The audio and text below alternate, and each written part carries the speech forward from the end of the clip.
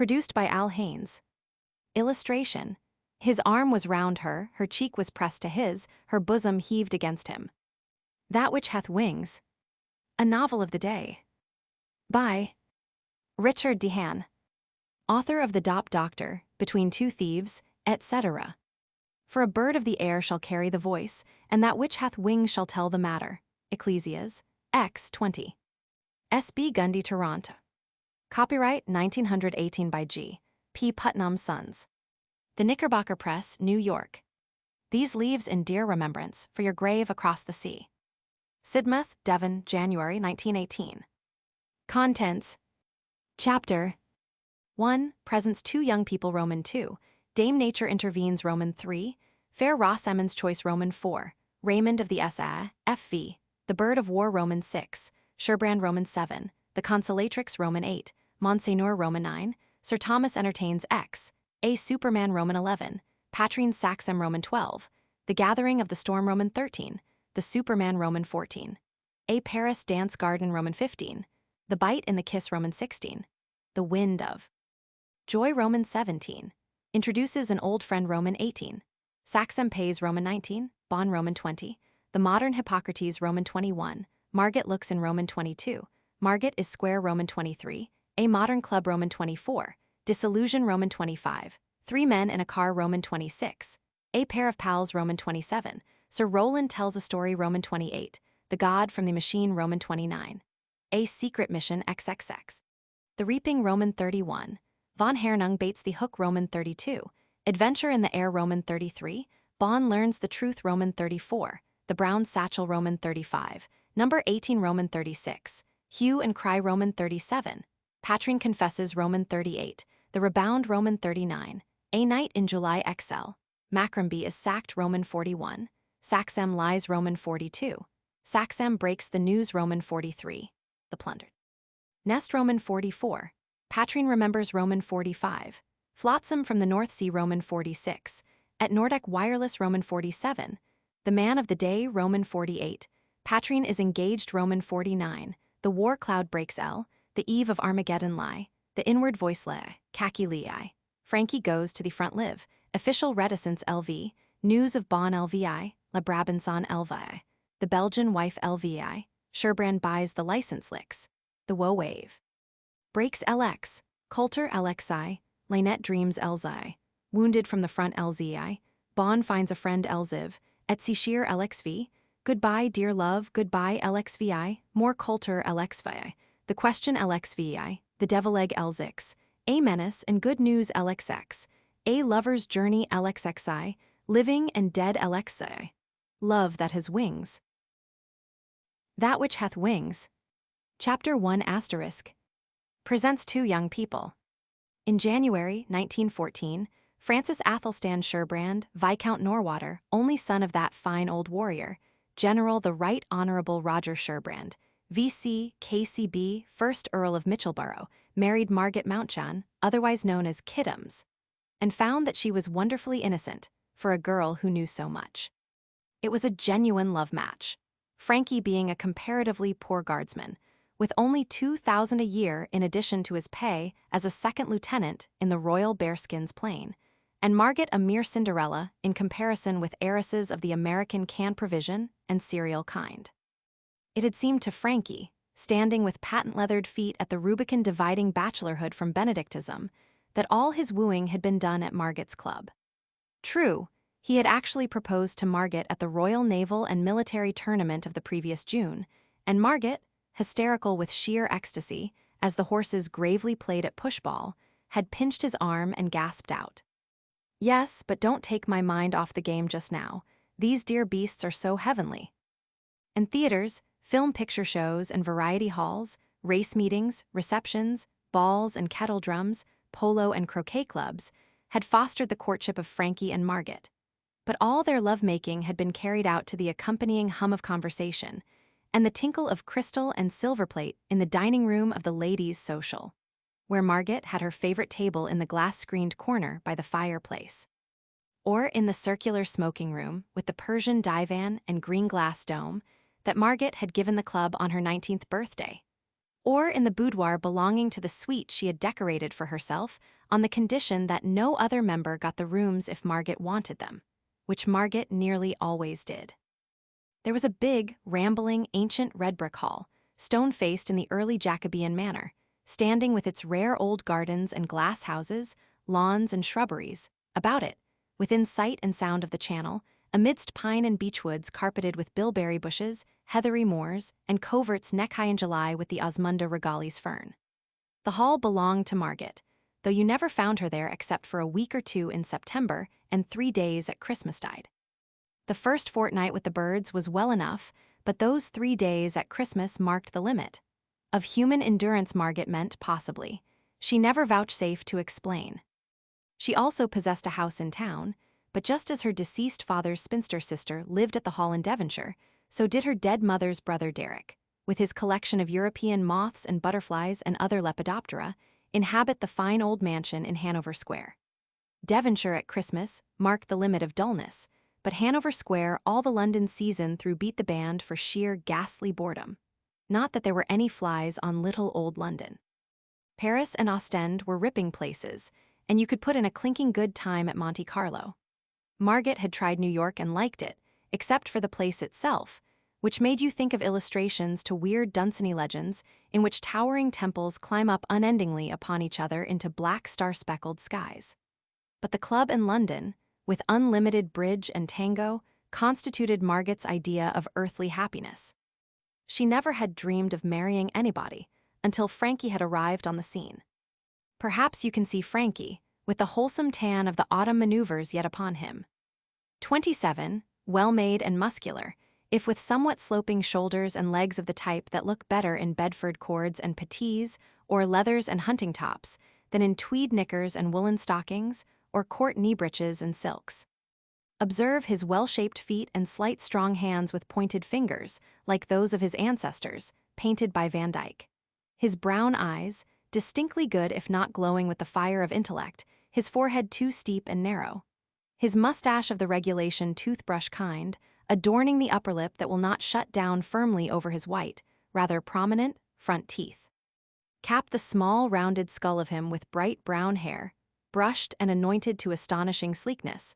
Dress him in the full uniform of a second lieutenant in the bearskins plain, and you have Franky on his wedding day. Photographs of the happy couple published in the Daily Wire, the Weekly Silhouette, the Ladies' Dictatorial, and the Photographic Smile hardly do the bridegroom justice. In that without the Busby, his features are fixed in a painful grin, while in the other there are no features at all.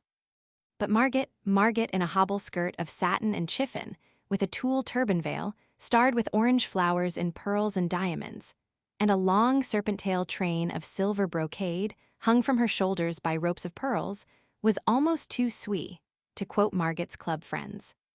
Search had been made amongst the said friends, many of whom were married, for a pair of 5-year-old pages to carry the bride's train. But there being, for some reason, a dearth of babies among Margot's wedded intimates, the idea had to be given up. The wedding was quite the prettiest function of the season. The 8 bridesmaids walked in moss-green crêpe de chine veiled with silver-spotted chiffon. On their heads were skull caps of silver tissue, each having a 30-inch high aigrette supported by a thin bandeau of gold, set with crystals and olivines, the gift of the bride. Their stockings were of white lace openwork, the left knee of each being clasped by the bridegroom's souvenir, a garter of gold, crystal, and olivines. Silver slippers with 4-inch heels completed the ravishing effect. "O Perfect Love" was sung before the bishop's address, and the ceremony concluded with the voice that breathed and Stainer's sevenfold Amen. The bridal party passed down the nave to the strains of the wedding chorus from Lohengrin. And there was a reception at the Workely Square house of one of the dearest of Margot's innumerable dearest friends, and the happy pair left in their beautiful brand-new Winston Beeston touring car en route for the old red brick hall in Devonshire. Decidedly, the honeymoon might have been termed ideal, and 4 subsequent months of married life proved tolerably cloudless, until fate sent a stinging hailstorm to strip the roses from the bridal bower. An unexpected, appalling, inevitable discovery was made in Paris in the Grand Semaine, at the end of the loveliest of June seasons. It utterly ruined, for 2 people, the day of the Grand Prix, That marks the climax of the big week, when the Parisian coaching world tools its foreign hands to Longchamp's racecourse. And the smartest, richest, and gayest people, mustered from every capital of Europe, parade under the chestnut trees that shade the sunny paddock to display or criticize the creations of the greatest couturiers. Margot had put on an astonishing gown for the occasion. You will recall that the summer dress designs of 1914 were astonishing. The autumn modes promised to be even more so, according to Babin, Touchett, and the brothers Paylott. Skirts, already as short and as narrow as possible, were to be even narrower. The alpha and omega of perfection would be represented by the amphora silhouette. And Margot, revolving before her cheval glass in a sheath of jonquil-colored silk liss, embroidered with blue and green beetle wings, found, to her horror and consternation.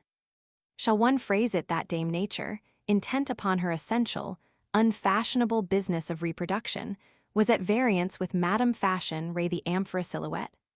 The slender shape was not yet spoilt, but long before the autumn came, no art would mask the wealthy curves of its maternity.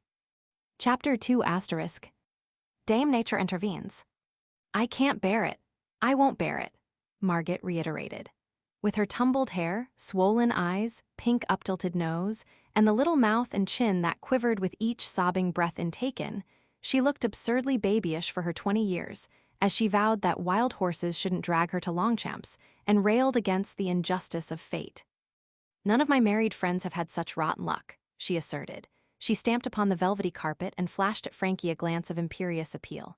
"Not Tota Stannis, or Cynthia Charterhouse, or Joan de Labrand, or anybody. Then why me? That's what I want to know. After all the mascots I've worn and carried about with me. Gojo and Jollikins and the Jade Tree Frog and the rest. Every single one given me by a different woman who'd been married for years and never had a baby. This very day I'll smash the whole lot. By the great brass hat."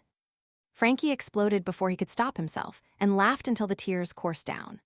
So Gojo, the black velvet kitten, and Jollikins, the fat, leering, naked thing that sat and squinted over its potbelly at its own huge, shapeless feet, and all the array of gadgets and Netsukis crowding Margot's toilette table and secrétaire, down to Pat-Pat, the bog oak pig, and T-T, the jade tree frog, were so many insurances against the menace of maternity. By Jove, women were regular children.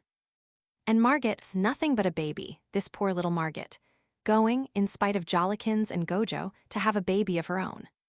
What is one to believe? Whom is one to trust in? Trust in? My best child, you don't mean that you believed those women when they told you that such tuppenny gadgets could work charms of, that or any other kind. Indeed they do. Tota Stannis was perfectly serious when she came to my boudoir one night at the club, about a week before the wedding. She said, I can hear her now. "Well, old child, you're to be married on Wednesday, and of course you know the ropes well enough not to want any tips from me." Still. "That wasn't overwhelmingly flattering," Franky commented, "from a married woman twice your age. What else did she say?" "She said I must be aware," went on Margot, "that a woman who wanted to keep her friends and her figure simply couldn't afford to have kids." "And you?" Franky no longer battled with the grin that would have infuriated Margot. Something had wiped it from his face. "I said she was frightfully kind, but that I was quite well posted. Everything was okay, and she needn't alarm herself. And she said, 'Oh, if you've arranged things with Franky, jolly sensible of him. Too often a man who is open and liberal-minded before marriage develops gerontocracy afterwards, don't you know?' And I told her that you were the very reverse of narrow-minded, and she kissed me and wished me happiness and went away." And the maid knocked later on to say Mrs. Stannis sent her apologies for having forgotten to leave her little gift. And the little gift was Jollikins, and my special pals joined in to stand me a farewell dinner, and they drowned my enamel club badge in a bowl of maraschino punch and fished it up and gave me this diamond and enamel one, mounted as a tie brooch instead. And every married woman brought me a mascot. I had Gojo from Joan de Labrand, and T.T. from Cynthia Charterhouse, and the jade tree frog from Patrine Saxem, and the carved African bean from Rona Helvelin, and Franky objected. Neither Patrine Saxem nor Rona Helvelin happen to be married women. Perhaps not, but Patrine is an advanced thinker, and Rona Helvelin is a militant suffragist. Franky commented, As for suffragists, that club of yours is stiff with 'em, gassing about their cause. I loathe the noisy crowd. Then you loathe me. I share their convictions, Margot proclaimed. I hold the faith that Woman's Day will dawn with the passing of the bill that gives us the vote. My best child, you wouldn't know what to do with the vote if you had it. Margot retorted. I cannot expect my husband to treat me as a reasonable being, while the state classes his wife with infants and imbeciles. It will be seen that a very pretty squabble was on the point of developing. Fortunately, at this juncture, a valet of the chambers knocked at the door to say that a waiter from the restaurant begged to know whether Milord and Milady would take lunch à la carte or prefer something special in their own apartments. Tell him no, wailed Milady, to the unconcealed consternation of my lord, who had a healthy appetite. Must keep up your pecker, never say die. Franky, stimulated by the pangs of hunger, developed an unsuspected talent for diplomacy. Look here, we must talk over things quietly and calmly. I'll order a taxi, and we'll chuff to that jolly little restaurant in the Bois de Boulogne, where you can grub in the open air under a rose pergola and order something special and odd. Since Eve's day, this lure has never failed to catch a woman. Margot began to dry her eyes, then she asked Franky to ring. 3 times, please. That's for Pauline. I want another handkerchief. Have 2 or 3 while you're about it, advised Franky, obeying, returning, and perching on the arm of the settee. And bathe your eyes a bit, have a swab over of the pinky cream stuff, and a dab of powder. He brushed some pale mealy traces from his right arm sleeve and coat lapel, ending, and put on your swankiest hat and come along to Nadier's. Could we get anything to eat at Nadier's that we couldn't get here, or in London, at the Tarleton or the Rockruss? Stacks of things, for instance, canard à la presse. They squeeze the juice out of the duck, you twig, with a silver kind of squazzer and cook it on a chafing dish under your nose. Look here. Franky, now desperate, produced his watch. All the cushiest little tables will be taken if you don't look sharp. Not on the day of the Grand Prix. Franky retorted, spurred to maddest invention by the pangs of hunger. My best child, there are about 100,000 wealthy Americans in Paris who don't care a red cent about racing, while with most of them, to eat canard à la presse at Nadier's in the Bois de Boulogne in the June season is a kind of religious rite. So Margot disappeared to dab her eyes and apply the prescribed touches of perfumed cream and powder, and duly reappeared, crowned with the most marvelous hat that ever promenaded the ateliers of the Maison Blin on the head of a milliner's mannequin. You are to imagine the tiny thing and her Franky seated, not in one of the smart automobiles that wait for hire outside Spitz S, but in a little red taxi, borne along with the broad double stream of traffic of every description that ceaselessly roared east and west under the now withering red and white blossoms of the chestnut trees of the avenue of the Champs-Élysées, inhaling the stimulating breezes, flavored with hot dust and petrol, sen stink, sewer gas, coffee, patchouli, fruit, ragey tobacco, and roses. Of Paris in the end of June. All the world and his wife might be at Longchamps, but here were people enough and to spare. Luxurious people in costly automobiles or carriages drawn by shiny high-steppers. People in little public taxis, men and women on motor bicycles, and the human power kind.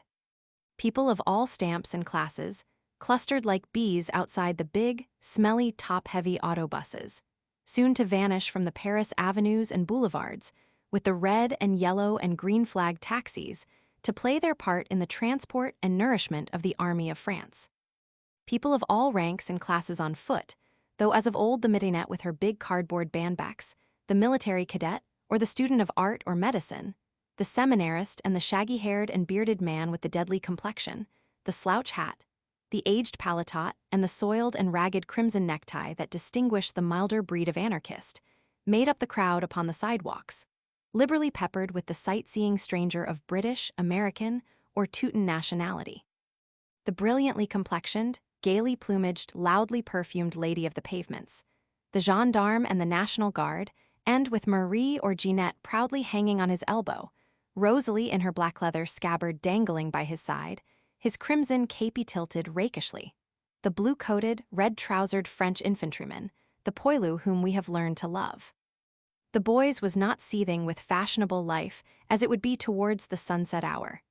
The dandy clubmen, the smart ladies, had gone to Longchamps with the four in hands. Polo was going on near the Pont de Chourses. The band of a regiment of cuirassiers was playing in the Jardin d'Acclimatation, and Hungarian zithers and violins discoursed sweet music on a little gilded platform at the axial point of Nadier's open-air restaurant, which is shaped like a half-wheel, with pergolas of shower roses and crimson ramblers radiating from the gilded bandstand to the outer circle of little white tables, at which one can lunch or dine in fine, whether under a light screen of leaves and blossoms, beneath which the green canvas awnings can be drawn when it comes on to rain. The tables were crowded with French people taking late déjeuner, and English, Germans, and German-Americans having lunch. The gravelled courtyard before the terrace was packed with showy automobiles. If canard à la presse did not grace the meal supplied to Franky and Margot on Nadier's terrace, the potage printanière and écrevisses and a blanquette d'agneau were exquisitely cooked and served. Asparagus and a salad of endive followed, and by the time they had emptied a bottle of Chateau Yquem and the omelette soufflé had given place to Perches Melba, Margot had smiled several times and laughed once. She was so dainty and sweet, so brilliant a little human hummingbird, that the laughing, chattering, feasting crowd of smartly or extravagantly dressed people gathered about the other trellis-screened tables under Nadier's rose pergola sent many a curious or admiring glance her way. And Franky was very proud of his young wife, and theirs had been undeniably a love match. Yet in spite of the good dishes and the excellent Chateau Yquem, little shivers of chilly premonition rippled over him from time to time. He had got to speak out, definitely decline, in the interests of posterity, to permit interference on the part of Margot's club circle in his private domestic affairs. How to do it effectively yet inoffensively was a problem that strained his brain capacity. Yet, again in the interests of posterity, Franky had never previously interested himself in posterity. The thing had to be done. He refused Roquefort, buttered a tiny biscuit absently, put it down undecidedly, and as the waiter whisked his plate away, conjured crystal bowls of tepid rosewater and other essentials from space, and vanished in search of dessert, he spoke, assuming for the first time in his 5 months, experience of connubial life the toga of marital authority. I think, do you know, Kiddums? Kiddums was Margot's pet name, that it will be best to face the music. Kanu, Margot shrugged a little, widely opening her splendid brown eyes. But what music? Though Franky took the plunge, the cradle music, if you will have it. Margot's gasp of dismay, and the indignant fire of a stare that was quenched in brine, awakened Franky to the fact of his having failed in tactics. The return of the waiter with a pyramid of superb strawberries and a muskmelon on cracked ice alone stemmed the outburst of the pent-up flood of reproach. Entrenched behind the melon, Franky waited. The waiter again effaced himself, and Margot said from behind another handkerchief, "Oh, how could you? I never dreamed that I should live to hear you speak to me in that way." Over the melon, whose rough green quartered rind had delicate white raised traceries all over it, suggesting outline maps of countries in fairyland, Franky curiously regarded his wife. He said, "Why are you and all your friends so funky of what's only a natural fee, what do you call it? What do men and women marry for, if it isn't to have children? Perhaps you'll answer me. What do people marry for?" Margot regarded him indignantly over the neglected pyramid of luscious, tempting strawberries. "Two to be happy together, to have a clinking time," her voice shook. "And this is to be a gorgeous season. Balls, balls, right on from now to the end of July, then from the autumn all through winter. Period costume balls, reviving the modes, music, and manners of ancient civilizations, Carthaginian, Assyrian, Babylonian, Gothic, got up and arranged by the committees of the Cercle Moderne, here in Paris, and in London by the New Style Club.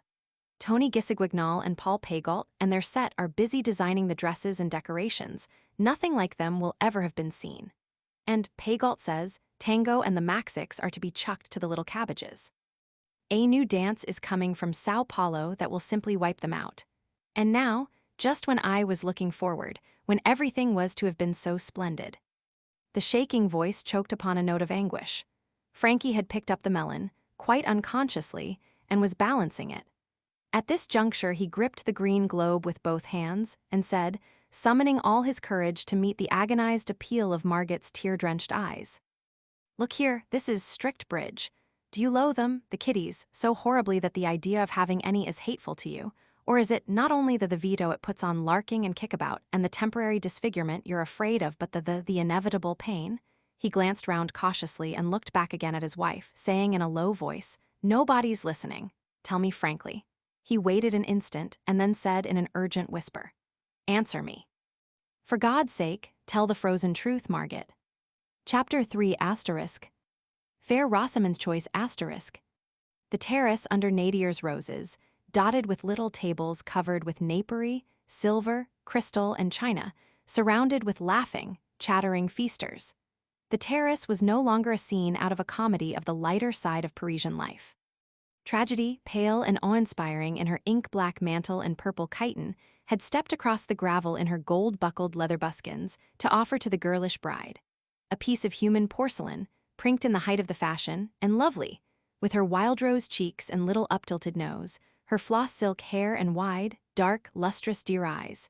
Fair Rosamond's choice, the dagger or the bowl. Yes, yes, it is the ugliness of the thing. The little mouth was pulled awry as though it had sipped of verjuice. The tiny hands knotted themselves convulsively, and the color fled in terror from her face. The grotesque ugliness, and the last two words came as though a pang had wrung them from the pale lips, the pain, the awful pain, and besides, my mother died when I was born. Margot's voice was a fluttering, appealing whisper. Her great eyes were dilated and wild with terror. Perhaps that is why I am so deadly afraid. She caught her breath. But there are heaps of married women who fear that equally, and they arrange to escape it. I don't know how, for I knew nothing when I married you. She lifted her great eyes to Franky's, and he realized that it had been so actually. I've been ashamed ever to confess that I was ignorant about these things. I've talked a language amongst other women that I didn't understand. There are moments when even the shallow-brained become clairvoyant. Franky's love for her made him see clear. He looked back down the vista of Margot's 20 years of existence and saw her the motherless daughter of a self-absorbed, cultivated, art-loving valetudinarian, who habitually spent the chillier part of each year in ranging from French to Italian health resorts, occupying the spring with art in Paris, returning to London for June and July, generally spending August and September in Devonshire, to take flight southwards before the migrating swallows at the first chill breath of October frosts. Margot had been educated at home, down in Devonshire, by a series of certificated female tutors. The spinster aunt, the younger sister of her father, extended to her niece for a liberal remuneration, a nominal protection, and an indifferent care. And Mr. Mountjohn had died when the girl was 16, leaving her unconditionally heiress to his considerable fortune, and the aunt had let Margot have her head in every imaginable way. She had allowed her to take up her residence at the Ladies' Social Club 3 years subsequently, on the sole condition that a responsible chaperone accompanied Margot to society functions. Hence, Mrs. Ponsonby Ruiz, the irreproachable widow of a late king's messenger, was evoked from Kensington Tower mansions upon these occasions, by telephone, to vanish when no longer wanted, in the discreetest and most obliging way. Poor little Margot, poor little woman. Franky could see how it all had happened by the wild light of the great dear eyes, so like those in the portrait of the girl's dead mother, half Irish, half Greek by birth. While Franky reflected, the tables had been emptying. People were hurrying away to hear the band of the Jardin declimatation or to fulfill other engagements of a seasonable kind. Some remained to smoke and gossip over liqueurs and coffee. The light blue wreaths of cigar and cigarette smoke curled up towards the awning overhead.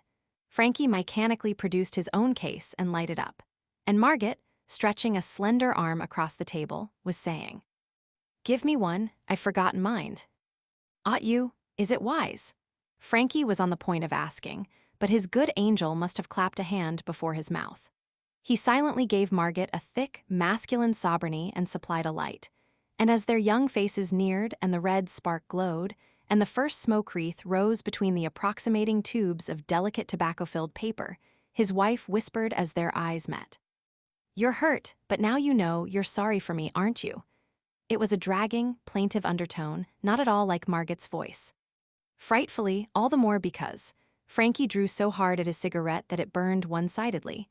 "I can't help being thundering, glad." "I see." She breathed out the words with a thin stream of fragrant Turkish vapor crawling over her scarlet underlip. It seemed to Franky like a pale blue worm. And he bit through his sovereignty and threw it on his dessert plate, saying desperately, "Not yet. Will you listen quietly to what I've got to say?" She nodded. Franky launched himself upon the tide of revelation. Nearly everybody who had been eating when he had come into Nadier's with Margot had got up and gone away. And the Cuirassiers band was playing the love music from Samson et Dalila on the terrace of the Jardin d'Acclimatation, as melodiously as only a French military band can play. It's got to do with the peerage. Only a second Afghan whirldom dating from 1879, tacked on to the viscounty they gave my great-grandfather after Badajos, but worth having in its way, or the dad wouldn't have accepted it. And, naturally enough, I want a boy to take the viscounty when I succeed my father, and have the earldom when I've absquatulated, just as the kiddy'll want one when his own time comes. Margot was burning a strawberry leaf on her plate with her cigarette end. She asked, impressing another little yellow scorched circle on the surface of rough green. Would it matter so very much if there wasn't any boy? Franky jumped and turned red to the white, unsunned circle left by the field cap on the summit of his high forehead. It would matter lots. For my Uncle Sherbrand, a younger brother of my father, would come in for the viscounty when I succeeded the dear old dad. And my Uncle Sherbrand is a blackguard. Got cashiered in 1900 when he was an artillery officer in a gun-testing billet at Wanwich. Kicked out of the army in wartime, mind you, for not backing up his C.O. And the brute has got a son, too, an apprentice in an engine shop if he isn't actually a chauffeur. Probably the young fellow's respectable, and of course it ain't the pup's fault he's got such a sire. But my dad would turn in his grave at the idea of being succeeded by the brother who disgraced him, and as for his grandfather, the jolly old cock, bally well get up and dance, I should say. So, you see, I can't sympathize with you as you want me to do in this, darling. I want you to buck up and be cheerful and face the music like a brick. As for what you've told me about your mother. In spite of himself, Franky gulped, and little shiny beads of sweat stood upon his cheeks and temples. That sort of thing doesn't run in families like rheumatism. He was getting idiotic or Roman noses. Be plucky and everything will turn out all right. Can't possibly go wrong if we call in Saxem. Saxem of 0, Harley Street, man my sister Trix simply swears by. Brought her boy Ronald into the world 13 years ago, and successfully operated on him for appendicitis only the other day. Margot looked at Franky attentively and bent her head slightly. Had she understood? She must have. Had she tacitly agreed? Of course. Chapter 4 *. Raymond of the S.A.F. The masculine will had conquered. You had only to be firm with women, bless their hearts, and they caved directly. Couldn't hold out, not built that way. Franky's sternly clamped upper lip relaxed. He beamed as he proposed a noonday stroll in the boys. In the direction of the bigger lake, by one of the narrower avenues, or if Margot preferred a look-in at the Polo Club, another avenue, intersecting the Allée de Longchamps and skirting the enclosure of the Gun Club, would take them there in a jiffy, via Bagatelle. Margot assented to the latter proposition, and with a little flutter of the lips Franky accepted as a smile, reached for her egret stole, a filmy, feathery thing she had removed on entering Nadier's, and drew on her long mousquetaire gloves and pulled down her veil of sunset chiffon, half-shaded red, merging into jonquil yellow matching the shade of her marvelous gown. And Franky paid the bill in plump English sovereigns, invariably exchanged as good for Louis of 20 francs by the suave and smiling waiter, and tipped the said waiter extravagantly, and took his hat from the second waiter, who invariably starts up by the side of the first when you are going, and tipped him, and got his stick from the third waiter, who came forward with this, and the tout casse of Madame, a lovely thing in the latest dome shape, of black net over jonquil color, with a flounce, and an ivory stick, upon the top of which sat a green monkey in olivines, eating a ruby fruit, and lighted another cigarette, and returned the elaborate bow of the manager with a nod of the cheerful patronizing order as he followed Margot through the rambler-wreathed archway leading by a flight of shallow steps from Nadier's terrace to the wide carriage sweep that links the broad Allée de Longchamps with the narrower route to Madrid. And the towering plume of her astonishing hat brought down a shower of red rose petals as she passed out before him, and Franky, with some of these on his top hat brim and others nestling in the front of his waistcoat, was irresistibly reminded of their wedding day. Unconsciously, Franky and Margot quitted the broader, more frequented avenue, crowded with people in carriages, people in automobiles, people on motorbicycles and bicyclettes, and followed narrower pathways, stretching between green lawns adorned with shrubberies and clumps of stately forest trees, and chiefly patronized by sweethearting couples, nursemaids in charge of children in domineering but affectionate charge of white-haired ladies. While venerable gentlemen dozed on rustic benches over the columns of Figaro or Paris Midi. When even these figures became rare, it was borne in upon Franky that he and Margot were not upon a path that led to the grounds of the Polo Club. Reluctantly, he admitted himself lost. "Does it matter?" Margot's voice was weary. "If you're absolutely set on it, we could ask one of those men in cocked hats and waxed mustaches and red-and yellow shoulder cords to give us the straight tip. But I don't feel the least bit keen about the Polo Club any more than the lakes. These alleys are quiet, and the grass is nice and green. I vote we go on. Madame cannot pass this way. It is not open for strangers." A Republican guard, a good-looking sous-officier, had spoken, comprehending the tone rather than the English words. "Why not?" Margot's eyes suddenly brightened. She eagerly sniffed the air of the forbidden avenue. The corporal, indicating with his white-gloved hand other Republican guards posted at equal distances down the prohibited alley, and at its intersection with another some 200 yards distant, brought his eyes back to Margot to answer. "Madame, for the reason that certain military operations are taking place here today." "But my husband is an English officer," Margot was beginning, when Franky, reddening to his hat brim, exhorted her to be quiet, and the Republican guard, civilly saluting, stepped upon the grass and moved away. "All the same, you are an English officer," Margot persisted, "and what use is the entente if that doesn't count?" "Best child, don't be a giddy goose," Franky implored her. "You don't suppose the authorities care a bad tomato for an English lute? What they'd cotton to would have to be a British brass hat of the very biggest kind. Look there, more to your left, little Badams." He indicated yet other Republican cocked hats strung at equal distances down the length of a neighboring alley, precisely outlining the farther border of the sandwich-shaped half-acre of greensward by which their particular avenue ran. And there. His professional eye had noted a big, gray-painted military motor lorry, numbered and lettered SAF. Behind the driver's seat towered the slender T-shaped steel mast of a field wireless, whose spidery aerials, pegged to the turf, were in charge of men in capes and blue overalls, while a non-commissioned officer, wearing the telephone headband of the operator, leaned on the elbow rest of the tripod supporting the apparatus, his finger on the buzzer key. Near him, his clerk squatted, pencil and pad in readiness, while at a respectful distance from two oblong patches of white in the middle of the green plat of turf, several active upright figures in dark uniforms stood conversing or walking to and fro. Officiers aviateurs, telegraphists and mechanics of the French service aéronautique, you are listening to Franky, tremendously well-organized compared with our little foodling flying corps, tinkered 14 months ago out of the old air battalion of the R.E. These chaps are engineers, goin' by the dark red double stripes on their overalls and their dark blue capes. Some of their machines'll be out for practice. Dispatch droppin' or bombs.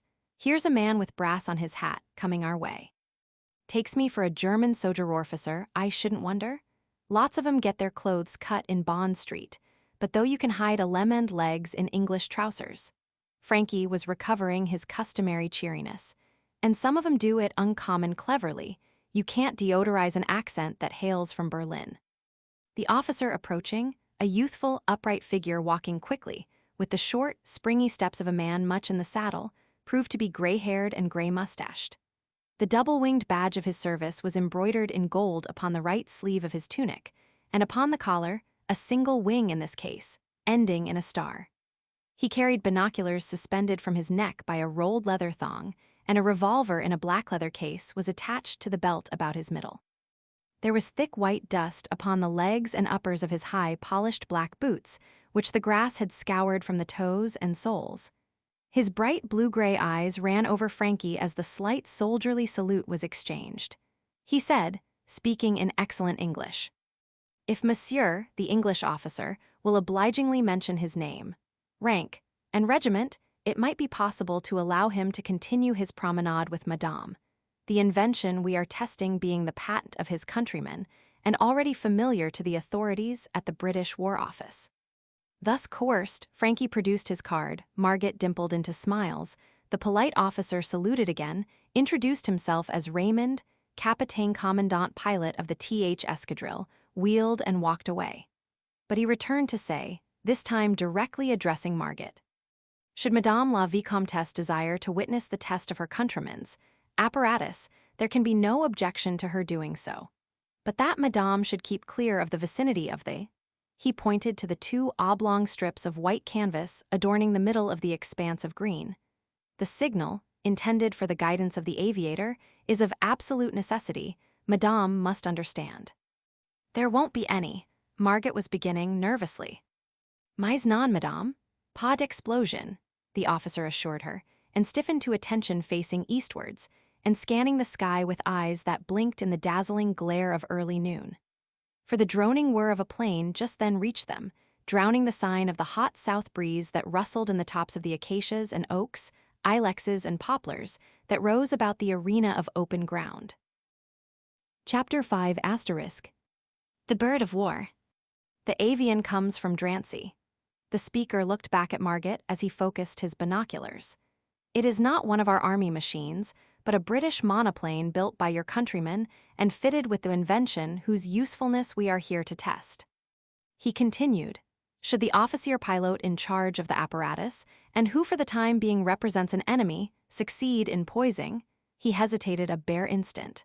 For a stipulated number of moments over the target, those two lengths of white canvas approximating on the grass represent the target. He scores a bullseye. He blinked a little, and before Franky's mental vision rose the aggregation of government buildings near the Carrefour des Cascades, marked Magasins et Depots on Baedeker's maps. He scores a bullseye, resumed the speaker. He has already paid one visit of the requisite duration to an address near the Port d'Aubervilliers. Franky had a mental vision of the array of big bloated gasometers pertaining to the Strasbourg railway yards. He has made a similar call at a point indicated between the station of the Batignolles and the station of the Avenue de Clichy. The well-preserved teeth of the officer showed under the grey mustache as he smiled, and Franky had another vision of the huge Gare Aux merchandises tucked in the angle between the railway of the Jainture and the Western Railway lines, as the speaker went on suavely, and the target succeeding this will be the last. It is situated on the Champ de Manoeuvres at Issy. The wireless telegraph operator of my escadrille informs me that 2 bull's eyes have already been registered, which for your countryman's invention presages well. Franky, with British plumpness, queried. And the invention, some new bomb-dropping device, planned to get rid of the way the engine always puts on 'em. If the English inventor fellow has done that, his goods are worth buying, I should say. Raymond, Capitaine Commandant, answered as the droning song from the sky grew louder. Of certainty, monsieur, if his invention prove worth buying, my government will undoubtedly purchase what has already been unavailingly offered to yours. It is our custom to examine and test, closely and exhaustively, new things that are offered. But what would you? We seek the best for France. He isn't flying his aeroplane himself, is he? Or working his own invention, whatever it may be. But no, madame, one of our officiers aviateurs * is acting as pilot. A skilled mechanic of our service occupies the observer's place. Despite the entente cordiale, the happy relations prevailing between my country and England, it would hardly be convenable or discreet to permit even an Englishman. The tone of graceful, subtle irony cannot be conveyed by pen or type, even an Englishman to fly over Paris or any other fortified city of France. But see. In the sky to the northeast, above that silvery puff of vapor, arrives now the avian built and christened by your countrymen. Margot asked, narrowing her beautiful eyes as she searched out the darkish speck upon the hot blue background. The plane, you mean? What does he call it? Raymond answered, without removing his eyes from his binoculars. Madame, he calls it the Bird of War. The tuff-tuff of a motorcycle sounded faintly in the distance, as the resonant, vibrating noise of the aeroplane came more triumphantly out of the hot blue sky. Save for a scintillating white reflection to the north that might have been the crystal dome of the great big palm house in the Jardin d'Acclimatation, and that unavoidable, useful ugliness. the gilded lantern of the Tour Eiffel, thrusting up into the middle distance over the delicately rounded masses of new foliage upon the right hand looking east. The glory and shame and magnificence and squalor of the Queen City of Cities might have lain 100 leagues away. So ringed in by delicate austere brown of serried tree trunks, rising above rich clumps of blossoming lilac, syringa, yellow azalea, and pink, mauve, and snowy rhododendron, was the spacious green arena wherein Franky and Margot were destined to play their part. Now, followed by the wide-winged shadow that the sun of high noon threw almost directly beneath her, darkening drifting cloud and open city spaces, passing over breasting treetops and wide stretches of municipal greensward, the bird of war drew nearer and more near. And glancing up as the portentous flying shadow suddenly blotted out the sunlight, Franky realized that the two-seater monoplane was hovering, and buzzing as she hovered, like a Brobdingnagian combination of kitehawk, dragonfly, and bumblebee.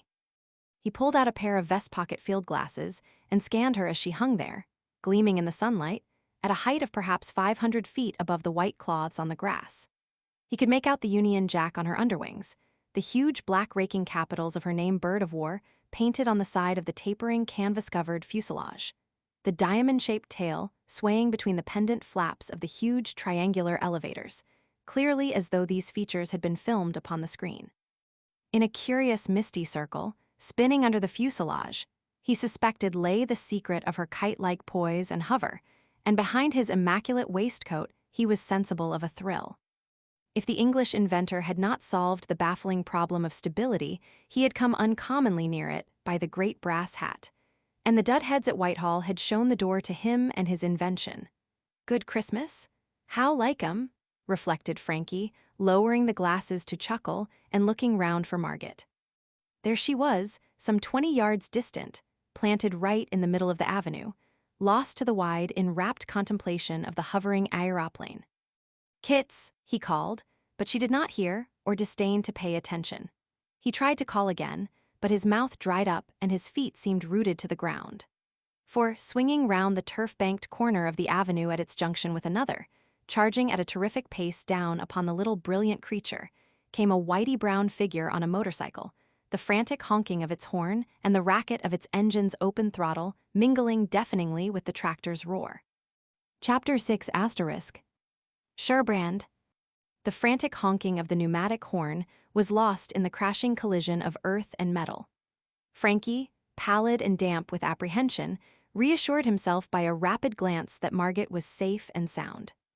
The aeroplane had ceased buzzing and hovering, headed southwards, and floated on, trailing her shadow, leaving the traces of her passage in a smear of brown earth indicating a vicious slash made by the right side footrest of a motorcycle in the greensward, conserved and sacred to the French Republic, the upset machine to which the footrest appertained, and an angry young man in dusty overalls, sitting in the middle of the raked-up avenue.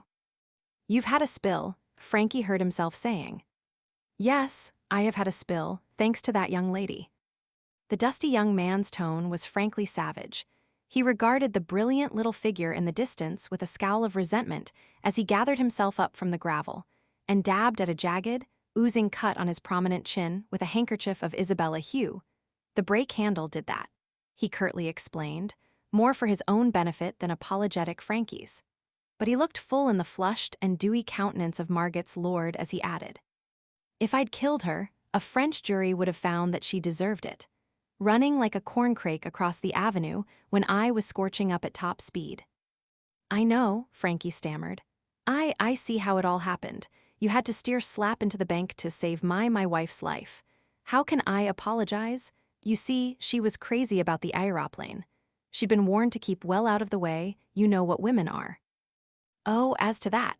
The dusty young man, moving with a perceptible limp, went to the prone motorcycle, stood it up on its bent stand with one twist of his big-boned wrist, and began to examine into its injuries. "Not much wrong," he said to himself, and straightened his back, and in the act of throwing a leg over the saddle, felt Franky's restraining grip upon his arm. "You don't go until my wife has thanked you." Franky's upper lip was radamanthine. "Margot," he called, in a tone of authority such as he had never previously heard from his own mouth. "Come here at once, please. I want to speak to you." The fluttering little figure waved a hand to him. The gay little voice called back. Yes, oh, but look at them. Can they be going? Why, I believe they are. The canvas strips had been rolled up by a mechanician of the Service Aéronautique and stowed away behind the big gray telegraph car, in the recesses of which the telescopic steel mast and aerials of the wireless had been snugly tucked away. The mechanics in capes and overalls had stowed themselves away inside the camion. The wireless operator, a capie having replaced his headband, was acting as chauffeur.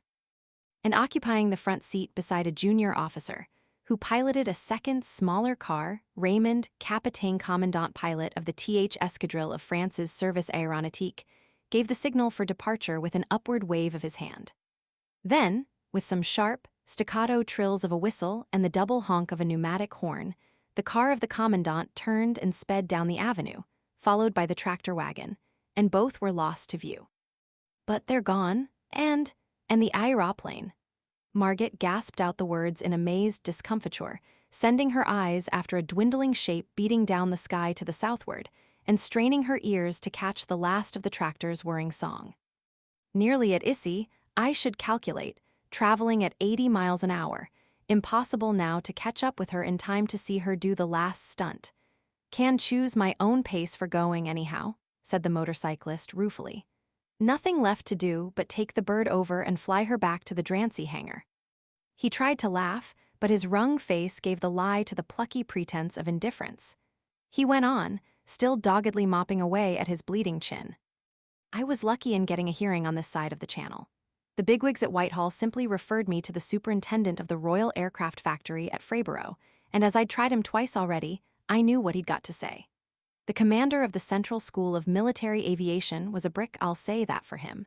He sent a French flying officer to look me up at Hendon, who got me in touch with the Inventions Bureau of their Service Aéronautique. Well, the big test is over by this time. I shall know my fate in a week or two, or possibly in a year. Oh, you don't mean? The horrified cry broke from Margot. Franky yelled. By the great brass hat, you're the inventor, the whole thing was your show. Yes, I'm the inventor, the tanned young man in the dusty overalls answered rather contemptuously. What did you take me for? A French medical student having a joyride or a commis voyageur? Can't say, never thought. Fact is, my wife had frightened me horribly. When your machine bore down on her, posted right in the middle of the gravel, I was scared stiff, give you my honor. You might have sunk a brace of dreadnoughts in the palms of my hands. Franky made this absurd statement with so sincere an air, and clinched it so effectually by displaying a lovely silk cambric handkerchief in a state of soppy limpness, that the abrased inventor nearly laughed. But his thick, silvery, fair eyebrows settled into a straight line across his tanned forehead. He said with a directness that seemed to belong to his lean, keen, hatchet-faced type. Once more, I am glad that no harm has happened to the lady. The delay caused by the mishap can hardly have prejudiced my success. For all I know, the test of my hoverer may have favorably impressed the judges. If it has done otherwise, I have no right to blame man, dog, or devil for a failure that may be my own. He lifted his goggled cap to Margot with a good air, pulled it down, and was in the act of lowering the visor when Margot's voice arrested the big-boned hand. That voice Franky knew could be wonderfully coaxing. It pleaded now, soft as the sigh of a Mediterranean breeze. Whether the test is successful or isn't, will you promise that we shall hear from you? Good egg, joined in Franky. Do let us know. We're stopping at the Spitz Place Vendome. He warmed and grew expansive in the light of Margot's smile of approval. Drop in on us there, he urged, as soon as you found out. Come and dine with us in any case. No, we're engaged tonight, but come and lunch at 2 sharp tomorrow and tell us all about your hoverer over a bottle of bubbly. Suite 10, 2nd floor, name of Norwater. Stick this away to remind you, he ended, tendering his card. You're awfully good, but at the same time I hardly. The voice broke off. A glance at the proffered pasteboard had dyed the inventor flaming scarlet from the collar of his dusty gabardine to the edges of his goggled cap. He dropped the card quietly upon the gravel and said, looking Franky straight between the eyes. Even if I were able to accept, I'd have to decline your invitation. My name's Sherbrand, I'm your Uncle Alan's son. He settled himself in the saddle and finished before he pulled up the starting lever. Understand, "I'd no idea who you were until I saw the name on your card. It has been a queer encounter. I can't say a pleasant one. Let me end it by saying good day." Franky's newfound cousin touched the goggled cap and pulled up the starting lever. With the customary bang and snort, the motorbicycle leaped away. Margot had uttered a little gasp at the moment of revelation. Now she turned great eyes of dismay on Franky and withdrew them quickly. For Franky's eyes had become circular and poppy, his mouth tried to shape itself into a whistle, but his expression was merely vacuous. He continued to explode with great snipe. At intervals, as he and Margot made their way back to more populous avenues, chartered a fortuitously passing taxi, and were driven back via the Port Dauphine to Spitz's gorgeous caravanserai in the Place Vendôme, when Margot vanished into her own bower, sending her French maid to intimate to my lord that Milady would take tea alone in that apartment, and did not intend to dine. Thus Franky, relieved from duty, presently found himself, in company with a cigar, strolling bachelor fashion through the streets of Paris. No very clear recollection stayed with him of how he spent the afternoon. At one time, he found himself with his features glued against the plate-glass window of a celebrated establishment dedicated to the culture and restoration of feminine beauty, contemplating divers gilt wigs on stands, porcelain pots of marvelous unguents, warranted to eliminate wrinkles, sachets of mystic herbs to be immersed in baths, creams guaranteed to impart to the most exhausted skin the velvety freshness of infancy. Later he strayed into a sunny, green-turfed public garden, full of white statues, sparkling fountains, and municipal seats whereon Burgundian, Dalmatian, and Alsatian wet nurses dandled or rocked or nourished their infant charges, and bonnes or governesses presided over the gambols of older babies, who played with belled pierrots, or toy automobiles, or inflated balls of gorgeous hues. There is nothing profoundly moving in the sight of a stout, beribboned wet nurse suckling her employer's infant. But into the company of these important hirelings came quite unconsciously a young working woman in a shabby brown merino skirt and a blouse of white Swiss. Her shining black hair was uncovered to the sunshine. On one arm she carried a bouncing baby, on the other a basket containing cabbages and onions, and a flask of cheap red wine, which receptacle its owner, having taken the other end of the seat Franky occupied, set down between herself and the young man. She was a healthy, plump young woman with too pronounced a moustache for beauty. But when, having methodically turned the baby upside down to rearrange some detail of its scanty dress, she reversed it and bared her breast to the eager mouth, a strange thrill went through Franky. A dimness came before his vision, and it was as though those dimpled hands plucked at his heart. He suffered a sudden revulsion strange in a young man so modern, up-to-date, and beautifully tailored. He knew that he longed for a son most desperately, and the devil of it was, Margot did not. Chapter 7 *. The Consolatrix. Thus, Franky got up and moved away, driven by the stinging cloud of thoughts that pursued and battened on him, and presently found himself following a stream of people up a flight of marble steps, and under an imposing portico that ended in a turnstile and a national collection of paintings and sculptures. Wandering through a maze of long skylighted galleries where the masterworks of modern art are conserved and cherished, he was to encounter the thought that haunted him in a myriad of images, wrought by the chisel, the brush, the burin, and the graving tool in marble or bronze, upon canvas or panel, in ivory or silver or enamel or gold. A sculptured Hagar mourning by the side of her dying Ishmael caught his eye as he entered the first gallery. Farther on, Eve after the fall lifted the infant Cain to receive the kiss of Adam, homing to his shack of green branches at the end of the laboring day. And a shag-thighed, curly-horned Pan romped with a litter of sturdy bear cubs, and medallions and panels of childhood were everywhere. It was the same in the galleries devoted to painting. A Breton christening party, depicted with the roughness that hides consummate mastery of technique, trudged along a snowy coast road towards a little chapel near the seashore. The young mother in her winged, starched cap and bodice of black velvet, yet pale from the ordeal of anguish, walked between her smiling gossips, carrying her newborn infant, chrysalis-like in its linen swaddlings, to be made into a good Christian by le Curé. And seated on a broken throne of red granite beneath the towering propylaeum of a ruined Egyptian temple, whose colonnades of lotus columns, and walls painted with processions of hierophants offering incense to bird or beast-headed deities, and bewigged dancers and musicians ministering to the pleasures of long-eyed kings, receded down long perspectives into distance.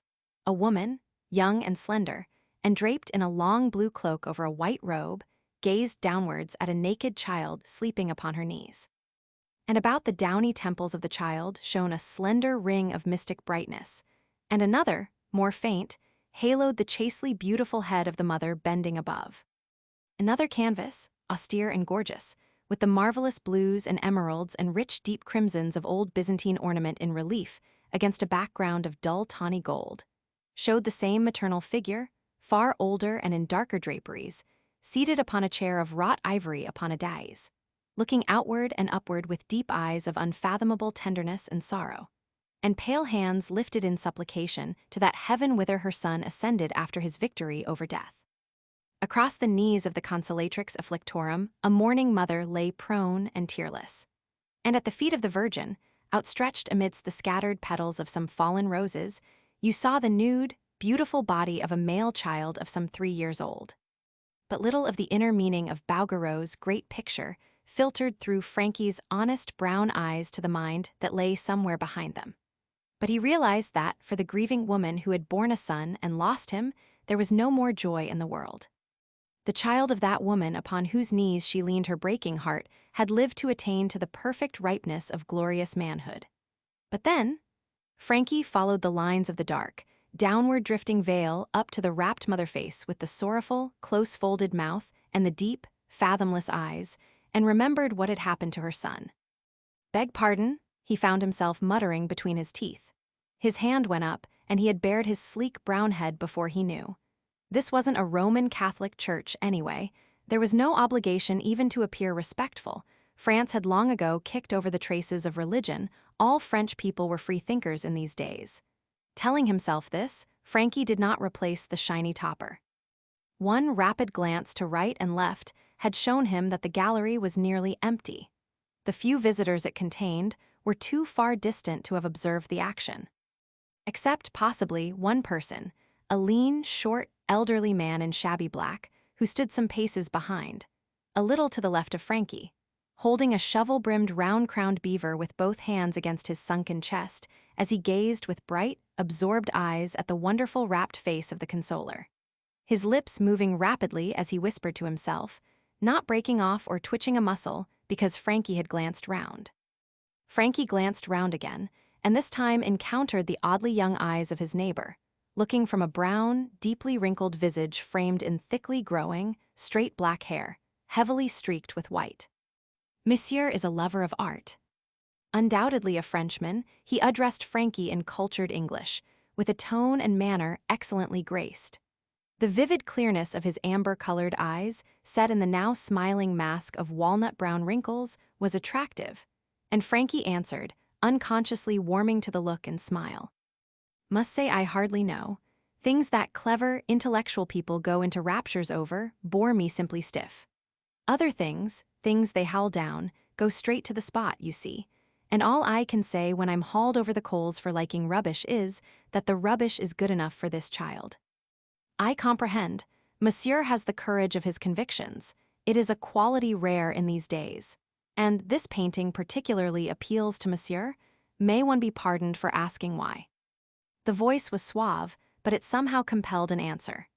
Franky, with an indistinct remembrance of viva voce examinations awakening in him, cleared his throat and fell back a pace or two. Well set up and well-bred, well-groomed and well-dressed, his figure, beside that other in the priestly soutane of rusty alpaca, short enough to reveal coarse ribbed stockings of black yarn, and cracked prunella shoes with worn steel buckles, made a contrast sufficiently quaint to provoke a stare of curiosity, had any observer passed just then. But standing together on the beeswaxed floor at the upper end of the long, bright, skylighted gallery, the guardsman and his temporary acquaintance were as private as it is possible to be in a public place. Thus, at the cost of a heightened complexion and an occasional stammer, Franky explained himself. The painting appealed to him because it recalled a Bible story, made familiar to Franky by reason of having swatted it at school for Sunday quiz, with other fellows of the 5th in Grayshot's time. Also, on the wind-up Sunday of his, Franky's, last term, having passed for the army with the Dev, Hem. Of a lot of trouble, a beastly epidemic of diphtheria and scarlet fever having broken out among the children of the Windsor poor, the head had preached from the text in Big Chapel.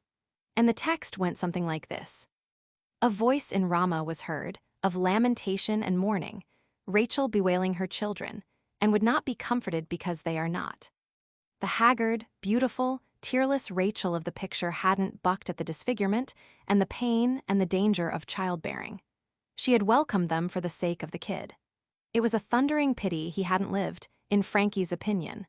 Woman jolly well deserved to have been let keep that clinking fine boy to rear. I comprehend. The clear eyes flashed into Franky's, the withered brown mask was alight with sympathetic intelligence. To Monsieur, an English officer and a member of the Protestant Church of England, that woman who leans her bursting heart upon the knees of the Mother of Consolation is Rachel. He quoted. Vox in Rama addita est, ploritis elulatus, Rachel plorens filios suos, et noluit consolari, quia non sunt. That's it, Franky nodded, admitting candidly. Though I always was a duffer at Latin, and we weren't taught at school to pronounce it, quite in that way. Said the clear-eyed old man, whose dark wrinkled throat displayed no edge of linen above the plain circular collar of the soutane, only a significant border of purple from which two whitish lappets of the same color depended beneath the peaked and mobile chin, and who might have been a prelate of sorts, had it not been understood of simple Franky that the state had abolished the Catholic religion and banished all priests, monks, and nuns from France. The Italianate Latin puzzles you. It is slightly different to the Latin they taught you at Eton. Hein, when I lived in England, not so long ago, I counted several brave Eton fellows among my acquaintances, and their mental attitude with regard to the language of Virgil, Horace, and Tacitus was precisely that of Monsieur. He chuckled, and his oddly young eyes twinkled quite gaily as he pulled out a battered little silver snuff-box and helped himself, wrinkling his thin hooked nose with evident enjoyment.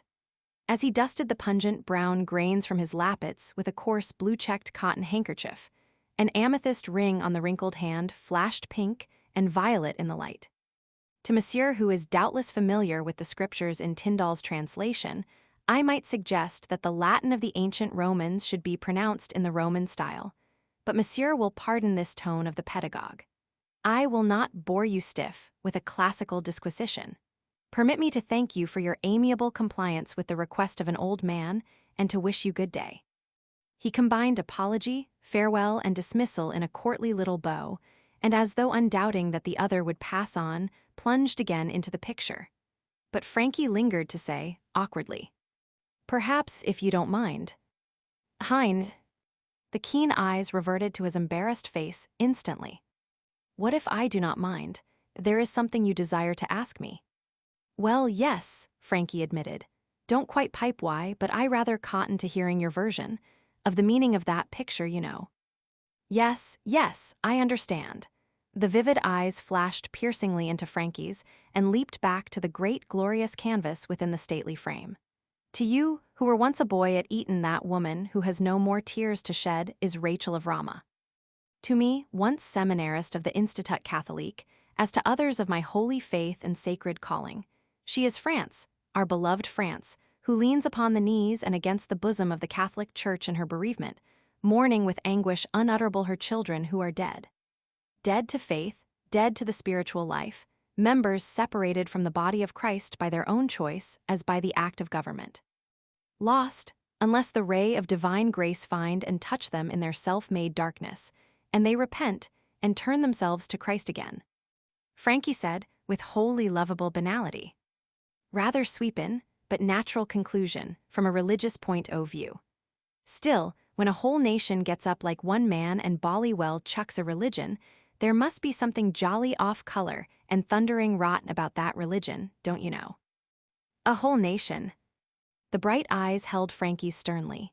He lifted his right arm, and the withered hand still shut upon the battered snuff-box shot up 2 fingers in vigorous protest. Pardon, monsieur, you are very seriously mistaken. France was never more Catholic at heart than now. How strange, when but 21 miles of salt water divide Calais from Dover. When the entente cordiale has established between your country and mine nominally close and intimate relations, that's so complete an ignorance as to the French nation, its government, its mode of thought, its moral, religious, and social conditions should be found prevailing in Great Britain today. "My dear sir, you're off the bowl, completely off," protested Franky, whose second sister was married to a Frenchman, Franky who knew Paris as well as the inside of his weekend suitcase, by Jove. A deprecating shrug and a supple outstretched hand cut short the speaker. "Pardon, Monsieur l'Anglais, I know what you would say to me. There is much force in the argument. It is très sensé, and there is truth in it, and yet it is false, to be guilty of a paradox. The aristocracy of Great Britain, like her plutocracy, set high value upon much that comes from France. British gold is poured into my country in return for the newest and most fanciful modes in costume, millinery, and jewelry.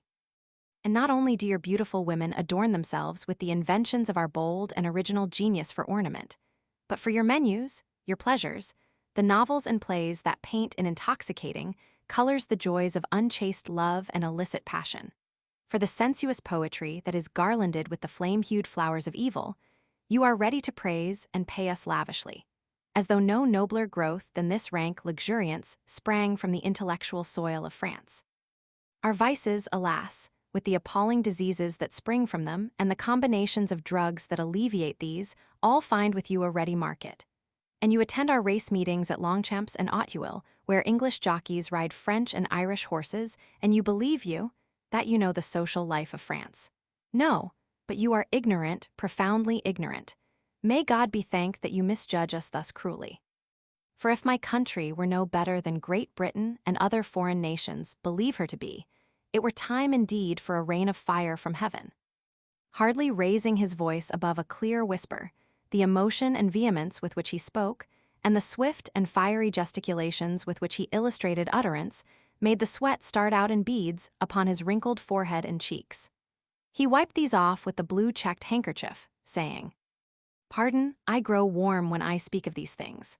I recognize that if in the judgment of other nations France is a courtesan drunk with lechery, or at the best un esprit follet, she has brought this judgment upon herself. Flippancy, the desire to fare de l'esprit under any circumstances, the bold and brilliant gaiety that is her exclusive and most beautiful characteristic, these have caused her to be misunderstood. But whatever else she be, she is not pagan nor agnostic. To believe that is to wrong her cruelly, monsieur." Franky, by now hopelessly at sea, endured the hailstorm of swift, vehement sentences with an expression of amiable vacuity, his stiffly pendant hands plainly yearning for the refuge of his trousers' pockets, his mind rocking on the waves of the stranger's passionate eloquence like a toy yacht adrift on the bosom of the Atlantic. And the resonant Gallic voice went on. Chapter 8 *. Monseigneur, the masters of France today are hostile to Christianity. They are Freemasons. Freemasonry in England is not Freemasonry as it is understood here. They are freethinkers, socialists, internationalists, and hedonists, the avowed enemies of the Catholic faith. Hence, churches, seminaries, and schools have been closed by government, communities of religious men and women have been uprooted and exiled. Priests have been banished, ecclesiastical and private property has been appropriated and confiscated, churches have been desecrated, the symbols of Christianity and religion everywhere torn down.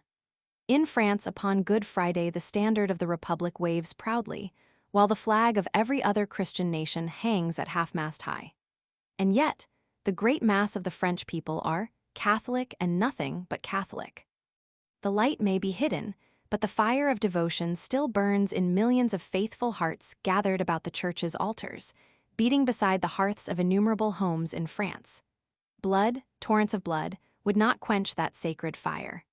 When the day of expiation comes, as it will come, most surely, the Catholicism of France will prove her salvation yet.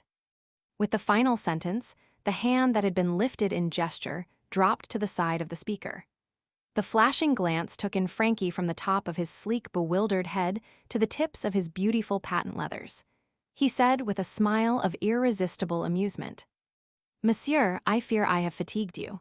Let me thank you for your admirable patience. Au revoir, or if you prefer it, adieu." Another of the quick little bows, and he had covered himself and passed on rapidly. Franky reflected, staring after the short black figure in the caped soutane with the worn purple sash and shabby beaver shovel hat as it receded from his view. Fruity old wordster, pon my natural, toppin' fine talker, wonder who he is.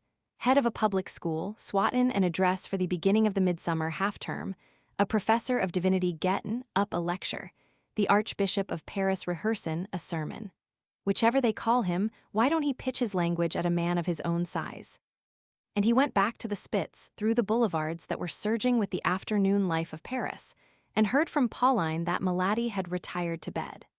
She had already dispatched a billet of excuses to Sir Braham, with whom Milady and Milord were engaged to dine downstairs that evening, explaining that a headache prevented her from accompanying Milord.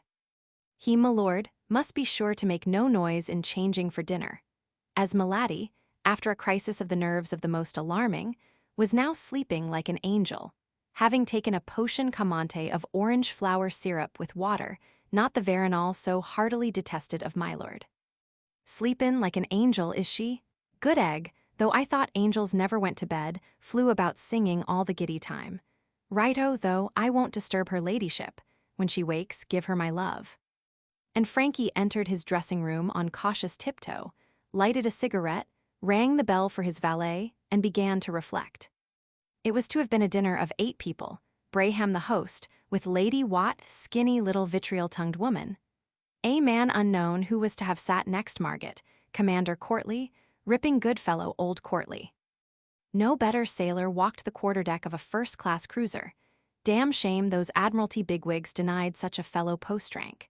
And Lady Beauvais, formerly Miss Sadie Sculpin of New York, pretty American with pots of boodle, married to that ghastly little bounder who'd stepped into the shoes a better man would be wearing if his elder brother, handsome fellow who married an actress, Leslie Lavigne of the Jollity, good old Jollity, hadn't got pipped in that scrum with the Boers in 1901.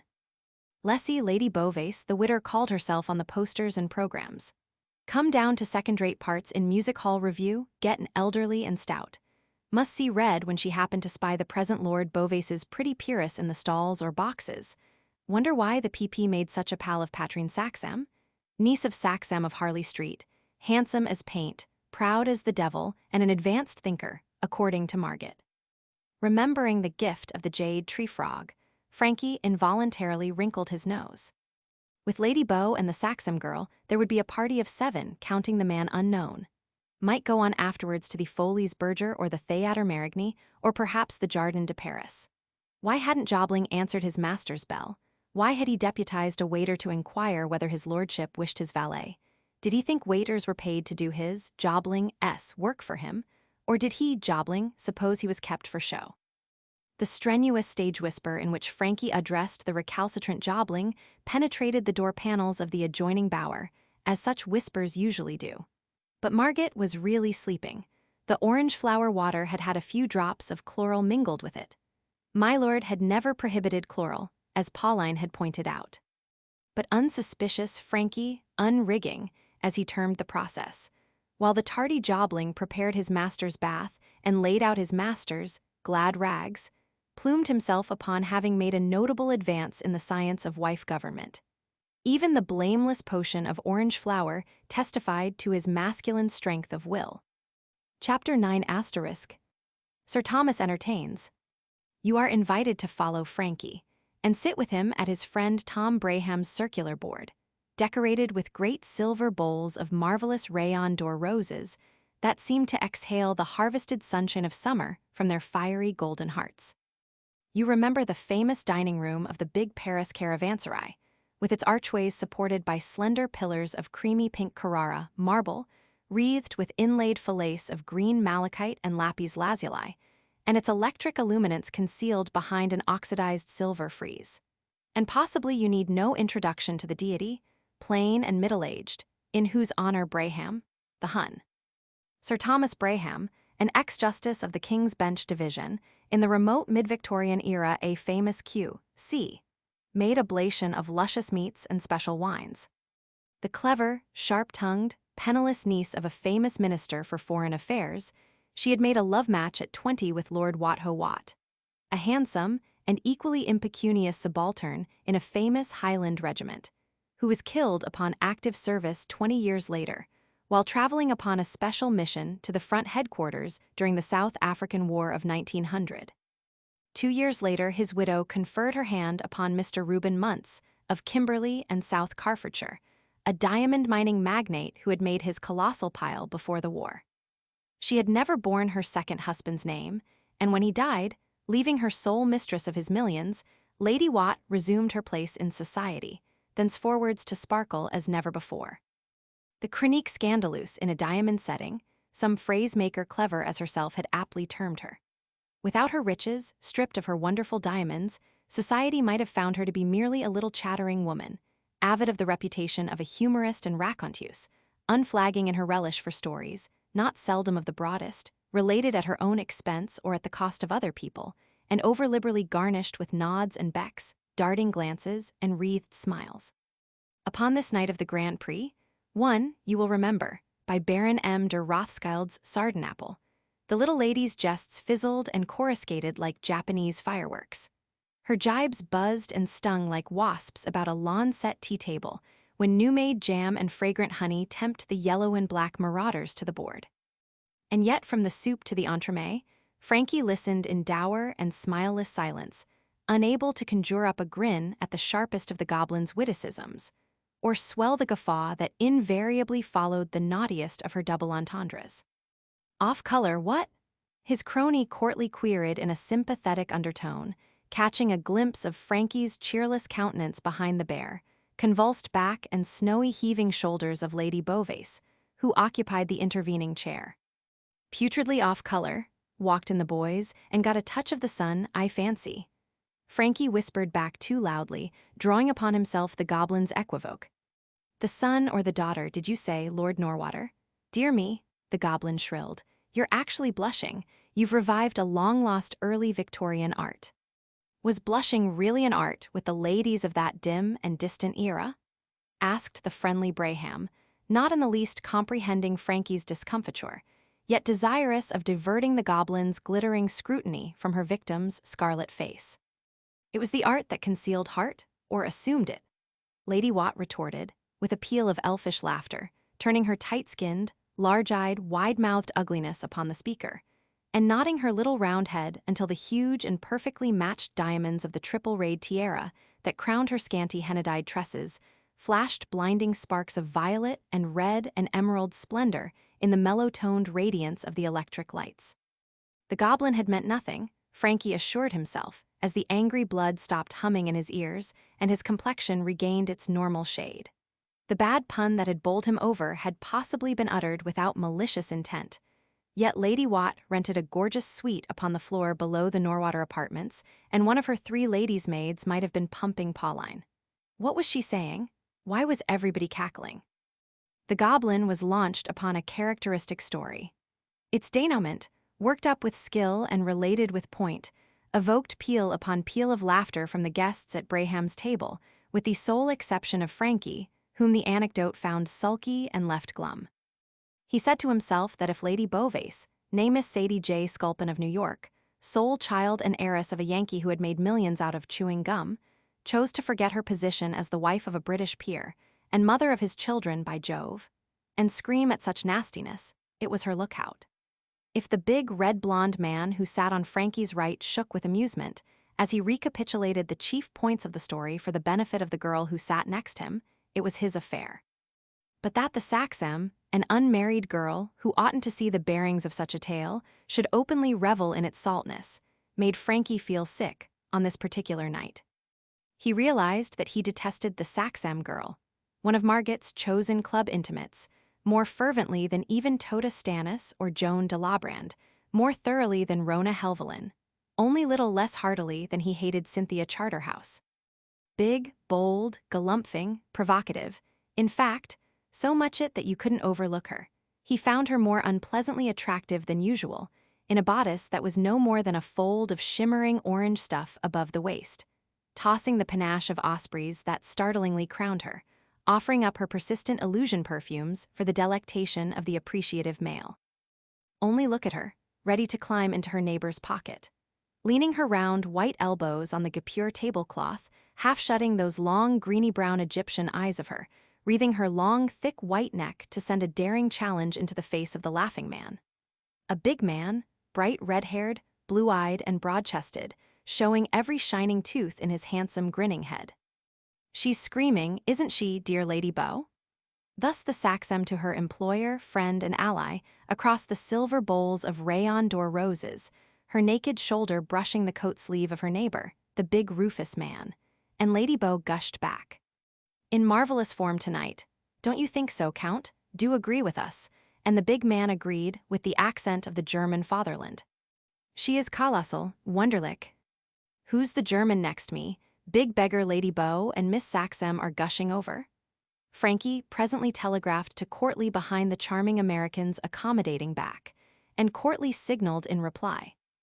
"Von Hernung, German count of sorts, engineer and Flieger officer, son of an imperial counselor and cousin to Princess Willie of Kikor Eastern, really rather an interestin' beast in his way. Made a one-stop flight to Paris from Hanover in April with an Albatros biplane, previously won an event in the Prince Heinrich Circuit competition." He added, "We can't decently blink their progress in military aviation. It's 1-0 them their facts which the brass hats at the War Office pretend to regard as all my eye, yet they know the fatherland, or if they don't they oughter. Good-lookin' chap this, not over 30, I should guess him, always dodging in and out of the German embassy. The goblin frightful nuts on him? Goin' to steer him through the next London season, suppose he's lookin' out for a moneyed wife. Hope he gets her," Franky mentally commented.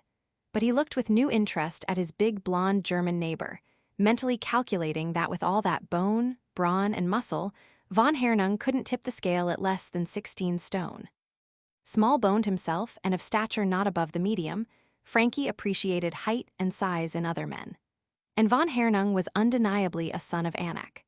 The noiseless, demure waiters who paused beside his chair to refill his glass or offer him dishes were dwarfed by his seated presence to the proportions of little boys. Once, when there was a momentary bustle at the principal entrance to the now crowded restaurant, and a party of men, ceremoniously ushered by M. Spitz in person, passed up the central gangway between the rows of glittering tables, shielded by glass-paneled screens framed in oxidized silver, and crowded now with gossiping, laughing, gobbling patrons. Men and women of varied nationalities, representing the elite of the fashionable world. Von Hernung rose and remained imperturbably standing at the salute, his eyes set and fixed, his head turned rigidly towards the personage, semi-bald, stout, with a prominent underjaw and a hard official stare rendered glacier by a frameless square monocle, and showing beneath the open front of a loose military mantle a star upon the left side of his evening dress coat, and the glitter of an order suspended from a yellow riband about his thick bull neck.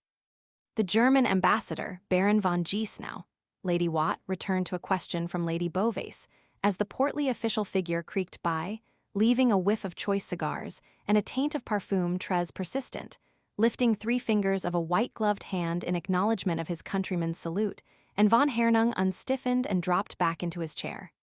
"No, I'm not sure where the Emperor is," she added with one of her laughs and a shrug of her thin, vivacious shoulders. "Ask Count von Hernung, he's sure to know." "Gnädige Gräfin," von Hernung returned when interrogated, "I am not able to answer your question." He shrugged his broad shoulders and showed his white teeth. "Unser Kaiser is who shall say where at the Hof, possibly at Hamburg. Stop, now I remember, Seine Majestat is at Kiel." He continued, arranging with a big white hand displaying a preposterously long thumbnail a corner of his glittering, tightly rolled mustache. "At Kiel, ach, yes, he has been there since the 25th of June. Entertaining the British and American ambassadors, visiting the commander-in-chief of your British squadron, superintending the armament of one of our own new battle cruisers, seeing put into her those great big Krupp guns that are to sink your super dreadnoughts by and by." The deliberately uttered words of the last sentence dropped into a little pool of chilly silence. He had spoken with perfect gravity, and the Englishmen who heard him stared before they grinned. Then the women shrieked in ecstasies of amusement, the goblin's laugh overtopping all. "For he hates us, you can't think how he hates us," she crowed, writhing her lean little throat, clasped by 7 rows of shimmering stones, wagging her kobold's head, crowned by its diadem of multicolored fire. Tell us how you hate us, Taido. Do, pray do. I hate you, ach yes. All German officers are like that, particularly the officers of our field flying service, gravely corroborated von Hernung. We have many pleasant acquaintanceships with men and women of British nationality, but your race, the Anglo-Saxon branch of the great Teutonic oak tree, it is natural that we should hate. For that Germany must expand upon the west and northwest as well as south and east, or suffocate, is certain. She must wield the trident of sea power. She must transform the map of Europe. She must exploit and disseminate German trade and German Kultur. Therefore, as the British, more than any other nation, stands in the way of German development, we look forward to the day when we shall exterminate you and take our right position as masters of the world. The women screamed anew at this. The men were now laughing in good earnest. Franky found it impossible to restrain the convulsions that shook him in his chair. Purple-faced Braham tried to speak, but broke down wheezing and spluttering. The goblin shrilled. Tell them, Taido, please tell them. Do, ha, ha, tell them how you're spoiling for a scrimmage with us. Show them your thumbnail, pray do. Thus adjured, the big German solemnly extended his left hand for general inspection. The pointed, carefully manicured thumbnail was at least 2 inches long. Its owner said with perfect gravity, "This is the badge of a society of England haters, chiefly Prussian military officers, young men of noble birth, bound by an oath of blood. This mark we carry to distinguish us. It is a sign of our dedication, to remind us of the purpose for which we are set apart." He added, "Count Zeppelin himself set the fashion of the uncut thumbnail. It will be cut when the day comes, and it has been dipped in blood." "In blood, how beastly," said the Saxon girl, curling the corners of her wide red mouth contemptuously.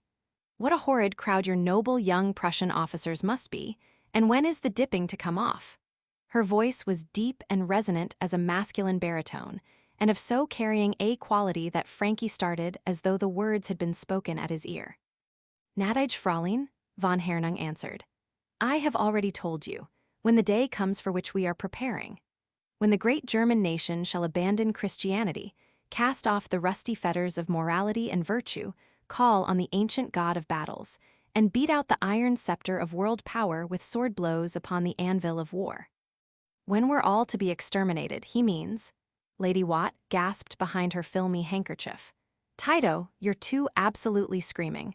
Do say why your noble young Prussians keep us waiting?" And von Hernung answered composedly, "Because we are not yet ready.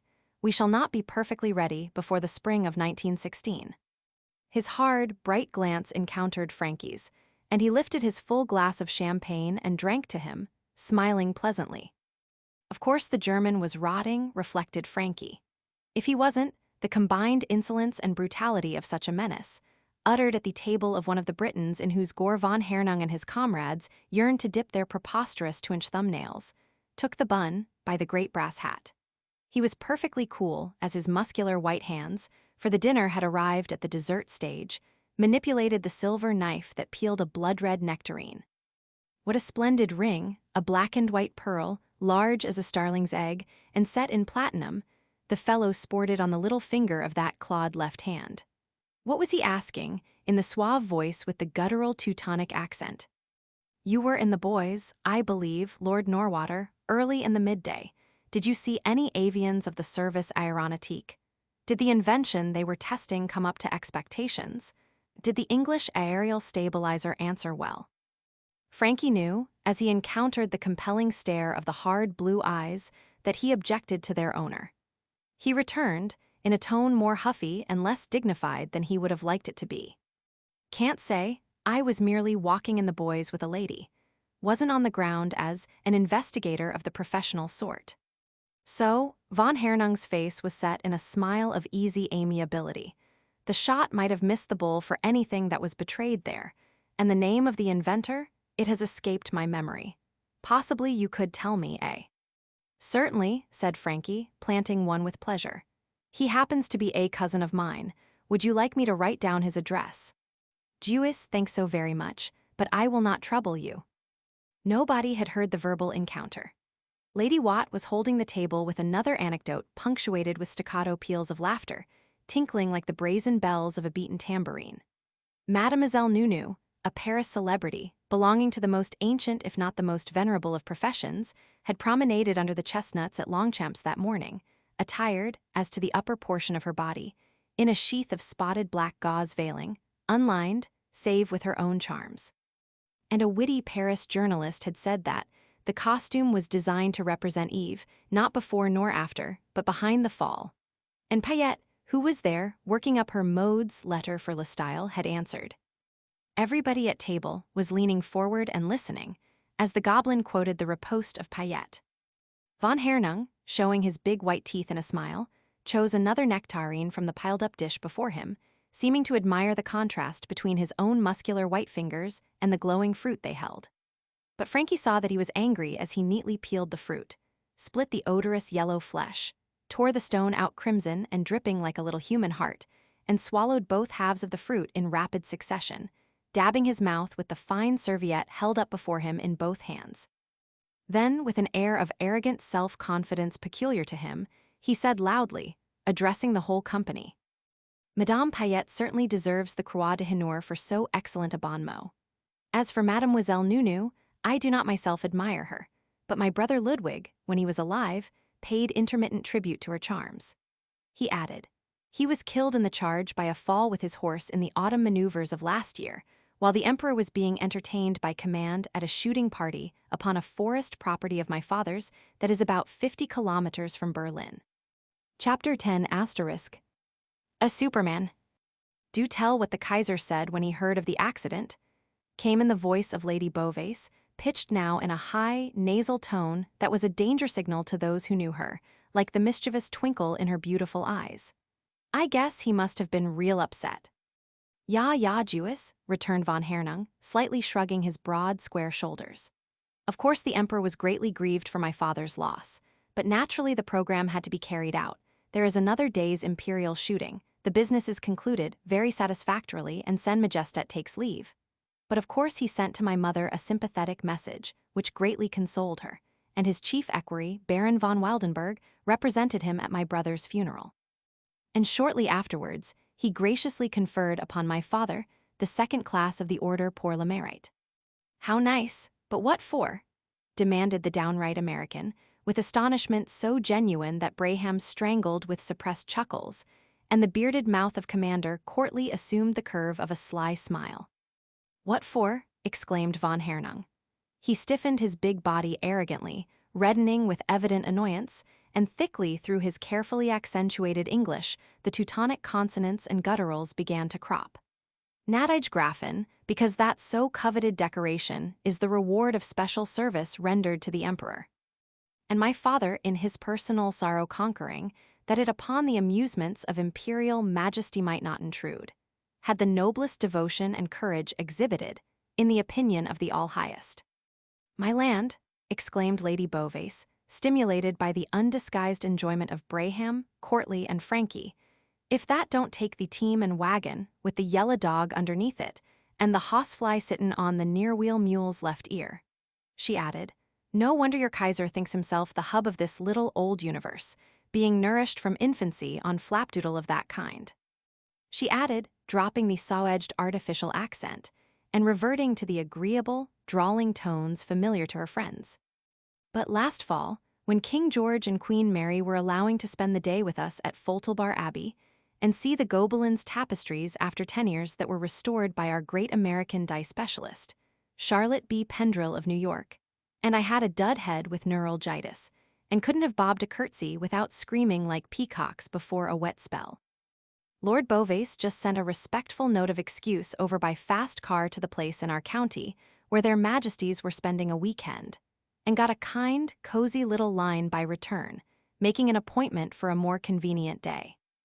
Is mag wohl sein, said von Hernung stiffly, repeating an apparently favorite phrase. It may be so in Great Britain, but in Germany the trivial happenings of ordinary existence are not permitted to interfere with the imperial plans. Mustn't spoil great Caesar's shoot by letting a natural sorrow dim your eye, in case you're unexpectedly informed of a family bereavement, said Braham to Lady Beauvais. "So now you know what to expect in case the Kaiser should take it into his head to pop in on you at Foltelbar somewhere about July." "I surmise I'd expect a visitor of mine, whether he's the Kaiser, the King, or the President," retorted Lady Beauvais, "to be a gentleman." Her beautiful eyes blazed with genuine ire as she gave back von Hernung's dominating stare. She continued, reverting more purposefully than ever to the exaggerated New York accent, mingling cutting Yankee humor with bitter irony in the sentences that twanged, one after another, off her sharp American tongue. "And I guess, Count von Hernung, though between your father and Amos J. Sculpin of Madison Avenue, New York, and Sculpin Towers, Schenectady, there's considerable of a social gulf. If your emperor had been a houseguest of my Parpa S. and my elder brother," she lifted an exquisite shoulder significantly ceilingwards, "had happened to get the hoist, Parpa'd just have said, 'Your Imperial Majesty, I am unexpectedly one boy short and far from feeling hunky. My cars are waiting at my door to convey you right away to your hotel. Look in on us after the interment, when Mrs. Sculpin has had time to get accustomed to her morning. And as my chef had orders to serve a special dinner in honor of your Majesty, I shall be gratified by your taking the whole menu along, outside instead of in." The goblin cackled, ecstatic Braham shrieked, "Magnificent, by gad, he ought to know your father." Franky and Courtly yielded unrestrainedly to mirth, as did the Saxem girl. While her teeth, dazzling as those of a Newfoundland pup, gleamed in her wide red mouth, and her long eyes glittered between their narrowed eyelids, von Hernung gave her a quick sidelong glance of anger. She caught the look and suddenly ceased to laugh as the young Newfoundland might have stopped barking. She said below her breath, "Vexed, why, you're really, and Lady Beau wasn't joking about your brother. She wouldn't dream of such a thing. She's tremendously kind and sympathetic. Was he, your brother, nice?" "Most women thought so." "Would I have thought so? What was he like?" the girl persisted. Von Hernung turned in his chair so as to face her, answering, "You see him now, with one difference. He was as black as I am red." The blue eyes of the man and the long agate-colored eyes of the young woman encountered. She said slowly in her warm, deep voice, less like a feminine contralto than the masculine baritone, "I like red men best." "So, then it was lucky that instead of me my brother Ludwig died," said von Hernung, so loudly that Lady Watt's quick ear caught the final words. She shrilled out her laugh. "But you're a wretch, Tito." She shrugged her thin, vivacious shoulders under their glittering burden. "A heartless wretch." "Of course I was regretting my brother, yes," said von Hernung, "but I do not pretend that his death did not improve what you English would call my worldly prospects. That is the cant of Christianity, particularly the sentimental Christianity of England. One world is not enough for your greed of possession. You must eat your cake here and hereafter. But for the robust superhumanity of Germany, this world is both hell and heaven. It is hell for the man who is stupid, weakly, poor, and conscience-ridden. It is heaven for the man who has knowledge, power, health, wealth, the craft to keep his riches, and the capacity to enjoy to the fullest the pleasures they can procure him, with the courage to free himself from the bonds of what Christians and agnostics term morality, and live precisely as nature prompts. So when my brother fell in the charge," continued von Hernung with perfect seriousness, "he opened for me the gates of heaven. Since then I am a god." "A mortal god," called out the chuckling Braham, "for you've got to die, you know, when your number's up." "When the time comes, of course I shall die," acquiesced von Hernung, in the vulgar sense of the word. "But not so those who come after. Our bacteriologists will have discovered the microbe of old age and its antitoxin, and then we shall die no more. Dashed if I know the difference between the vulgar way of dying and the other style." Braham snorted apoplectically, feeling in his waistcoat pocket for the box of digestive tabloids that showed in a bulge. "Dashed unpleasant certainty, however you look at it. And a man who weighs 18 stone at 50 has got to look at it every time his tailor lets out his waistcoats and his valet asks him to order more collars because the last lot have shrunk in the wash." "Ah, yes, to die is a hellish bore," agreed von Hernung, contemplating his obese and purple host with a cruel smile. "But I and my friends have no hell, and we have done away with the myth of heaven. To dissolve and be reabsorbed into the elements, that is the only afterlife that is possible for a superman." "You'd hardly call it life, would you?" came unwillingly from Franky, for von Hernung's eyes seemed to challenge his own. Imperial Caesar, dead and turned to clay? What?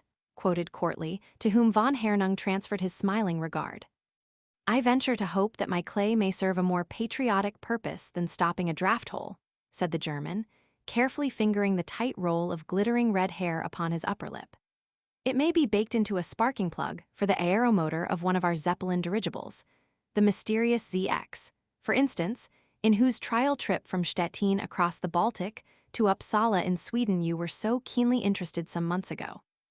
Or some of my body's chemical constituents may pass into the young tree beneath which my ashes will be deposited.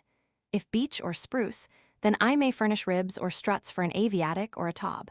But the best way of continuing to exist after one is dead is to leave plenty of vigorous sons behind one. To perpetuate the race. He continued speaking to Lord Norwater, who had flushed and moved restlessly. That is the high and noble obligation duty imposes upon the German Superman.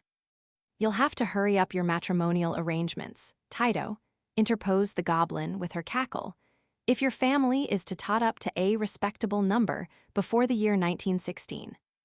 You mean that I may get killed in our great war of extermination? That is possible, agreed von Hernung. Our flying service is not a profession conducive to long life. Many of our keenest officers remain unmarried for that reason. The emperor would prefer each of us to marry, or at least adopt a son. For myself, I would like to steal one of your splendid British boys and rear him up as a true German.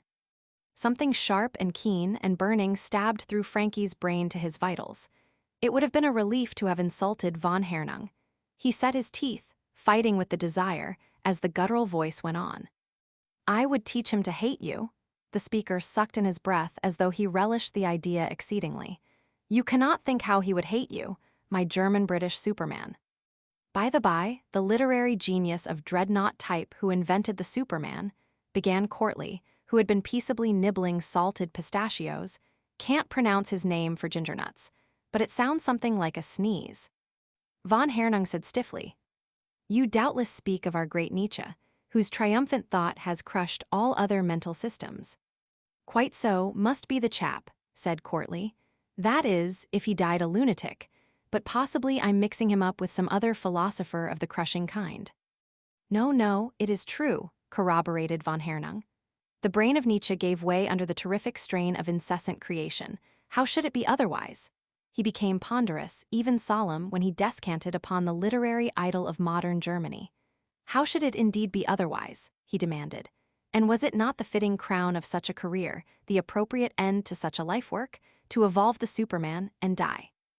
Quite so, courtly agreed. He smoothed his well-trimmed beard with his broad hand, and his eyes assumed a meditative expression.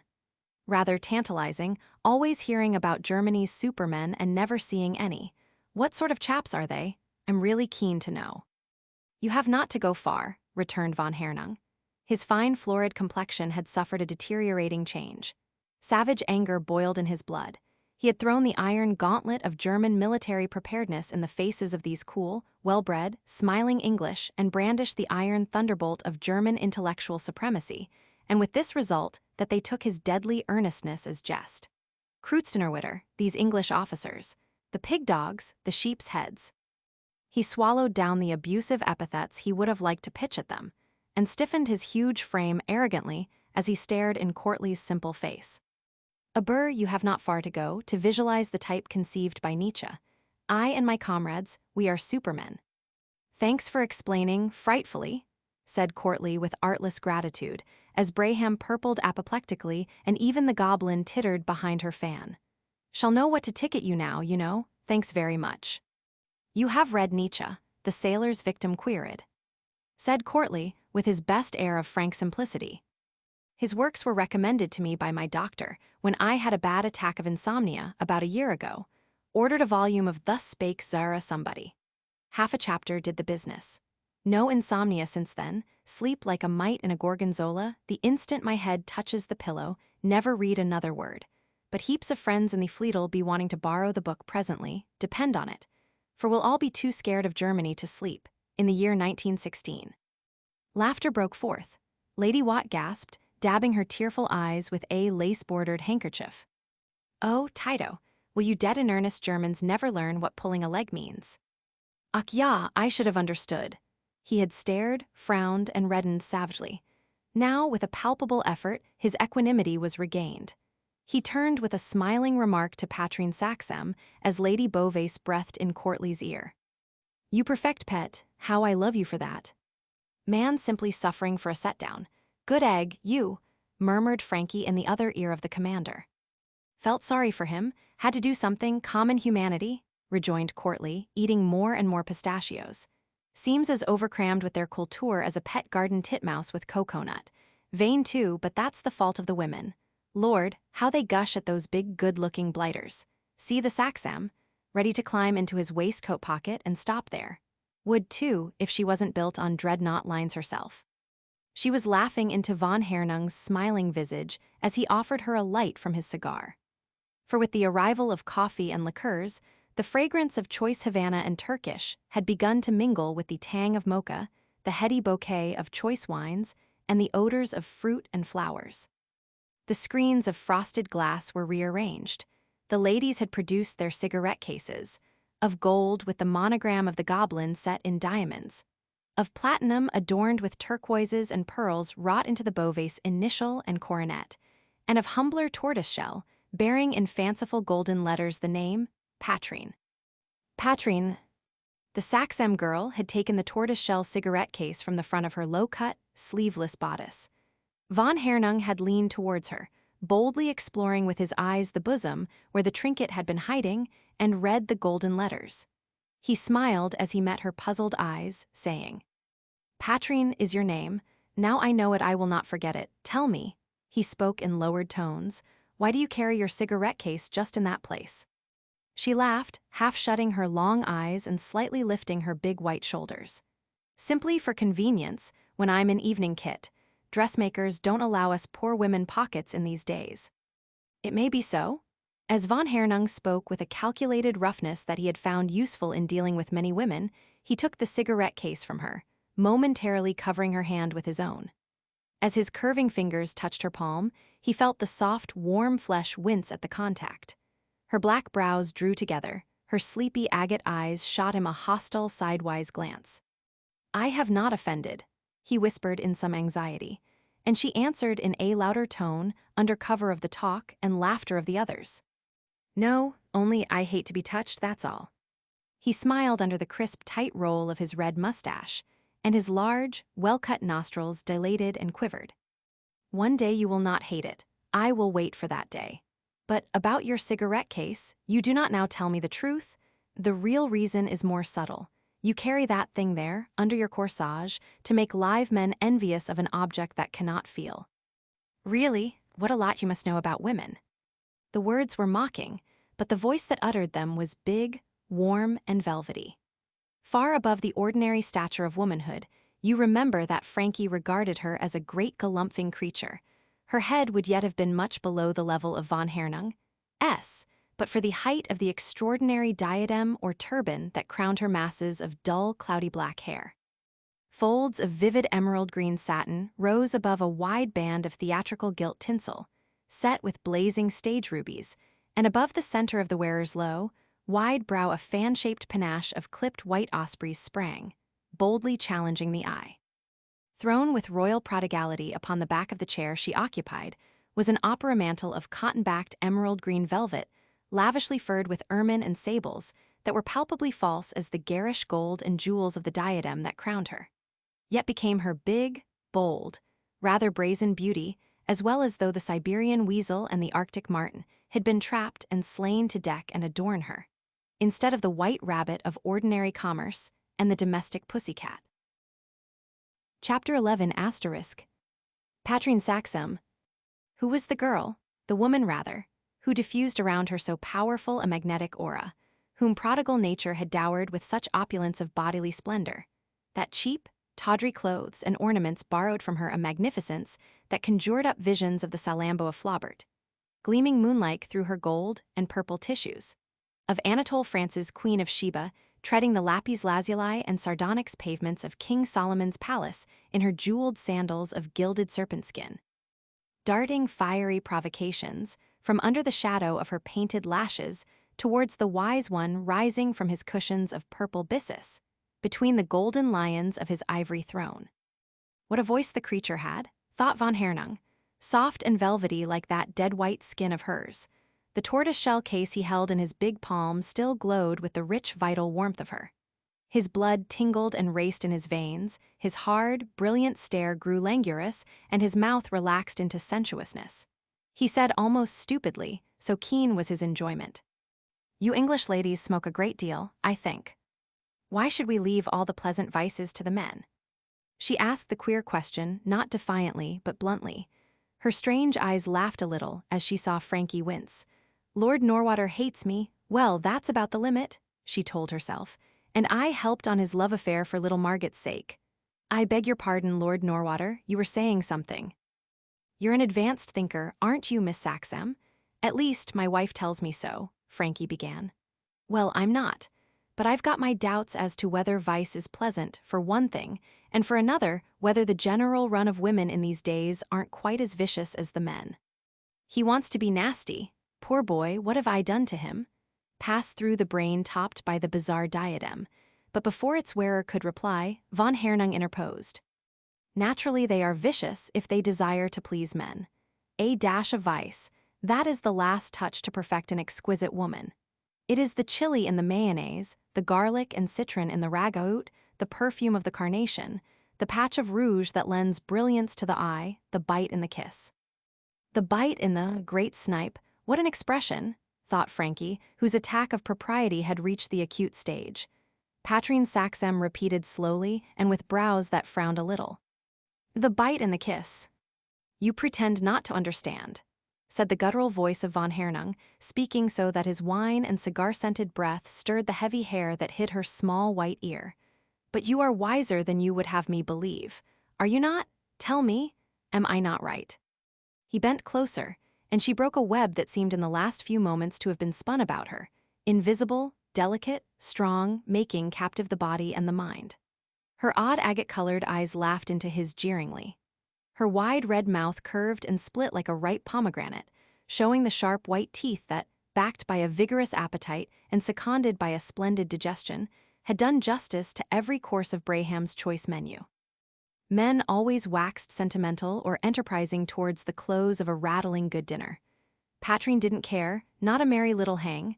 They might say and look what they liked, as long as they kept their hands off. At a touch, the quick revulsion came. "You are amused, I understand."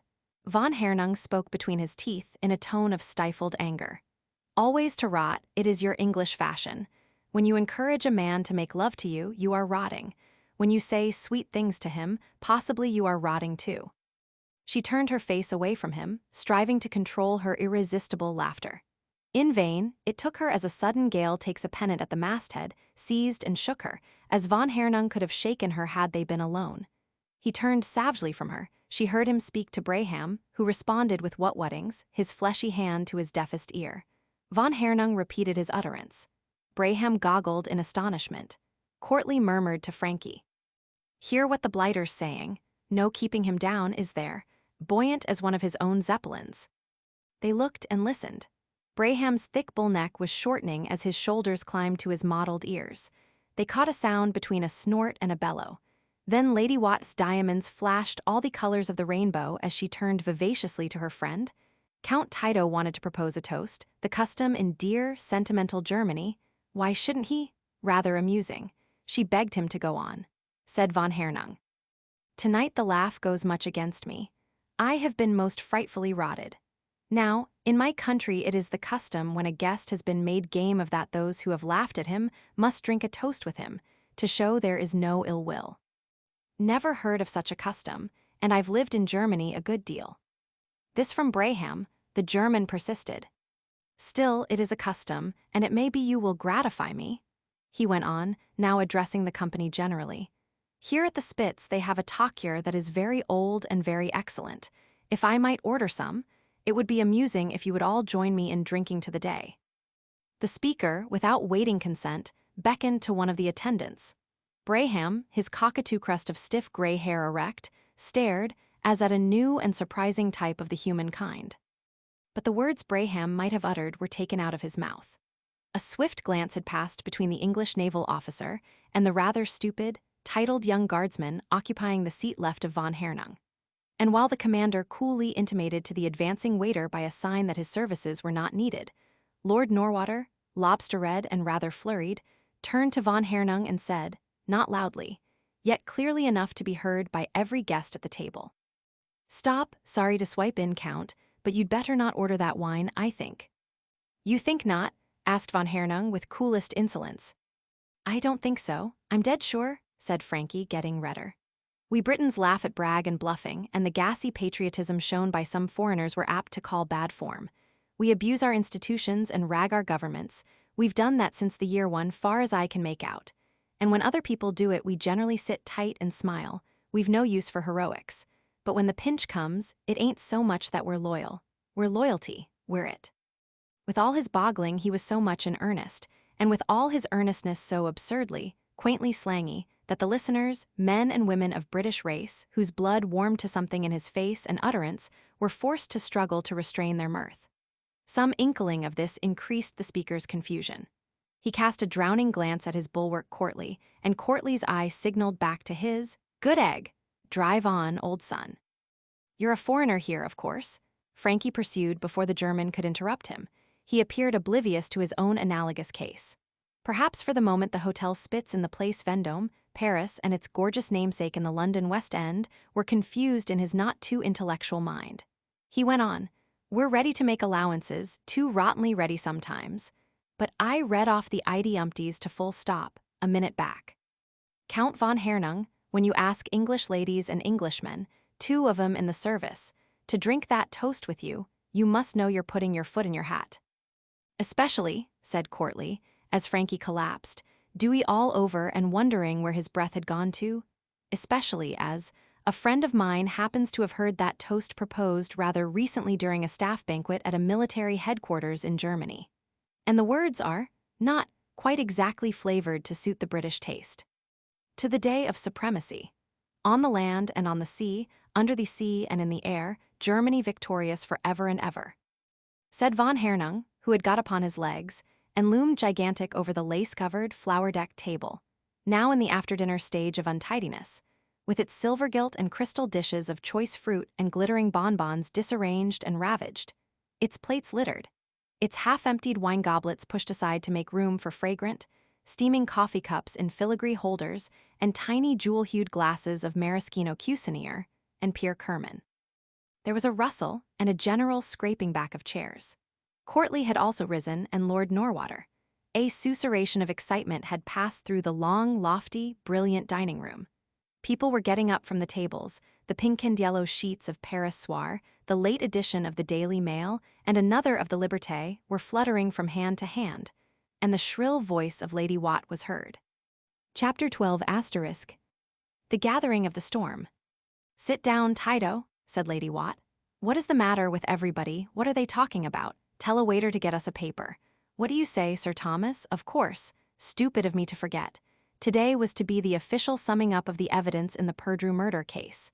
A French jury won't guillotine a woman. You said they wouldn't, Sir Thomas, from the beginning. But of course the verdict's guilty for Madam." Braham, with a King's Bench cough, admitted that he had few misgivings as to the ultimate upshot. Upon the waiter's return without a newspaper, affirming a copy not to be procurable, judicial inquiries elicited from the man that the general furore for news was less due to popular interest in the famous cause célèbre than to popular thirst for details with reference to the assassinations at Sarajevo, which brought from Lady Watt the shrill query, "Sarajevo, where is Sarajevo? Ask him about the verdict, I simply must know." The verdict had been not guilty, according to the waiter. The goblin screamed. "But she is. Good heavens, my dear Sir Thomas. Isn't it murder to riddle an editor to death in his own office, before his subordinates, with bullets from a revolver you've hidden in your muff?" Braham summoned up his best King's Bench manner to answer. "If he dies, and a jury don't happen to decide that you're innocent, the evidence is against you, my dear ma'am." Lady Watt's vivacious gestures provoked astounding coruscations from her panoply of jewels. She had been certain from the first that there would be no capital sentence, but not guilty. Surely it should have been Mazes for life, Or New Caledonia, didn't they send murderesses to New Caledonia? Braham, with a tone and manner even more deeply tinged with the King's Bench, begged leave to correct, era, his very dear friend's impression that the blameless and much-tried lady, now probably, aha era, supping in the company of her husband and her advocate in her own luxurious dining room, might without libel be called a murderess. Like, aha, many other highly strung women, Madame Perdrew had had recourse to the revolver as the ultima ratio. But the verdict pronounced by the president of the Paris Court of Assize that afternoon had era purged. Bother the verdict, snapped the goblin. Braham, incensed at this irreverence, replied with acrimony. The pair wrangled as Paris had wrangled since March 16th, while the great, crowded restaurant buzzed with the name of an obscure town in Eastern Europe. Sarajevo, Sarajevo, tossed and bandied from mouth to mouth. We have learned to our bitter cost the appalling significance of this crime of Sarajevo, which had dwarfed in the estimation of the keen-witted Parisians the most sensational cause célèbre ever tried before a French criminal court. The Perdrew trial and its probable result had split Paris into hostile factions. The press had attacked or defended, lauded or vilified the chief personages of the drama with tireless energy for weeks.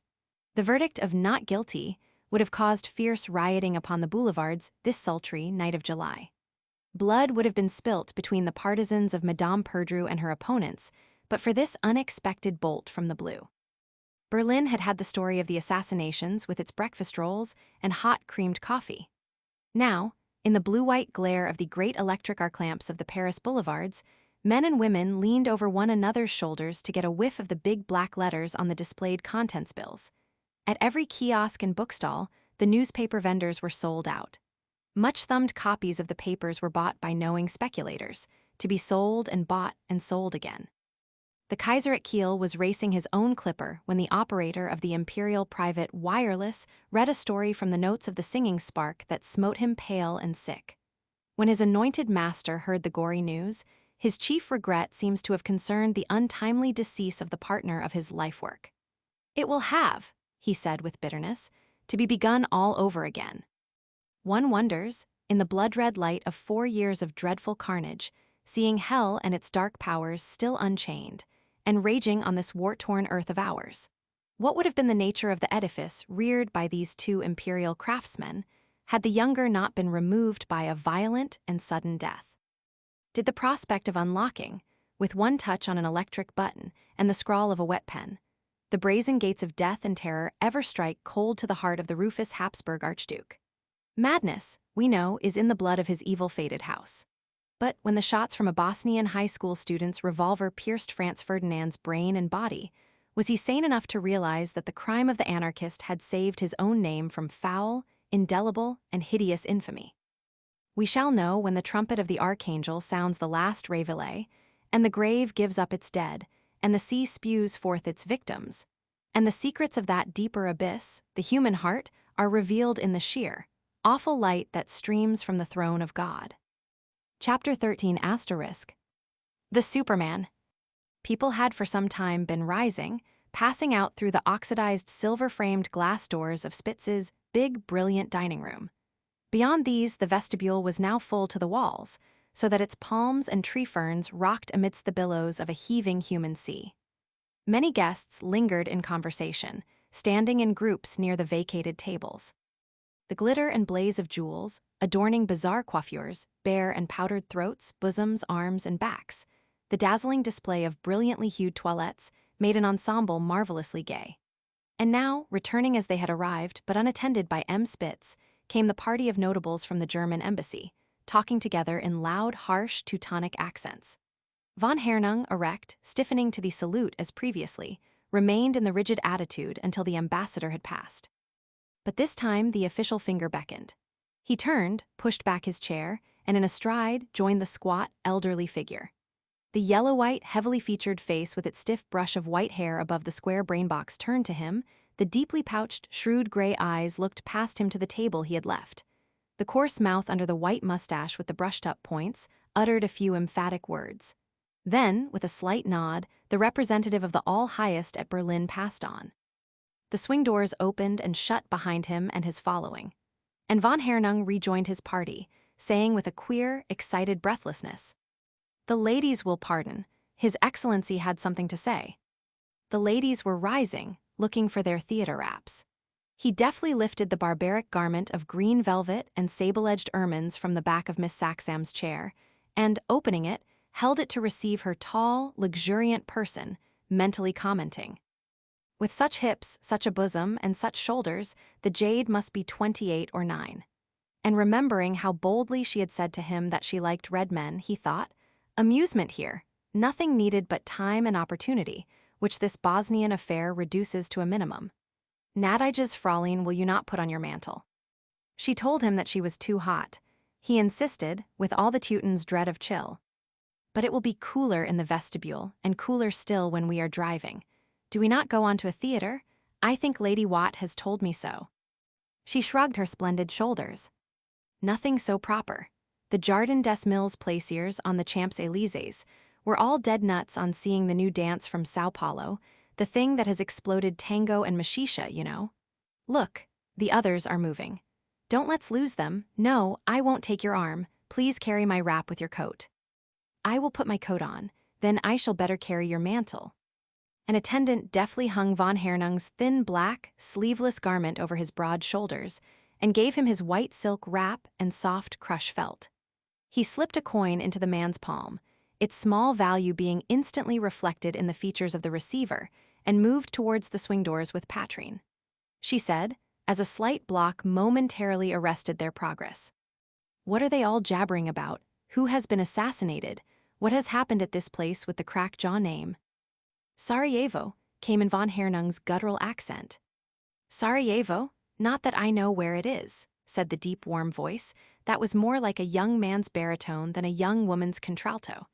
And von Hernung answered with a renewal of that tingling thrill. "Sarajevo is the capital of Bosnia in Eastern Europe. When Austria annexed Bosnia and Herzegovina in 1909, she made her seat of government at Sarajevo. The Slavs grumbled. They wished for union with Serbia, that little nation of pig breeders.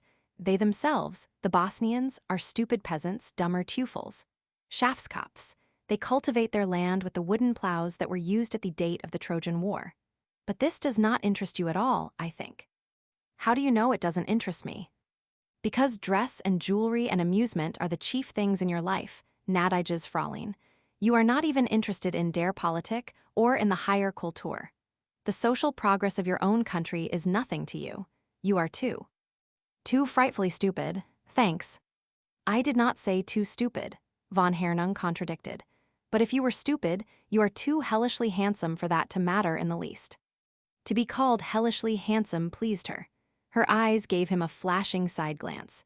As a surge in the crowd pressed her curving hip against his tall, muscular body, she took his offered arm with a rough, brusque grace. They were near the swing doors when she spoke. "Tell me about the Sarajevo business. Who is the official swell the Trojan plowmen have hoisted, as Lady Beau would say?" "I will tell you, it has happened only this morning." She felt the man's powerful muscles thrill, and become rigid with suppressed excitement under the hand that rested on his arm.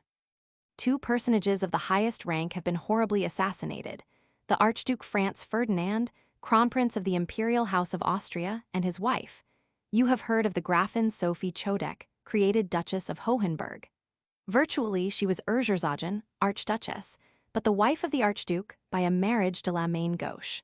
A morganatic marriage such unions have been heard of in your virtuous England." They had passed the swing doors now, and mingled with the crush in the vestibule.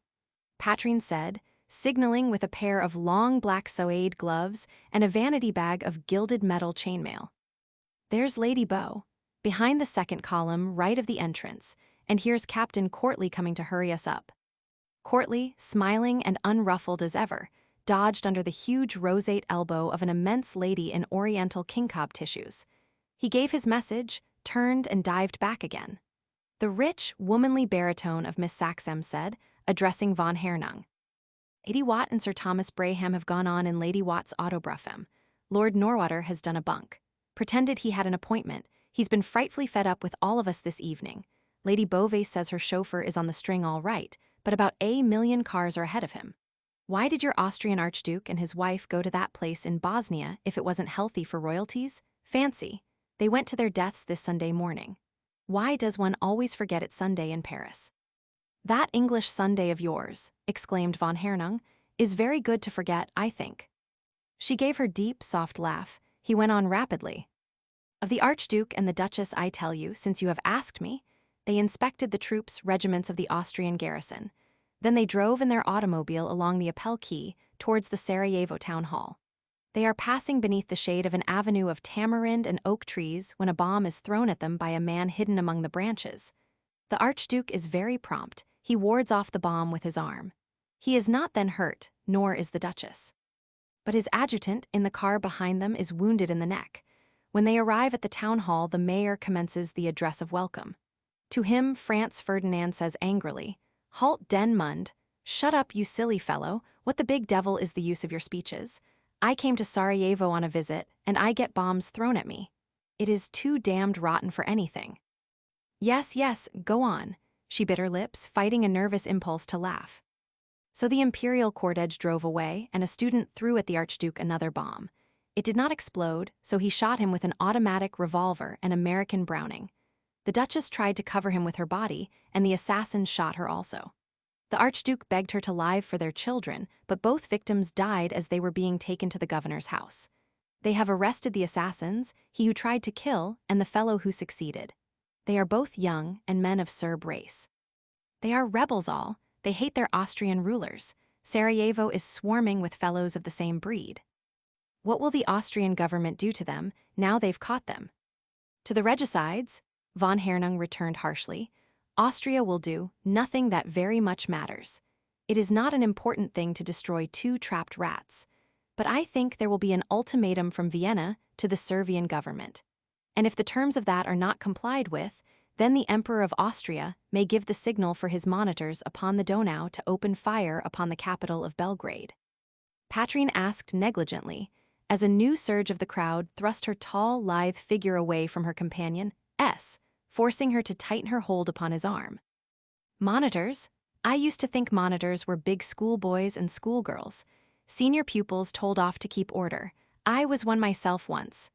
Chosen because I was bigger and noisier and naughtier than any other girl in my class.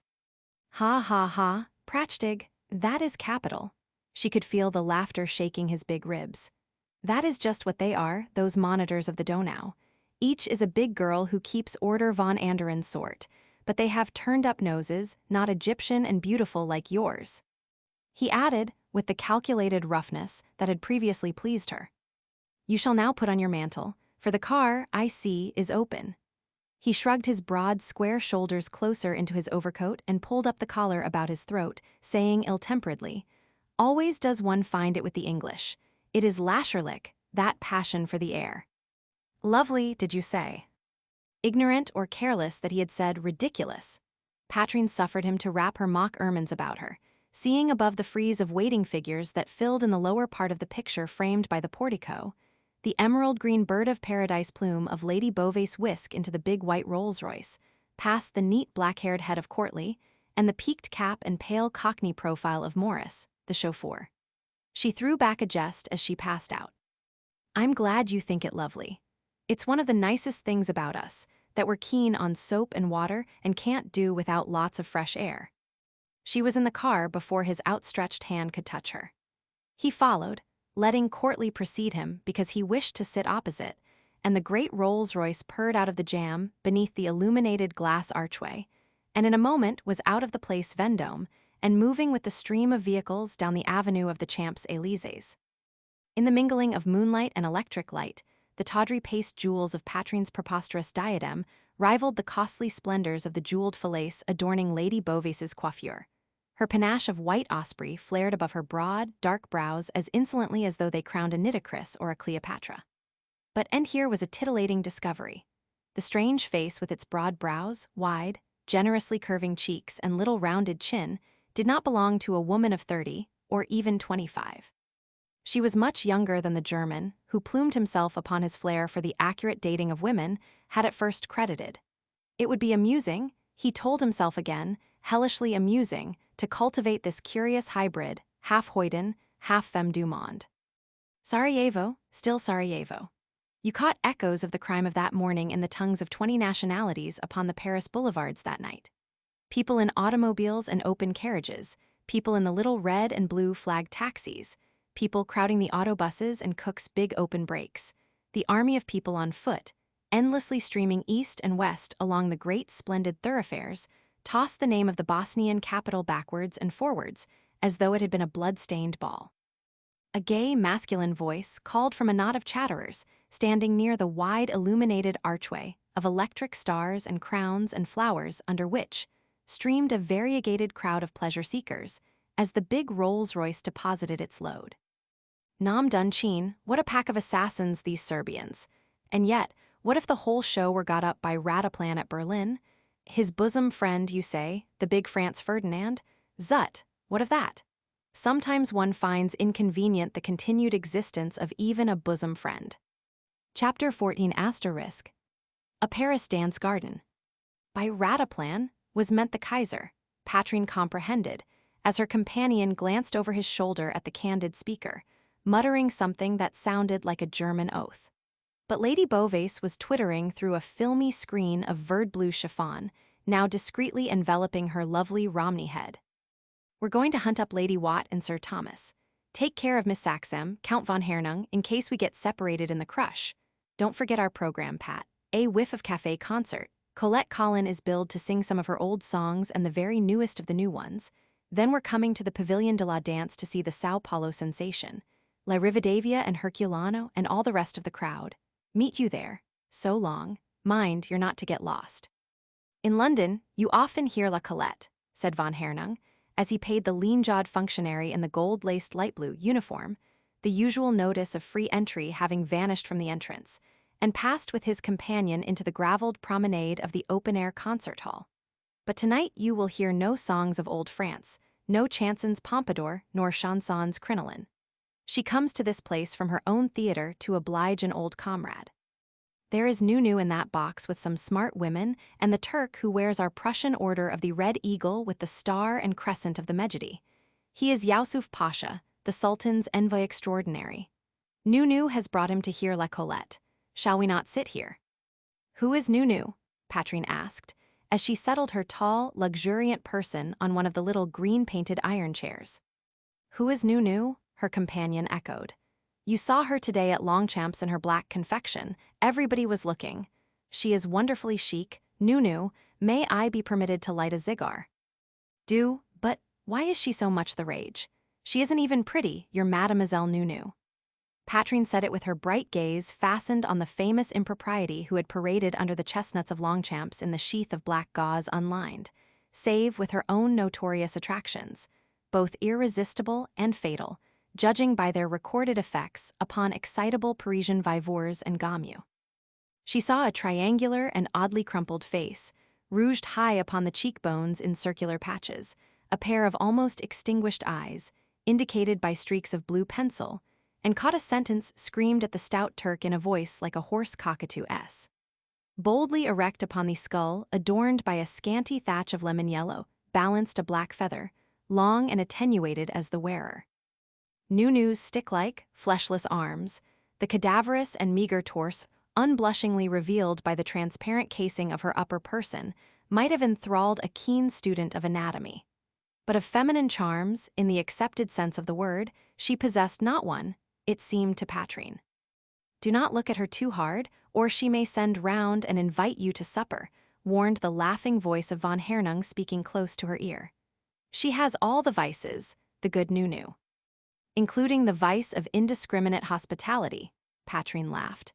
But a little uncontrollable shudder rippled over her as she withdrew her eyes from the painted, crumpled visage, leering with half-extinguished eyes from under the canary-colored wig. That is so. Tell me, you and Lady Beauvais seem great friends, quite inseparable. He leaned nearer, his bold eyes closely scrutinizing her face. How comes it that she leaves you alone in a Paris dance garden, with me, whom you have met tonight for the first time? She knows I can take jolly good care of myself, wherever and with whomsoever I may happen to be. Her black brows frowned. It was evident she resented his criticism. And what are you getting at? What's the matter with poor old Paris? You know, perhaps it sounds odd, but I've never been in Paris before, and I love it. Down to the ground, it suits me. It's so gay and brightly colored and pagan. The public buildings and parks are dreams, the shops too entrancing for anything. And this place, with its jabber and music and stagey illuminations, trellises where real roses mix up with artificial ones, ornamental beds of geraniums and calceolarias and thingamabobs bordered with smelly little oil lamps, gilt bandstands, concerts, and lovely trees in blossom. Is it so luridly awful? To me, it's rather sweet. Of course, the dancing, everybody knows the dancing is pretty well the limit. But one has seen such a lot of tango in London. The bloom will be pretty well rubbed off. Yet some lingers. You have still something to learn from Herculano and La Rivadavia. Do I strike you as such a perfect daisy of an experience? Something in his tone stung, for the full white cheeks colored faintly. You didn't talk to me at dinner as though I were one. How could I help that? He asked, with the roughness that had previously intrigued her. Am I to blame that you look like Phryne or Aspasia when you are only Mademoiselle de Maupin before she set out upon her travels? For you have only got as far as Paris with your friend Lady Beauvais. Why does she bring you? I am curious to know. Because I am her paid secretary and amanuensis. Patrine brought the words out with a rush. It was clear that she thought the candor a necessity, but hated it. She can't get on without one, and her husband, Lord Beauvais, awful little bounder. Stand her having a man. Don't great ladies have secretaries in Germany? Can't you see me doing Lady Beau's correspondence in my fearful fist, enclosing checks to people who solicit donations for charities with a committee and Hun? Treasurer, tearing up the begging letters full of howlers in the spelling line, smelling of bad tobacco and beer or gin? Then I have to keep her posted in her engagements, go to shows and functions, and kettledrums with her when she hasn't a pal handy. That's where my share of the fun comes in. Just as I'm visiting Paris, as I dare say I shall visit other centers of lively iniquity, in the character of the sheepdog that doesn't bow wow at the wrong man. You should bow wow at me. His teeth were hidden, but his eyes were crinkled up with soundless laughter. For I am a very wrong, a very wicked man. How sad! Her brows were still frowning, but her wide red mouth was beginning to curl up at the corners. Couldn't you reform? Is it too late? I hope so, he answered her. For if I were good I should possess no attraction for a woman of your type, and to charm you I would give my soul, if I had a soul. Great Scott, you're candid, modest too, and complimentary. I am candid because I cannot help myself. 3 comedians had come upon the stage.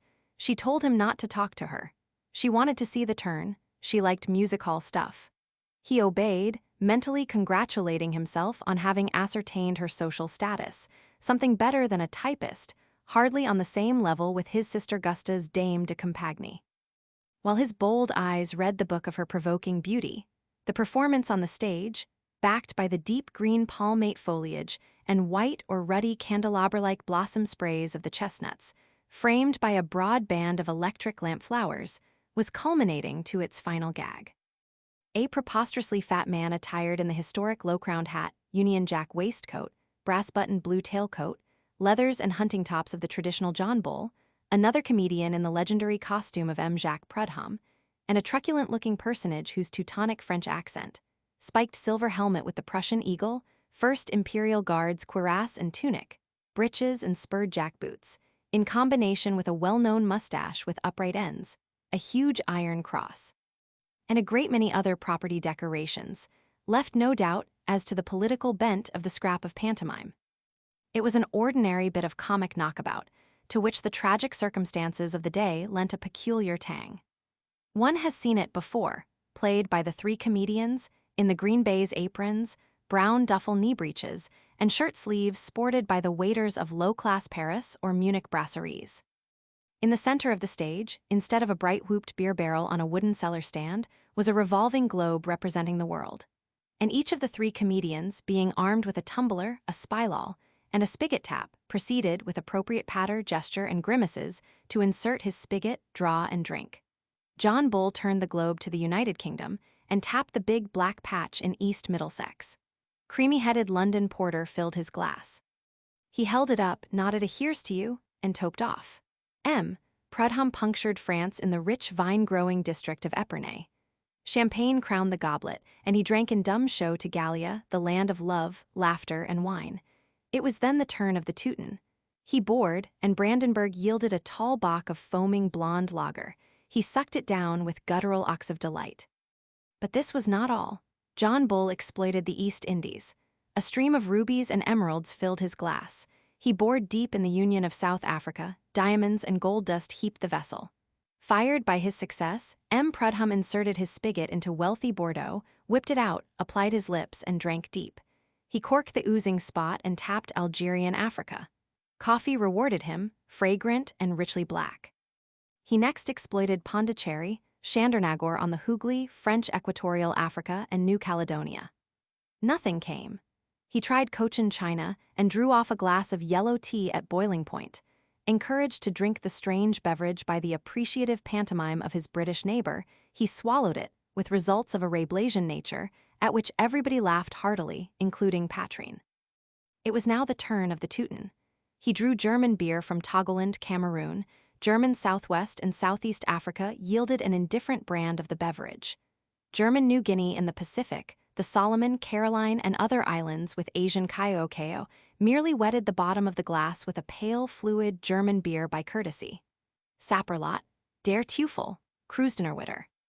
He tasted, spat, stamped, and sputtered forth strange expletives, M. Prudhomme's terror at these unearthly utterances being provocative of more humor of the Rabelasian kind. Then he decided to try again, excited to envy by the spectacle of the stout Briton drawing gold from Australia, gold from Canada, gold from New Zealand and the West Indies, and gold from Ceylon, gold from the Crown Colonies in China, gold from the Gold Coast, gold from Rhodesia and Nigeria, gold from everywhere. Filling the capacious pockets of his blue brass-buttoned coat, of his tight breeches, of his Nanking waistcoat, until he bulked enormously, a bull of gargantuan size. Such wealth roused respect in Prudhomme, who esteems the yellow metal. He embraced the Briton, heartily congratulating him. This roused the Teuton's ire. He seized the spigot and once more plunged it into Germany, Prussia, Bavaria, Saxony, each of the states yielding beer, beer, beer. He went on, tapping, filling, and guzzling. 12 full tumblers, and he had begun to swell most horribly. 15, and his rotundity equaled that of John Bull, but one state remained untapped. He swilled down the 24th Bock, drawn out of Lübeck, plunged the spigot into the Reichsland, once Alsace-Lorraine. And the big glass crimsoned with a sudden spurt of blood. It was over in an instant. The comedians had skipped nimbly from the scene. The globe had developed a pair of very thin human legs and followed them off at a proscenium wing, before many of those who had witnessed clearly understood. Only the men and women of Gallic race among the cosmopolitan, polyglot audience answered with a deep, inward thrill to the ruby gush that told how the blood of France still ran red in the throbbing arteries of the beloved, reft, alienated province, in spite of her 45 years of separation, in defiance of the loathed laws, customs, language, service, all the gyves riveted on her by the Teuton, her conqueror. Now round after round of applause signified their comprehension. But the comedians did not answer the call. Von Hernung, who had worn the same contemptuous smile for every phase of the clumsy byplay, relaxed his stiff features. A stout tenor from the opera appeared and sang a spring song by Tchaikovsky, following it with the exquisite serenade of Rimsky-Korsakov, Sleep, Sad Friend. The tenor was recalled. Colette Collins succeeded him. She sang Notre Petite Compagnon and La Beauveuse d'Absinthe to the accompaniment of a pale, lean, red-nosed man with a profile grotesque as ever adorned a comic poster, who touched the piano keys as though they were made of butter, and had a way of sucking in his steep upper lip and cocking his eye at the star as he waited on her famous efforts that made Patrine shake with suppressed laughter on her green iron chair. The last ironic line of Rollinat's ballad, marvelously uttered rather than sung, died out upon a stillness. A storm of approval broke. Men and women stood up applauding in their places, and the singer came back to sigh out the bittersweet lyric of jams, Le Parle de Dieu. Then, while her name still tossed on the surges of human emotion, backwards and forwards under the electrics, Colette Collin, the pet of Paris, the eclipser of the famous Theresa, was gone. Something of the yearning anguish of jams, who sees religion as a dusty collection of ancient myths and folk tales. To whom faith is mere superstition, but who would give his all to be able to pray once more as in childhood, had given the girl lumps in the throat as she listened to Colette Collin. Though, unlike the sad, agnostic poet, Patrine had no tender, sentimental memories in connection with a mother's knee. Not from Mildred Saxham had she learned her first childish prayer, but from a procession of nurses, beginning with Now I Lay Me Down and Gentle Jesus. Instilled by Hannah, a Church of England woman, continuing with the Lord's Prayer, insisted on by Susan, a Presbyterian, culminating in the Our Father, Learned the Childer by Nora the Irish Catholic, a petition which, minus the final line, was just the same as the Lord's Prayer. Also the Creed in English, and a surreptitious Hail Mary, which brought about the sudden exit of Nora from the domestic scene. For teaching Patrine and Irma about God and heaven and all that was sufficiently interfering, said Mrs. Saxham, but when it came to popery, rank popery, it was time the woman went. So Nora ceased to be, from the point of view of the little Saxhams, and he who had risen above the horizon of childish intelligence, a being vaguely realized as all-powerful and awful, great and beneficent, stern and tender, sank and vanished at the same time. But the idea of him remained to be merged in the personality of the child Patrine's Dada. Dada, so handsome and jolly, and nearly always kind to his rough little romping Pat. The boy, Patrine's senior by 16 months, had died in infancy. Captain Saxham was always gloomy on the deceased David's birthday. Mildred reserved a nervous headache of the worst for the anniversary, the kind that is accompanied by temper and tears.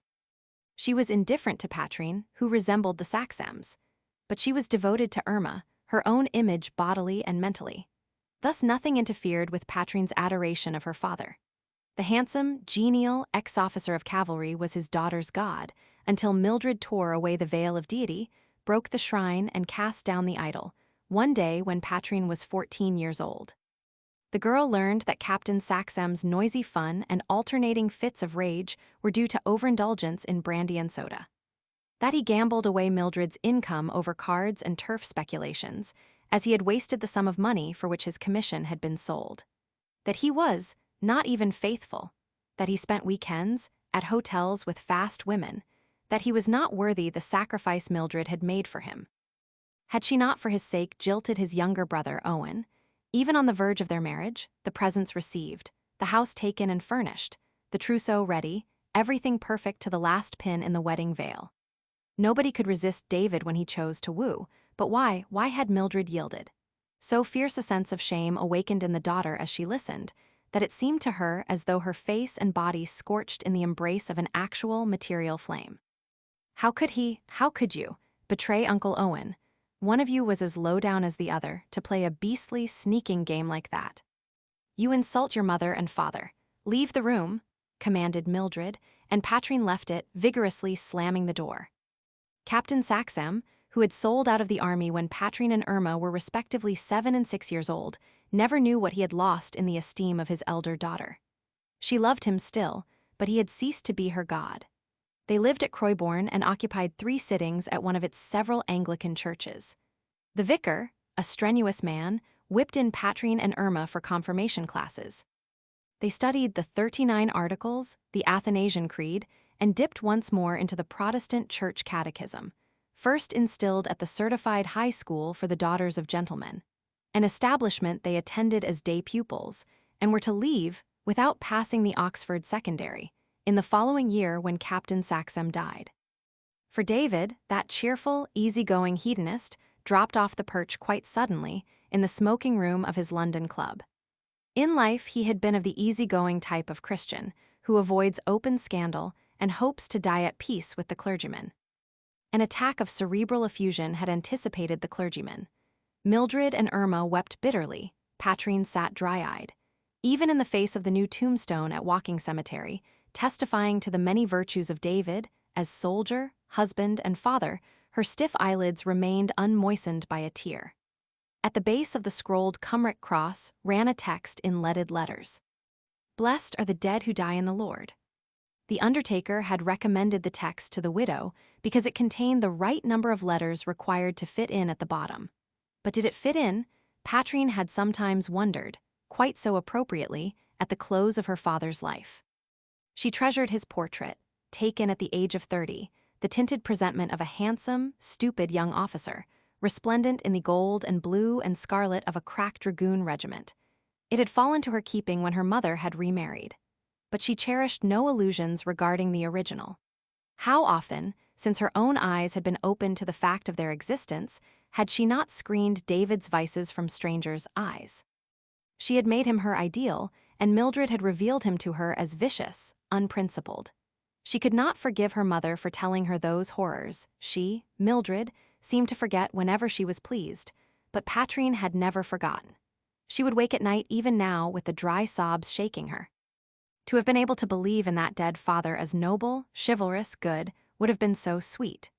She had shed big surreptitious tears in sympathy with the anguish of Jams, who would have so loved to believe in the existence of Almighty God and the dear little Jesus, the Blessed Virgin, and the holy angels, because faith is so restful, see Paisible. Chapter 15 *. The bite and the kiss. But von Hernung was saying, as they moved with a straggling procession of similar pleasure-seekers, over smooth, sanded pathways between beds of geranium and verbena and lobelia, ivy-leaved geranium and gaily colored foliage plants, bordered with little twinkling lamps. Shall I tell you what I have just heard as those people passed us? The tall man with the white mustache and the chic little woman in the Spanish mantilla. She told her friend that we make a handsome couple. Perhaps that makes you a little angry. Shall I make you still more angry? Well then, listen. If we were really a couple, you would not have that so black hair. Why not? He had roused her curiosity. She put away the little damp, laced handkerchief. Would your cruel usage of me have turned it white? Not that, but you would have added the one touch that makes perfection. You are too somber, too much like a night in October with all that cloudy blackness. You would have bleached and dyed your hair, not yellow, nor yet orange, nor even flame. The color of beech leaves in winter, as one sees them burning against a snowbank. And all the women would be crazy with jealousy, and all the men would be dying at your feet. For you would be Isis then, you would be the Sphinx woman of whom Laforgue wrote and Colette has sung to us. You would be hellishly, divinely beautiful. Hellish again. She gave her low, deep laugh, prolonging it a trifle stagily. What do you bet me I don't do what you said? Bleach and dye. That's it, she nodded, to the color of what was it? Beech leaves in winter. Against a snowbank, he added. The snow is your wonderful skin, and I will bet you 420 marks, that is 20 pounds English. Is it agreed? Do you not say done? 20 pounds? She shrugged her big white shoulders. My dear man, I haven't got 20 pounds in this blessed old world. He hesitated, finally said with reluctance, I will lend you 20 pounds, it will cost you 20 pounds to have your hair done here in Paris. But you will be sair scone, the money will be well spent. No, for she had shaken her head, frowning. It is offered, why will you not accept? Because I won't. There are some things I draw the line at, borrowing money's one of them. Then I will bet you my magpie pearl, you may have seen it. He displayed the ornamented little finger. Against that not very good diamond you wear on your left hand. She burst out laughing and repeated through her laughter, not very good. I call that insulting, when it cost me 15 francs in the Palais Royal. Well, done with you. It is done, but you have not done with me. Von Hernung's tone had a new note of triumph. He urged, you go back to London when? The day after tomorrow? Gut. I have myself to visit London upon business. I shall see Isis with her beautiful new hair. One thing more, an address where I may call and see it. Be quick, we turn down here. Patrine protested, peering with narrowed eyes through the dusk-blue twinkling semi-darkness. But no, that big marquee thing at the end of this avenue, with all the festoons of lights and the ring of promenade about it, surely that's the Pavilion de la Danse. Halt den Mund? His hand closed peremptorily on her arm. He hurried her down the trellised vine walk that invited on the left of them, as light measured footsteps padded on the gravel, and a man ran past calling, as it seemed, to somebody ahead. Miss Saxemahoy, Lady Beauvais. He's calling me, it's Captain Courtley, Patrine persisted. Let him call, are you not with me? Von Hernung's tone was masterful. You shall go to him when you have given me that London address. She was amused, and yet annoyed by his persistency. Oh, all right, the Ladies' Social Club, Short Street, Piccadilly, West. That's where I'm generally to be found when I'm in town. Say your gut, tell me once again, then I shall not forget no. Write it on your cuff. It is written in a safer place, he told her. We Prussian officers are trained to remember without writing things down.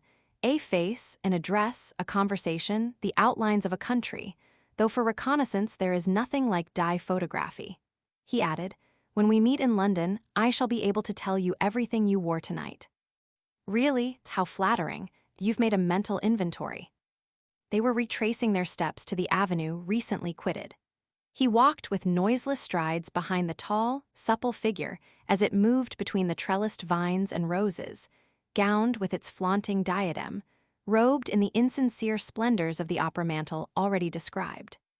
"As you say, I shall be able to tell you that the back of your mantle was cut in a V shape nearly reaching to your waistline. Shall I tell you why?" "If you're keen to." She felt a scorching breath between her shoulders and quickened her pace, making for the avenue. But he moved with her, his voice came thickly. "Because your back is so superbly beautiful, you cannot bear to hide it from men." "Ouch." She whirled about, glaring like an angry leopardess, her strong white arm upraised to strike. Face, throat, and bosom glowed with painful crimson. Between her violated, insulted shoulders, his furious kiss still burned and stung. "How dare you touch me?" she gasped, but he had shot past her even as she turned. He was running towards the avenue, calling gaily. "Were you looking for us, Lady Beauvais? Here we are." Cad," she stammered.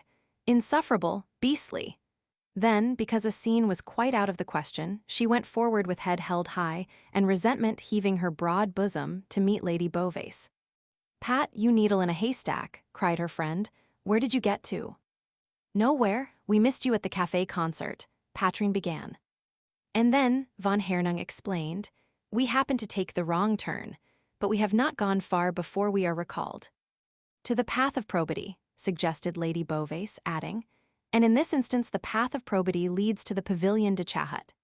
She explained to Patrine, "Chahut is the modern version of the Cancan, famous in the days of the Second Empire, when the great cocodettes of the court of the Tuileries, rivals of Cora Pearl and Skittles and other naughty persons, did high-kicking under the rose here, and they called the place Mabel.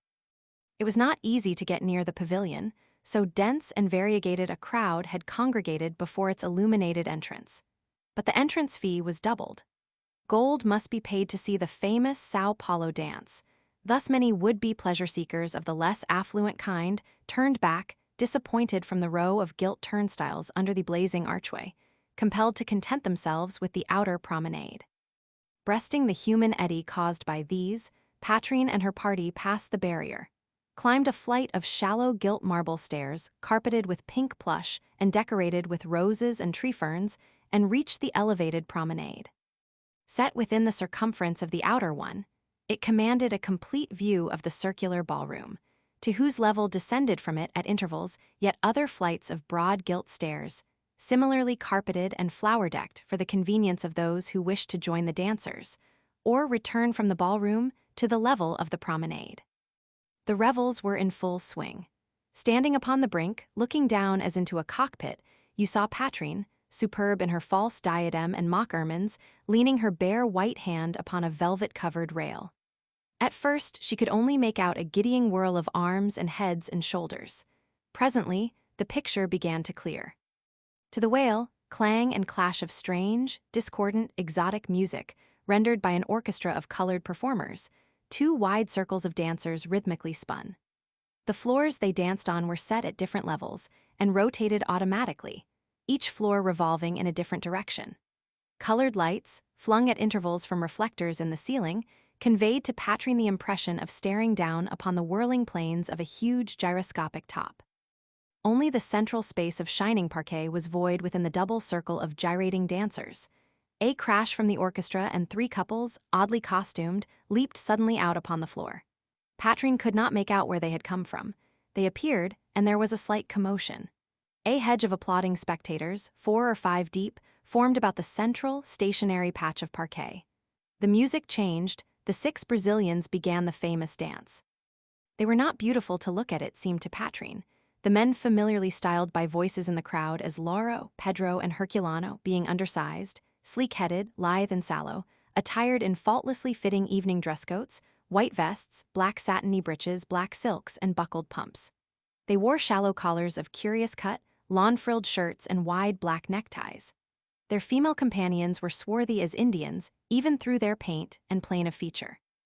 But their superb hair and eyes, the rounded grace of hip and waist and limb, the slenderness of throat and wrist and ankle, testified, like their tiny feet and high-arched insteps, to a strain of Spanish blood. La Rivadavia, Alexandrina, and Silvana, the eager spectators named them. They wore transparent sheaths and brief, oddly bouffant overskirts, like flounced muslin lampshades with a boldly suggestive forward tilt. They began the dance with some familiar tango figures. The poses, the approaches, the hesitations were well known to Patrine. Nothing very new, but the music made by those buck niggers. Bizarrement isn't the word for it. One expects to see gombos covered with serpent skin, trumpets of elephant tusk, skull rattles, and all the paraphernalia of obeah in the orchestra, instead of those huge, superb brass wind instruments, cymbals as big as tabletops and 10-foot silver trumpets, like poor de Souza S., raised in the States, but wasn't he a Brazilian by birth? It was the voice of Lady Beauvais, and von Hernung S. answered from behind Patrine.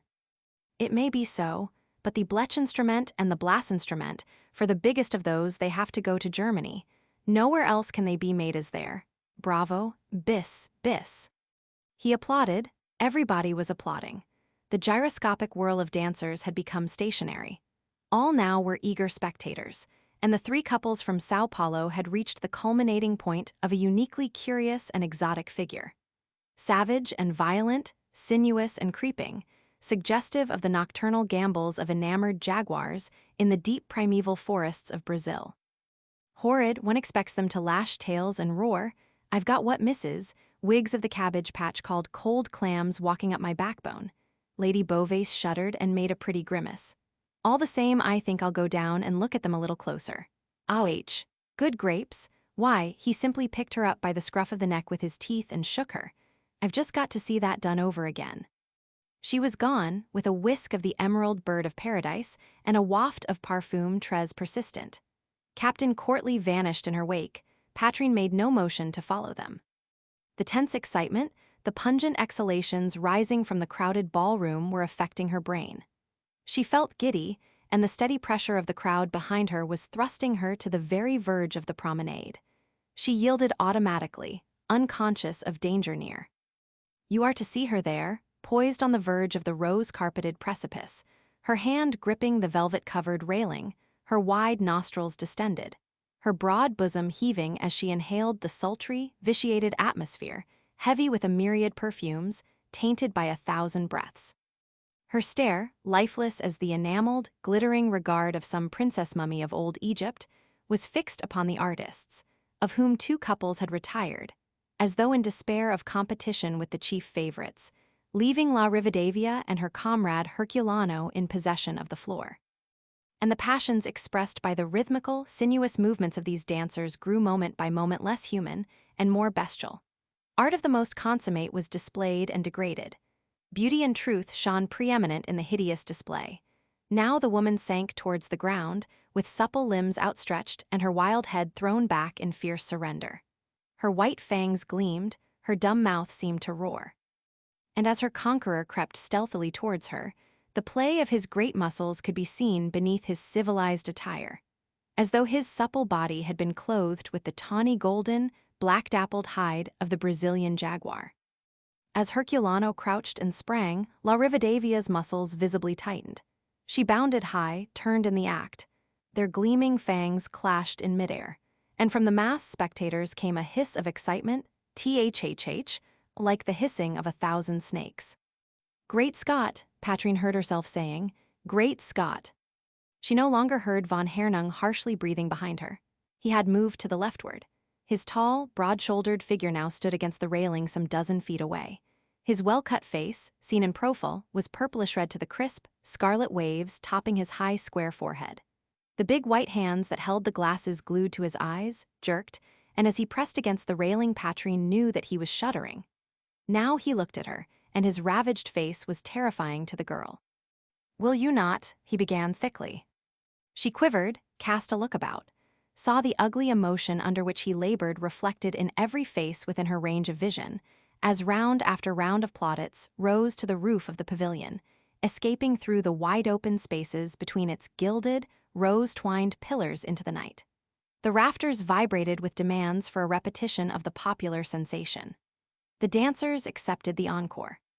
If von Hernung beckoned now, asking Patrine to go down with him amongst the acrid exhalations of that cockpit of variegated lights, thronged with excited men and strangely bedizened women, rent by devastating emotions, drunk with strange excitements, would Patrine say yes or no? Oof, but it was hot. How thick the air was with those illusion perfumes, and from whence was that cool breeze blowing that suddenly freshened the heavy air? Chapter 16 *. The Wind of Joy. Patrine drew back from the edge of the promenade. A stout, swarthy Frenchman, a southerner evidently, whose full brown face streamed with little rills of perspiration, stepped nimbly into her vacated place. His female companion instantly took his. The same movement was repeated. The packed bodies seemed to melt before her. In a few more steps she had merged from the crowd, upon the outer edge of the elevated promenade. There was another velvet railing there, and steps leading down to the promenade upon the ground level. Against the background of starlit sky and illuminated gardens stood the tall figure of a man. He was broad-shouldered and lightly built, the poise and balance of his figure admirable. But for the gleam of his living eyes in his tanned face, and the movements of his head as he turned it from side to side, evidently seeking somebody, he might have been a statue of Mercury cast in light-hued bronze. For he wore loose, waist-high leggings strapped at the ankles, and a belted gabardine of thin light brown material, while a cap with an upturned brim and ear flaps dangled from his sunburnt hand. And a uniformed official, all lacquered mustaches and gold-laced blue cloth, stood gesticulating a few paces from him, keen on defending from so unceremonious an intruder the integrity of the upper promenade. Monsieur cannot possibly descend into the ballroom. The costume of Monsieur is not appropriate. It offends against good taste. It outrages the proprieties. It is peu convenable even that Monsieur should be here. Patrine heard the protest, saw it driven home by swift expressive Gallic gestures, caught a gleam of mirth in the eyes of the oddly garbed intruder, and the quirk of a smile at the corners of his mouth. No doubt the suggestion of the proprieties in connection with the traditions of Mabel had evoked it. She liked his face. It was lean and hard and rather hatchety, with a brave outlook of clear light eyes under the marked eyebrows, thick and straight and silvery fair against his sunburnt skin. To her woman's eyes, fatigue was stamped upon it and anxiety, and a kind of rueful impatience, as he apologized for the necessity of the intrusion in fragmentary but excellently accentuated French. He came in search of a friend who was here and must be found. It was imperative. There is tomorrow, there is always tomorrow, the official stated with a wave. That's just the point. Tomorrow. The stranger's forehead was plowed with lines of anxiety. He spoke in English now, the well-bred, modern, clipped English of the public school and the university. No, you don't understand, for the official had vigorously disclaimed all knowledge of the strange, barbarous tongue in which the other addressed him. And I don't believe I'd ever make you, if I could only hammer into you what sort of a hat I'm in. He knitted his brows, pulled himself together for a crowning effort. Patrine spoke, not as a stranger yielding to a sudden, helpful impulse, but quite simply, with a little joyful catching of her breath. Could I explain for you, do you suppose? Thanks, you're awfully good. He turned to her eagerly, if with a certain embarrassment. If you would, there is a man here I have to get word to, and what French I have is simply technical. You hardly find it in modern dictionaries, the argot of the engine shop and the flying school.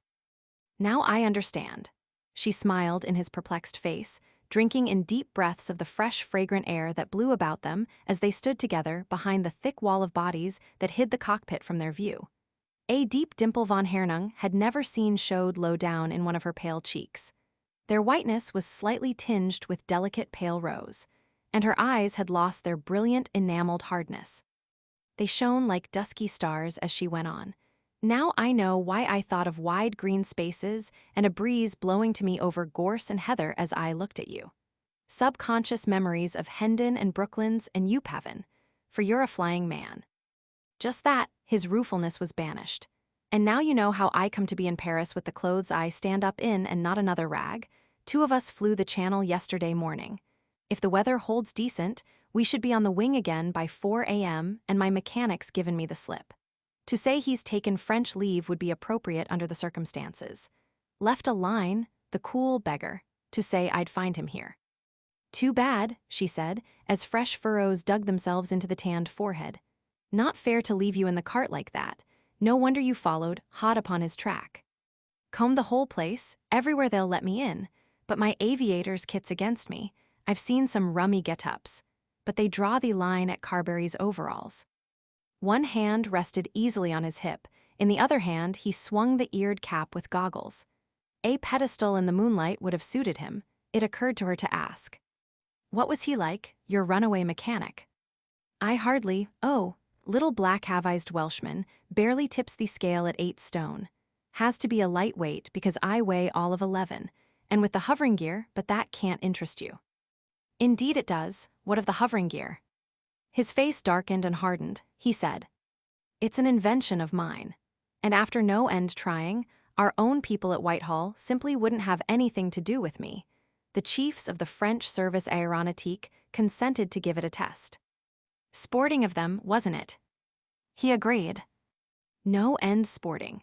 So I bucked the Tiger over the channel with Davis to find that an officer and mechanic of the SA were told off to try the hoverer over the selected area. For us to engineer the thing ourselves was l'etiquette militaire.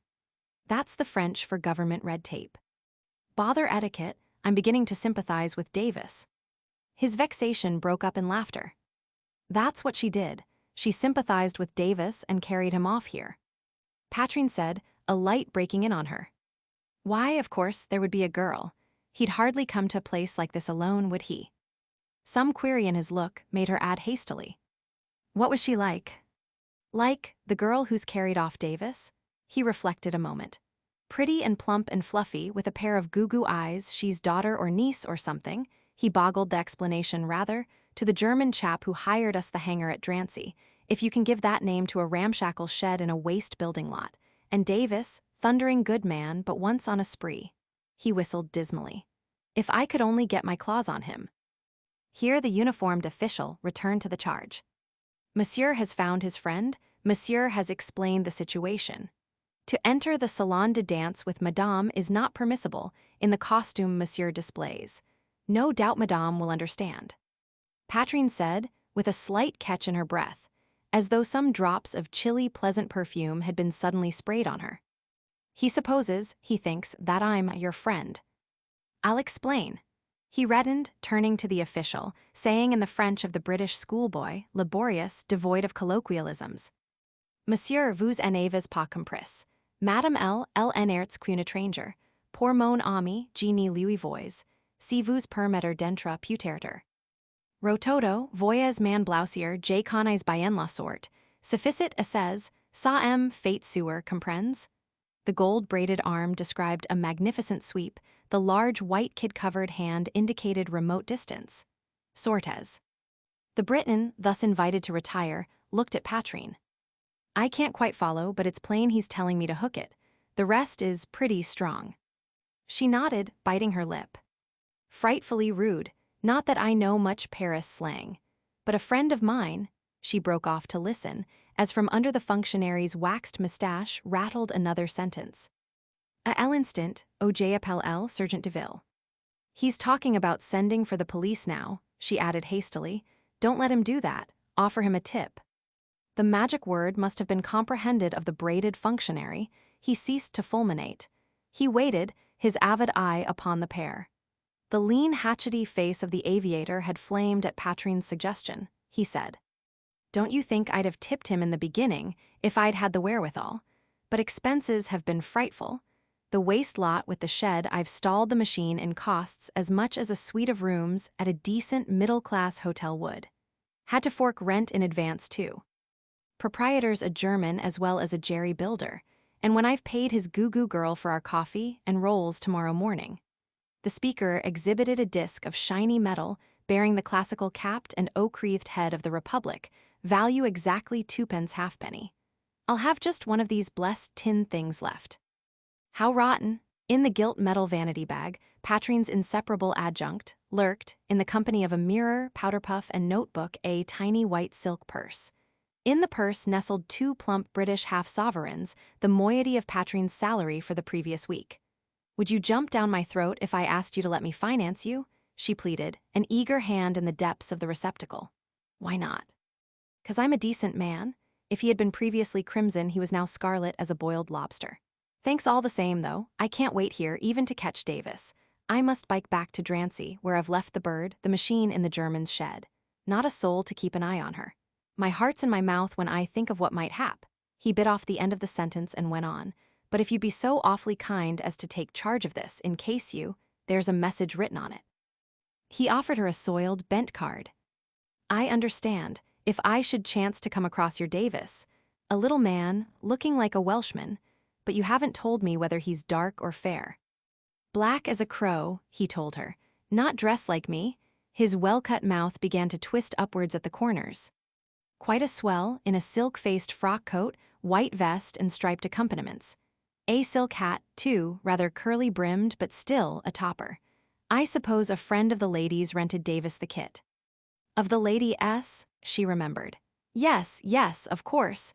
The German's appendage. Why, look, those two people who have just passed the turnstile at the other end of the promenade. If there's anything in description, here comes Davis with the goo-goo girl. By gum, you've nailed me the pair of them. As the aviator's long strides bore him down in the direction of the little sallow, black-havized mechanic in the capacious silk-faced frock coat, and his high-bosomed, florid, flaxen-haired enchantress, and before the moustached guardian of the promenade could renew his indignant protest, Patrine had dropped the little sovereign purse in his deep, rapacious hand. And at that instant the music ended with a crashing succession of barbaric chords. The Sao Paulo dance was done. Merci mille fois, madame. Patrine turned from the hirelings, thanks to see the high head and powerful square shoulders of von Hernung forging towards her, towering above the polyglot, variegated crowd. He hailed her with, "So you met a friend. Is that why I found myself deserted?" She answered coldly, "I did not desert you, and I did not meet a friend." His face, still suffused with a purplish flush, pouched and baggy about the eyes, told of the maelstrom of unhealthy excitement the dance of the jaguars in the jungle had set whirling in his brain. She guessed that he had taken advantage of their separation to descend into the ballroom, and that as one of the spectators in the front rank, he had reveled in the final thrill. He persisted. But what means it? I have lost you. I think you must have gone down into the ballroom after your friend. I follow, and you are not there. I come back to find you. Who was that dirty bounder I saw you talking to?" He wasn't a dirty bounder. His rudeness enraged her. He was a nice, clean, first-class, top-hole, plucky English boy. He sneered. "Boy, men of 40 are boys, in the mouths of you English ladies. You borrow the term from women of the street-walking class. Then I'll call him a man, the best kind of man going, English from the top of his nice head to the very tips of his toes. How can you tell if he was not a friend of yours? What do you know of him?" He fixed his eyes compellingly on hers. She answered, "Nothing but that he flew the channel yesterday, with Davis, to test his invention, and he has got to be on the wing for home at 4. So, he has told you all this, and you do not know his name, even, perhaps it is on that card you hold in your hand." She started, and the card fluttered from her twitching fingers to the carpet. "Allow me." Von Hernung stooped as though to retrieve the bit of pasteboard. "Curious, it has gone. It is not there," he said. "I think you have your foot on it." Her eyeballs ached, she felt weary and flat and stale. "Please lift up your foot and let me see if it is there," she urged, and grown suddenly obtuse, he lifted up the wrong foot. She was trying to explain that he had done so when they were rejoined by Courtly and Lady Beauvais. "Say, did you see she wore a headband with a rubber mouth-hold at the back of her neck, and waist fixings under her frillies so's Herculano could swing her around his head? My land, that man has jaw power to whip Teddy Roosevelt, and she's got vim enough for a nest of rattlesnakes. Used up, Pat? If you aren't, you look it." The speaker yawned prettily. "I'm about ready to be taken back to bye-bye, though it's only 2 o'clock." Von Hernung escorted the wearer of the green bird of paradise as they went through dark alleys and illuminated avenues back to the archway with the blazing crowns and stars. Courtly accepted the offer of a lift back to the hotel. The German declined, saying that he preferred to walk as the car was closed. "Pardon?" His voice had arrested Morris on the point of starting the Rolls-Royce. His handsome face had appeared in the frame of the car window. "Excuses, but this belongs to Miss Saxam." His cuff shone white in the semi-darkness. The great magpie pearl on his little finger gleamed maliciously as he dropped the missing card upon Patrine's lap and drew back, uncovered and smiling, as the car moved away. Later on, when she was safe in her room, she looked at the card and read upon it in plain black lettering. Plus, plus Alan Sherbrand, pilot minus instructor and builder of aeroplanes, Fanshaw's School of Flying. The Aerodrome, Collingwood Avenue, Hendon, NW+. Plus. Something was scrawled in violet pencil on the upper blank space. Being a girl with notions about squareness, Patrine would not at first read, remembering that it was his private message to Davis, whom chance had brought within his master's reach. But later still, or earlier, when, after a brief interval of silence, the traffic of Paris began to roll over the asphalt, principle yielded to impulse. She switched on the electric light above her pillow and read. "This Sarajevo business spells war. Must get back at once to Hendon. I trust to your honor not to fail me. You know what this means too. A.S." So the young Mercury in gabardine and overalls was a professional, a teacher, a pilot who helped men to qualify for the certificate given by the Royal Aero Club without breaking too many bones. She had seen the big painted sign in the Collingwood Avenue, Hendon, that advertised Fanshaw's flying school. "I trust to your honor," he had written to his mechanic. The word would have seemed big and awful and imposing, spelt like that, with a capital H, if the writer had been a gentleman. Disillusioned, she tore the card into little pieces and sank into a heavy sleep before the broad yellow sunshine of Monday outlined the pink velvet brocade curtains unhygienically drawn before the open windows. And she dreamed, not of the magic wind that had blown upon her that night, nor of the Mercury-like figure in the suit of Carberry's, but of the supple bodies that had bounded and whirled, and of the gleaming panther fangs that had clashed in midair. Then the dominant figure became that of von Hernung. Again the red mouth under the tight-rolled red mustache alternately flattered, insulted, and cajoled. Again she felt that violation of her virgin flesh, its moist, hot touch upon her naked shoulder. Its kiss bit and stung. She awakened late from those poisoned dreams to a riotous blaze of color and a breath of musky fragrance. On the coffee stand beside her bed lay a great sheaf of long-stalked roses, deep orange-hearted, with outer petals of ruddy flame. She plunged her face deep into the flowers. The corner of a large square envelope thrust from amongst them, she caught it between her teeth and pulled it out. It was from von Hernung, written on paper, bearing the device of the Société Aéronautique Internationale in the Faubourg Saint-Honoré. It was brief enough. "That I offended yesterday, Isis will pardon. The address I promised is Atelier Weiber, 0, Rue de la Paix. The good Weiber demands no fee for making beauty yet more beautiful. All has been arranged. Devotedly, TVH." Chapter 17 ** Introduces an old friend. Saxam, M.D., FRCS, MVO, consulting surgeon to St. Stephen's and the Hospital of St. Stanislaus and St. Teresa, sat busily writing at the big leather-topped table in the consulting room that, with the well-stocked library adjoining, occupied the rearward ground floor of the Harley Street corner house. The hands of the table clock pointed to 11 a.m. Since 9 the doctor had sat at the receipt of patients. The crowd in the waiting room had melted down to half a dozen souls. 14 years had gone by since Saxam, late temporary captain, RAMC, attached headquarters staff H.I.M. Forces, Gelderstorp, had taken over the lease and bought his practice from the fashionable physician who had been ruined by the war slump in South African mining stocks. The broken speculator's successor had struck pay reef from the outset. Society had taken Saxam up and could not afford to drop him again. He was harsh and unconciliatory in manner, a perfect bear, according to society, but quite too frightfully clever, and as yet no speedier rival had outrun him in the race. Now as the July sunshine, its fierceness tempered by the short curtains of pale yellow silk that screened the wide-open windows, came streaming in over the fragrant heads of a row of pot-grown rose trees. Ranged on the white enameled window seat, it shone upon a man to whom both time and fortune had been kind.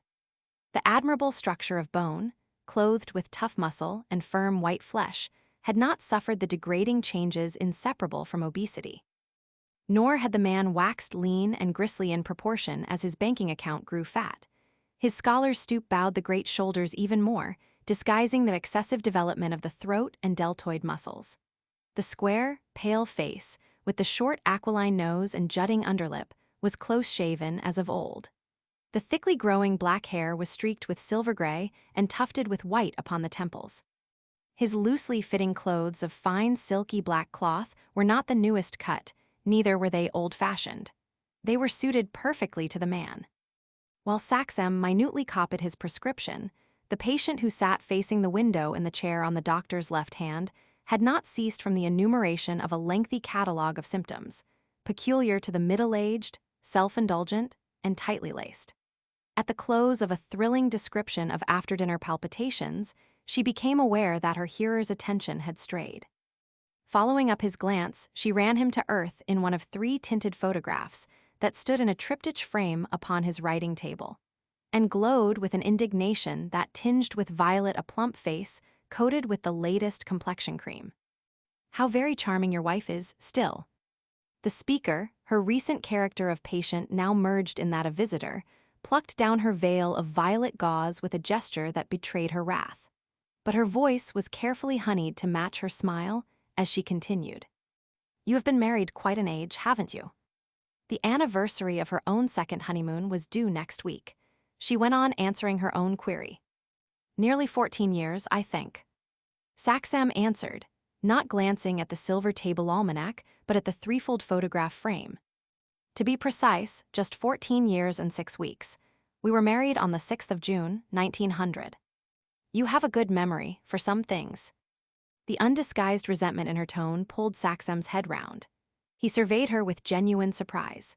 She bit her lips and tossed her head, waggling her tall feather, jingling her strings of turquoise and amber, coral and onyx, kunzite and olivine, big blocks of which semi-precious stones were being worn just then, strung on the thinnest of gold chains. Each movement evoked a whiff of perfume from the scanty folds of her bizarre attire. Her frankly double chin quivered, and her redundant bosom, already liberally displayed through its transparent covering of embroidered chiffon, threatened to burst its confining bands of baby ribbon, as the doctor said. "Is it not natural that I should have a particularly clear recollection of the greatest day of all my life, save one? You're quite too killing, Owen." She laughed tunelessly, clanking her precious pebbles. "Of course, we all know you're fearfully swanky about your wife's beauty. I saw her yesterday at Lord's, sitting under the awning on the sunny side, with the Duchess of Broads and Lady Castleclare. Your boy was with them, jumping out of his skin over Nauman's bowling for Oxford. Really marvelous. Your poor dear Cambridge hadn't a chance, tremendously like you he grows, I mean Bon. Really, your very image." "I should prefer," said Saxem stiffly, "that my son resembled his mother." "Ha ha ha, how quite too romantic." She threw back her head, its henna-dyed hair plastered closely about it and fastened with buckles of jade, set with knobs of turquoise. A kind of stovepipe of enamel green velvet crowning her was trimmed with a band of miniature silk roses in addition to the towering violet plume. The plume, carefully disheveled so as to convey the impression of a recent wedding, threatened the electric globe lamp springing from a standard near. Her crossed legs liberally revealed her stockings of white silk openwork, patterned with extra-sized dragonflies in black chenille, and her laugh rattled about Saxem's vexed ears like Harlequin's painted bladder, full of little pebbles or dried peas. "In love with your wife, and after 14 years and 6 weeks. Her fleshy shoulders shook, and her opulent bosom heaved stormily. She passed a little filmy, perfumed handkerchief under her violet gauze veil and delicately dabbed the corners of her eyes. "You remind me of my poor David. I was always the one woman on earth in his opinion. To the last, he was jealous of the slightest reference to you. To me, why should he have been?" Mildred, for this was Saxem's faithless bride-elect of more than 20 years previously, swallowed her wrath with an effort, and went on with the mulish obstinacy of her type. Perhaps it was absurd, but men in love are unreasonable creatures, and David was perfectly mad where I was concerned. He worshipped me to the point of idolatry. He never could quite believe that I did not regret my choice, that my heart did not sometimes escape from his keeping in dreams and become yours again, Owen. He never really cared for Patrine because she has a look of you? Absurd, considering that she was born 2 years after you disappeared into South Africa. Though of course I could not truthfully say that I did not think of you a great deal. It seemed to the silent man who heard that Mildred offended against decency. His soul loathed her. She went on. Her brother, my darling boy who died, was the very image of David. Her tone was even womanly and tender in speaking of the dead boy. But Patrine, a year younger, Patrine is really wonderfully like you, with her commanding figure and almost Egyptian profile, those long eyes under straight eyebrows, and all those masses of dead black hair. As Saxem writhed under the category, she gave out her irritating laugh again. Ah, I forgot. When Patrine was in Paris with Lady Beauvais for the big week, Lady Beau took her to the Atelier Weiber, the famous hairdresser's establishment at 0, Rue de la Paix, where they specialize in chevelures d'estaintes modern, all the newest effects displayed by stylish mannequins. And really the change is astonishing. Her sister Irma and I hardly knew Patrine when she came to see us at Kensington, looking superb, with hair, one might almost call it terracotta colored, showing up her creamy white skin. Do you tell me that Patrine has bleached her splendid hair and stained it with one of those vile dyes that are based on aniline, or Egyptian henna at the best? Mildred retorted acidly. It was a very expensive process. 500 francs, but I understand that Lady Beauvais was so good as to insist on paying Weiber's charges herself. Saxem answered brusquely, I would have given 10 times the money to know my niece's hair unspoiled. Whoever paid, the process will prove an expensive one to Patrine when she finds herself excruciated by headaches, or when the color changes, as it will by and by. Mildred shrugged. She can have it redipped, surely, or let it return to its original black. There are many chemical arguments against human hair so altered returning to its original color, came from Saxem grimly. As these women who have made coiffures of orange, pink, crimson, blue, and green fashionable had previously found to their cost. Do you not realize that from mishaps of this kind resulted the chromatically tinted heads one sees at public functions? Bizarre and strange in the electric lights, hideous in the sun. Ha ha ha, Mildred's laugh rattled about the doctor's ears like a shower of walnuts. I shall certainly bring Patrine to call upon you, if her hair happens to turn peacock green or pinky crimson. I would not miss seeing your face for all the world.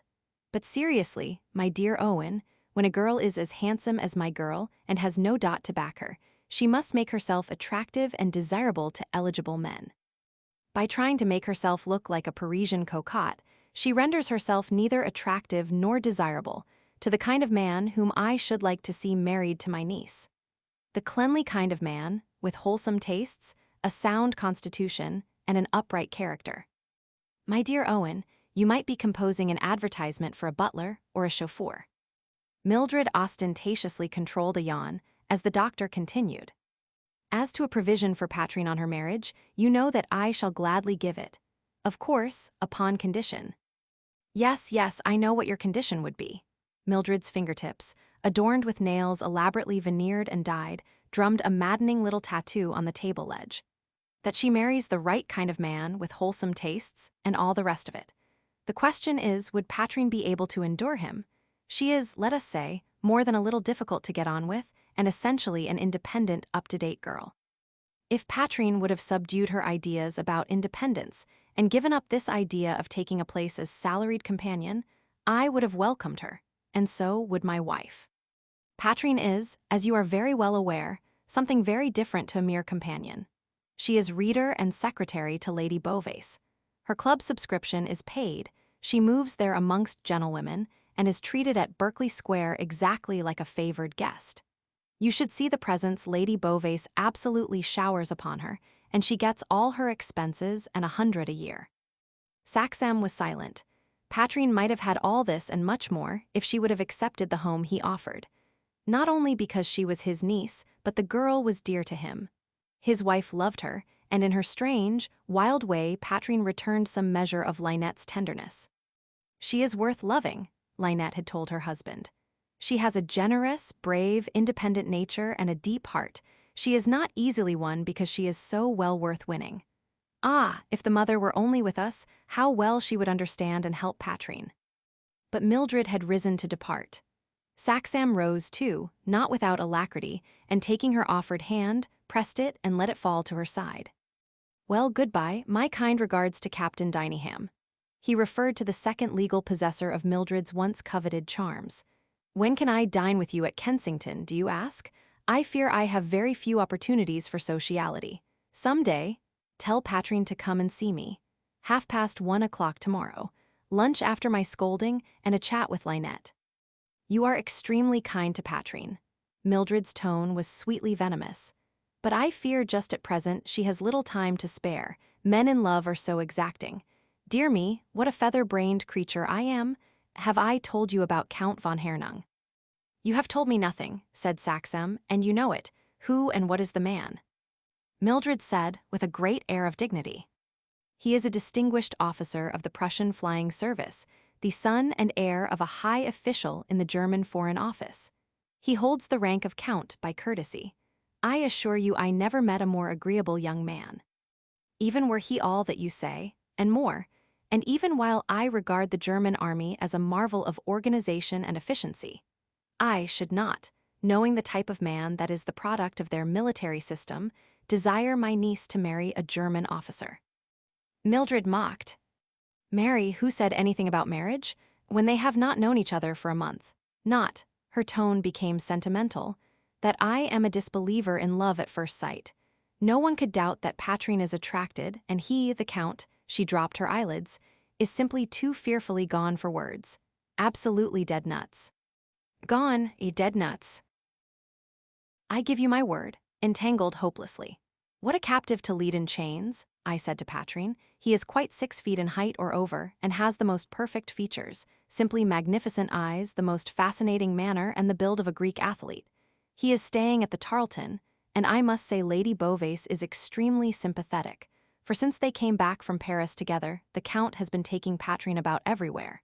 She can hardly have had a glimpse of my gay girl. Dinners, theaters, the opera, and heaven knows what else they have crowded into the week. The smiling speaker shrugged her ample shoulders. To say nothing of cabaret suppers and dances, he even promises to take her to the famous Upas Club. Wonderful, by all accounts. They say the French Regency came nowhere near it. Dancing in the Hall of the 100 Pillars, a simply wonderful 3 a.m. supper, and champagne of the most expensive brands, served up in gold-mounted crystal jugs. Can it be possible? Broke from Saxam. Are you mad that you countenance this German in taking Patrine to such an infamous place? Infamous? Really, Owen, your notions are too old-fashioned for anything. Her laughter broke out, and her chains and bangles jingled in accompaniment. Do, she urged, come out of your shell, dine with us on Thursday. We have a box for the Minister's Theatre. We'll go on, you and I, George and Irma, from there to the cabaret supper at the Rockery. We can't afford the Upas. The subscription is too fearfully prohibitive. But the entertainment at the Rockery is really chic. The dancing is as good, everyone says, as they have it at Maxim's. Do come, of course, you can trust us not to blab to your wife. Mercy, how severe you look. Her tone changed, became wheedling, her made-up eyes languished tenderly. Odd how we poor, silly women prefer the men who bully us.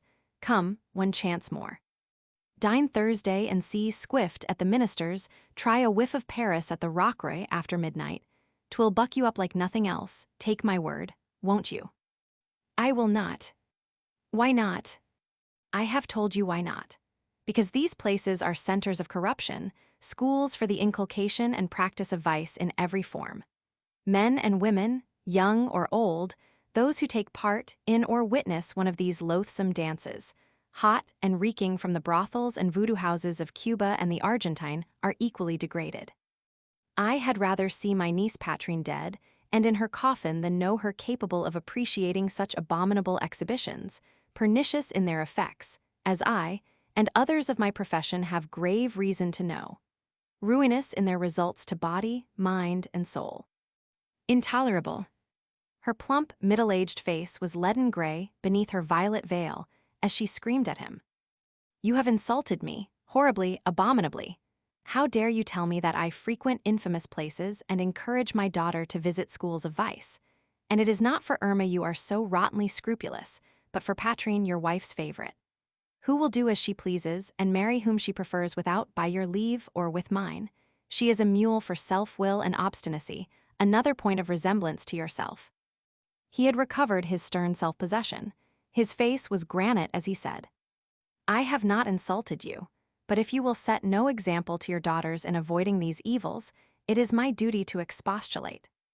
She reared like an angry cobra, then spat her jet of scalding venom.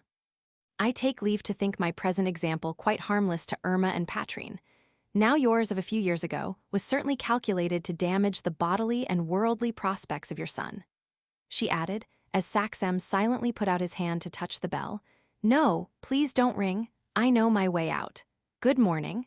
Pray remember me to Bon and your wife." Chapter 18 asterisk. Saxem pays. Thus, having shot her bolt, Mildred departed. The doctor, standing in the open doorway, watched the gaily accoutred, middle-aged figure in the peg-top skirt and bouffante tunic of green taffeta patterned with a violet grapevine, moving down the white-paneled corridor. Saxem watched her out of sight before he shut the door and went back to his chair. There he sat thinking. No one would disturb the doctor until he touched his electric bell. Ah, if the truth were told, not all of us find solace in the thought that in the niches of heaven are safely stored our ancient idols. To Owen Saxem it was gall and verges to remember that for love of this woman, weak, vain, silly, spiteful, he, the man of intellect and knowledge, had gone down, quick, to the very verge of hell. Mildred was just 18 when he had wooed and won her. She had been slight and willowy and pale, with round, surprised brown eyes, an indeterminate nose, and a little mouth of the rosebud kind. Her neck had been long and swan-like, her waist long and slim, her hands and feet long and narrow. He had desired her with all the indiscriminating passion of early manhood. He had planned to pass his life by her side. He had hoped that she might bear him children. He had wrought in a frenzy of intellectual and physical endeavor to take rank in his chosen profession. That success might make life sweeter for Mildred, his wife. She had seemed to love him, and he had been happy in that seeming. Then the shadow of a tragic error had fallen blackly across his path. From the omission to copy in his memorandum book, a prescription made up by himself in a sudden emergency had sprung the branding suspicion that culminated in the Old Bailey criminal case of the Crown v. Saxem. His acquittal restored to him freedom of movement. He left the court without a stain on his professional reputation, but socially and financially a ruined man. Friends and patients fell away from Saxem, acquaintances dropped him. Mildred, his Mildred, was one of the rats that scurried from the sinking ship. She had thrown him over and married David, his brother. Her betrayal had been the wreath of nightshade crowning Saxem's cup of woe. Those vertical lines graven on his broad white forehead, those others that descended from the outer angles of the deep-cut nostrils to the corners of that stern mouth of his, and yet those others at the angles of the lower jaw, were chiefly Mildred's handiwork. They told of past excess, a desperate effort to drown memory and hasten longed-for death on the part of a man who had quarreled with his God. The demons of pride and self-will, defiance and scorn had been cast out. An ordeal such as few men are called upon to endure had purified, cleansed, and regenerated the drunkard. Friendship had taken the desperate man by the hand, plucked his feet from the morass, led him into the light, and set his feet once more on firm ground. His profession was his again to follow. Love, real love, had come to him and folded her rose-white wings beside his hearth. Years of pure domestic happiness, of successful work had passed, and now, the July sunshine had no warmth in it, though it streamed in through the open window over the tops of the Patroses. The doctor's head was bowed upon his hands. His great shoulders shook as though he strove with a mortal rigor. The wood of the table where his elbows leaned, the boards beneath the thick carpet on which his feet rested, creaked as the long shutters convulsed him at intervals.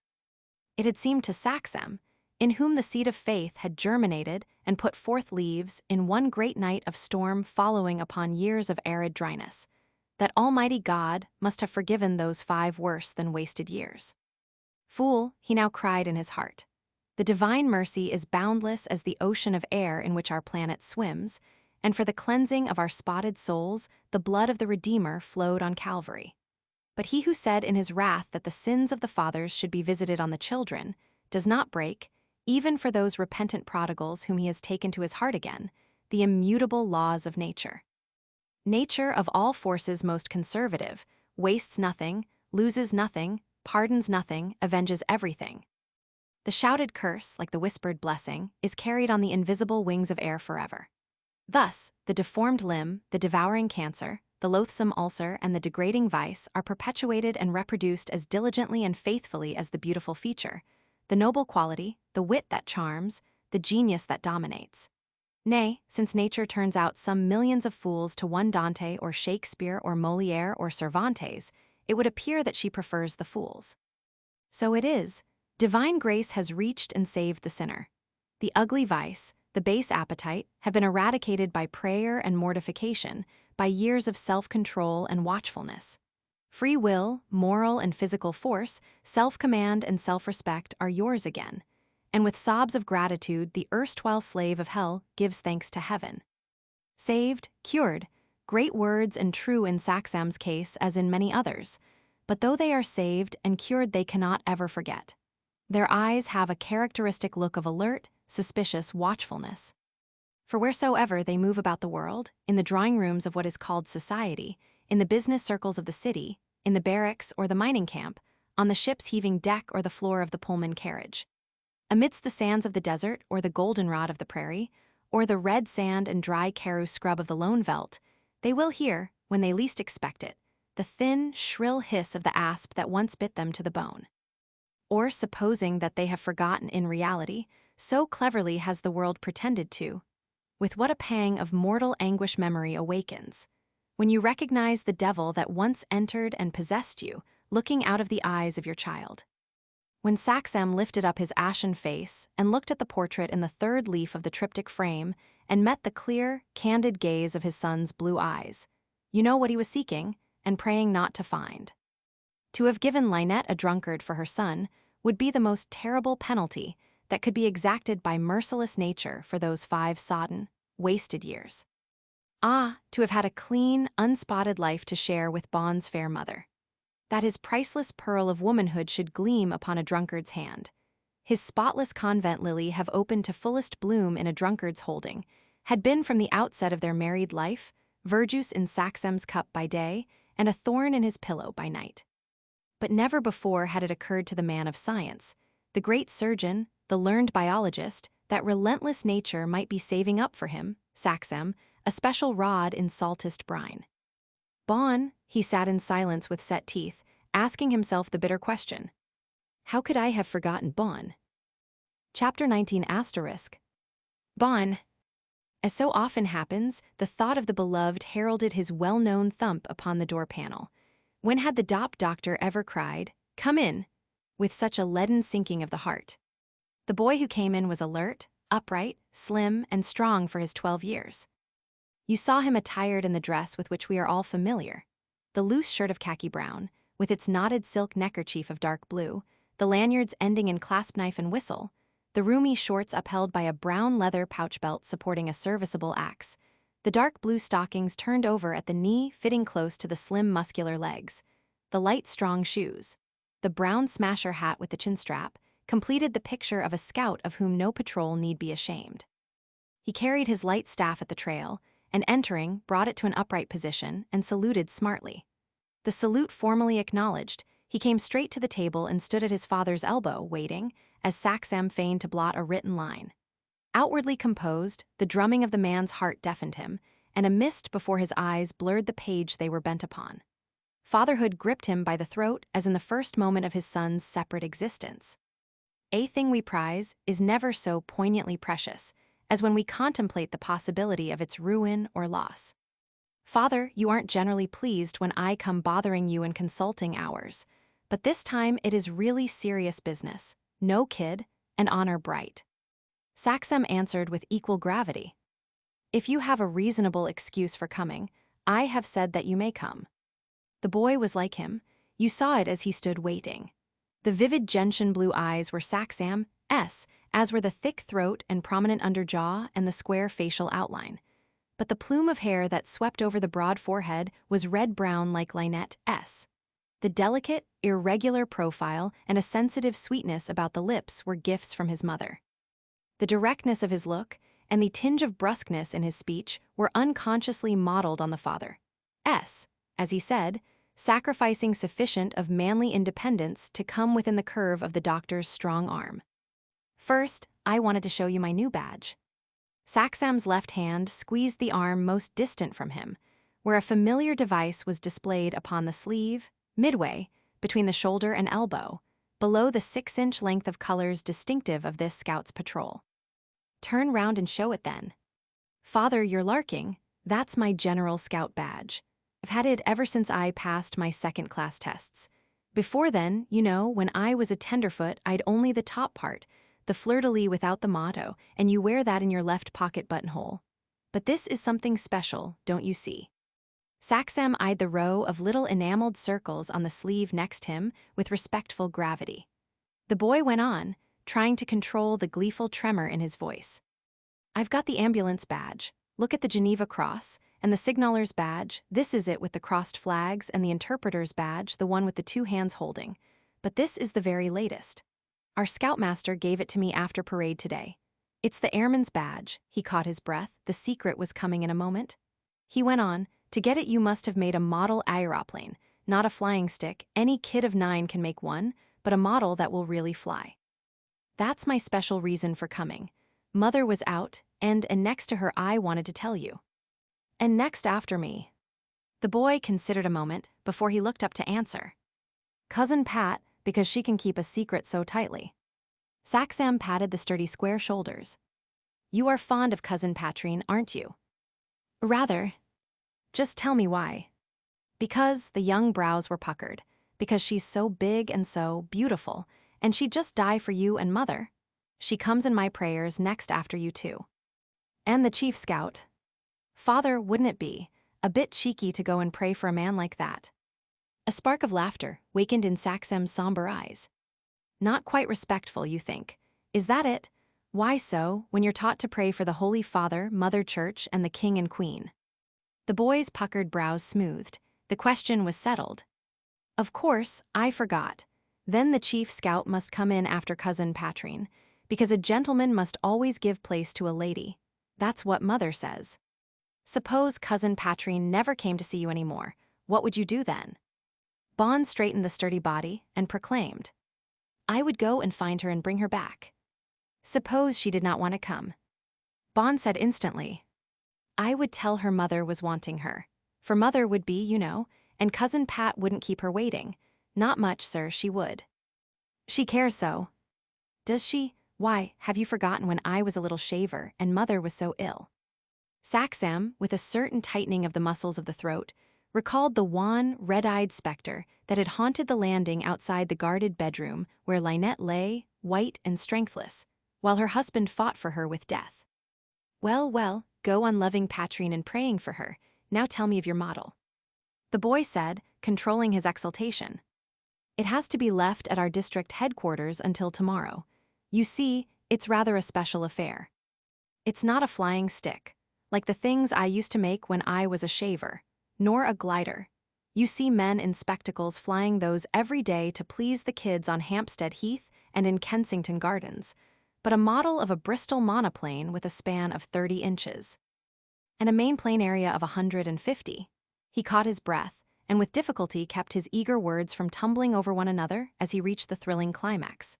And I built up her fuselage with cardboard and sticking plaster, out of the first aid case you gave me to carry in my belt pouch, and cut the propeller out of a tin toy engine I've had ever since I was a kid, and made the planes of big sheets of stiff foolscap strengthened with thin strips of glued wood, and her spars. Sir, the upright ones are quills, and her stays and struts I made of copper wire, and she's weighted with lead ribbon like what you wrap about the gut when you're bottom fishing for tench or barbel. And her motor power is 18 inches of square elastic twisted, and father. He broke into a war dance of ecstasy unrestrained. When Roddy Wrench and me went on a secret expedition to Primrose Hill to test her, she flew, sir. First go off, by George. Really flew, you are certain. Upon my life, sir, and that's my honor. Scout's honor and life are the same thing, that's what the oath rubs into us. He squared his shoulders and lowered his voice as a boy speaking of high matters that must be dealt with reverently. I think it's ripping. I can say it. Would you like me to? Saxam nodded without speaking, because of that choking something sticking in his throat. That something Lear called the mother. And dammed away behind his eyes were scalding tears that only men may shed, as the young voice said. On my honor, I promise that I will do my best to be loyal to God and the king. On my honor, I promise that I will do my best to help other people at all times. On my honor, I promise that I will do my best to obey the scout law. You see, the boyish arm was on Saxem's shoulder now, the ruddy fair cheek pressed against the pale, close-shaven face. You see, father, when a scout says, on my honor, it's just as if he swore on the crucifix. Saxem said, crushing down the fierce emotion that had almost mastered him. It is just the same, for the man who breaks a promise will never keep an oath. I have a friend of whom I have told you. I think he would like to hear about your model aeroplane. May I tell him, or would you prefer to tell him yourself? Bond's fair face glowed. He gasped in ecstasy. Father, you mean Mr. Sherbrand, your flying man who's in the hospital. My flying man, but he is well again and back at work at Hendon. There was not much the matter with him, a slight obstruction in one of the nasal passages that prevented him from breathing with his mouth shut as he should. Now he has asked me, this afternoon if I am at leisure, to bring my little son to the aerodrome and see him make a flight. And go up in his aeroplane with him. Father, say yes, do please do. As the little figure bobbed up and down beside him in joyous excitement, Saxem answered, not without an inward tug. If your mother says, yes, I shall not say no. Now off with you, my son. The boy saluted and went. Even his bright obedience wrung his father's heart. The man looked haggard and old. He hid his careworn face in his hands for a minute. His lips were still moving when he looked up and made the sign so well known to many of us upon his forehead and breast. Prayer, that most powerful of all therapeutic agents, so often prescribed by Saxem for his patients, was his own tonic and sedative in moments of bodily exhaustion and mental overstrain.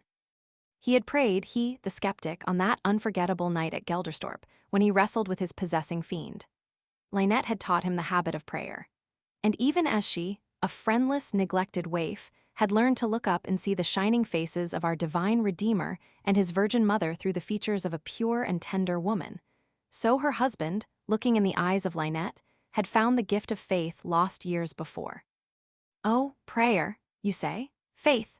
And I see you shrug and sneer a little, you who are intellectual and highly educated, and have ceased to believe in what you term the Hebraic myth or the Christian legend, since you learned to point out the weak places in the first book of Genesis, and sneer at the discrepancies between the statements of the gospel narrators, though you will hear such testimonies sworn to in good faith, wherever witnesses are examined in a court of law.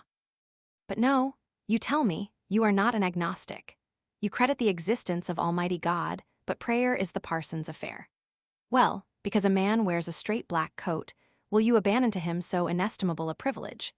Is it not a marvelous thing that you or I should lift up our earth-made, earth-begrimed hands, and that he who set this tiny planet to spin out its eons of cycles amidst the innumerable millions of systems wheeling through his universe should stoop to hear the words we utter?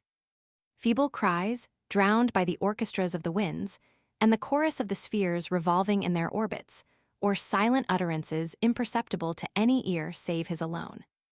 Chapter 20 *. The modern Hippocrates. Patients rapidly succeeded one another in the chair that faced the window. There were confirmed invalids who were really healthy men and women, and certain others who came in smilingly to talk about the weather and the newest Russian opera, who bore upon their faces the unmistakable stamp of mortal disease. The wife or the husband, the father or the mother had worried for nothing. Would the doctor prescribe a little tonic to buck them, or the surgeon alleviate a little trouble of the local kind? Really nothing, but death's knock at the door. And there were cases, open or unacknowledged, of the liquor habit and the drug mania.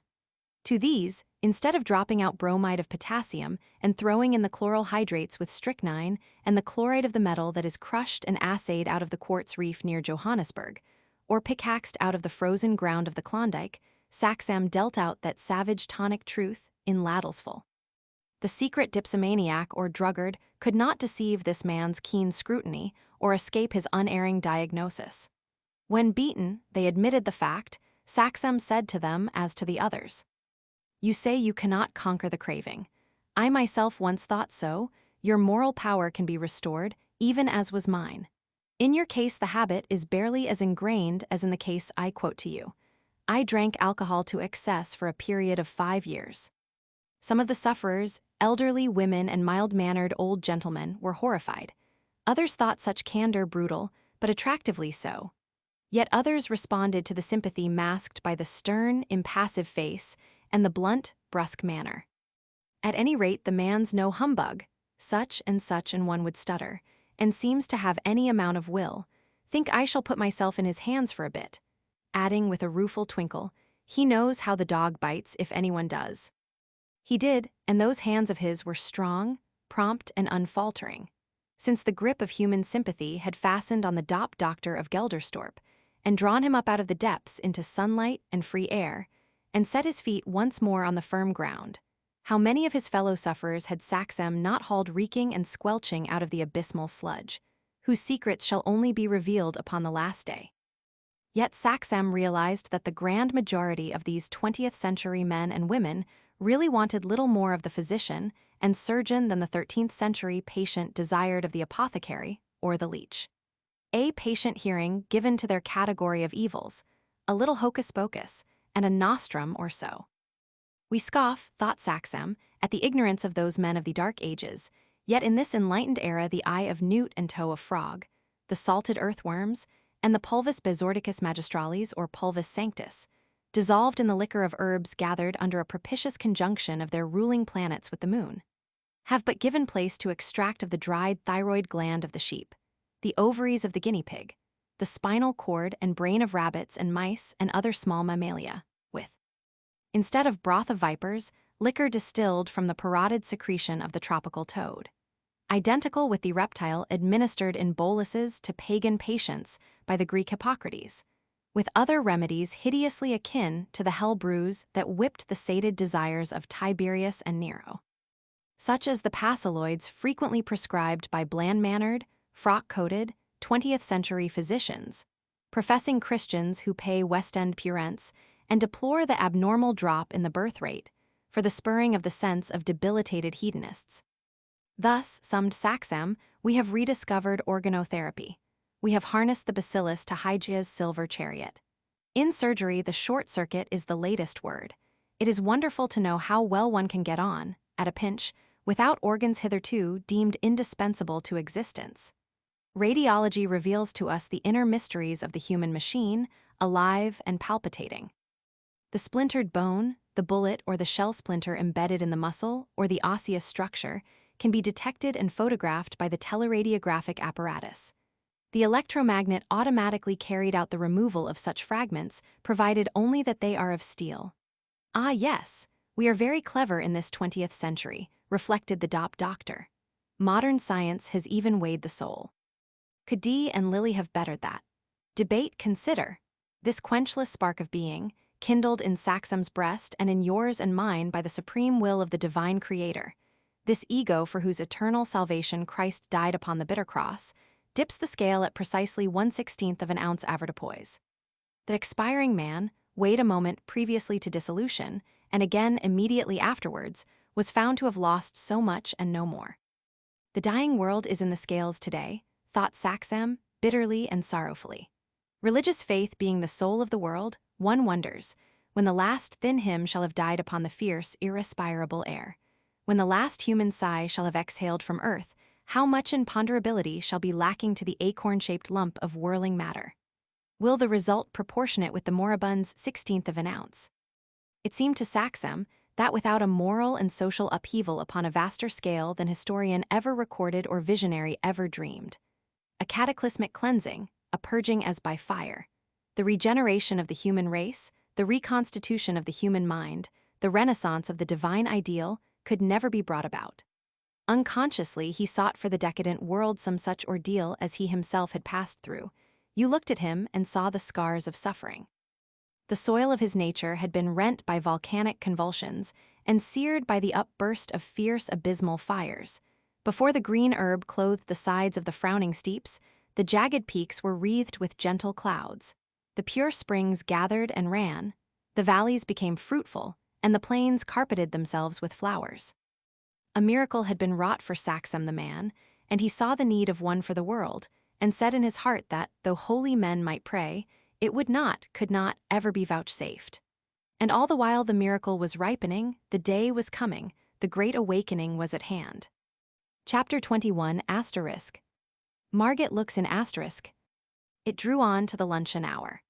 The last patient, a very young, very little, very pretty married woman, was summoned by the neat maid from the waiting room, in a remote corner of which a husband of military type and ordinarily cheerful countenance remained, maintaining with obvious effort a fictitious interest in the pages of a remote issue of Punch.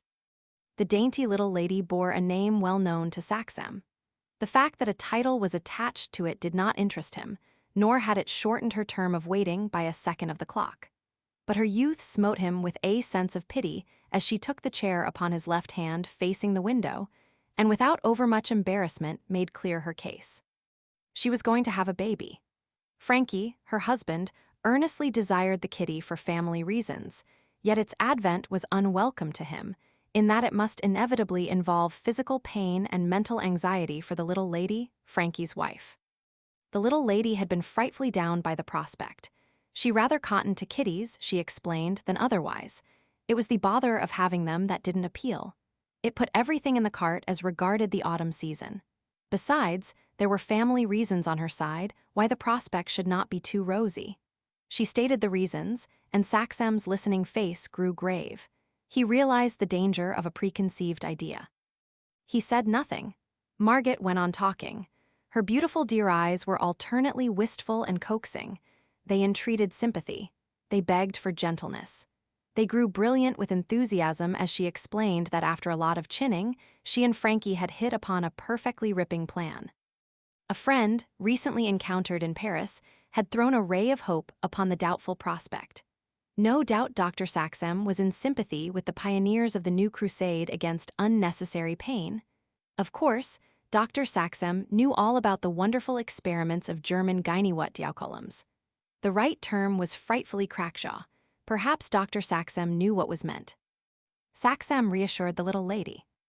You refer, of course, to the experiments of Professors von Wolfenbüttel of Vienna and Cross of the Berlin Frauenklinik, resulting in the method of treatment now known throughout the continent as purple dreams. Wolfenbüttel and Cross have published a pamphlet on the subject. Perhaps you have read the pamphlet.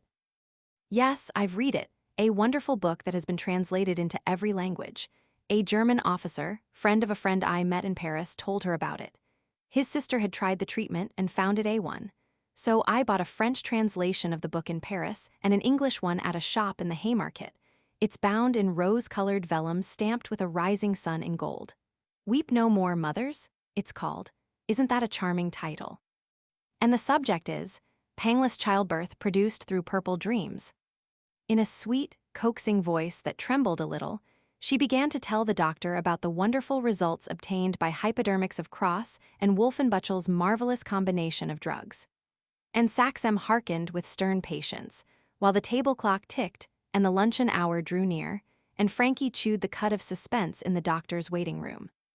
Thousands of peasant women and others of the lower middle class in Germany had become mothers under the Purple Dreams treatment. Maternity hospitals in Paris, Brussels, and New York had adopted the method after controversy and hesitation. It had triumphed over every doubt. An American woman whose brother's wife had had a Purple Dreams baby at the Berlin Institute had told the little narrator only yesterday how quite too wonderful was the discovery of the enlightened Cross and the gifted Wolfenbüttel. Everything was made easy. When your ordeal drew near, you simply went to the place and signed your name in a book and put yourself in the hands of skilled persons. You felt no pain, not a twinge. Only the prick and throb of the hypodermic needle syringe, and most people were used to the peak nowadays, administering the first subcutaneous injections of the wonderful new drug. Under its mild sedative influence, you dozed off to sleep presently. And when you woke up, there was the baby, beautifully dressed, and lying on a lace pillow in the arms of a smartly dressed, fresh-cheeked nurse. This had been the experience of the sister of the German officer, as of the wife of the brother of the American lady. The same thing happening to thousands everywhere. The philanthropic Wolfenbüttel and the benevolent Cross had made of the stony Via Dolorosa by which womanhood attains maternity, a path of soft green turf bordered with fragrant lilies and bestrewn with the perfumed petals of the rose. She ended, Saxem had kept his keen blue eyes steadily upon her during the eloquent recital. Not a hair of his black brows had twitched, not a muscle of his pale face had moved, betraying his urgent inclination to smile. His fine hand, lying upon the blotter near the small black casebook, might have been carved out of ancient Spanish ivory or yellow-white lava. Now he said, "There is nothing new nor marvelous about the dreams method. It is persistent narcosis obtained from the subcutaneous injections of morphine with the hydrobromide of hyoscine, another alkaloid obtained from henbane. I have visited not only the institute at Berlin, but the Rotberg Frauenklinik, and an establishment of the same type in Paris, and another in Brussels. It is a fact that when a patient awakens from the anesthesia, there is no recollection of anything that has taken place subsequently to the injection of the drug. There has been no pain, absolutely none whatever." She spoke with a little joyful catch in her breath. "Pardon me," said Saxem. "You labor under a delusion which the rose-colored pamphlet was not written to dispel. There must have been pain if there has been childbirth. Perhaps there has been overwhelming pain. Pain manifested by outcries and convulsions, violent struggles, subdued by the attendants and nurses, for the friends and relatives of the patient are rigidly excluded. The patient enters and leaves the home alone. 2 or 3 days may have vanished in that vacuum which has been created in her memory. Days in which she has been lying, it may be, strapped to the bed in the private ward of the nursing home, her purple, congested face and staring eyes concealed by a mask of wetted linen. Her agonies only witnessed by paid attendants whose interests are best served by denial or concealment, supposing anything to have gone wrong." The relentless surgeon's hand had torn away the painted curtain. Margot contemplated the grim truth in silence for a moment. Then she found words. "But nothing ever does go wrong. The pink pamphlet says so. My American friend's sister-in-law says so. Thousands of women have had children under scopolo. What's its name? And none of them felt pain, not the slightest. And in every case, there was the baby when they woke up." The sweet bird voice quivered. She had entered the room so full of hope and enthusiasm, and this man with the piercing eyes and the brusque, direct manner was putting things before her in a way that dashed and damped. Hear him now. "Yes, there is generally a baby. When it is necessary, there should be one. Though the patients who are treated in the free wards of German and Austrian clinics may not always be scrupulous upon this point. Still, if the treatment can be carried out without undue peril for the mother, and I do not allow this for a single moment, have you not considered the risk for the child?" Margot had pulled off one long glove.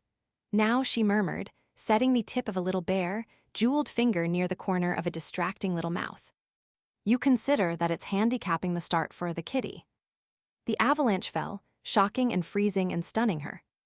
"Ask yourself, Lady Norwater, and do not forget to ask your husband, will a healthy or a degenerate type of man or woman be eventually reared from an infant in whom the springs of life have been deliberately poisoned with henbane and morphia before its entrance into the world?" She gasped. "Then it's all UP." She was slangy even in her tragic misery. She sought in her gold vanity bag and produced the envelope that held the check, but Saxem waved it away. "Pray put that back. Neither from rich nor poor do I accept unearned money. You have not really consulted me. You have asked my opinion upon a course of treatment. And I have given it for what it is worth. You will go home and tell your husband that I have talked tosh and consult another physician." "No, I woe," she said it bravely. "I want you to prescribe." "If I prescribe," Saxem told her, "you shall certainly fee me, but you do not need treatment." His eyes smiled, though his mouth did not relax its grimness, as he added, "You strike me as being in excellent health." She owned to feeling top hole, first class, and simply awfully beany, though, and her dimple faded as she owned it, the thought of what must happen in November took the gilt off the gingerbread. "Do not think of what is going to happen in November," Saxem advised her, "or teach yourself to think of it in the right way." The sense of her childishness and inexperience went home to the sensitive quick beneath the man's hard exterior, as she said to him with an unconsciously appealing accent, "But how am I to find out what is the right way?" He had gained upon her confidence. The admission proved it. With infinite tact, he began to win yet another woman to drain out her chalice of motherhood, untinctured with the druggist's nepenthe, to gain for the race yet another babe unmarred before its birth. For this end, no labor was too great for Saxam. A crank you may call him, but that cranks of this type are the leaven of the world, you know. It is typical of the human butterfly Saxam dealt with that his clothes pleased Margot. She liked their characteristic mingling of elegance with simplicity. Some fashionable doctors got themselves up like elderly bloods, others affected garments dating from the year one. There was neither perfume upon Saxam's handkerchief nor flue upon his coat sleeve. His shirt of soft white cashmere, his slightly starched linen cuffs and narrow double collar were fastened with plain buttons of mother-o' pearl. The black silk necktie was blameless of pin or ring. The handsome gold chronometer he carried because it had been presented to him by the staff and patients of Saint Teresa and Saint Stanislaus. The chain attached to it, rather worn and shabby now, was of woven red-brown hair. The hair of his wife. A creamy pale Nefido's rose stood where her hands had placed it near his writing pad, in a tall, slender beaker of green and gold Venetian glass. His eyes drank at the beauty of the lovely scarce unfolded blossom.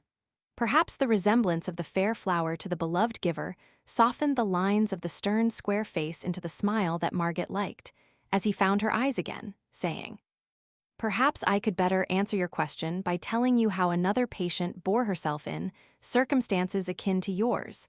Will it tire you? I promise not to be unduly prolix, and to listen commits you to no course of action. Now, shall I go on?" "I'd love you to go on." Always in extremes, the little wayward creature. She flushed and sparkled at the doctor as he took from its place on his writing table a triptych photograph frame in gold-mounted mother-o'-pearl, folded the leaves so as to reveal but one of the portraits, and held under Margot's eyes the delicately tinted photograph of a girl of 20. The portrait had been taken the year following Saxam's return from South Africa with his young wife. "How beautiful," Margot exclaimed. "Beautiful, as you say, but does she look happy?" Margot wrinkled her dainty eyebrows, puzzling out the question. Did she look happy, the girl of the portrait, whose face and figure might have served one of the old Greek masters as model for an Artemis to be carved upon a gem? Well, perhaps not quite happy, now one came to look again. The black-lashed eyes of golden hazel were full of wistful sadness. There was a faintly indicated fold between the fine arched eyebrows, much darker than the rippling red-brown hair, whose luxuriance seemed to weigh down the little Greek head. The closely folded, deeply cut lips spoke dumbly of sorrow. The nymph-like bosom seemed rising on a breath of weariness. Something was lacking to complete her beauty. So much was plain even to Margot. But not until the doctor showed by the side of the first, the second portrait, did she realize what that something was. In the first portrait both face and figure were shown in profile. In the second, bearing a date of 2 years later, the beautiful, sensitive face of the young woman was turned towards you. Still rather grave than smiling, she held in her arms a sturdy baby boy of some 12 months, upon whose downy head her chin lightly rested. The clasp of her slender arms about her child, the poise of her still nymph-like figure, expressed fullness of life, buoyant energy, and happiness in fullest measure. What was previously lacking was now made clear. "Lovely, quite lovely," trilled the sweet little voice, "and what an exquisite kitty." "Then you do not dislike children?" Saxam asked, as his visitor's husband had done not long ago. "On the contrary," the little lady assured him, "I rather cotton to them." But she shrugged her little shoulders prettily and quoted boldly from another woman, "But the fag of having them doesn't appeal." The doctor replaced the threefold frame and turned his regard back upon his visitor. "These photographs speak for themselves," he said quietly. "She, the mother of the boy you see, was, when she first knew that she was to be a mother, fragile and delicate in body, and in mind highly strung and sensitive. As a child she had known neglect and unkind usage. Twice she had sustained an overwhelming shock, physical and mental. She had rallied, passed through a crisis, and regained lost ground. But the possibility of a relapse was not to be blinked at. It was a lion in the path. The slight form of the listener was convulsed by a shudder. The pretty face lost its wild rose tint. The lion in the path?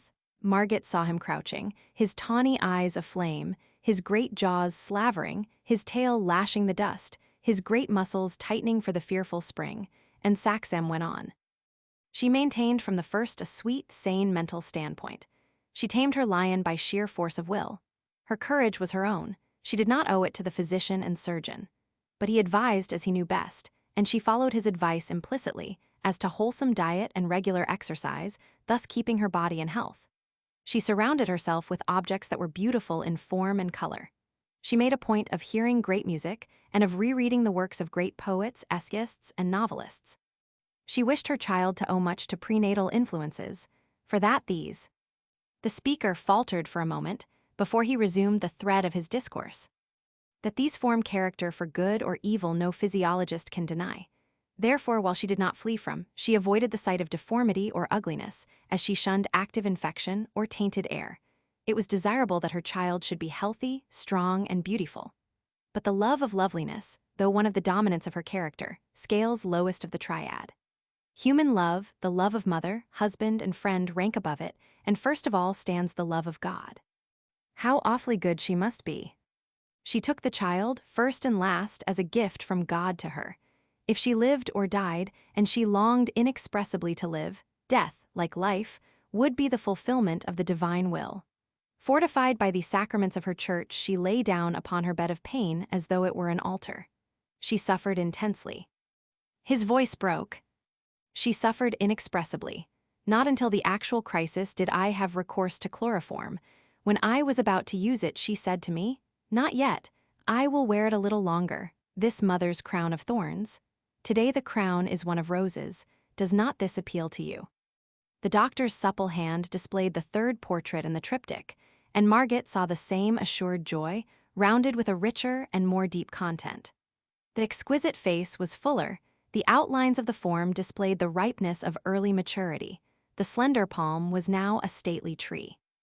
The girl of 20 was merged in the woman of 30, rich in all feminine graces, beautiful exceedingly, with the beauty that is not only of line and proportion, form and color, but shines from within, irradiating the perishable living clay with the immortal radiance of the soul. Her boy stood at her side, a manly, square-headed young British 12-year-old, wearing a simple, distinctive dress, familiar to us all. "Why, yes, but I'm afraid you have forgot. I told you at the beginning, or I meant to. My own mother died when I was born. And that sad fact increases your natural fear and repugnance. Naturally. It will strike you as a curious point of resemblance between your case and that of the patient whose portrait I have shown you, when I tell you that her mother did not survive the birth of a later child. May I tell you further that the possibility of some inherited weakness does not render you more promising, regarded as a subject for the treatment of Wolfenbüttel and Cross." Margot was beginning to hate this stern-faced man who set forth things so clearly. He had bored her almost to weeping. Why on earth had she come? The fact that Franky's sister Trix's boy Ronald had been helped into the world by Saxem 13 years ago and recently operated on for the removal of the appendix was no reason that Franky's wife should regard him as infallible. She glanced at her tiny jeweled wristwatch. 10 whole minutes had gone. She rose. "You have been so kind, and I have been so much interested. But I must go now," she said, like a weary child pleading to be let out of school. "Franky, my husband, will be waiting. I have promised to lunch with him at the club. If he is here, perhaps Lord Norwater would like to speak to me," Saxem suggested. Margot lied badly. She reddened as she answered, "Oh, what a pity that he did not come." Chapter 22 *. Margot is square. She was in what she would have termed a blue funk for fear that Saxem would accompany her to the threshold, but he merely bowed her out of the consulting room and smartly shut his door. Then she tripped to the waiting room and beckoned forth Franky with an air of buoyant, fictitious cheerfulness. Her eyes were radiant, her little face was dressed in artful smiles. "Did I seem long? Were you getting the hump?" she asked of Franky, who rose and hurried to meet her, dropping punches all over the place. His smooth hair was almost rumpled and his brown eyes begged like a retriever's. He asked in the kind of whisper that travels miles. "Yes, no, did you pull off the interview? What does the doctor?" "SSH," she glanced anxiously towards the one remaining patient. "Tell you when we get out, impossible here." He urged, "But is it all right?" "As right as rain." "Good egg," she had got him out of the room and as far as the hall door. "Stop, wait, oughtn't I to go and thank?" "No, no," the door was open. The neat little landau limousine that had brought them was waiting by the curbstone. Before Franky knew it, Margot had plucked him down the steps, pulled him into the car, and given the chauffeur the signal. They were in Hanover Square before he recovered his breath. "Oh come, I say, Kittums. That sort of Sando business can't be good for you. Why you're in such a thundering hurry to get me away, I'd rather like to know." Her heart shook her, but she lied again bravely. "Didn't you want to hear what the doctor told me about the purple dreams treatment? More than anything in the world, that drug with the freak name, can it do any harm to you and—" "Not a scrap." She planted a flying kiss between his ear and his collar. He greatly appreciated the attention, though it tickled him horribly. Dr. Saxem said it was a frightfully clever, practicable method, absolutely harmless, and the patient doesn't suffer, not that much. She measured off an infinitesimal bit of fingernail and showed him, and went on as he caught the little hand and gratefully mumbled it. "You don't know a thing that happens. You simply go to bye-bye. And there's always the baby when you wake up." A first-class baby? His harping maddened her. A healthy little buffer to send to Eton and represent us in the regiment, and inherit the title presently when his poor old pater pops. Just look me in the face like the little sport you are, Margot, and tell me that you're playing square with me. For this is the game of life. He had both her hands. He made her look at him. She met his eager stare with limpid eyes, and all the while that sentence of Saxam's about the prenatal poisoning of the springs of existence drummed at the back of her brain. "What a little beast I am," she mentally commented, hearing her own voice answering. "I've told you no, and that I am playing square with you." She grasped the fact that Franky had suffered by the grunt of relief with which he loosed her hands. "And so, it's settled I go to Berlin about the middle of September, say. Wow, it's us for the gay life. Just when the beastly hole is as dusty as the Sahara and as hot as hell. You won't be in the beastly hole, and perhaps I needn't go before the beginning of October. You can go down to Brake Hills and slay away at the pheasants, and run over when I cable to bring me back. With my boy, our boy Kittums." His simple, kind face was quivering. He put out a strong brown hand and laid it on hers, and she gave the hand a little affectionate nip. "Hullo," perhaps he talked on to cover up the momentary lapse into sentiment. "Pipe old St. George's, where we did the deed. Hardly seems close on 6 months since we got spliced, does it? And there's the Bijou Cottage." Franky thus irreverently designated the large, drab, stucco-faced, eminently respectable if mousy mansion on the square's east side, where Margot's bachelor Uncle Derek lived with his collection of moths and beetles. "Shall we stop and give the old gentleman a cheero? Is he at all likely to be in?" His hand was on the silk-netted rubber bulb of the chauffeur's whistle, when Margot caught it back. "No, don't stop. Of course he's in. He never goes out, unless it is to a meeting of the Entomological Society, or the Museum of Natural History, or some other place equally stuffy and scientific. Besides, Uncle Derek is a vegetarian, and there wouldn't be anything but tomato soup and pea-flower cutlets and lepidoptera for lunch." Poor little woman, was she peckish then? "All Liddy will chuff along and fill up tanks at the club. Bally odd bill of fare, pea-flower cutlets and lepidop, what's their names? But we'll get things nearly as rummy served up to us in Berlin. Pork chops with sweet gooseberry sauce and pink sausages with lilac cabbage and dumplings. Why do you look so scared?" She forced a laugh. "Not scared, but you said we.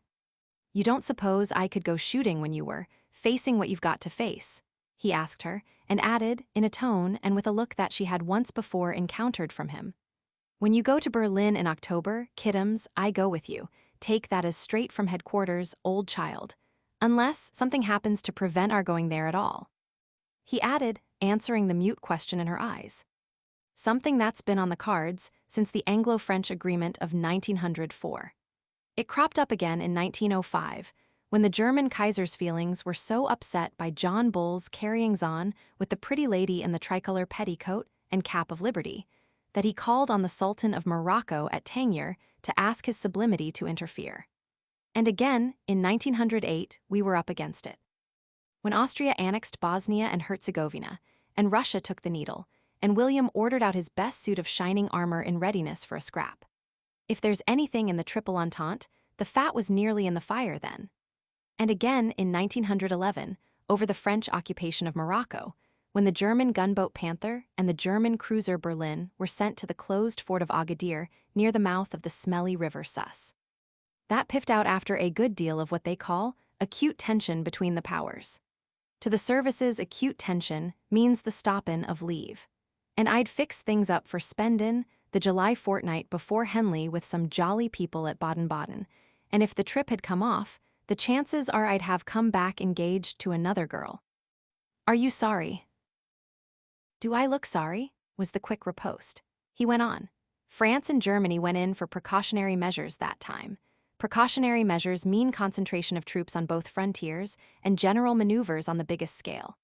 Dress rehearsal for a general mobilization, you tumble, while our home fleet quietly concentrated on our northeast coast. And just when the lid seemed on the point of being taken off, Billiam the Bumptious climbed down and withdrew from Agadir. The squabble was patched up. France got a free hand in Morocco in return for the open door and 100,000 square miles of the Congo Basin. French and German troops left off mugging at one another across the frontiers. Whitehall Wireless, Nordyke Station, and the Eiffel Tower emitted radios reversin, the weather signals from 10 to 0, which means a dead calm. And the British fleet gave up all hope and went home to bed. But, and don't you swipe in, kiddoms, for I'm gettin' to the thrillin' part. The bigwigs who manage foreign affairs weren't taken in so easily. They knew the bad blood had got to break out somewhere, and it did. Italy and Turkey went to war in November 1911, and the Balkan rumpus broke out 10 months later. Turkey didn't win, though her army has had German instructors ever since von Moltke licked it into shape in 1835, and Germany naturally expected her to finish as top dog. So the concessions Germany wanted from Turkey were lost. I rather think the Prussian eagle had its eye on Adrianople on the Black Sea coast, and the Gallipoli Peninsula, for the furtherin of her views on the Near East, and Austria had a fancy for the Sanjak of Novibazar, and wanted Salonika as a base for operations on the Mediterranean. Anyhow, both of them were wiped on the jaw. And William the all-too-knowing, as Courtly calls him, Courtly going in strong for Nietzsche just now, says his works are a slogging attack on Teutonism. William has got to the end of his patience. The shining armor's been hanging up all these years, getting too tight for an emperor inclined to run to tummy. The shining sword was getting rusty in its regulation sheath. And then, in the nick of time, happens the affair of Sarajevo. The news came through that Sunday in Paris. I remember how Spitz's restaurant boiled over, and the people were shouting Sarajevo on the boulevards. By George, I forgot you were in bed and asleep while we were dining. Margot, between waking and sleeping, had got some inkling of the tragedy of that night. She asked, as Franky took off his hat and proceeded to mop his non-intellectual forehead, "And is Sarajevo likely to stop me from going to Berlin?" Franky left off mopping and said, looking at her squarely, "If Austria's note to Serbia is what the Kaiser would like it to be, you may take it we're on the giddy verge of a general all-round scrap." "You mean a war?" "I mean the war that'll dwarf all others by comparison. The war of nations that the prophet wrote of in Revelations. Armageddon, the last battle, the big bust-up that comes before the end." "Darling old boy, what rot?" "Rot if you like, you wait and see what happens. Do you pipe me tipping you the Gagasquithian?" He grinned at the idea. "Franky, you've set me asking myself something. Why you've married an idiot. Is that it?" He turned upon her a rueful face from which the grin had been wiped away. Margot said, as the car turned smoothly into Short Street and stopped before the club portico. "No, but how is it you know all the things you know, when I've always known you knew nothing about anything?" He shook his head. "Give it up, no, I don't. The answer is I'm one of those fellows, and the services are simply stiff with 'em, who are absolute asses till it's necessary for 'em to be something else." Chapter 23 ***. A modern club. Perhaps in those prehistoric days before the war, you knew the big, cool, ground-floor dining room of the Ladies' Social Club. They lunched excellently at Margot's pet table in the corner near the conservatory, between whose rows of well-tended pot plants you passed to the smoke-room, celebrated for its Persian divan and green and rose-colored glass dome. Soon the club would be abandoned to sweeps, painters, charwomen, and window cleaners. Just now everything was in full swing. As the little tables became vacant, the drawing rooms and lounges filled up.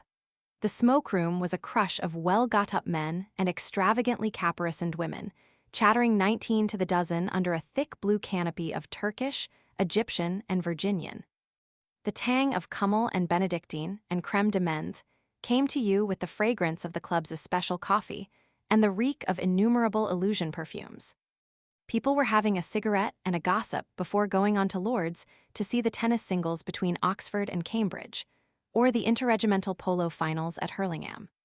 Others had just motored back from witnessing the rowing matches at Henley, between Eton and Darley, and the Eton Second Eight and Montbeau College, and were recuperating before dropping in for a whiff of the new comedy at the Ambassador, or the latest review at the Fleur de Lis. To be followed by tango tea at the Rockeray, or unlimited bridge at the house of an accommodating friend. Perhaps you can recall them, those men and women of the best and bluest blood in Britain, strenuously spending their days in doing nothing as expensively as ever it could be done. Light, frivolous, shallow, dry-hearted, restlessly seeking new things on which to waste their barren energies, they seemed, and bore out their seeming in all thoroughness, the degenerate sons and daughters of a once great and splendid race. Save vanity and the pride of life there seemed but little in Eve or Adam. Not overmuch gray brain matter appeared to be contained within their small, neat skulls. Though in comparison with the modern Eve, slangy, loud, extravagantly attired in every tint of the Teutonic dye-chemist's chromatic register, topped with feathers that missed the ceiling by a bare half-foot, Adam in his neutral grays, and buffs and browns and umbers, struck you as a being of mild demeanor and uncostly apparel. Until looking closer, you found him out. His nice hair was gummed about his head as sleekly as a gollywog's. He sported stays for the preservation of his silhouette. His gossamer cambric exhaled perfumes like a Georgian dandy's. Fashionable complexion creams lent his tanned and well-shaved cheek a tempting peakiness. His socks were all too lovely for description by this feeble pen of mine. The uppers of his boots were of every imaginable material and substance, ranging from silk brocade, green lizard, and ivory-white shark skin, to sandy-pink armadillo belly, or the tender gray of the African gazelle. The results of the Olympic Games of 1912 must have made dour reading for the fathers of these youthful Britons, remembering their own triumphs in the early 80s. A bitter pill for those stark old men, their grandfathers, makers of varsity records in 61 and 67, whose faith in the superiority of British lungs and muscles had been bequeathed them by their own sires. Yet their juniors took it calmly. They carried the stigma of inferiority with cheerful indifference. Even while holding it the thing best worth living for, they placidly submitted to be outclassed in sport. And both the man and the woman of this era were possessed by strange crazes and pleased with vivid contrasts. The musical jigsaw puzzles of Lertz, Haines, and de Blanc vied in their favor with the weird oriental operas of the Russian Rimsky-Korsakov and the delicate rhapsodies of Deleuze, and the sylvan nymphs and fauns of Russian ballet shared their plaudits with Senora Panchita and Herr Maxi Zutsch, the celebrated exponents of the tango. Ah, yes, it was an extraordinary era.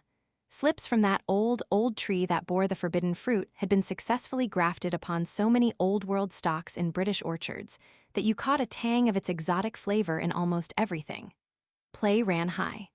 Luxury ran riot. Period balls and Upas Club cabaret suppers were it? Absolutely it. Morality was at lowest ebb, religion a forgotten formulary. And as the Christian virtues cheapened, so the prices of dress, jewelry, motor cars, and other indispensables of modern existence climbed to still more amazing altitudes. The marvel was because nobody seemed to have any money, where the money came from to pay for these things.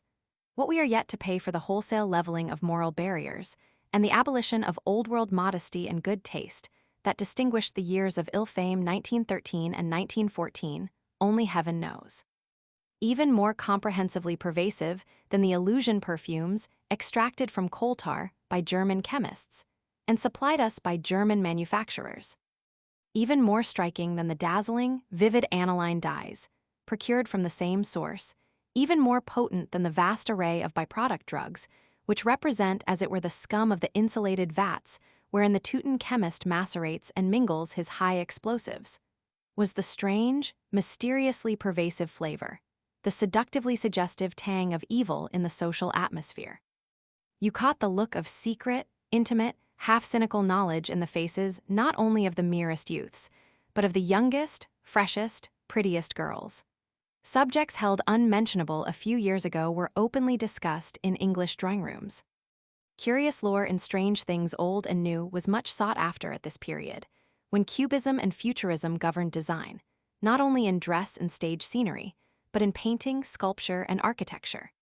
And dances known in the voodoo houses of East Africa and the West Indies, and the hells of Central America and the Argentine were seen in the ballrooms as in the brothels of Paris and London, Petrograd and Brussels, Vienna, New York, and Berlin. Novelty was so much the rage that if the archenemy of mankind had appeared among the exclusive patrons of a fashionable nightclub in any one of these cities, a hearty welcome would have been extended to him, and his ripe experience would have been laid under contribution with a view to imparting to the latest cabaret entertainment some exotic novelty from hell. Franky, with obtrusive care, selected a comfortable corner of the Persian divan for Margot, and while she signed for coffee and kummel, established himself at her side. They were isolated, it seemed to Kiddums. Friends nodded and smiled cordially, but did not attempt to join them. Was it because Franky's too possessive manner had told secrets? She shivered and glanced at her lord.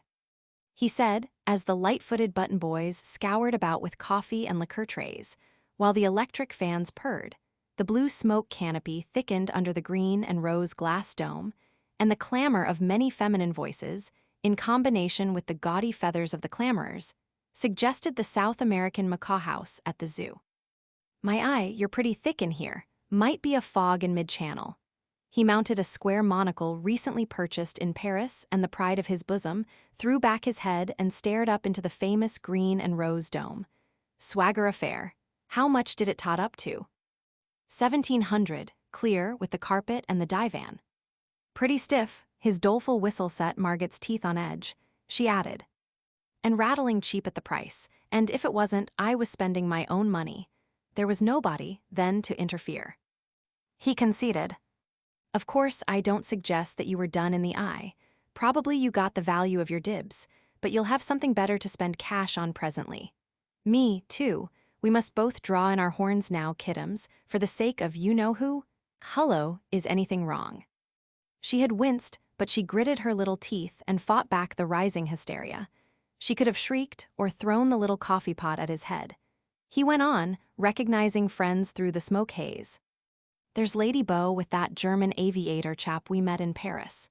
Big red-headed brute. You remember him? And who's the girl? But for her hair, I'd say it was Miss Saxham. By the great brass hat, it is, with a wig or dyed."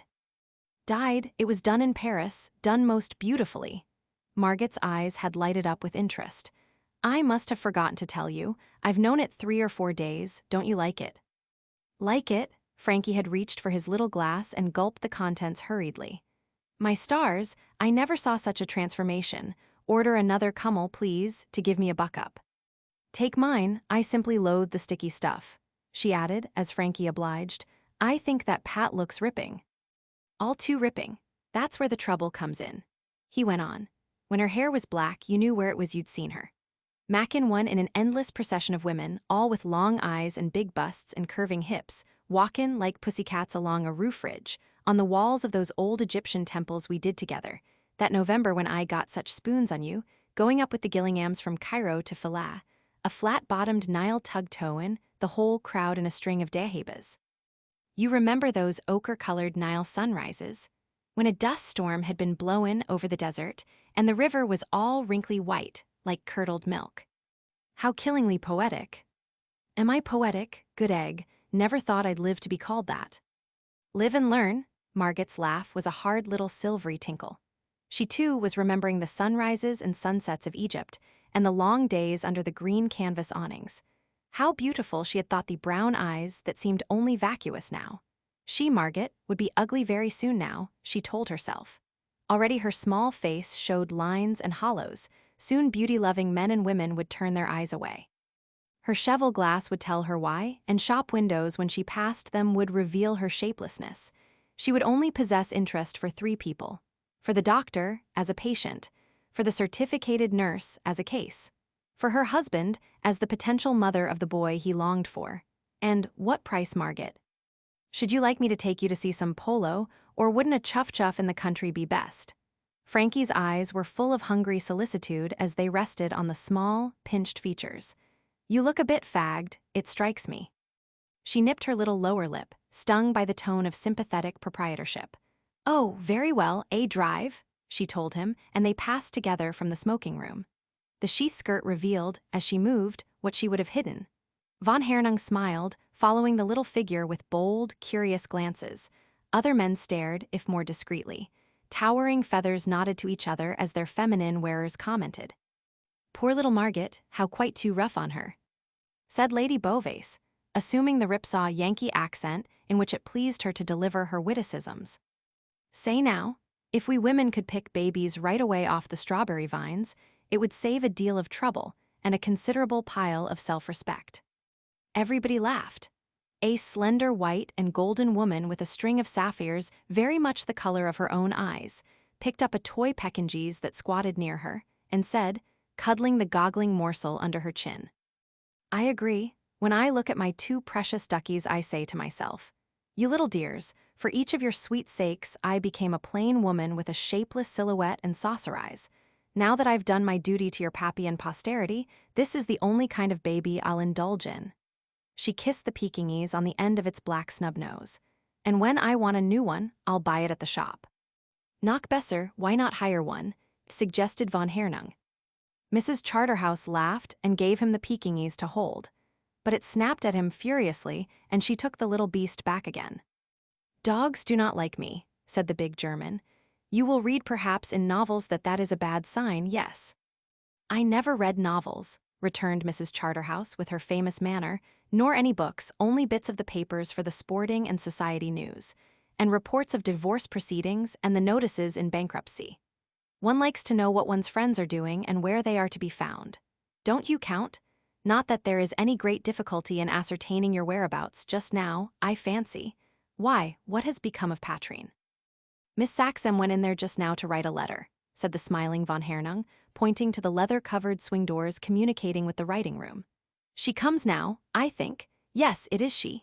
He rose with his air of exaggerated courtesy as the tall figure of Patrine Saxham returned through the swing doors and recrossed the room. She carried her head high and had a letter in her hand. The alteration in the color of her hair made her whiteness almost startling. There were bluish shadows about her long eyes, and her rounded cheeks had lost a little of their fullness, but her beauty had never been more apparent than now. She has died, therefore she is dead to me, groaned Courtly, who was, as usual, in attendance on Lady Beauvais. He added plaintively, it's like whitewashing the Sphinx or enameling a first-class battle cruiser in some fashionable color. Why did you let her do it, my lady fair? Lady Beauvais retorted, am I Miss Saxham's mother, that I should meddle in her love affairs? If I was acquainted with her mother, said Courtly below his breath, and thought the good lady would take my tip seriously, I'd step in and nip this affair in the bud. It's no go, even if Miss Saxham thinks it is. It's a dud. That German flying chap is booked to marry a cousin, a Baroness something von Wolfensbergen-Hirschenbuttel. I've seen it in the Berlin local Anzeiger, and that's inspired, a sort of imperial court almanac. And even if it wasn't true, there are reasons.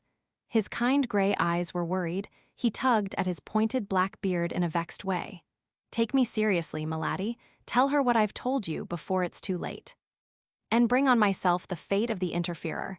Couldn't you, since you're so anxious? Lady Beauvais began. Not possible, said Courtly. Too crushed with responsibilities. Got to brush up my seamanship while my junior executive swats away in docks at Chatham, fill-in the watch bill and making out commissioning cards. You've got a ship, do you mean? Courtly nodded.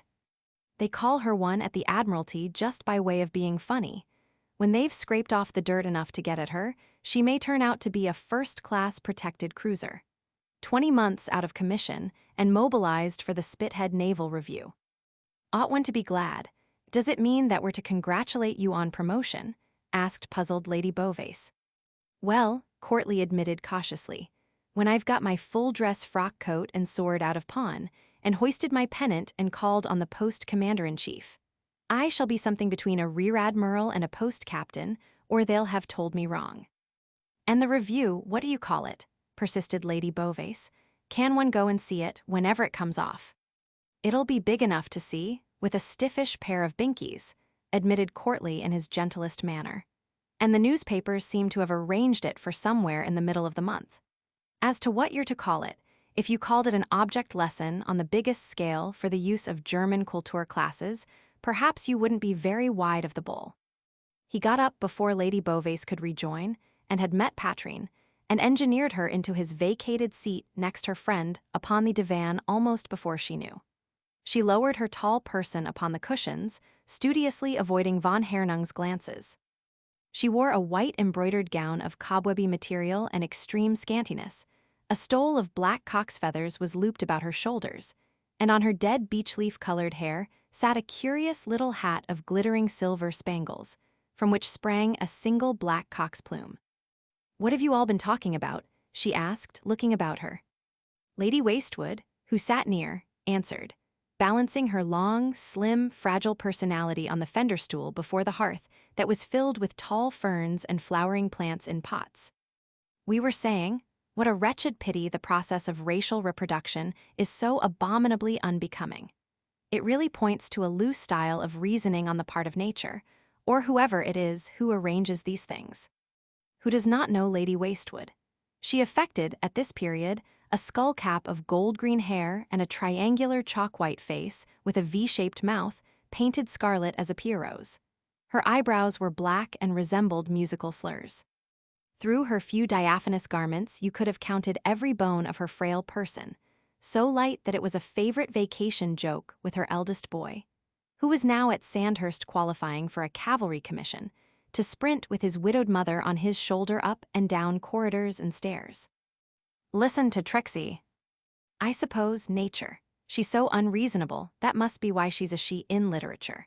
She implanted in us poor women the raging desire to be pretty under all imaginable circumstances. At the same time she says to us, you're immoral, unnatural, and selfish if you do replenish the race. Go and do it. Consequently, when one is ordered in that bullying way to choose between immorality and ugliness, one calls out, "Oh, do let me be pretty, please." A soldierly, good-looking man, sitting with a charming girl in a particularly smoky corner, lazily propounded, "Why do women covet prettiness beyond everything?"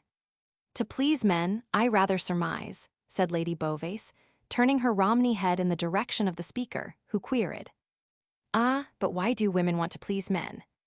"I can answer that," interrupted Mrs. Charterhouse, "because she who pleases is perfectly sure of having a gorgeous time." "It has been said by some inspired idiot," lisped Lady Wastwood, "that women make themselves beautiful for the sake of their own sex. Give us your opinion on this question, Count von Hernung. Did I put on this perfectly divine frock for Miss Saxham, or for you?" "Nadige Graffin, for neither myself nor Miss Saxham. For your own pleasure," said von Hernung. "Have you joy in making yourself beautiful?" "You feel like that when your tailor has done you particularly well?" asked Lady Wastwood, wickedly, looking down her long, thin nose to hide the sparks of humor in her eyes. Half a dozen pairs of ears were cocked to catch the answer, in which von Hernung's characteristic lack of humor showed. "Gracious Countess, certainly. It is pratchfall for a cultured man to study and develop his physical advantages. To please women," he made his little insolent bow, "who adore beauty and for the sake of ingratiating oneself with men, but above all for one's own sake. For ugliness is despicable," said von Hernung. His florid face paled, his hard blue eyes dilated, he shivered as he spoke with uncontrollable disgust. "It is niedrig, there is no other word. No longer to be beautiful and strong, that would be horrible. There are many ugly accidents in our German flying service.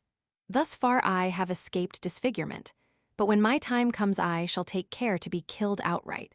Better to die than to be made hideous."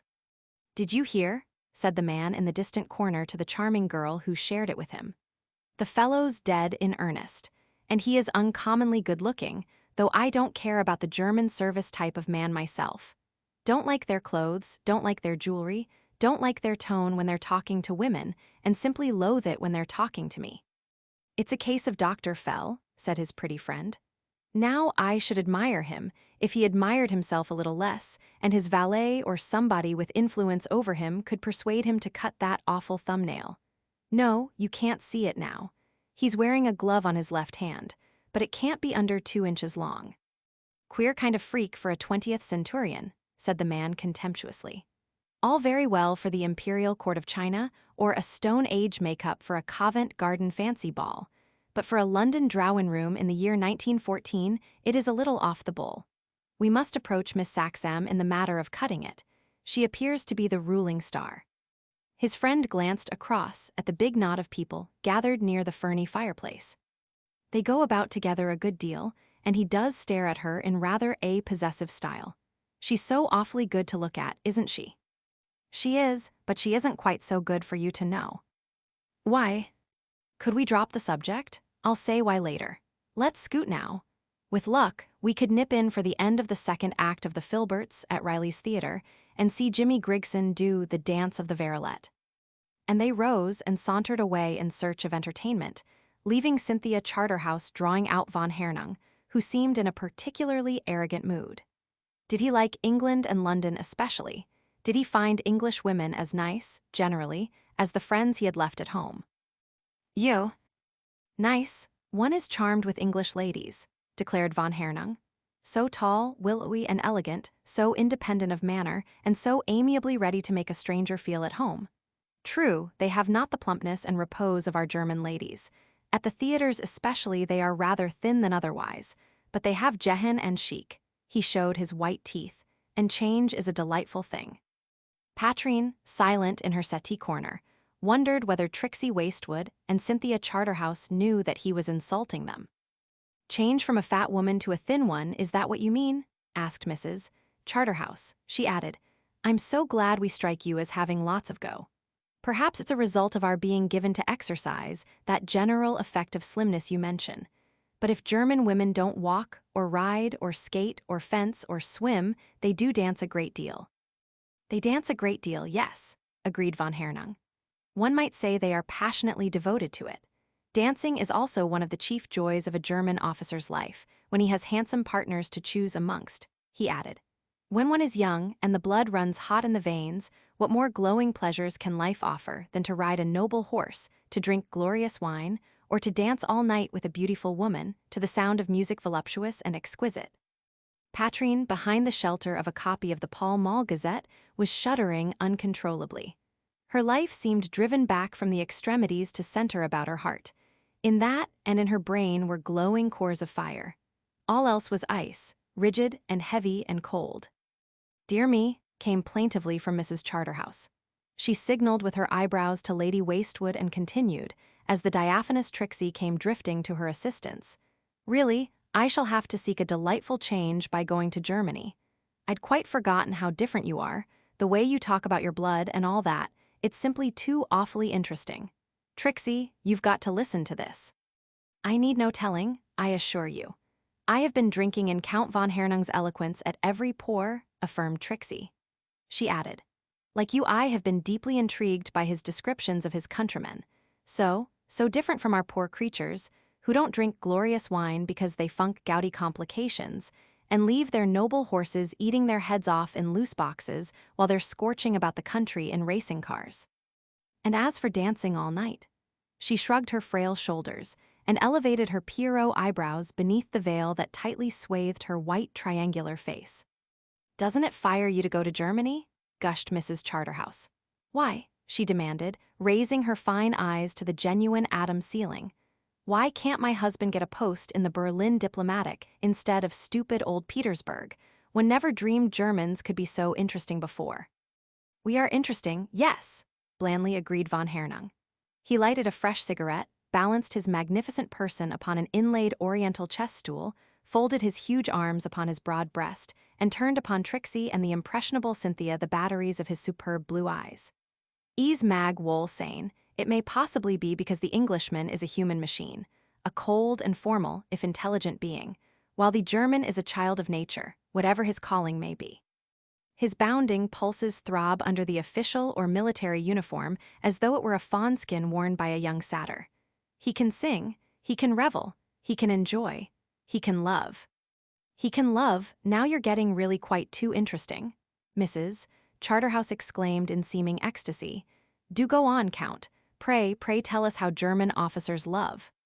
Yet this exuberance and seeming careless childlikeness, pursued von Hernung, coexists in the representative male of our glorious German nation with an energy which is pitilessly indomitable, and a hardness like that of diamond or of the metal of the hammer of Thor. Scratch the child, joyous and voluptuous. The ladies nodded to each other delightedly at this second reference to voluptuousness. You will find beneath its rosy skin the German Superman. Gnädige Gräfin, may I give you a cigarette?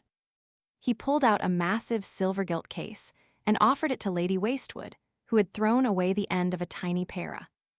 Thanks, said the lady, but it might turn out a super cigarette and disagree with me. How astonishingly well-informed you Germans are upon the subject of yourselves. I've met heaps of your countrymen whom the subject seemed perfectly to obsess. I suppose they begin to teach you at a very early age, don't they? Don't you suppose they would, Cynthia dear? Mrs. Charterhouse agreed. Of course, but I wonder if that sort of, might one call it, intensive culture, can be good for you? With her charming head on one side, she regarded von Hernung pensively. Don't you sometimes get fed up with yourselves? One would somehow suppose you would. Like the East End board school children whose mother had to write to the 5th standard teacher to ask her not to tell Hemma and or riot any more nasty things about their insides. Courtly and Lady Beauvais, who under cover of a separate conversation had been listening, were seized with simultaneous attacks of coughing, rose and escaped from the smoking room.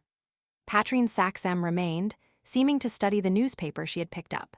But only a confused jumble of letters, big and little, danced up and down the columns she held before her eyes. And yet there were lines scattered here and there throughout the newspapers that boded ill for the peace of the world. How little we dreamed of what was coming, while crowded London audiences applauded Jimmy Gregson in the Dance of the Verlet. The river was ablaze with multicolored sweaters. Vast crowds planked their gate money to witness cricket matches, lawn tennis and polo matches, flying contests, and bouts between international champions at the ancient game of fisticuffs. Even while the handsome young French heavyweight Carpentier was whacking the Yankee Smith at Olympia, white-faced, weary-eyed men of great affairs were spending the hot hours of the July days and nights. Minus a stray half-hour for a meal and a snatched eyeful of sleep now, and then, in reading reports in cipher sent by lesser men, agents of the Secret Intelligence Department, who were registered as numbers and owned no names. These told of vast preparations long complete and terrible designs perfect and perfecting. Poison fruit, grown and matured in shade, now bursting ripe and ready to kill. The aerials thrilled, the long waves traveled through invisible ether, carrying the dispatches for the weary-eyed men. The dispatches were not all in cipher. Thus little polyglot employees, youthful radiotelegraphic operators in charge of ship stations in territorial or foreign waters, or wireless posts quite recently established on foreign frontiers, found themselves sharers in the secret councils of ambassadors, emperors, kings, and presidents. In their earpieces such words as situation, utmost gravity, friction avoided, triple alliance, and triple entente were repeated over and over. To them, the tuned spark sang what the Tsar was saying to his cousin of Great Britain and the dominions overseas. They heard the British Foreign Secretary talking from Downing Street to the British ambassador at Berlin and the British ambassador at Paris, and the French president, on a visit to Tsarskoe Selo, replying to communiques from the Quai d'Orsay. Also de Munson from the embassy at Vienna, confirming Whitehall views as to the extreme gravity of the Austro-Servian situation. Last but not least, the voice from a certain guarded sanctum in the Kaiserlicher Palais on the Schlossplatz, Berlin, saying in a cipher of grouped numbers, the secret language of Hohenzollern intrigue not understood of little operators. Things that bleached the face of the listener in London to the yellow of old cheese. As vicegerent of the world, charged by Almighty God with the supreme duty of maintaining peace among nations, warn these silly devils of the danger in which they stand. Just for the word neutrality, a word in wartime often disregarded, they risk annihilation of a dynasty by my conquering sword and the inevitable blotting out of the British race. Invasion Belgium indispensable. Must strike the blow before Russia could get to the frontier. Life and death as regards the success of my plan. Delay by diplomacy. Promise anything for neutrality. Obtain an understanding of non-intervention. Bluff for all you are worth. Again, in yet more groups of numbers, the vocal spark sang on and on. Attention! If the Secret Service agent who has managed to get into Lord Clanronald's service as underlibrarian at Gwyll Castle can secure complete copies, or better still, the originals of the old Lord's plans for construction of the secret war machine that hypocritical England has kept up her sleeve out of so-called humanity since the days of the British Regency, strike a deal with him at once.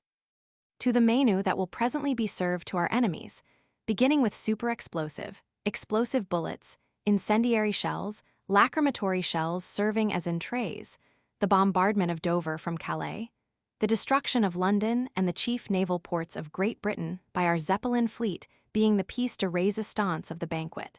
The Clanronald death engine will be added as fifth course. Thou wilt pay the rogue who has dared to stickle for higher terms £10,000 in English banknotes on account of the sum of 12 million marks he presumptuously demands of us. The balance will be paid him on personal application at the Wilhelmstrasse, you understand.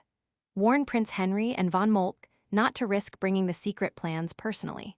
Should the loss of the documents be discovered, suspicion would instantly attach to one of these two. Trust not the thief. He may be tempted to betray us. Send the plans by Undersea Boat 18 now on coast observation duty in Area 88, fathoms 50-44, east of Spurn Head. Annulled. Forward by air, Squadron Captain Pilot von Hernung of my 10th Field Flight will be detailed for this duty, being now in London investigating the value of a new stabilizer, rejected by the English War Office, which the French chiefs of the service A are anxious to secure. Tell him to obtain a personal flying test from the inventor. I say no further, as the Hohenzollern were noble robber knights, so also were von Hernung's ancestors. Let the eagle fly home to his imperial master with booty from across the sea. England may suppose him drowned. France also. We shall know better. A hearty welcome awaits the proud bird knight alighting on our German soil.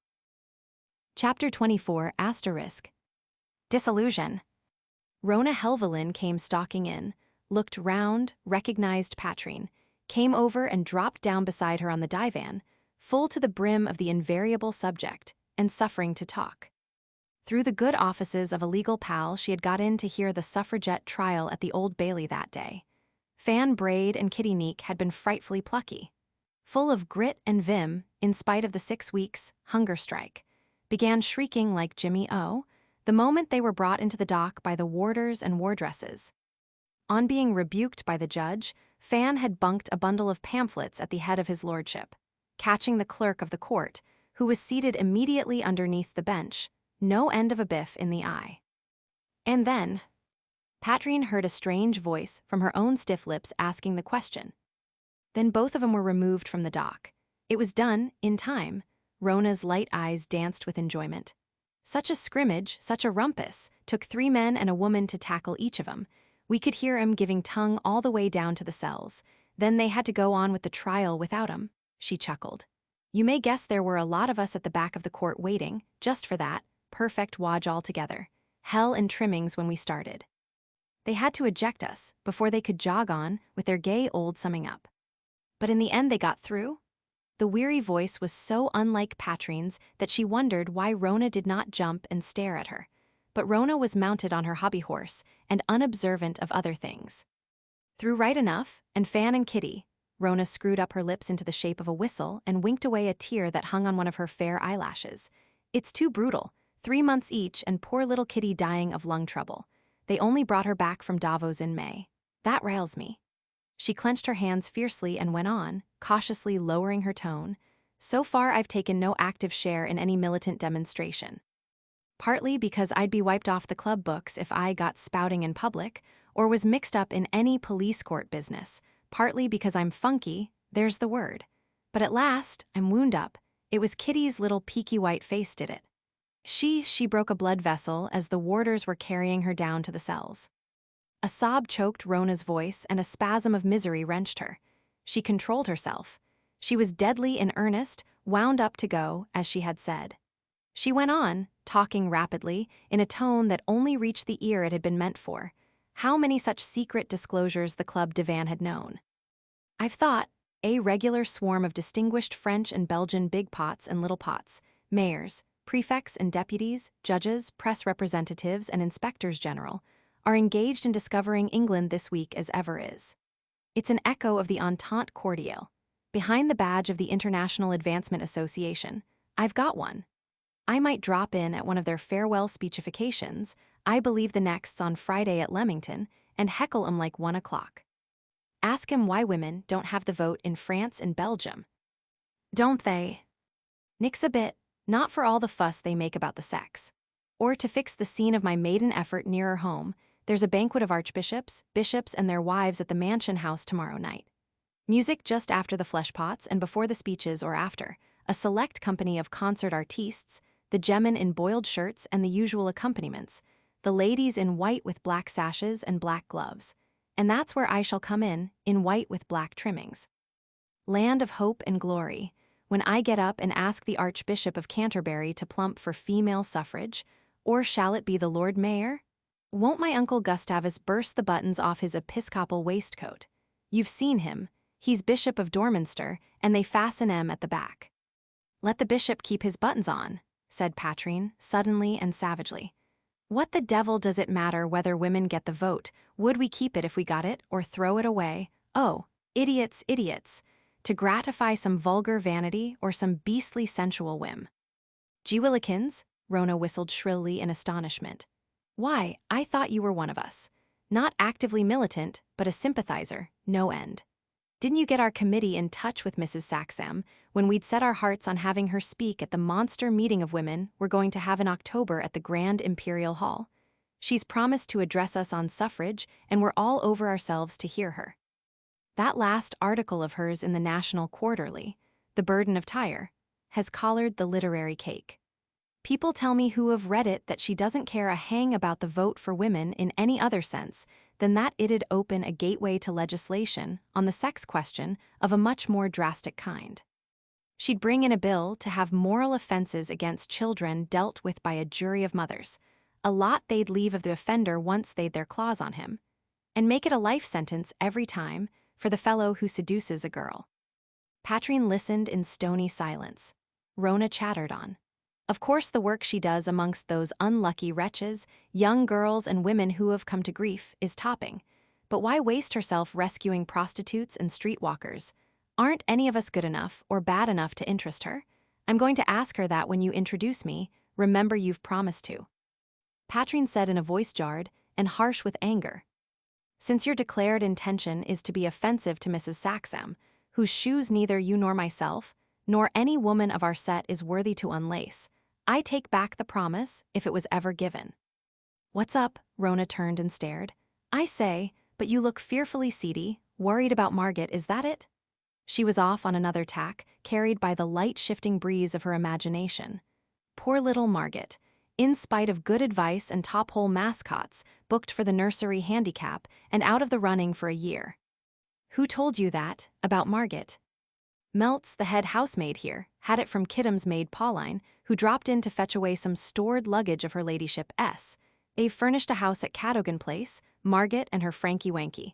West End enough and quite exquis inside, but not as convey as the dear old club. But I believe I'm boring you. Her nimble glance left Patrine's face and darted in the direction of von Hernung. Who's the big, good-looking, carroty man, gobbling you up with his eyes while he's talking piffle to Cynthia and Trix? Now I remember, I have heard some hints of your going over to the common enemy. Rona's sharp light eyes sparkled like polished goldstones. Is that the reason why you've bleached your hair? What a putrid shame of you, and the enemy's a foreigner, a German. Did he give you that gorgeous ring? Upon the third finger of Patrine's left hand was the magpie pearl set in platinum, gleaming to its wearer's fevered fancy, like some malignant demon's eye. Rona caught the hand and uttered a little squeak as Patrine wrenched it away. She, Patrine, was driven beyond endurance. Her self-command was breaking. Her hair seemed to creep upon her tingling scalp. Down her spine and along the muscles of her thighs passed slow, recurrent waves of physical anguish. She could have screamed aloud, torn her garments, set her teeth in her own flesh. But she mastered herself sufficiently to say, I won the ring over a bet in Paris. You can see for yourself I don't wear it on the engagement left. Do not despair of me. At this moment, I do not particularly esteem women, but on the other hand, I absolutely abominate men. Hope for you then, politically speaking, said the misanthropic Rona. What are you going? Patrine had thrown aside her paper and risen, towering over her. She nodded without speaking and went out of the smoking room, crumpling the letter she had written in her strong white hand. She would not post it, she told herself as she passed through the outer lounge. She would go and look up Uncle Owen at Harley Street. She spoke a word to an agile hall boy in the vestibule and he skipped out and signaled a taxicab. A handsome derrick four-seater, enameled bright yellow and fitted in ebonized steel, was waiting by the curbstone. As the taxi maneuvered to get round it, von Hernung's voice said, speaking behind Patrine, "Stop the boy, that machine will not be wanted. I have here a car that is lent me by a friend." She turned and saw him, standing hat in hand. His tone was pleasant and he was smiling. He went on. "He, my friend, is a secretary of our German embassy. He has 3 automobiles, why should he not lend me one?" He replaced his hat and pulled a curved gold cigar case out of the breast pocket of his waistcoat, asking, "I may light a cigar after these stupid cigarettes I have been smoking. It will not be unpleasant to gnädiges Fräulein." His courtesy insulted. His smile was an outrage. She controlled the trembling of her lips with difficulty. Whether he observed or not was uncertain, he seemed to busy himself solely with the selection and kindling of his cigar. "Pardon that I get in first, as I shall be driving," he said, and threw away the smoking vesta, pushed back the hall boy who was wrestling with the door handle, got in and took his place at the steering wheel, beckoning to Patrine. "Thanks, but I cannot. I am going to Berkeley Square." "I will drop you at Berkeley Square." He met her eyes heartily. "You will not refuse me this pleasure when I have not seen you since?" The slight significant pause stabbed as it had been meant to. He saw her wince and finished, "Since 2 days. Will you not get in?" She took the seat beside him. He stretched his arm across her knees and shut the door neatly. She leaned back to avoid his touch, and he smiled, feeling her shudder. Her eyes were on his gloved left hand as he drew it back. He manipulated the electrical starter, and the yellow derrick moved up and out of Short Street.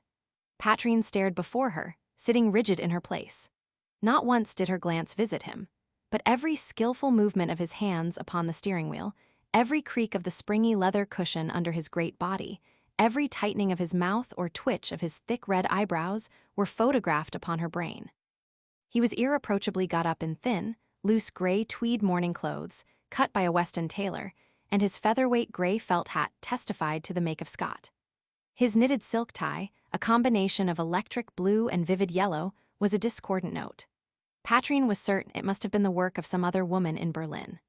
The heavy flat gold ring through which the ends were drawn was set with a ruby and 2 diamonds, another false note that jarred her painfully. But he was looking strong and well and in admirable condition. His blue eyes were bright, his red hair and his tightly rolled mustache glittered in the sunshine. There was a bloom of perfect health upon his florid skin. If Patrine did not look at von Hernung, his eyes were less abstemious with regard to her. Under cover of their short red eyelashes, they scrutinized her from time to time. There was unbridled curiosity in their regard, and also a retrospective vanity, admiration, and resentment as well.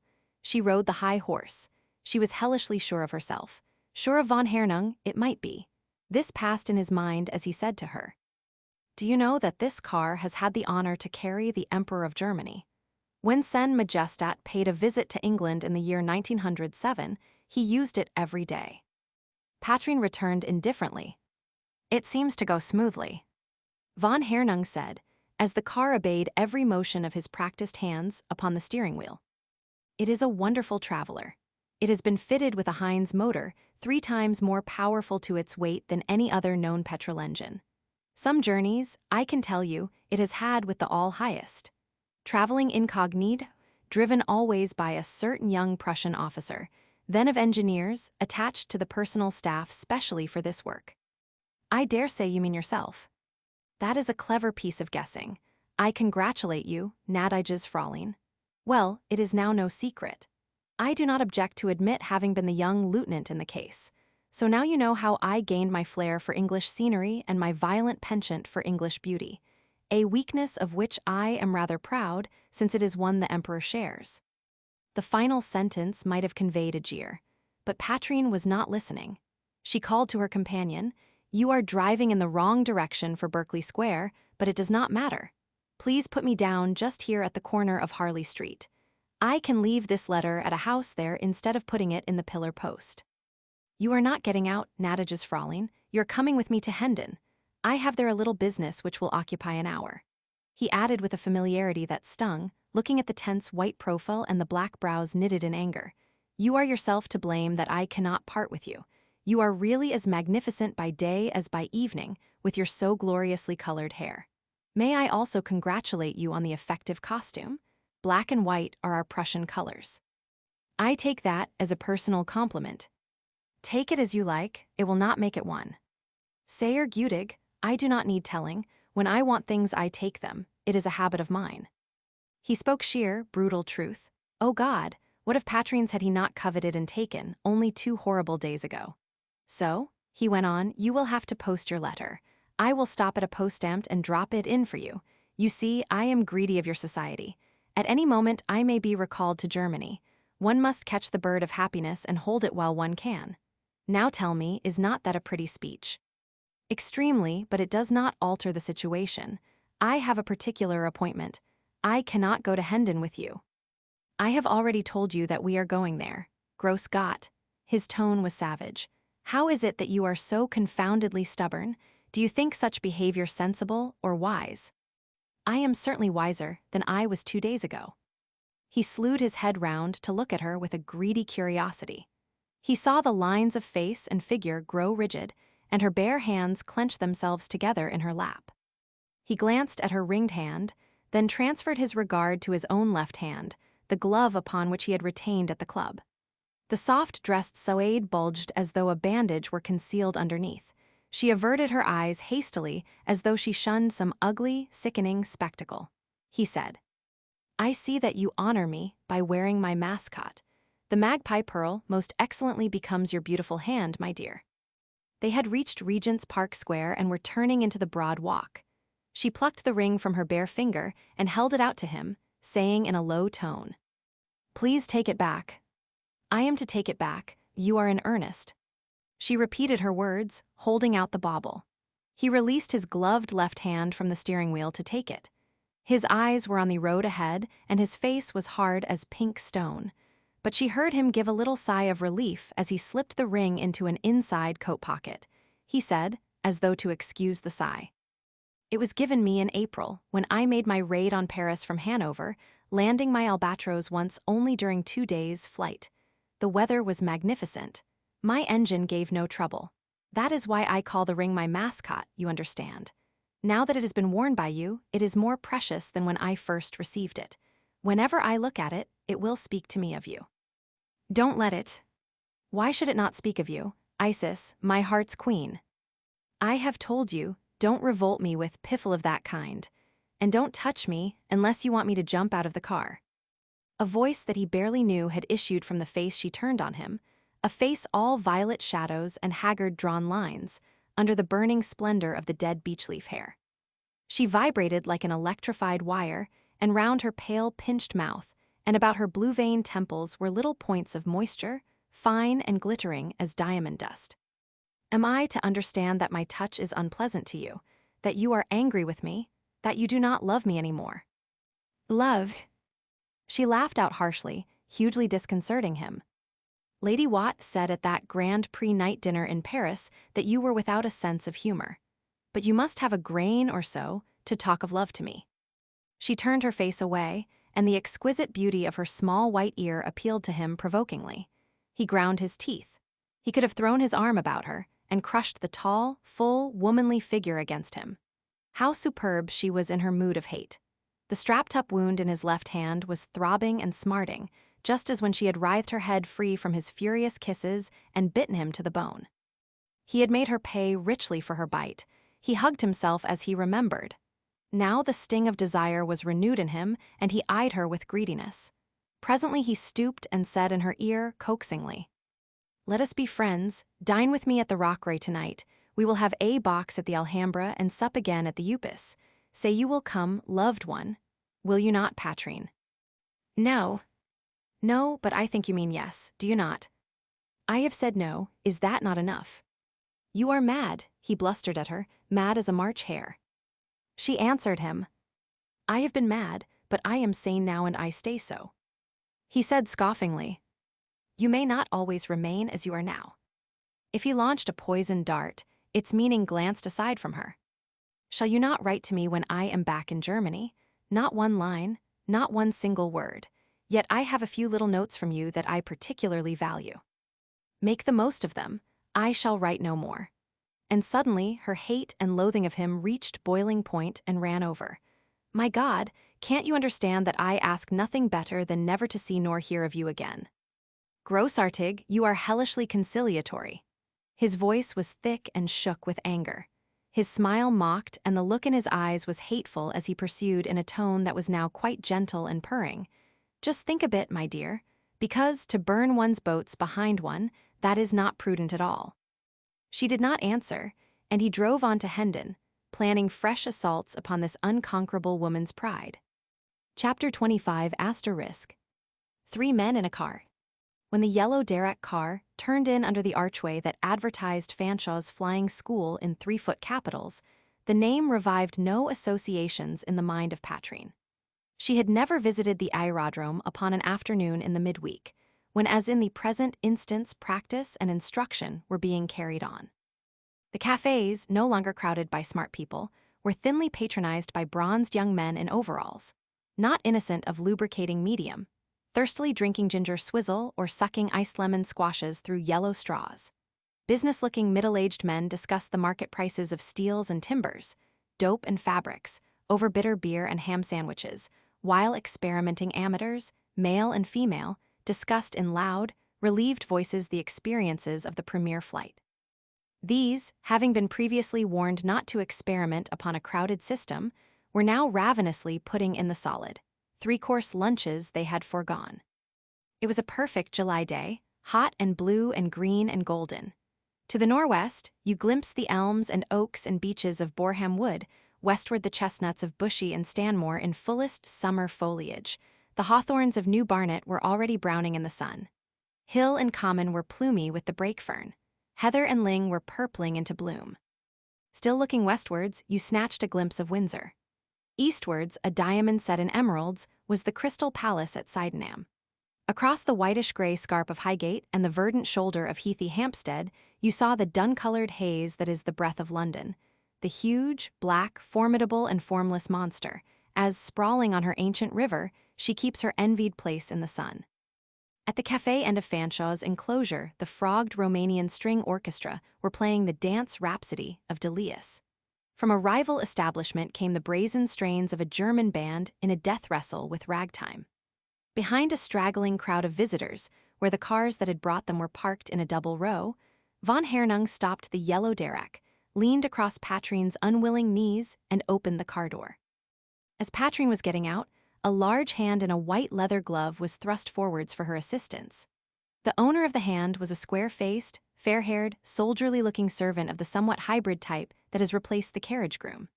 He wore a dark blue livery overcoat with silver braid upon collar, belt and shoulder straps, black knee boots, and a white-topped cap with silver braid, a shiny black peak and an enamel front badge in black, white, and red.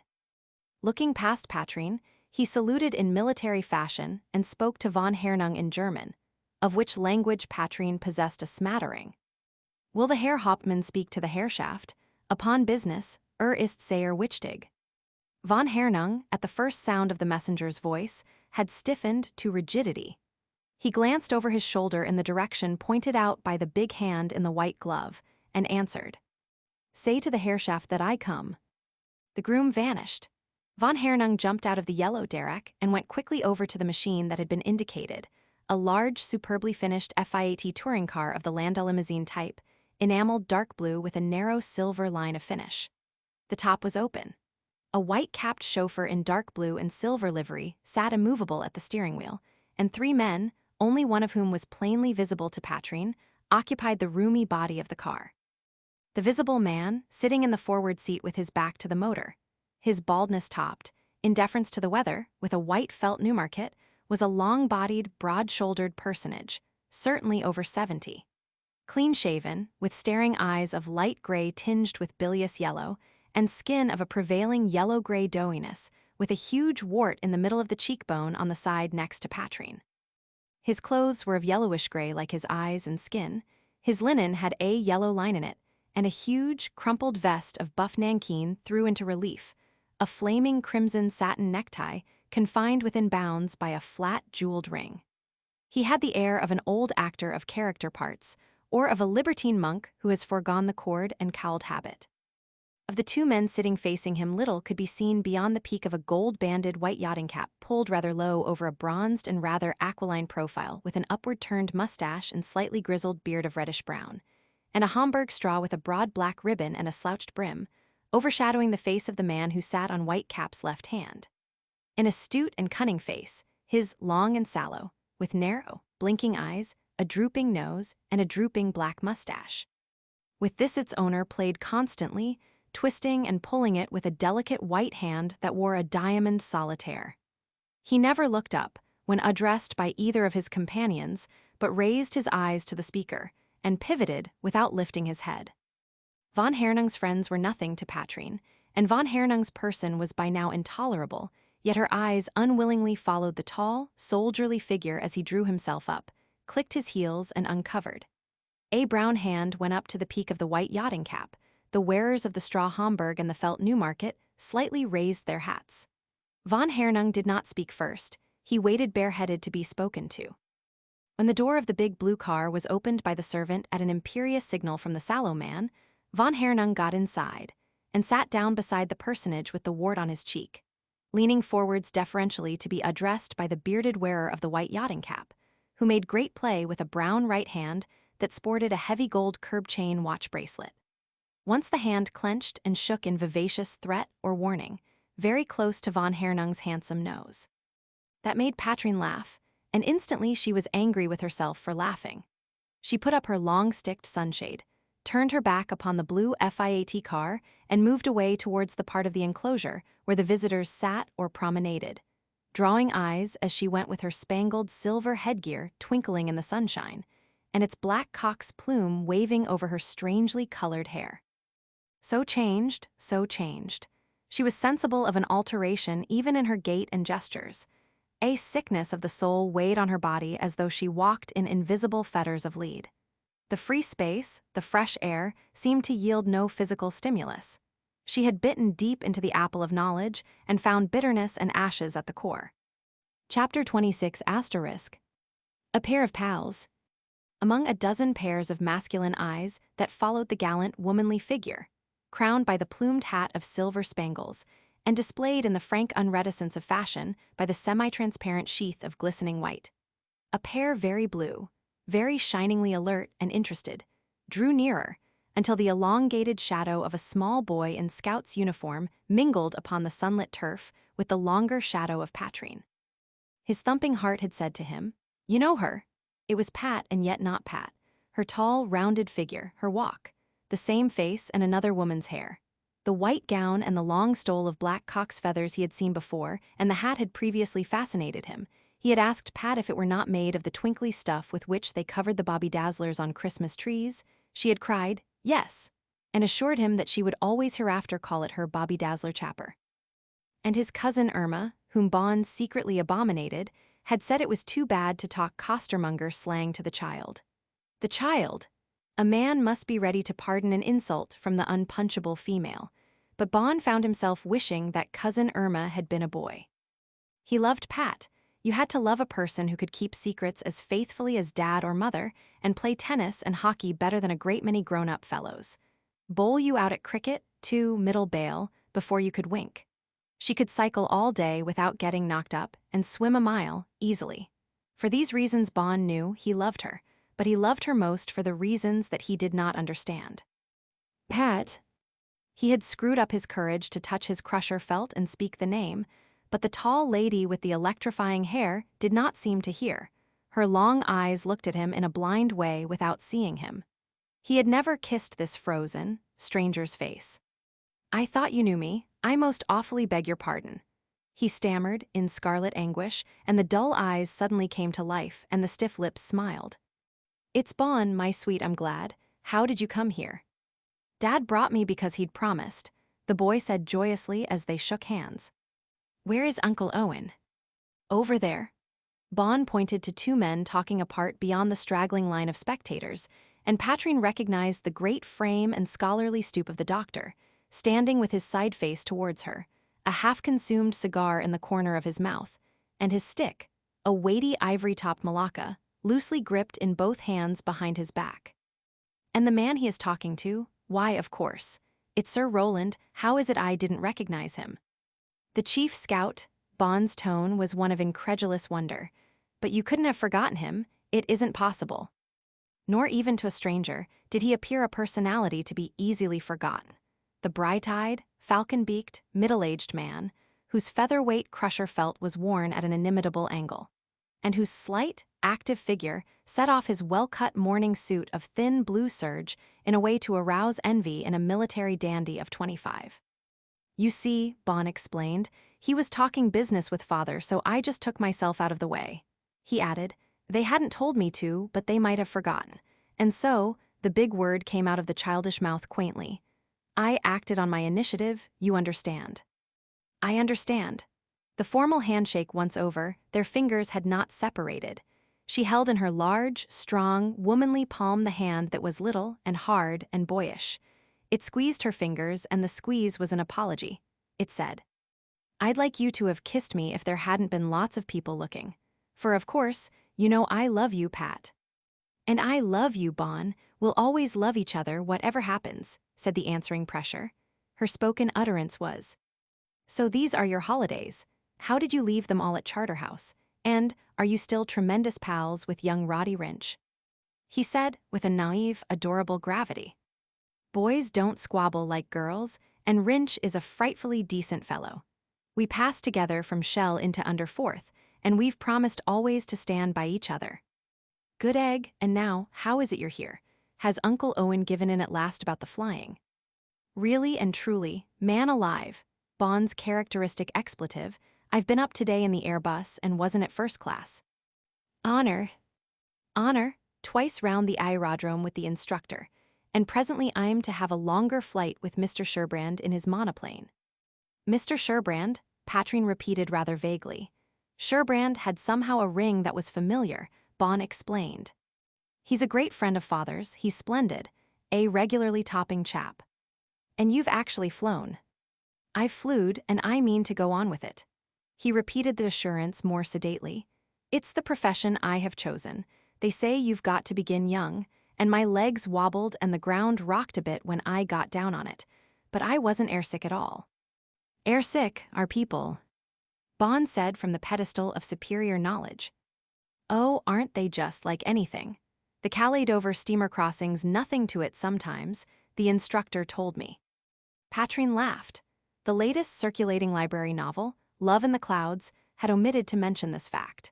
The heroine had donned an aviator's cap and pneumatic jacket and leapt nimbly on board the aeroplane in half a gale of wind.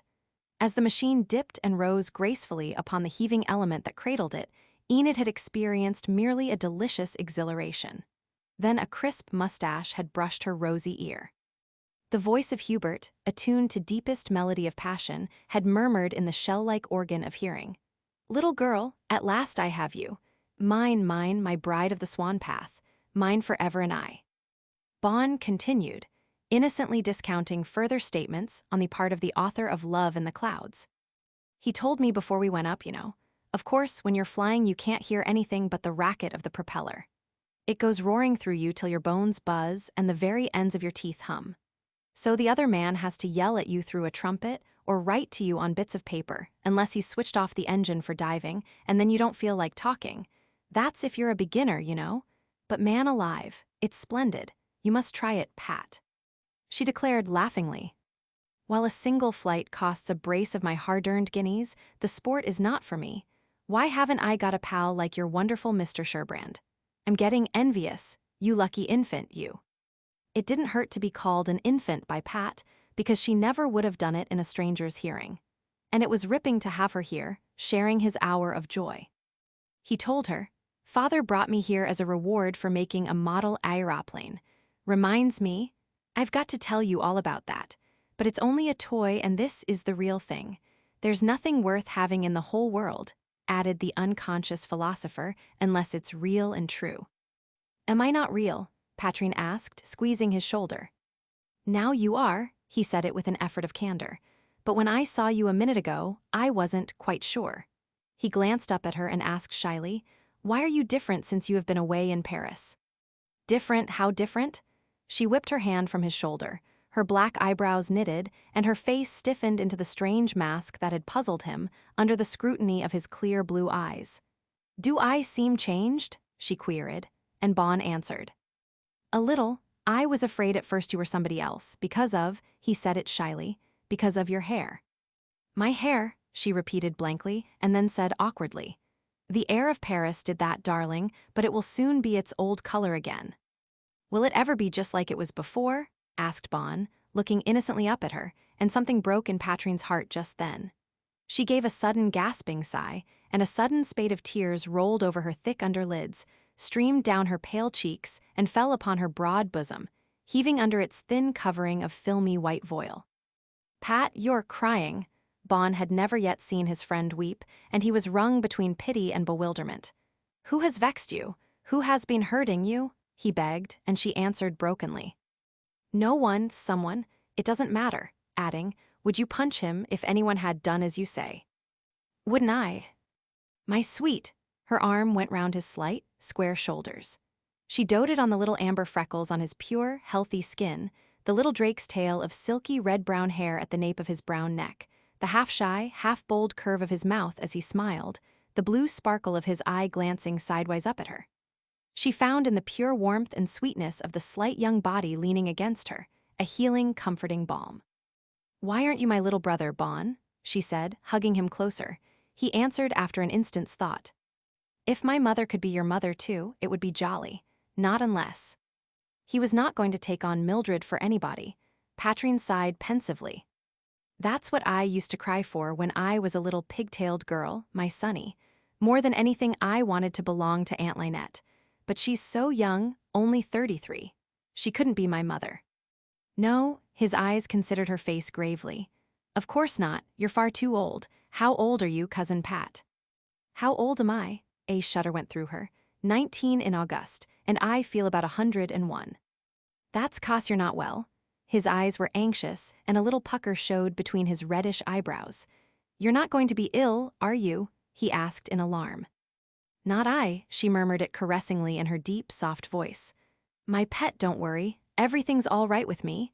Perfectly all right and okay. Only talk to me. Don't let me keep on thinking.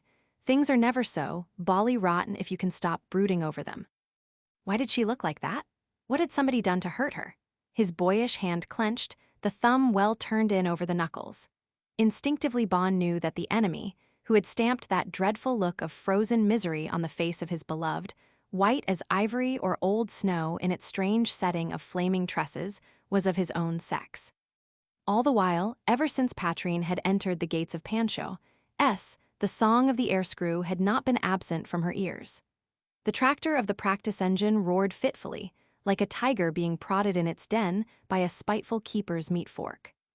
The propellers of the double-engined passenger buses kept up a steady droning, as Fanshaw's pilots followed the pointing arms of the red, white, and blue pylons marking the limits of the air circuit, or were silent as the machines dropped to earth within the huge white circles where a giant T indicated land. This was not a show day when visitors, half-crowns rattled unceasingly into the boxes at the turnstile. The rows of green-painted chairs behind the whitewashed iron railings of the spectators' enclosure were but thinly patronized by friends of people taking passenger flights. No man with a megaphone announced events forthcoming or imminent. No white flag fell for the start, no pistol cracked signifying the conclusion of a race. 3 men occupied the judges' stand behind the committee enclosure. One, small and dapper, in a frock coat and topper, kept his eye on what was probably a stopwatch. Another, stout, bearded, and straw-hatted, was absorbedly gazing at the sky through a big pair of Zeiss binoculars. The third, in the uniform of a commissionaire, was an employee of the school. No one manifested any particular interest in them or their occupation. The sparse general public were not enlightened, as to the reason of their presence on the judge's stand. "Talk," Patrine said, clinging to Bon, her slender plank in moral shipwreck. "Tell me what Sir Roland and the doctor are waiting to see. What is that thin man doing with the stopwatch and the notebook? And the fat gentleman beside him, who never leaves off staring at the sky through those big field glasses? Nothing is billed to happen, there are no numbers up on the pylons, yet something seems to be going on." "Rather." The boy broke into a little gurgle of excited laughter and began to dance up and down under the arm that rested on his neck. "Rather, didn't you know? How funny. Why, man alive, we're waiting for him." "For him?" "For Mr. Sherbrand, father's friend, the flying man I've told you about." "Mr. Where is he?" Patrine asked vaguely, looking all about her. In the tumult of her thoughts, the name that had been upon a crumpled card suggested no association with that so rapturously uttered by the boy. "There," Bon pointed upwards with another of the excited laughs, carrying out a hovering test. "The man with the stopwatch is timing him, and the other with the binocs is observing him. He's French, no end of an official swell. The French government sent him," went on the boy with infinite relish, "to see Mr. Sherbrand test his invention. He thought they didn't catch on, but the hoverer has fetched them. If he hovers for 20 minutes, 10,000 feet up, his fortune's made. I heard a fellow say so to the instructor. Man alive, isn't it topping that you and I should be here today?" Chapter 27 *. Sir Roland tells a story. While yet the bird of war hovered invisible at 10,000 feet of altitude, and the lungs of the men aboard her twalled and labored, and foam gathered about their nostrils and lips, Saxem stood talking with the man who in his eyes ranked above all others, the tried and trusty friend of 14 years. In those unforgettable months of the siege of Gelderstorp, you might have noticed a crow's foot or so at the corner of the chief's keen falcon eyes. Today, their hazel brightness undiminished, they looked at life from a network of fine crisscrossed lines. But time, the spider, had spun no web in the fine alert brain, and the man's heart was free from crow's feet or wrinkles.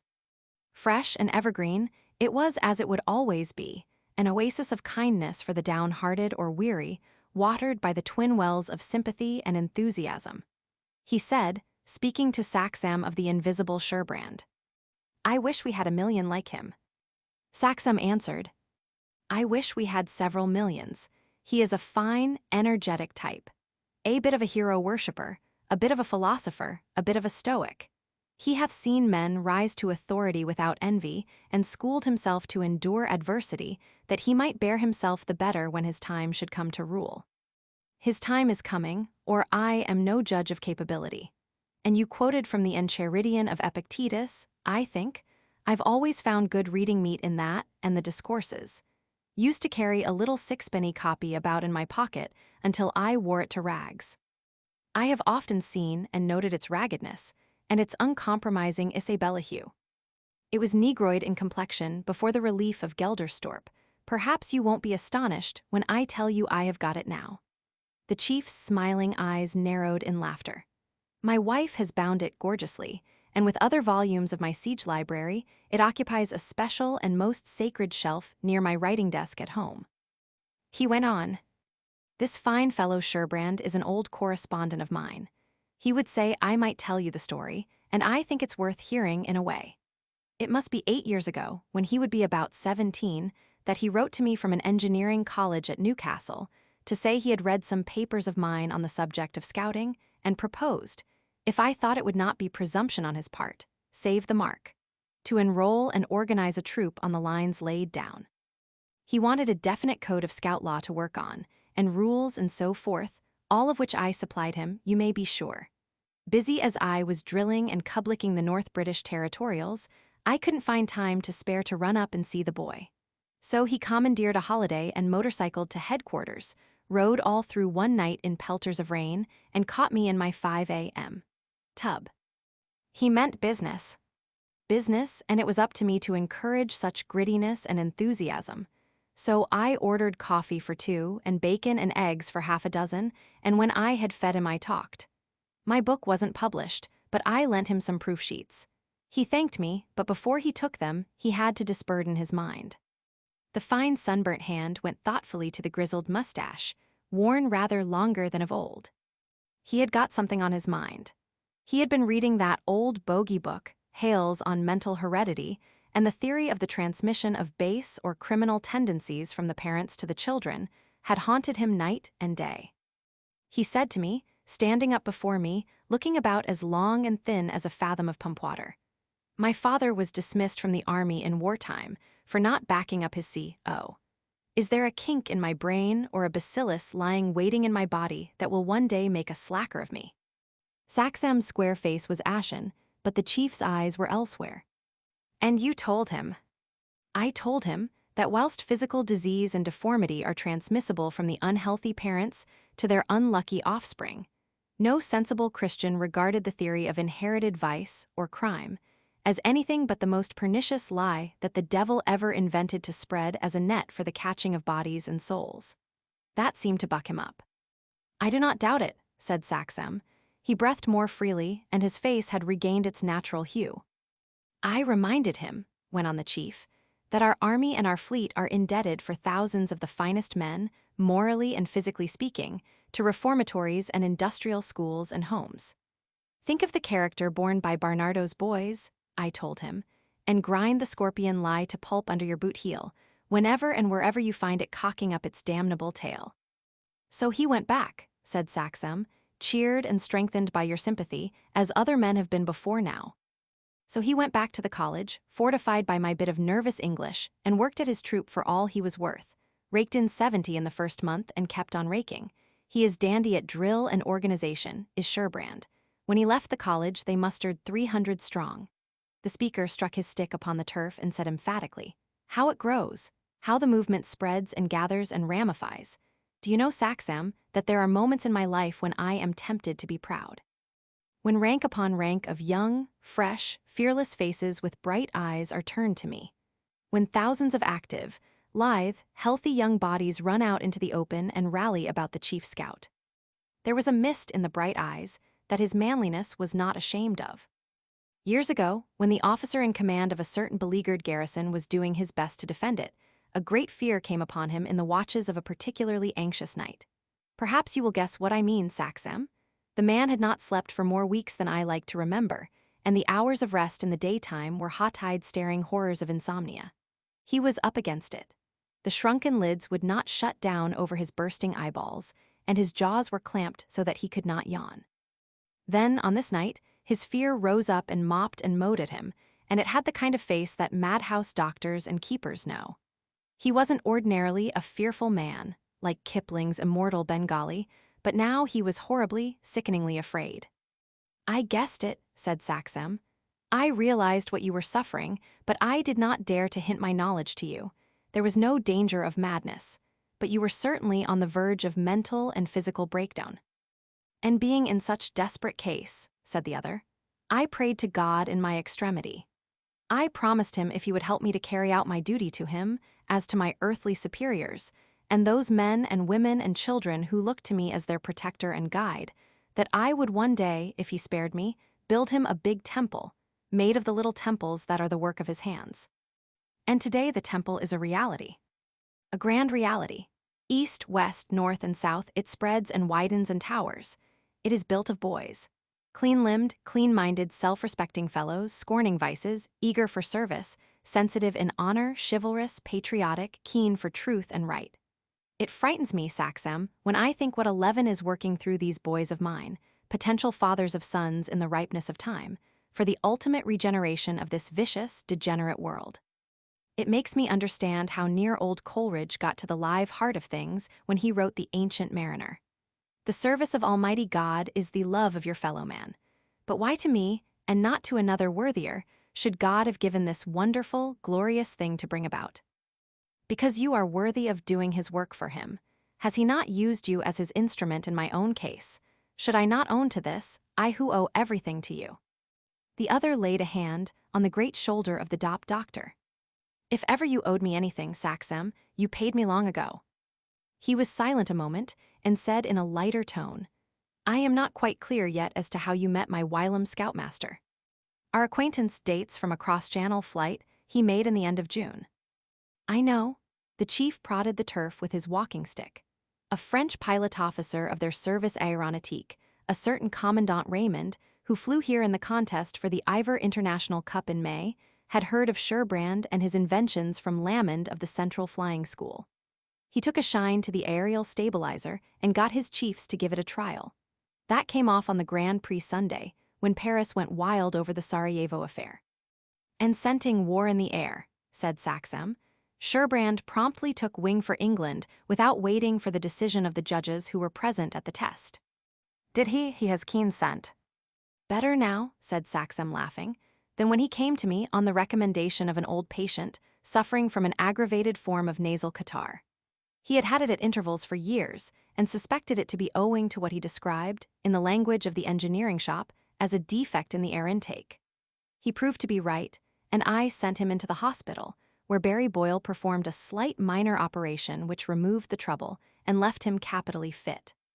Then, when he came out of the hospital, he found a letter from the French consul waiting at his office." The chief interpolated. "Ah yes, the aerial stabilizer had gained the suffrages of messieurs, the chiefs of the aéronautique française. I hope M. Jourdain's report to his government will induce them to buy the patent. For, judging by the interest that the representatives of another power seem to take in." The chief broke off. The smiling lines about his eyes and mouth had vanished as he queried, "Who is the lady my scout over there is squiring?" "A superbly shaped young woman, with hair of the fashionable terracotta shade. But for the hair, I should have said it was your niece, Patrine." Saxem's eyes followed the direction of the chief's glance. He said, and his face looked hard as a mask of stone, "Your memory for faces is correct as usual. The lady with the terracotta hair is my late brother's daughter, Patrine."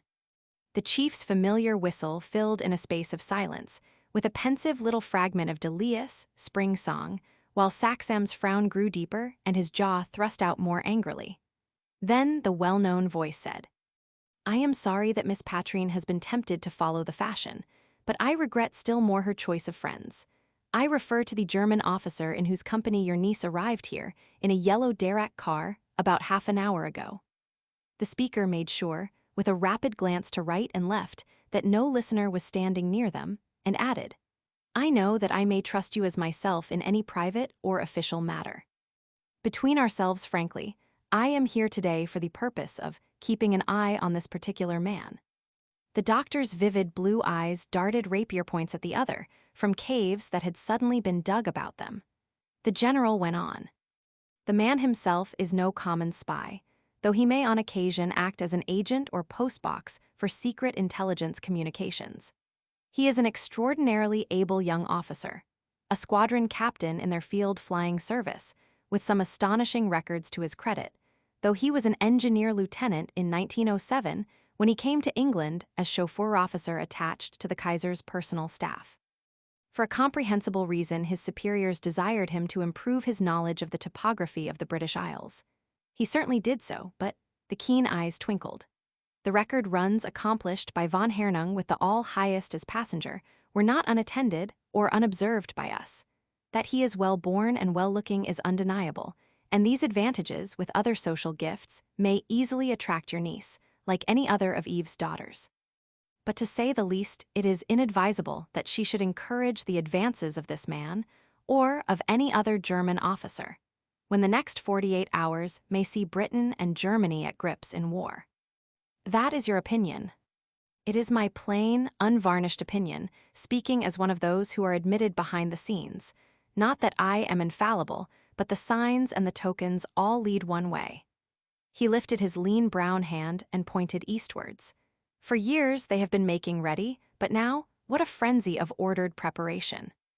What secret councils, what reiteration of orders, what accumulations of stores, what roaring of electric furnaces. I'd give my little finger to know what chemical they're making in huge bulk at the Badisch aniline unsoda fabric, and hundreds of other dye and bleaching powder works in Germany and Austria. Everyone backed up by the German imperial state or the dual monarchy on the understanding that at the signal, they are to turn to and turn out what? Benzene for phenol, phenol for picric, and toluene for super explosive, that's understood. But this stuff puzzles me. Do you see the senile arc in my eyes yet, Saxem? It must be that I'm getting old." He smiled his whimsical smile and went on. A day or two after the burial of the Archduke Franz Ferdinand and his morganatic partner, murdered by some fanatics among the Greater Serbs, a huge majority among the German military and naval officers doing duty in their colonies or on political service in Africa were recalled by wireless. Leave has been stopped. Rolling stock in inconceivable masses is being concentrated on the greater strategic railways, while the official and semi-official press prates and gabbles of peace and neighborly goodwill, he shrugged. Things were safer when they yelled and foamed in convulsions of Anglophobia. Then one doubted, now one is sure. Ah, I thought I wasn't mistaken. Here's Sherbrand coming down. Chapter 28 *. The God from the Machine. The dazzling turquoise of the sky was now streaked with milky bands of haziness. Dappled golden-white cloudlets at the zenith made what is known as mackerel sky. Trails of rounded stratus floated low in the east and southeast. Long shadows of hangars, pylons, semaphore and electric searchlight stations stretched over the turf from westwards, crossed by perambulatory shadows of people moving about. These became stationary, betokening that popular interest was newly awakened. Umbrellas and sticks flourished towards the sky. Bon gave a little crow of delight as the whitish-brown, shining shape of the monoplane dived down out of the Empyrean, traveling with a bold, beautiful swooping glide that took away the gazer's breath. "Look, oh look," Bon gasped, leaning against Patrine. Now her tardy interest was genuinely awakened. Reaching the end of its glide, the monoplane had regained the horizontal position. As she flattened out and hung well-nigh motionless in midair with the sunlight beating on and drenching her fragile, lacy structure, she was a thing of beauty and of wonder. The humming of her tractor came to you mingled with the buzzing of her gyroscopic hoverer, like the incessant vibration of living, sentient wings. She seemed to tire of hanging between earth and heaven, ceased buzzing, tilted a wing sharply and began to frolic after it as a kitten runs after its tail on a hearthrug, or as a swallow gambols on a chase after gnats, always turning towards the west, whilst her grayish shadow danced and skipped upon the gold-white cloud surfaces to eastwards a long way below her, like the ghost of an aeroplane. All the time she was gobbling up distance, steadily descending.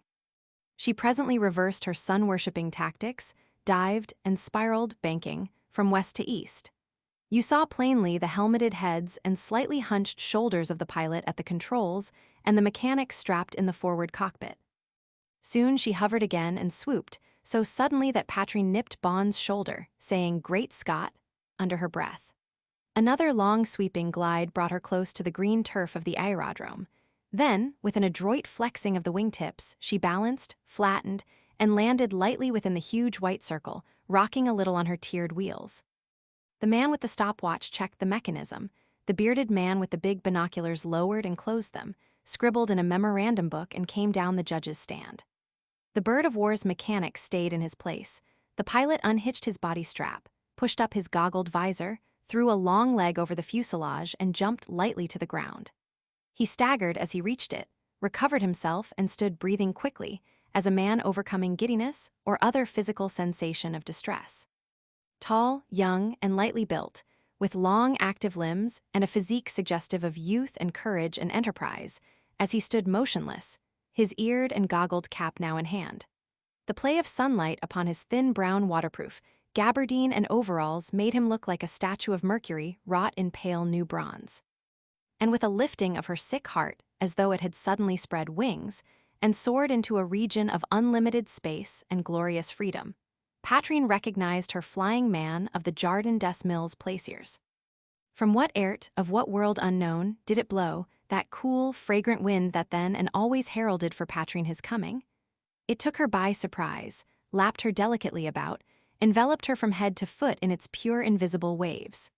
The hot, sore places in her heart were bathed and healed, the deep caverns filled, the little thirsty rock pools set awash and brimming. When the sough of it was no longer in her ears, or the tug and flutter of it among the folds of her garments, when she ceased to be conscious of the cool, resilient pressure upon cheek and neck and forehead, her brief, sweet hour of joy was over. Sherbrand had gone away again. Cela irrite-il, monsieur. Je suis prêt à faire une nouvelle démonstration si vous n'êtes pas satisfait. His clear, strong voice speaking in laborious public school French gave her a delicious shock of pleasure. He was addressing the stout, bearded Frenchman who, accompanied by the thinner man who had timed Sherbrand by the stopwatch, now walked across the turf to shake the aviator's hand. As Sherbrand spoke, he drew a white handkerchief from the sleeve of his gabardine and wiped from the corners of his mouth some little blobs of foam, slightly blood-stained. The stout, friendly Frenchman glanced at him and uttered an exclamation. Sherbrand shook his head in vigorous protest and laughed, repeating his offer to demonstrate again. Upon which the bearded man, who had also a mustache with thick, stiff waxed ends, and wore a large checked-patterned summer suit with a white drill waistcoat, a low collar and a necktie with flowing ends, and was topped with a high-crowned straw hat that suggested Trouville in mid-season, negatived the proposal with a vivacious gesture, pouring forth a stream of words. Au contraire, monsieur, je suis convaincu que vous avez une idée superbe. Nous vous avons observé avec la lunette zeiss, pendant votre vol, et nous avons constaté le temps très sognousement. Vous avez maintenu le brut, et la stabilité, pendant 5 minutes de plus, que les 25 minutes stipulées. Permettez-moi comme une simple formalité de voir votre altimeter. By all means, Sherbrand returned. They went back to the aeroplane together, and Sherbrand reached over and unhooked the altimeter from a board in the pilot's cockpit, and the bearded man examined it, and then cordially shook hands. Within 2 days at latest, possibly sooner, Patrine heard the straw-hatted, bearded gentleman say in English, pronounced with a strong French accent. Believe me, he added, I shall represent most strongly the usefulness of your invention to the chief of the État de l'Aviation. Au revoir, monsieur, et encore mes félicitations. Then he went away with the small dark man who had used the stopwatch, and who carried the Zeiss binoculars slung in their case. During this business interview, Patrine had felt Bon panting and wriggling close beside her, like an excited but well-mannered fox terrier waiting to be whistled for. But Sherbrand, though he glanced at the boy smilingly, had turned aside to engage in conversation with Saxem, and the chief scout, whom Sherbrand saluted in orthodox scout fashion, flushing red under the clear sunburn that darkened his fair skin. He's one of us, Bon whispered to Patrine, his own young face alight with pleasure.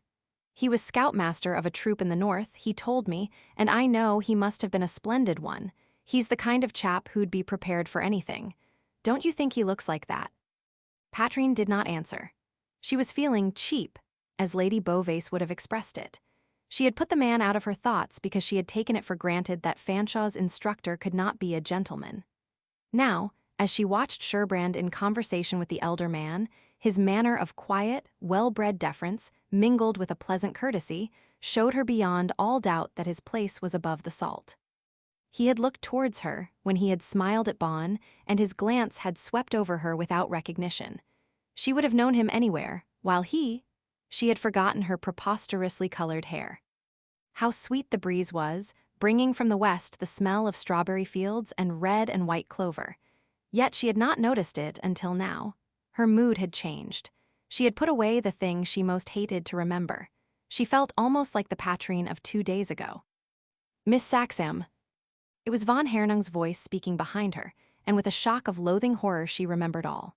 She turned to see his tall figure approaching.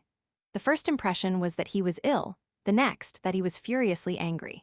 His florid complexion had bleached to an ugly greenish pallor, even the blue of his eyes had faded to a curious lilac hue. He carried in his gloved left hand, and with evident care, a flat-strapped wallet of brown leather, fastened with 2 Brahma locks and a lockstrap. He said to Patrine, in a jarring voice of resentment and impatience, I have been looking for you. Could one not leave you for a minute, but you must go off by yourself? Saperlot, whom has one here? Where did you pick up the boy? Her heart swelled as Bon looked up at her in astonishment, then transferred his stare to von Hernung, puckering his brows in disapproval of the rude, strange man. She answered as calmly as was possible. This is my cousin, Bon Saxem, Count von Hernung. Why did you leave me? Von Hernung grumbled as Bon stiffly saluted, and she told him. Because I saw you occupied in conversation with your German friends. Women are incomprehensible creatures. How do you know that they were German? At any rate, whether they were or not, they have gone away now. You find me annoyed. It is because they are, what shall I call it? Perhaps a little exigent. Now I will have a smoke. I suppose you do not mind. He had not freed his hand from the brown leather satchel to remove his hat when he had mopped his perspiring forehead. With a big cambric handkerchief, scented with the Trez persistent perfume that always clung about his clothes. Nor did he relinquish it to help himself to a cigar, but opened the gold case containing the weeds with the hand that drew it from his pocket, extracted a cigar with his teeth, and returned the case to his pocket. Then produced a matchbox, opened it in the same way, picked out a match, shut the box, and struck the match upon it, saying to Bon as he blew out the first mouthful of smoke, "What do you think of that, my fine fellow? Should I not make a famous one-handed man?" But Bon's suffrages remained unwon, although the dexterity of the thing had secretly pleased him. He remained doggedly silent, scowling with his reddish-fair brows, thrusting out his chin. "Should I not? Tell me," von Hernung persisted. "Or is it that British boys are cowards and afraid to answer when they are spoken to?" "I am not afraid of anything or anybody." Bon reddened and looked the taunting big man between the eyes squarely. The look added, "And least of all of anybody like you." He went on. "But I think it takes more than that kind of being clever to make a famous man." "Nicht so schlimm," von Hernung nodded. "But all the same, these little tricks are worth knowing. You might be bound with ropes to a post or tree or wagon by the enemy, and if he happened to have left your matches on you, and you could get one hand free, there is no knot man could tie that I could not wriggle myself out of. You might burn the rope and get away. I did that once when I was a gunner boy of 17 in South Africa." Von Hernung stopped short. Bon asked simply, and with the same straight look between the eyes, "Did you fight with the Boers against us in the war?" Von Hernung did not seem to have heard. He had caught the drift of a sentence spoken by Sherbrand, who was answering to a question of the chief scout. "Oh yes, I live here. Have quarters over Mrs. Dunlit's restaurant. You could communicate with me practically at any time. We've the phone and a private telegraph office and the wireless under the usual license from the Postmaster General." He pointed towards the well-known tall posts with the short crosspieces, china insulators and lines of thick wire, standing beside the telegraph cabin, over the roof of which straddled the wireless installation's tall, latticed steel mast. "We find it useful for business as well as instructional purposes," he went on. "Macromby, the man in charge, is a one-time Royal Navy petty officer telegraphist and a first-class operator." Sherbrand's mouth twisted a little at the corners as he added, "About 24 days out of 30, let us say." The quick rejoinder came. "Then he's DOD. 2 working days in the month, not counting Sundays. Met plenty of Macrombys in my time. This doesn't happen to be the monthly payday, by any chance, or one of the other close days in its neighborhood." No, he's as right as rain and as sober as a seal," said Sherbrand. "And this tall fellow with red hair must be the man who has written to me upon business. I shall have to go to him." They exchanged a left-handed grip, mutually smiling. "Good old habits stick," said the chief, and Sherbrand answered, "Fortunately, they do. Let me say again how much and how gratefully I have to thank you for the teaching that has helped me to find myself." His clear light glance reverted to Saxham. "The doctor, too, for giving me this chance of meeting you. Please tell him the story if you think it would interest him. I hope with all my heart, sir, that you will soon come here again." "I had already taken the permission for granted," the chief said, as Sherbrand saluted and went forward to meet the fellow with red hair. "There is big business in that gyroscopic stabilizer of his," he added to Saxham, "and our friends at the French War Ministry have tumbled to it as one might naturally expect. So much the worse for our bungling bigwigs at Whitehall, who have let a good thing slip, for the millionth time, out of their claws."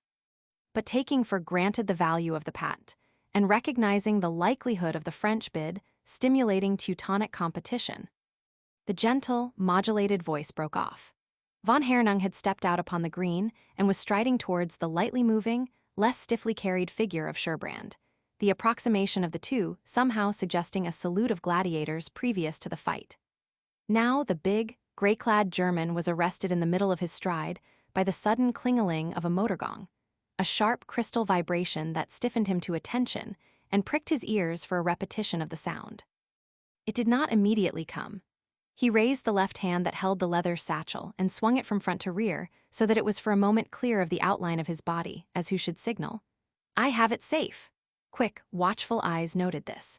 Took in also the ornate bulk of the dark blue Fiat touring car, as with the characteristic noiseless smoothness of its make, it glided between the ranks of parked and waiting automobiles and stopped in the open, perhaps some 40 yards away. A fat yellow hand with a twinkling solitaire upon it waved. A brown hand, with a massive gold curb chain watch bracelet on the wrist of it, beckoned imperiously. Something had been forgotten, something was still to say. Von Hernung wheeled and went back in his traces as obediently as the pointer that has been called to heel. He did not uncover, perhaps he had been told not to. He saluted and stood stiffly, listening to a harsh German voice that yapped at him. All his arrogance and swagger seemed to have been juggled out of him by the gestures of the brown hand with the flashing wrist bracelet, emerging from the white cuff with jeweled sleeve links and the snowy sleeve with its broad bands of glittering golden braid. The slight sound pulled Saxem's head round. He had not been looking at the occupants of the blue Fiat. His eyes were intent on the tall white figure of the woman standing beside his boy. Her black lace sunshade was closed. She held the tall sticked thing at arm's length, leaning upon it, and the westering light smote a myriad of multicolored sparkles out of the tinsel spangles of the hat with the single black cock's plume. The queer headgear crowning her barbaric hair, and her full white oval face with its wide, low, arched black brows and long eyes made her seem strange, alluring as some tall-stemmed, exotic flower sprung at the incantation of an oriental conjurer from a green stretch of English turf. In the same instant, von Hernung touched his hat, stepped back from the blue car, wheeled and walked away toward the waiting figure of Sherbrand. The sallow man in the Homburg hat gave an order, the chauffeur touched the electric starter, and the Fiat turned and smoothly bowled away.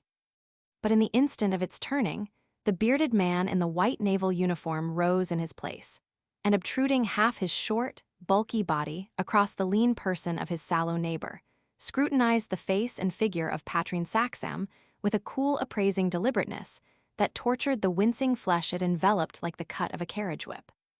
They were full, bright, and rather handsome gray-blue eyes shadowed by the white cap peak, and they had the indefinable expression of authority and power. Their glance said, and the face with the perfectly trimmed beard and the upturned mustache wore a curious smile that bore out the glance's meaning. So, that's the woman. And a surge of scalding shame and bitter resentment rose in the heart of Patrine Saxem and filled it to the brim. She could not have explained why she felt certain that her shameful secret was known to the man with the powerful eyes, the cast of whose face with its pointed beard faintly reminded one of the king and the Tsar. Patrine had always abominated cheap sentiment. She had once laughed until she cried at a revival of an old four-decker drama, whose hero, waking to the knowledge of a committed, irrevocable deed, cried in throaty, stagey tones of anguish upon God to put back the dreadful clock of time and give him yesterday.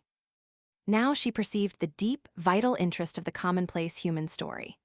If asking him on whom that other sinner cried would wipe from time's register a span of hours between 12 p.m. and 3 o'clock in the morning, blot one deed from the roll of things that done, are beyond humanity's undoing, Patrine told herself that it would be worthwhile to wear sackcloth, live on boiled field peas, drink brook water, and pray, until her knees were worn to the bone.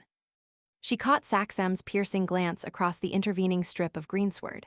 He turned away his eyes, and a shudder went through her frame. Had he suspected? Could anyone have found out and told him? The doctor's head was bent now as the general talked to him. It seemed to her that a muscle in his lean cheek twitched, a characteristic sign with him of excitement or emotion. She wondered what the general had said to Uncle Owen to make him look like that. As a fact, the quiet voice was saying in Saxem's ear, "And prepare against a surprise, doctor, for though your nerves are tough as aluminium bronze, a few million gallons of water have rolled under the Thames bridges since you and I held council of war. As I mentioned before, the interest taken by the French government in Sherbrand's gyroscopic hoverer may well have stimulated the interest of our Teuton neighbors. But it doesn't explain the presence on Fanchau's flying ground of Lieutenant General Count Helmuth von Moltke, chief of the German Great General Staff, and Grand Admiral Prince Henry of Prussia, brother of the Kaiser, in a Fiat touring car."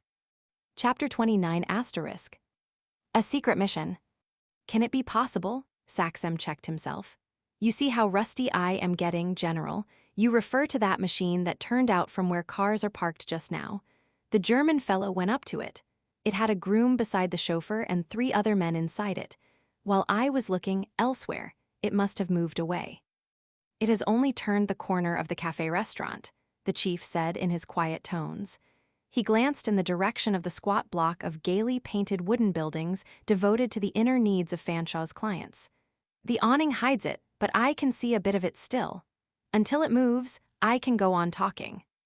Frankly, I am in the position of the high church curate who went out wild pig shooting in the territories of the Limpopo with a single-bore hammer gun of grandpapa's pattern, and got his choice of pot shots between a lion and a rhino. Prince Heinrich is my royal lion, and von Hernung, who counted for little more than a bush big, has suddenly swelled into a rhinoceros. He pulled the grizzled mustache thoughtfully, keeping his eyes glued on the back of the big blue car. If I could get hold of Sherbrand, but the chance is dead for the rhino and lion winding me.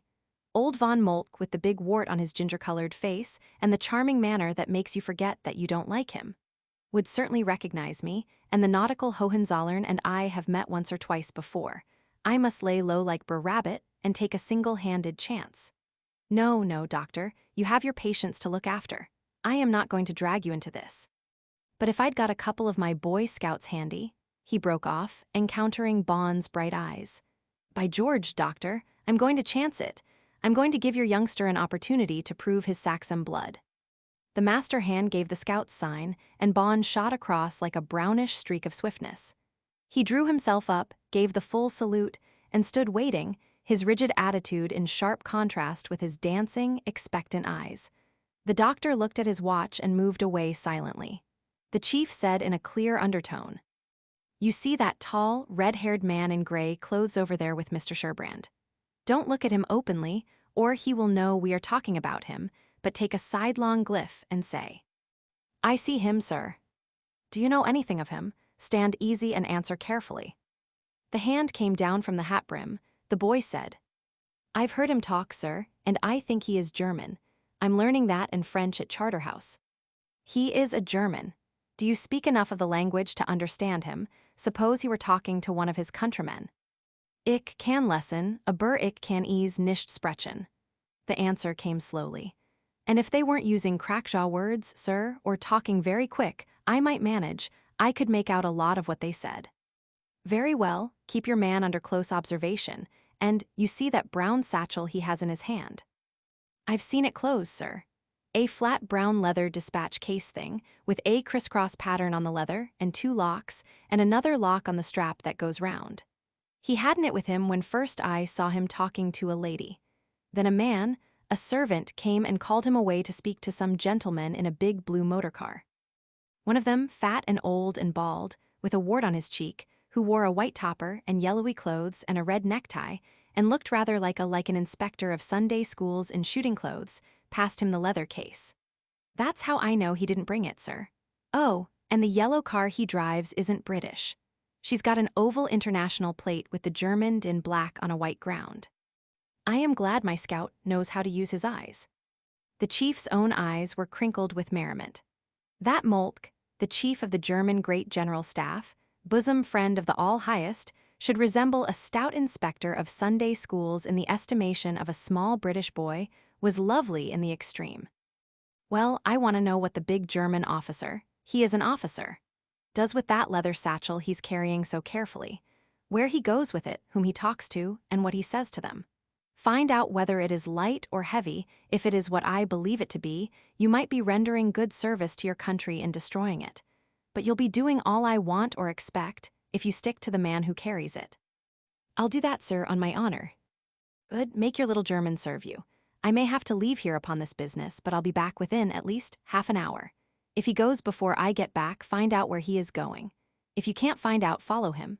On foot if he walks, in a taxi if he doesn't. Here are 6 separate shillings. In that case you'll want money for fares. Remember, if things take a puzzling turn and you find yourself in a tight place, whisper a quiet word to Sherbrand, though I'd prefer you to carry through on your own.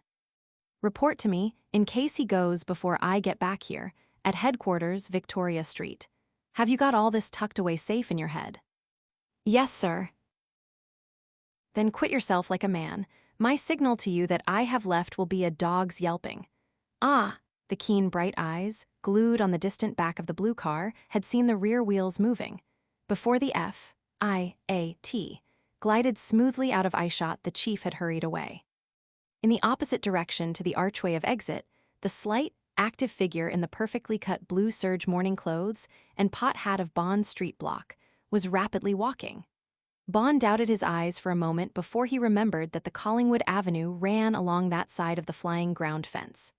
There was a smaller gate in charge of a commissionaire. In the fence, about 100 yards along it, taxicabs were standing outside the gate. Any person on foot or a wheel, leaving the flying ground, must pass the gate and the taxi stand. You could see through the chinks in the fence when they passed, nip out when they were well by, and follow in a green-flagged chuffer. Bond had settled this to his satisfaction before a wrench at the rein of duty pulled his head round to the business on hand. "I'm not spying on Mr. Sherbrand," the boy told himself, gritting his small square teeth doggedly. "I've got to listen so as to understand the German's game, and I'm going to. This is how I'm going to."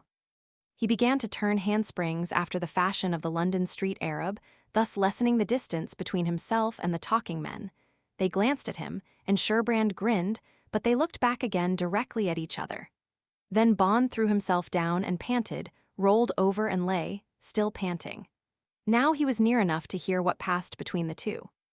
Sherbrand said, "No, I was not particularly solid in my conviction that the aerial stabilizer would take the fancy of the chiefs of the Service Aéronautique.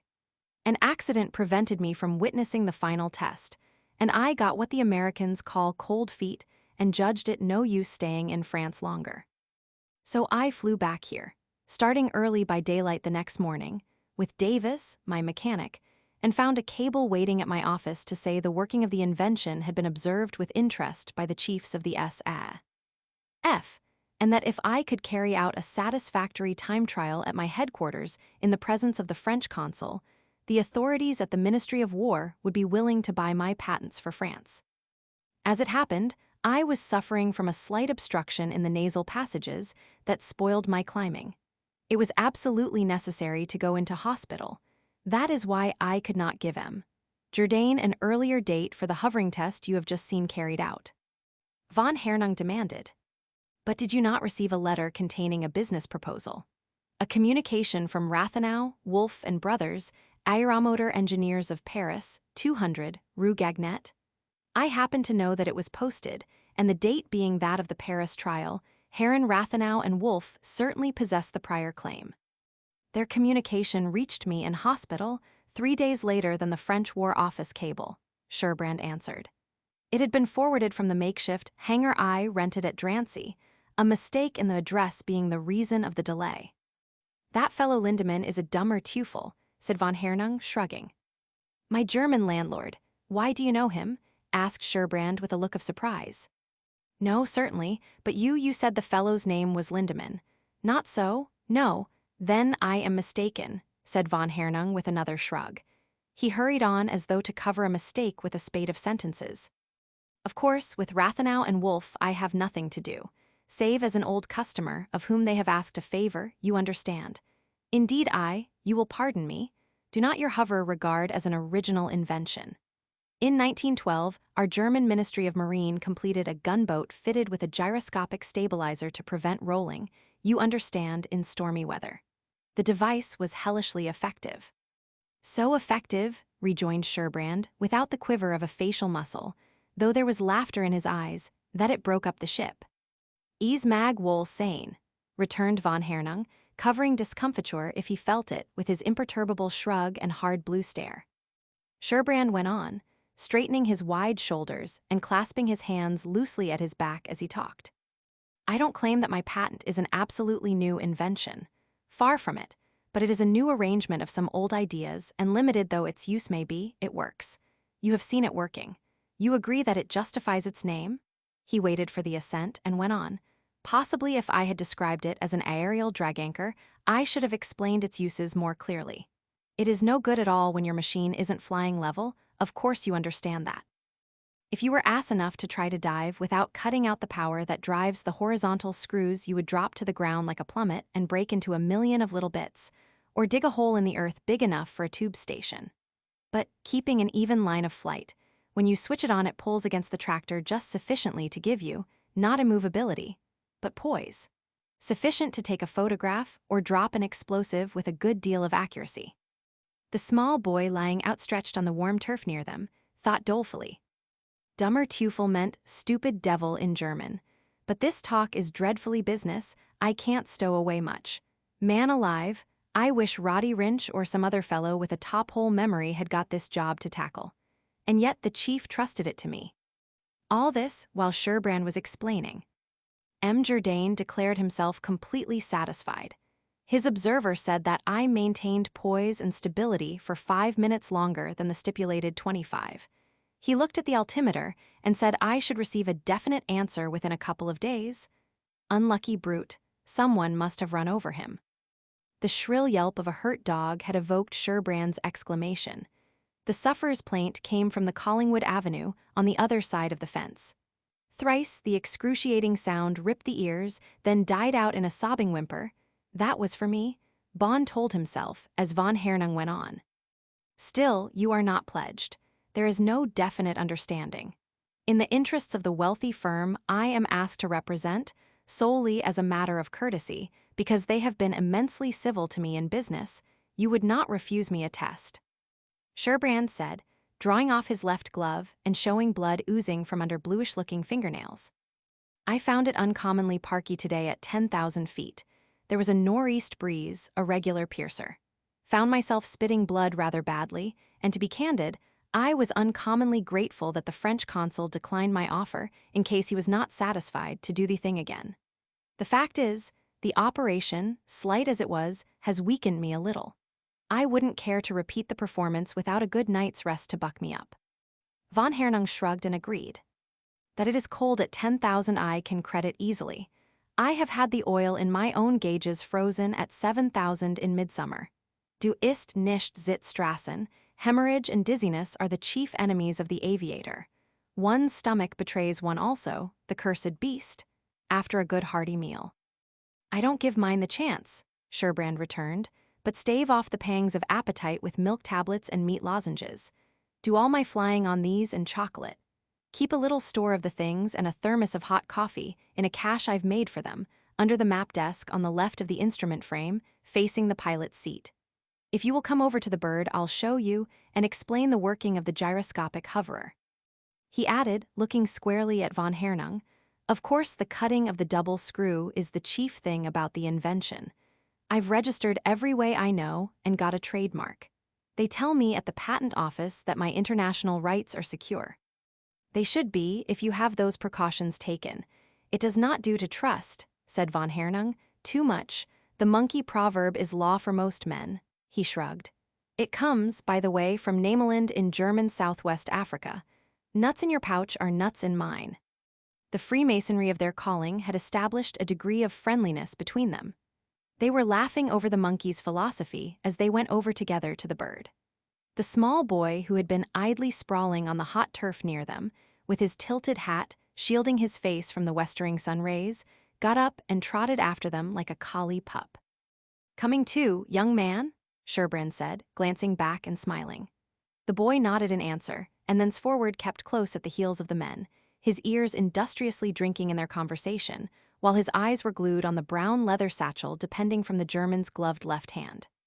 Both men, now leaning over the side of the pilot's cockpit, examined the gearing of the hover, protected by a transparent casing set in the tough ash, copper-riveted planking of the fuselage. Then, with the aid of sulky Davis, they tilted the bird, and inspected the pair of thin circular plates of toughened steel with flanged edges that revolving at high velocity in different directions constituted the horizontal screw. Driven from the engine, as you see, by an endless chain drive arrangement. By manipulation of levers, you can throw the tractor out of gear and hover, under favorable circumstances and in still weather, by means of the horizontal screw alone. But as a rule, you keep the tractor working, and the screw acts in one as a lifter and floating anchor. That's about all it amounts to. I've said I don't pretend to hang immovable in the air like the albatross and the condor, not to mention the gull and sparrowhawk and dragonfly. While I hover, I am making way, but way to an inappreciable amount. One of these days, we shall find out the big secret of stability. Until then, we must rub along as best we can. Von Hernung returned. I am hellishly interested in your invention. It now occurs to me that as you happen to know my flying record. He shrugged his great shoulders and smoothed his tight red roll of mustache with a well-manicured finger tip, that it is possible you would have sufficient confidence to allow me to test your gyroscopic hover myself. He laughed again pleasantly as he finished. Whatever else I may do, I give you my word of honor I shall not pile up your machine. Will you consent? It may lead, supposing you do not close with the French offer, to big business, done with my friends. Sherbrand had looked doubtful, only for an instant. Before the 12-year-old eavesdropper had recovered from the shock that had set his brain spinning and his heart thumping, the situation had been accepted by the owner of the bird of war. He held out his left hand, and von Hernung gripped and wrenched it, noting with inward amusement that his grip had brought fresh lines of blood creeping about the edges of Sherbrand's fingernails.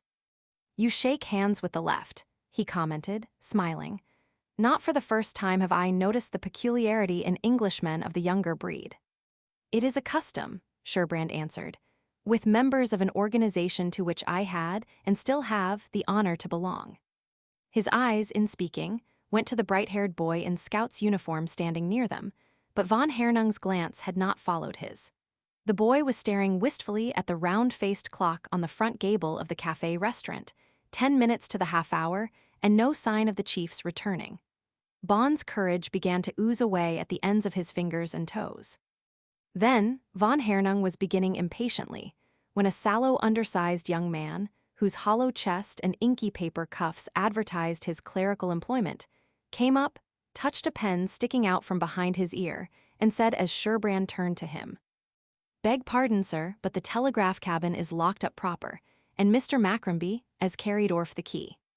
"Out of sorts today, is he?" Sherbrand asked meaningly, and the telegraph clerk answered, "I've never seen I am so bad before in the middle of the month." As fate would have it, Macromby, ex-petty officer telegraphist of the R.N., from whose sleeve the golden crown and thunderbolt had been reft by reason of his anti-teetotal habits, had received a visit that morning from a friend who had repaid a debt. Hence, the licensed operator of Fanshaw's experimental and educational wireless station had succumbed to an attack of his intermittent complaint. Here Macromby's assistant, continuing the recital. He's left the aerial connected to the transmitter and gone out for lemon squashes 4 times since 1 o'clock grub. "That's the drink for men who have souls to save, ye little fag-eater," he says to me, salvation for soul and body, sucked through a straw. If the debauched and hopeless drunkards at the Admiralty could be induced to swear off their cursed alcohol and take to it, I wad no longer be deaved to the point of steeping my tongue in profanity, by the kind idiots, gibberish that is yammering at my lugs. He'd been raking a lot of Admiralty strays in? Sherbrand queried. Von Hernung, who had been grinding his heel into the turf and gnawing his lip with ill-concealed impatience, turned his head sharply and listened to the colloquy with all his ears. "Not so much X's as definites, sir," responded Macromby's assistant. He was upset about 10 minutes before he broke out by getting an urgent without a preparative call. Then comes important in international code and administration and emergency. Then War Office and documents and enforcement of the law. By that time, E was purple in the face and arf crazy. "If I had my way, why, you, ye bung-nosed intemperates," he says, groaning like, "I wad keep ye on grits and collar water for a fortnicht. Oh, that men, as Auld Hosea says in the inspired scriptures, and I append to know myself it was Shakespeare, should pit an enemy until their mouths to steal awa their brains." And E snatches off the telephone band and chucks it into the corner, and just as my own instrument starts to tick out a call, he catches me by the neck as if I'd been a tame rabbit, and slings me out o' the office and locks the door. "Out o' this," E says, putting the cabin key in his pocket. "I will no have your lugs, dirty as they are, polluted by the unclean counsels o' the wicked. I'm awa to cool the wrath o' the righteous why another lemon squash." And the winder is blocked by the Morse key instrument, and even if it wasn't, it's too small for me to get in through. Macrombie's victim ended with an injured sniff. Well, well, better hang about the cabin a bit and possess your soul in patience. If any pupils drop along, tell them they'll have to wait. Perhaps Macrombe'll turn up sober enough to take them on by and by. As for the message in transmission, I dare say it will keep. Mr. Fanshawe, not expecting any particularly important communication that I know of. Oh, hang it, Sherbrand whistled dismally.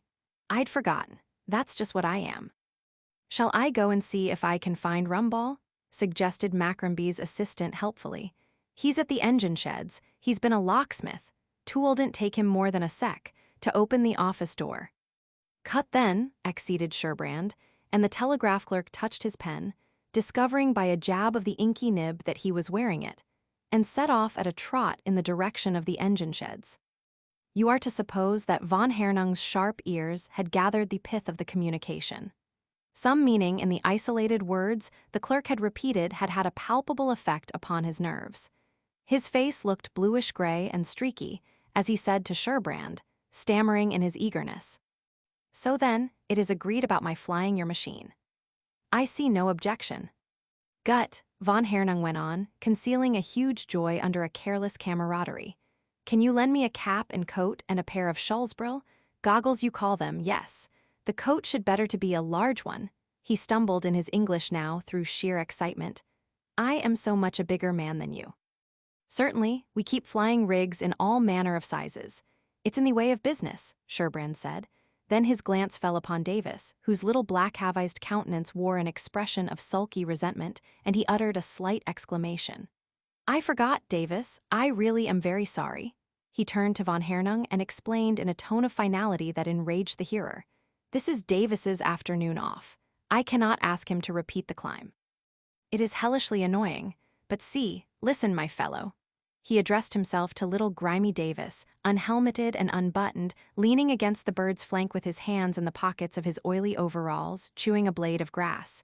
You will go up with me if I tip you? A sovereign. Come then, the gold does it. You will go up with me, will you not? Yes. Davis spat out grass and delivered himself. Not even for my young governor, and a Bank of England fin-up. Do the soaring Hegel hacked again this blooming Wednesday. Welsh Davis had come to London from a mountain farm in Merioneth, speaking nothing but his native Cymric, and had culled his Sassenach from Cockney lips. Von Hernung bid another sovereign, and then two more, ineffectually. Now, Davis was rock. I've done my day's stunt and I'm nuffy d-ire tumble. Nuffy, you're naows what that means if you're a flying bloke. Damn you, I will give you £10. Von Hernung's face was wrung and streaked with passion.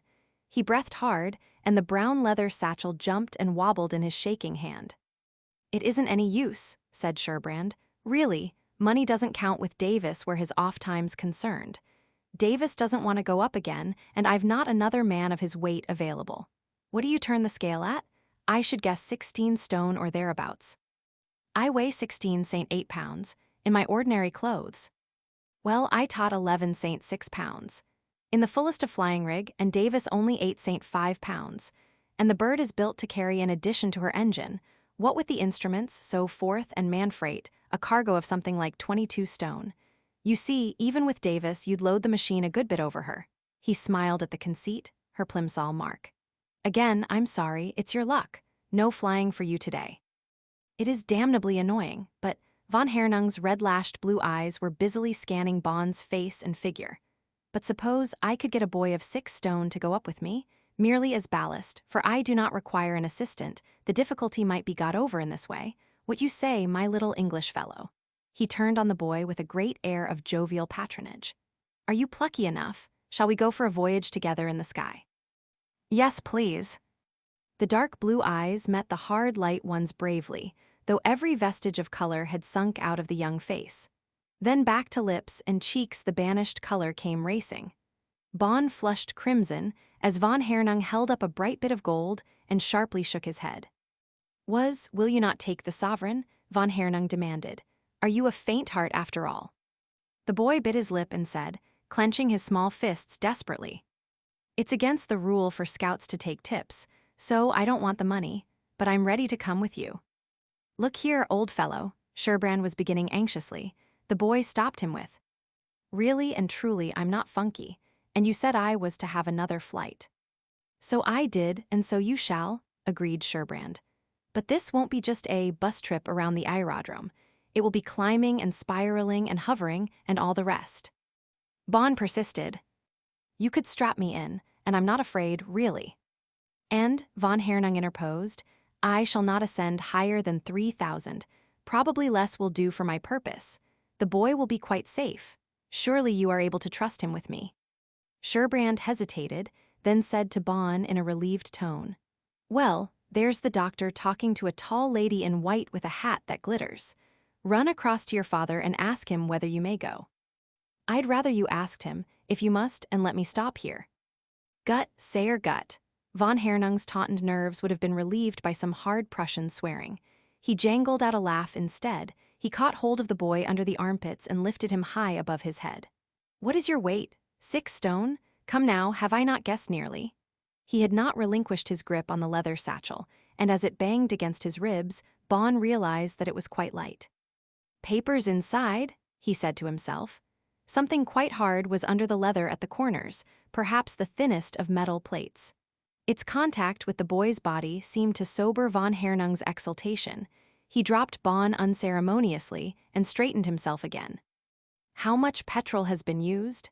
he asked hastily of Davis, going over to the bird and mounting on the landing carriage to look at the gauges. "Because when I fly I never take risks. You will have to fill up the tank again. Do you hear, my fellow?" "If Mr. Sherbrand orders me," Davis spat out another piece of grass, "say I shall do it." He eyed von Hernung with surly disapproval as he craned over the bird's fuselage, while audibly commenting to an acquaintance who had strolled up. "Sheer blinders, I call 'em, these air fritzies. Walk into Buckingham Palace next minute and ask to look into the privy puss. Ope the governor comes back before gets Nosey Parker into the horizontal overing gear. Perish me if I ever met a bloke with such a nerve. Watto, old sonny," he addressed himself to the boy. "Ain't you feelin' up to the posh?" "I am quite all right, thank you," Bond responded, while his heart bumped against his ribs. In his brain, words and sentences kept forming. "I'm only a little chapter, and this is a big thing, bigger than the chief expected, perhaps, and he said he'd be back in half an hour." Half an hour meant 30 minutes. He glanced at the big round, white-faced clock above the entrance of the cafe restaurant. More than 15 minutes of the half hour had gone. To stick to the big, brutal German was his, Bond's, secret mission. And the inspiring, uplifting voice that thousands of boy hearts thrill to all the big world over had said to him, "Quit yourself like a man." Chapter 30 *. The Reaping.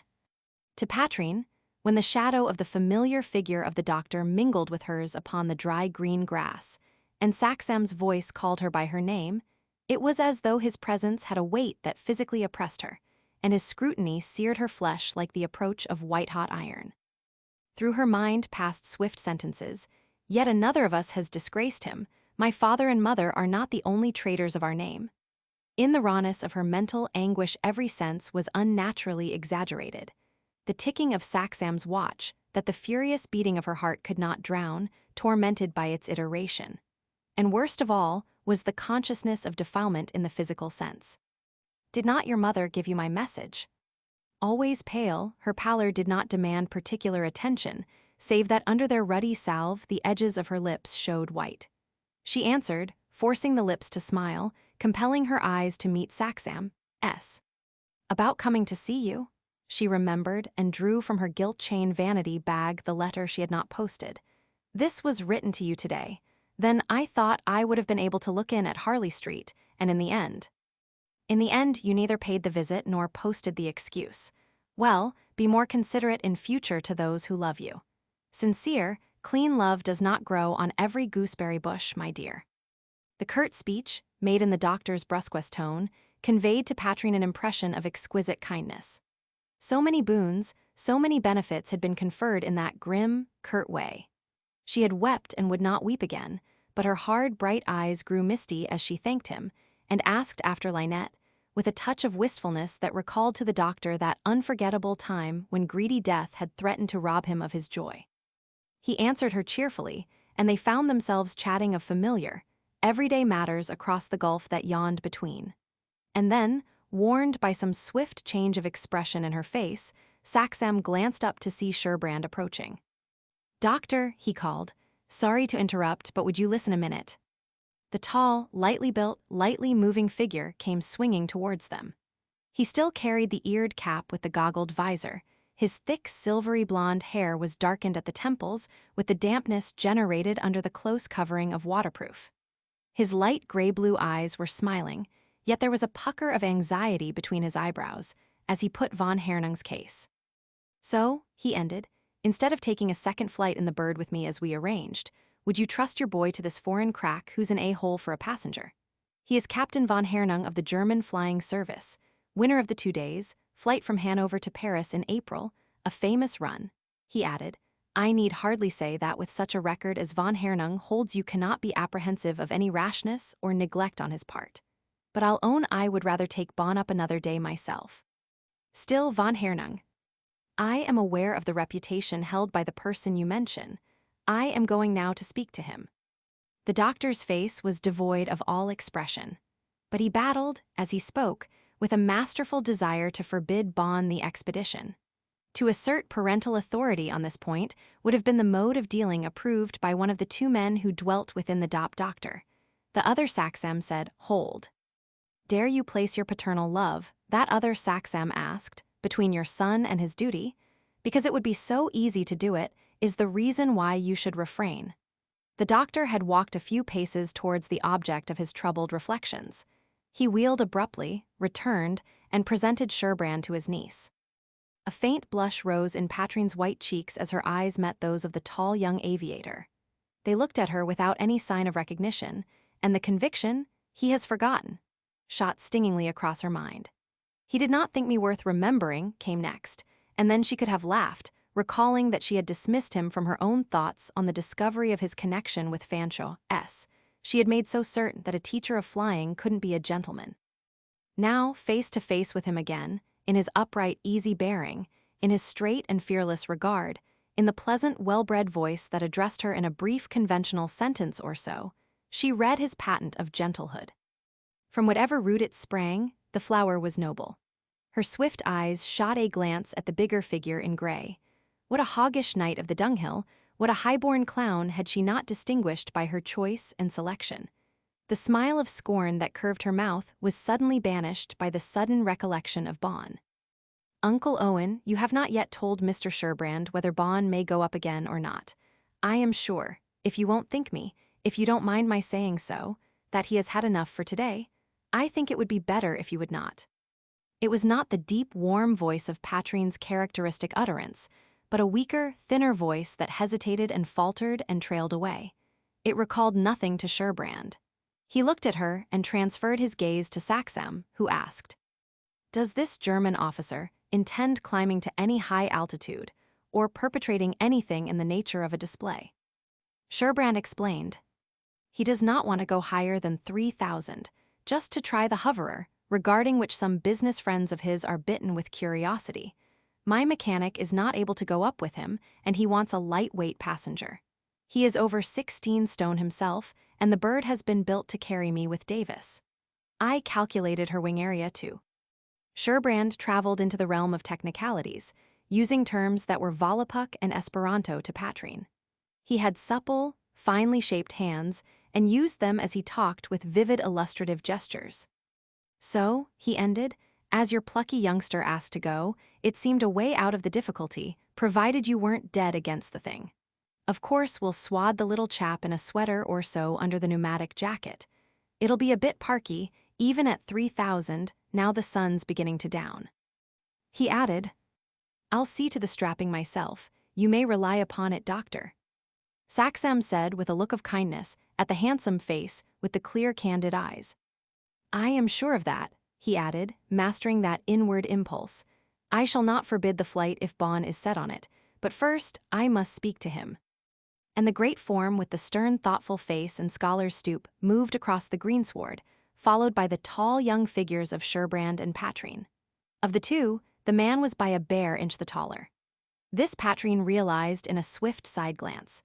Certain featural characteristics of him, personal impressions received half unconsciously, retain their clear sharpness then and for many days. The silver-yellow hair toning into the pale brown skin.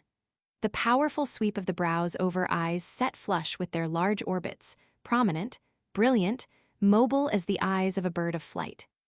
The nose arched and jutting like a kite's beak, with large, sensitive nostrils, the somewhat sunken cheek, and the sharply angled jaw.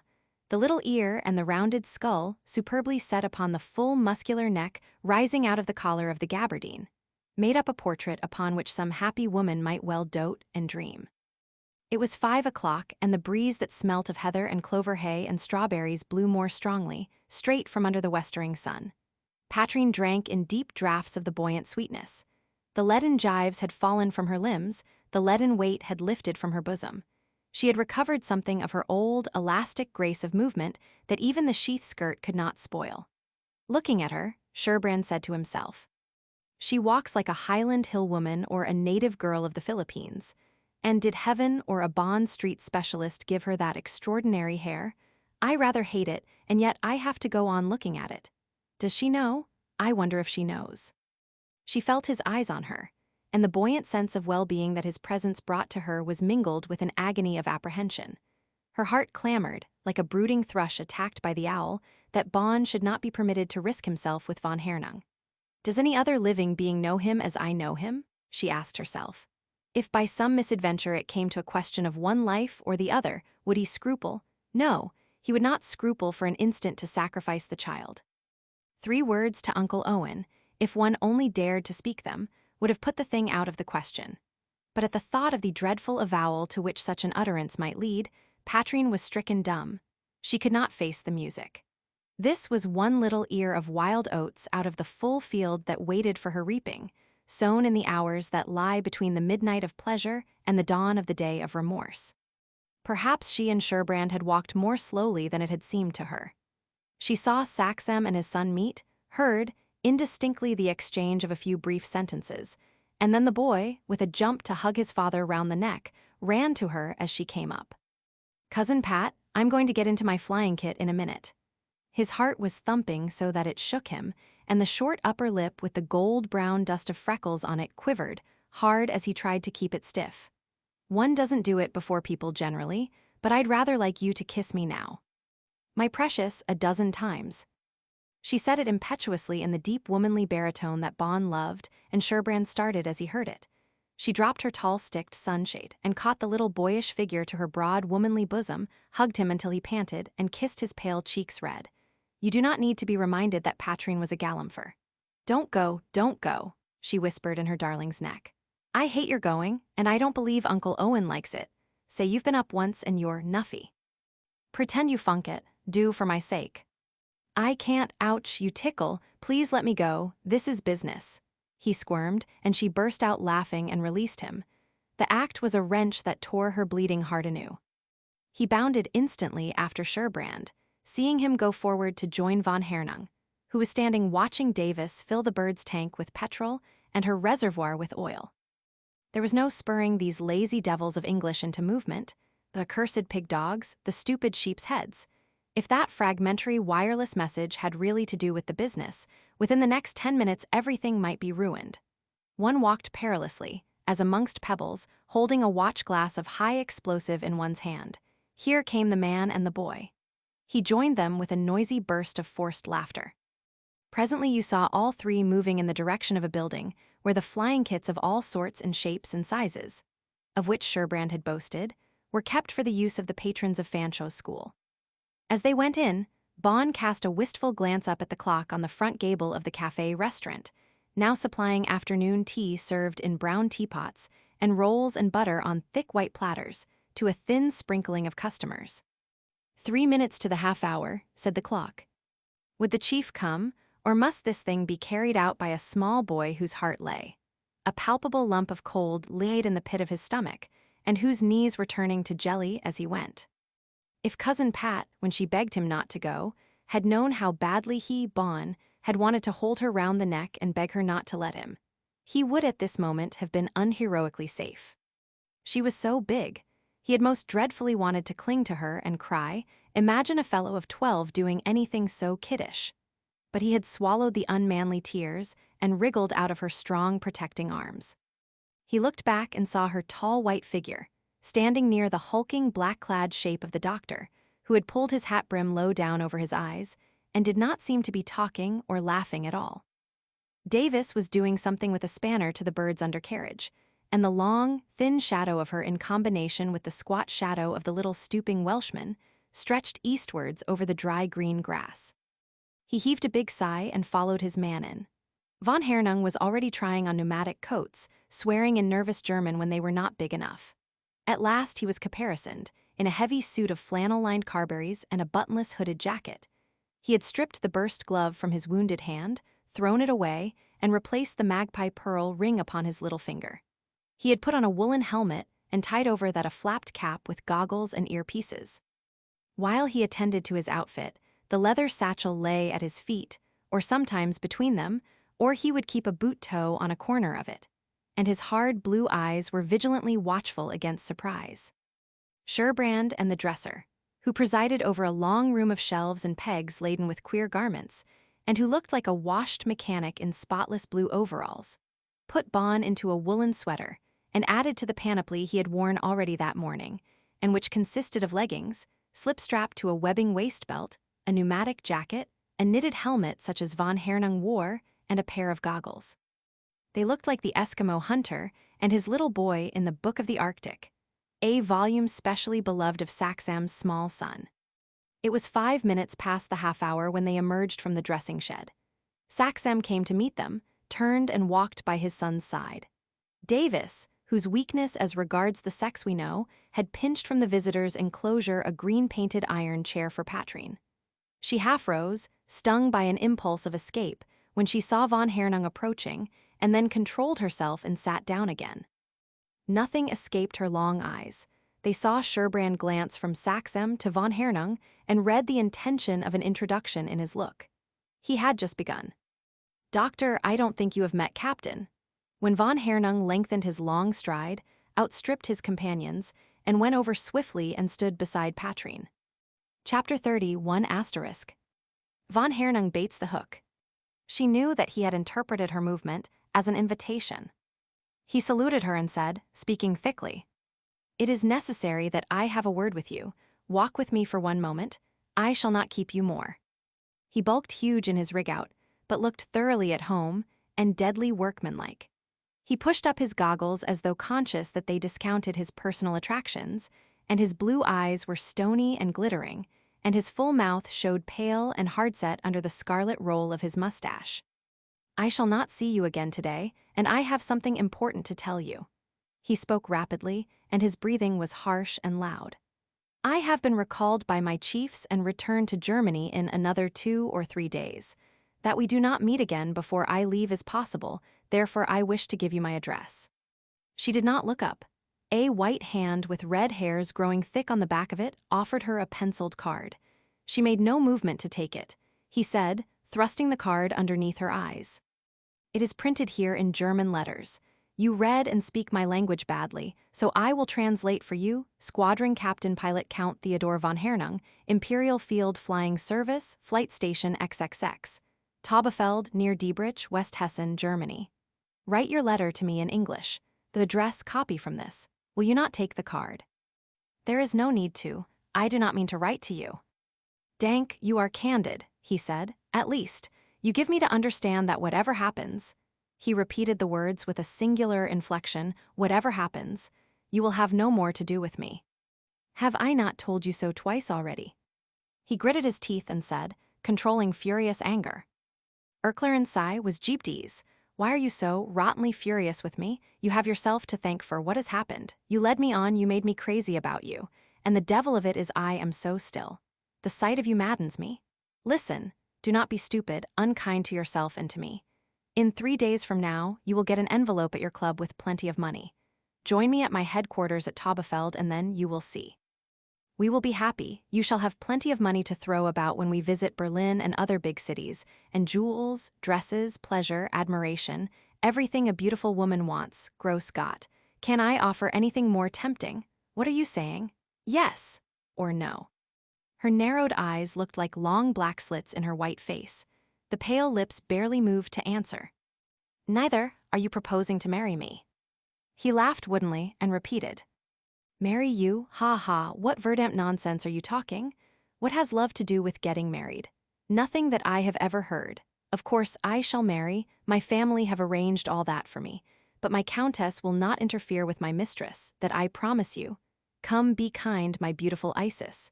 Whisper now that you agree. He bent his head to hear. The whisper came from the pale lips. I will see you in hell first. He started, taken aback. Her own utterance had shocked her. Am I a streetwalker already, she asked herself, that I begin to curse and swear? A whistle trilled. He started and said, So then, all is over between us. She bent her head assentingly, and her glance fell guiltily on Bon, who was standing near.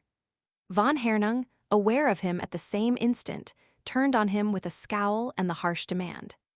What is this? Do little English boys pry and listen? Bon returned, looking at the other squarely. Beg pardon, but Mr. Sherbrand's calling you. He says it's getting jolly late. So, Von Hernung glanced at his wristwatch, in the act lifting the brown leather satchel into fullest view. The boy queried with open-eyed, innocent curiosity. Shall I carry that? Are you going to take it with you? Is mag wohl sein, Von Hernung answered. Then he clicked his heels and bowed formally and kissed Patrine's cold and heavy hand. She felt his teeth grit as he did it. She knew he was swearing in his way. Adieu, then, he said, smiling at her maliciously. Will you not wish me Angename rise? Certainly, a pleasant voyage and a safe landing. Her eyes fell on Bon's little, oddly garbed figure, and her woman's heart spoke in spite of her. Take care of my dearest, broke from her, and Von Hernung answered. He is your dearest? Ah, yes, I will certainly take very good care of him. He bowed, wheeled about, and walked from her with his long strides, and the boy, with a face all flushed and quivering, suddenly jumped at her neck and hugged her, bringing with the rough little embrace the queer scent of waterproofed material and dubbined leather, knocking the silver-spangled hat awry, loosening divers tortoise-shell hairpins and an amethyst slide buckle holding up the heavy tresses of the dead beech-leaf-colored hair, as he whispered, Remember I love you, Pat, don't mind. And she shuddered as he freed her and ran from her, asking herself, how much had the child overheard of Von Hernung's proposal? What had he comprehended of what he had heard? Next, she was aware of the pleasant voice of Sherbrand calling, and saw Von Hernung imperiously beckoning. A cold sickness of dread assailed her, and her knees trembled underneath her weight. A mechanic came running past, carrying away the chair Davis had brought her. He set it down at a safe distance from the aeroplane, and she staggered to it, leaning on the long staff of her sunshade, and sat heavily down, feeling chilly and old. Saxam had squeezed Bon's shoulder and kissed him, and then withdrawn to a distance whence he could see all that took place. He watched Davis and Sherbrand help the boy into the forward cockpit, and fasten about him the safety belt attached to the fuselage on either side of the fixed bamboo seat. You are sure you really want to fly again? Mind, I believe you're as safe with him as House is, but if you don't want to go, say the word and you shan't.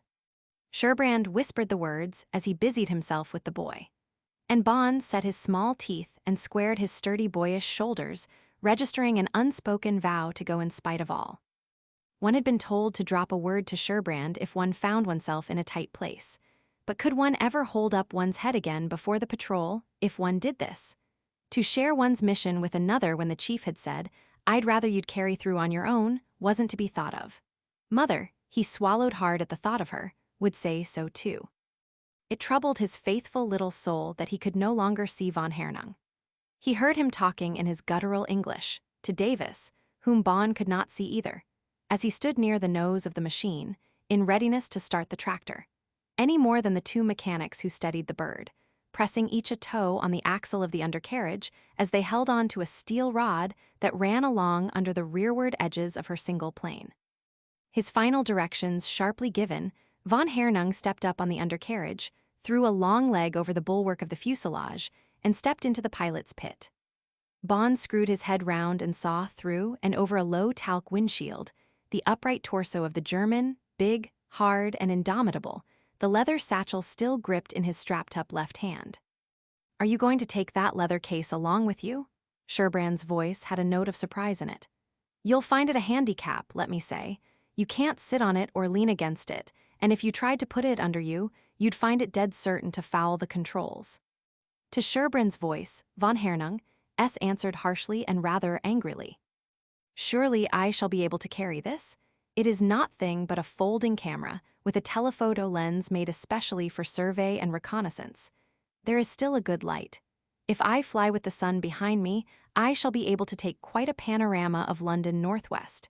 It is not forbidden, no, your government would not object. I don't suppose my government would care a little hang, Sherbrand's voice answered. But this isn't one of your German army albatrosses or condors, and I don't see where you're to stow your camera, unless in the observer's pit. Of course, the hovering installation takes up a lot of room, and I can't possibly risk your hampering the controls. Ganz recht, very good, came von Hernung's voice, giving in with simulated heartiness. In another moment, his long legs, followed by his great body, came scrambling into the forward cockpit, and his hands busied themselves about the stout belt of pig leather that secured the boy in the observer's seat. Look here, my fellow, you will take care of this for me. See, I have passed the belt strap through the handle. Do not touch it. The guttural whisper had menace in it. I shall be sure to know if you touch it or try to unbuckle the strap.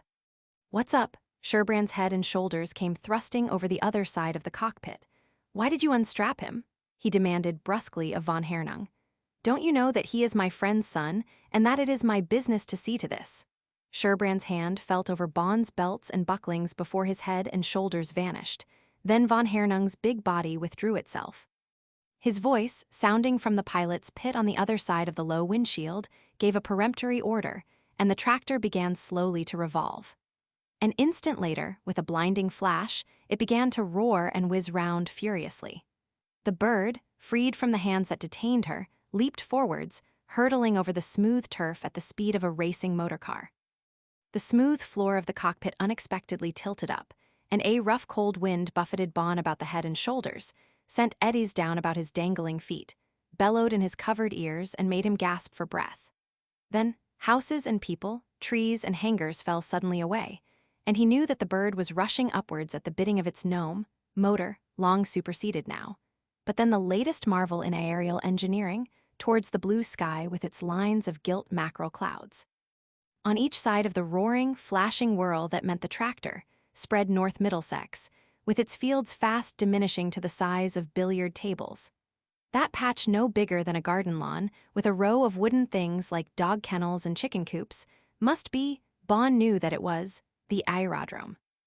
Deafened by the noise and a little sick, for the roaring, striving, hurtling thing in whose body he sat fastened, stank horribly of castor oil, and seemed to agonize and call on Bond to suffer with it. He looked up and took courage from the warm, blue, beautiful, cheerful sky. He was quitting himself like a man. Nobody could say otherwise. How high, how much higher was the bird going to climb? Chapter 32 *. Adventure in the air. He looked down, and under his feet, left of the long transparent case that housed the horizontal hovering gear, was a little steel-framed glass port. Seen through this, the ground with its trees, fields, and houses hurried along beneath him as though a comet, traveling in the opposite direction, had been harnessed to our old Earth and was towing her away. The floor of the cockpit suddenly altered its angle. It had tilted upwards. Now it tilted all to one side. Sick and dizzy, but secure, the boy hung in his straps as she lay over, and saw on his left hand a wing of the bird rising and blotting out the heavens, while on his right hand the earth reared up so horribly that Bond could only shut his eyes tight and hold on to the arm straps of his seat and gasp out a little prayer. Then the cockpit floor became more level, and the wind buffeted less. The roar of the tractor and the twanging drone of the wires made one's bones hum and tingle to the very ends of one's teeth and fingertips. But nothing had happened. Perhaps nothing would. He drew a great breath of relief, and his heart left off bumping.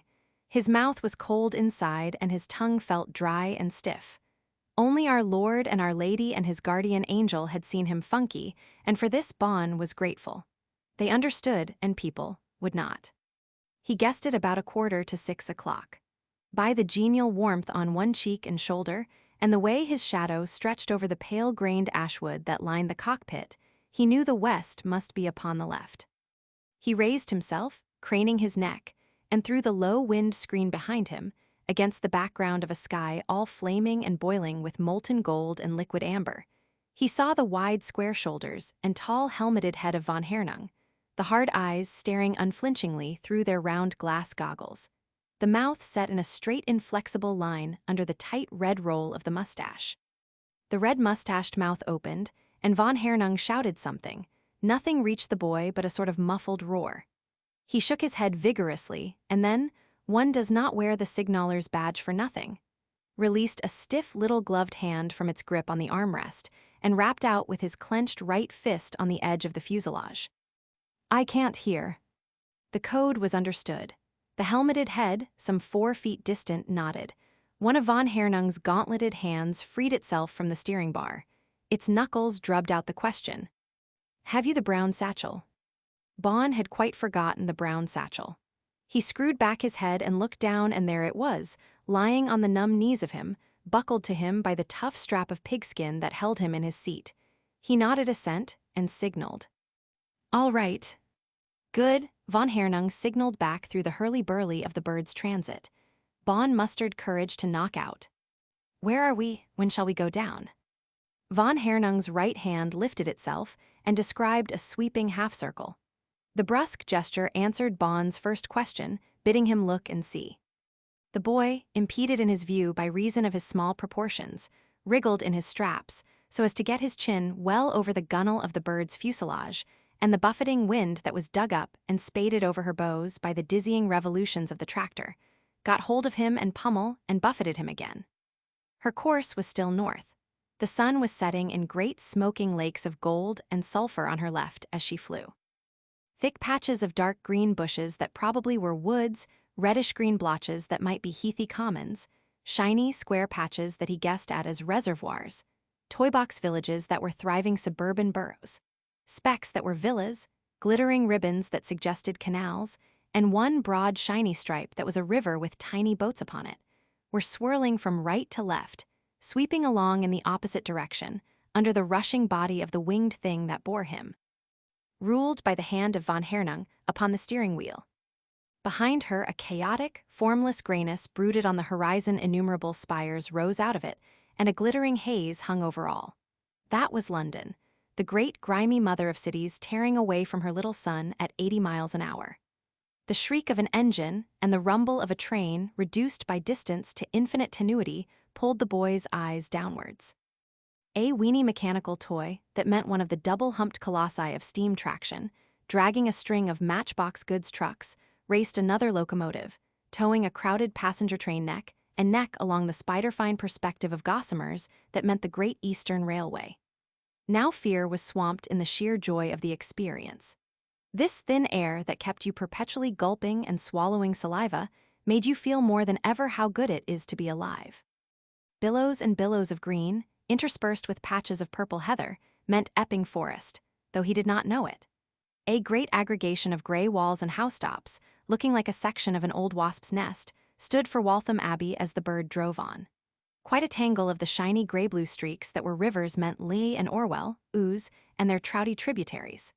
East England rolled away underneath like an endless carpet woven in irregular patches of many hues. Green and brown, gray and yellow, and innumerable shades of these, so tempting in their suggestions of good things to eat that a most unheroic hunger reminded the schoolboy of tea time, hours and hours gone by. He looked round in search of von Hernung, who maintained unchanged the same attitude, his shoulders level, his unseen hands steady as rock upon the wheel of the steering pillar, his mouth shut tightly, his hard eyes ranging ahead or lowered as he conned his course in masterly fashion by aid of the roller map, protected by its transparent, rain-proof casing, or the compass, clock, altimeter, and other instruments gimbaled in the wooden frame in front of the pilot's seat. "How long?" the small fist rapped out. Von Hernung detached a hand and signaled in answer. 1 hour. "When do we go home?" "We go home now," the hand signaled, and the boy settled down in his seat to wait.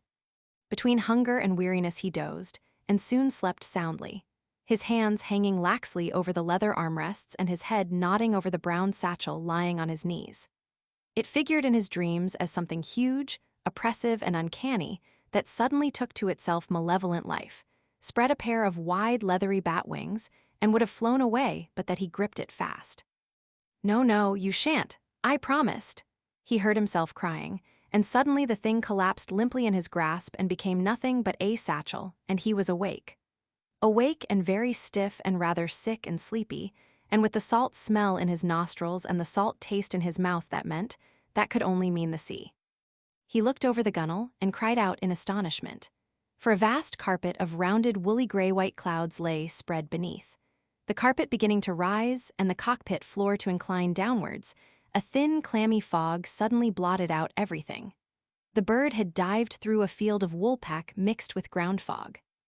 Now flying some 100 feet beneath it, she regained her level, in the clear light stained by the sunset as water in which a dash of red wine is mingled, the light that is the aftermath of a radiant summer's day. And, with the smell of the sea sharper in his nostrils, the boy became aware of moving, muddy gray water, with ships and boats and steamers on it, far down below. Now the southerly breeze that had steadily tagged on some 23 miles an hour to the bird's 80-odd, began to veer and come in strengthening puffs and gusts from the northwest. Swirling eddies of air came upwards from the water, rocking the machine as a swell takes a boat at sea, and splashed upon the frail, silk-covered wings of the aeroplane in deluges of invisible spray.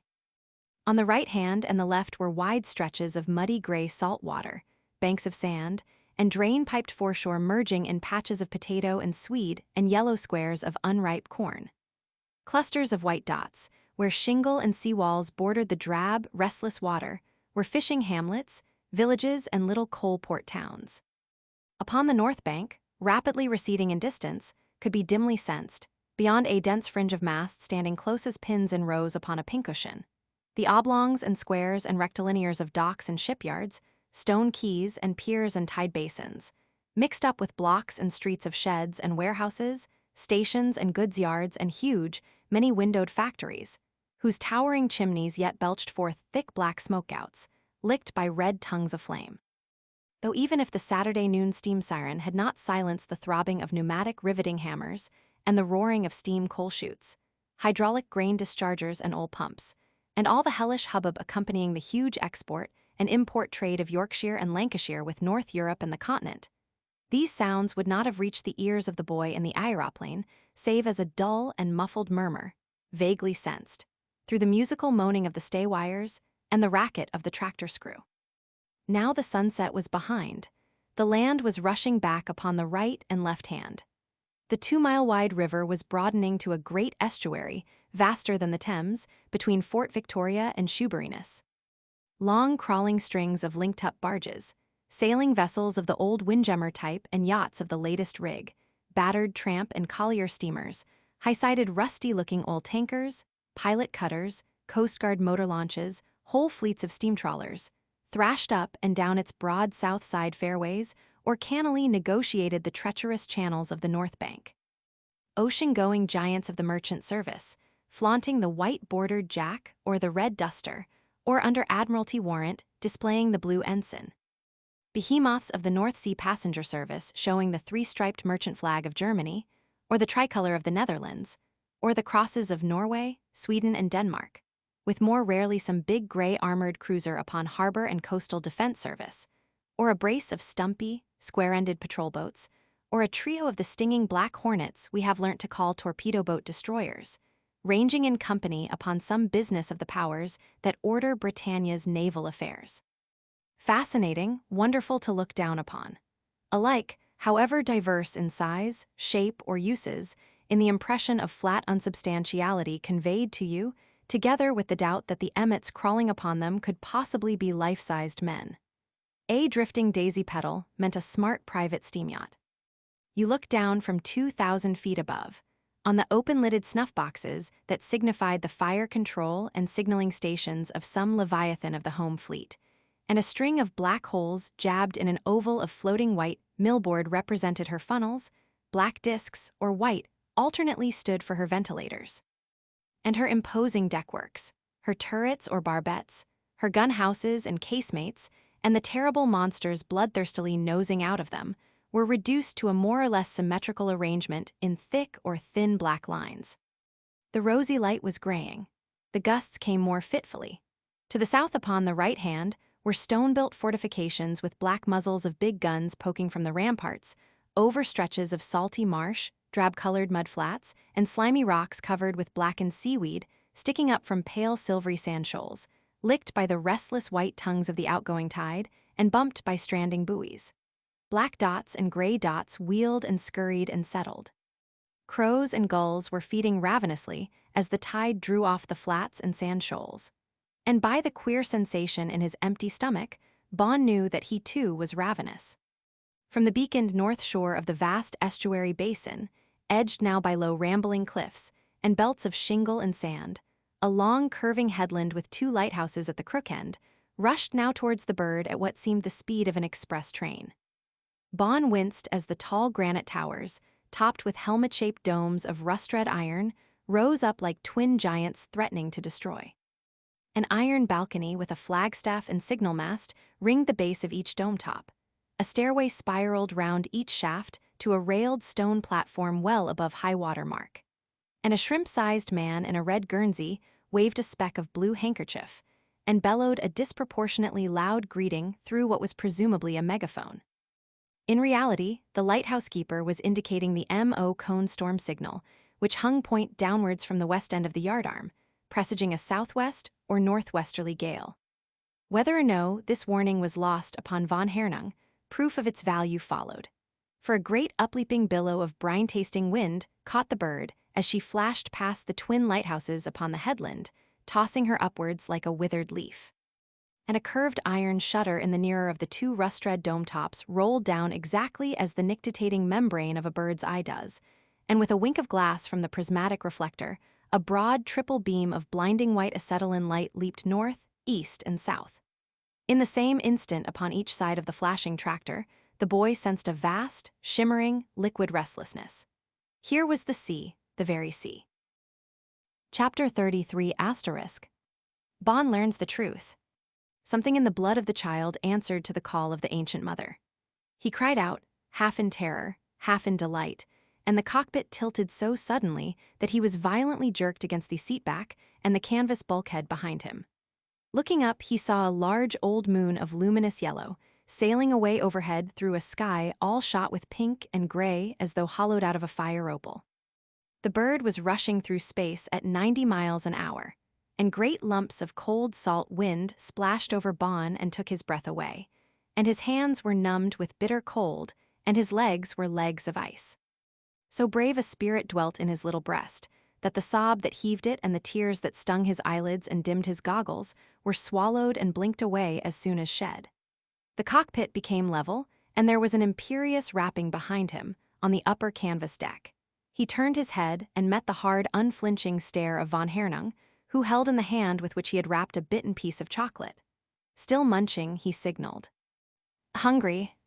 He smiled grimly as the boy nodded in the affirmative, stuffed the bit of sweetstuff into his mouth, produced from its cache below the level of the upper deck another square of chocolate, tore off the silver foil with his teeth, and crunched it greedily. He smiled because of a queer tickling pleasure he felt as he did this, akin to the sensation experienced when his taunts had tortured Patrine. "Take care of my dearest?" he fancied he could hear her saying. Not until she had committed herself to that incautious utterance had he, von Hernung, realized what rich vengeance on the desired, hated woman might be wreaked by the simple act of carrying off the boy, whom he had regarded until then as a mere bag of ballast. Less useful, but certain to prove less troublesome, than the cockney-tongued Welshman, who might or might not carry a cheap revolver in the hip picket under his overalls with which to enforce his protest against being taken away. Von Hernung was himself armed with a Browning automatic pistol. A deadly shot, he would have been capable of dealing with 6 Davises upon the solid ground. But no lover of avoidable risks, he saw himself steering with one hand and shooting with the other, while Davis sat astride the chair in the observer's cockpit and argued with an 18 and 6 Birmingham four-chamber, loaded with the cheap little cordite cartridges, whose pea-sized bullet can kill a fine big man. "What is this? You are sick."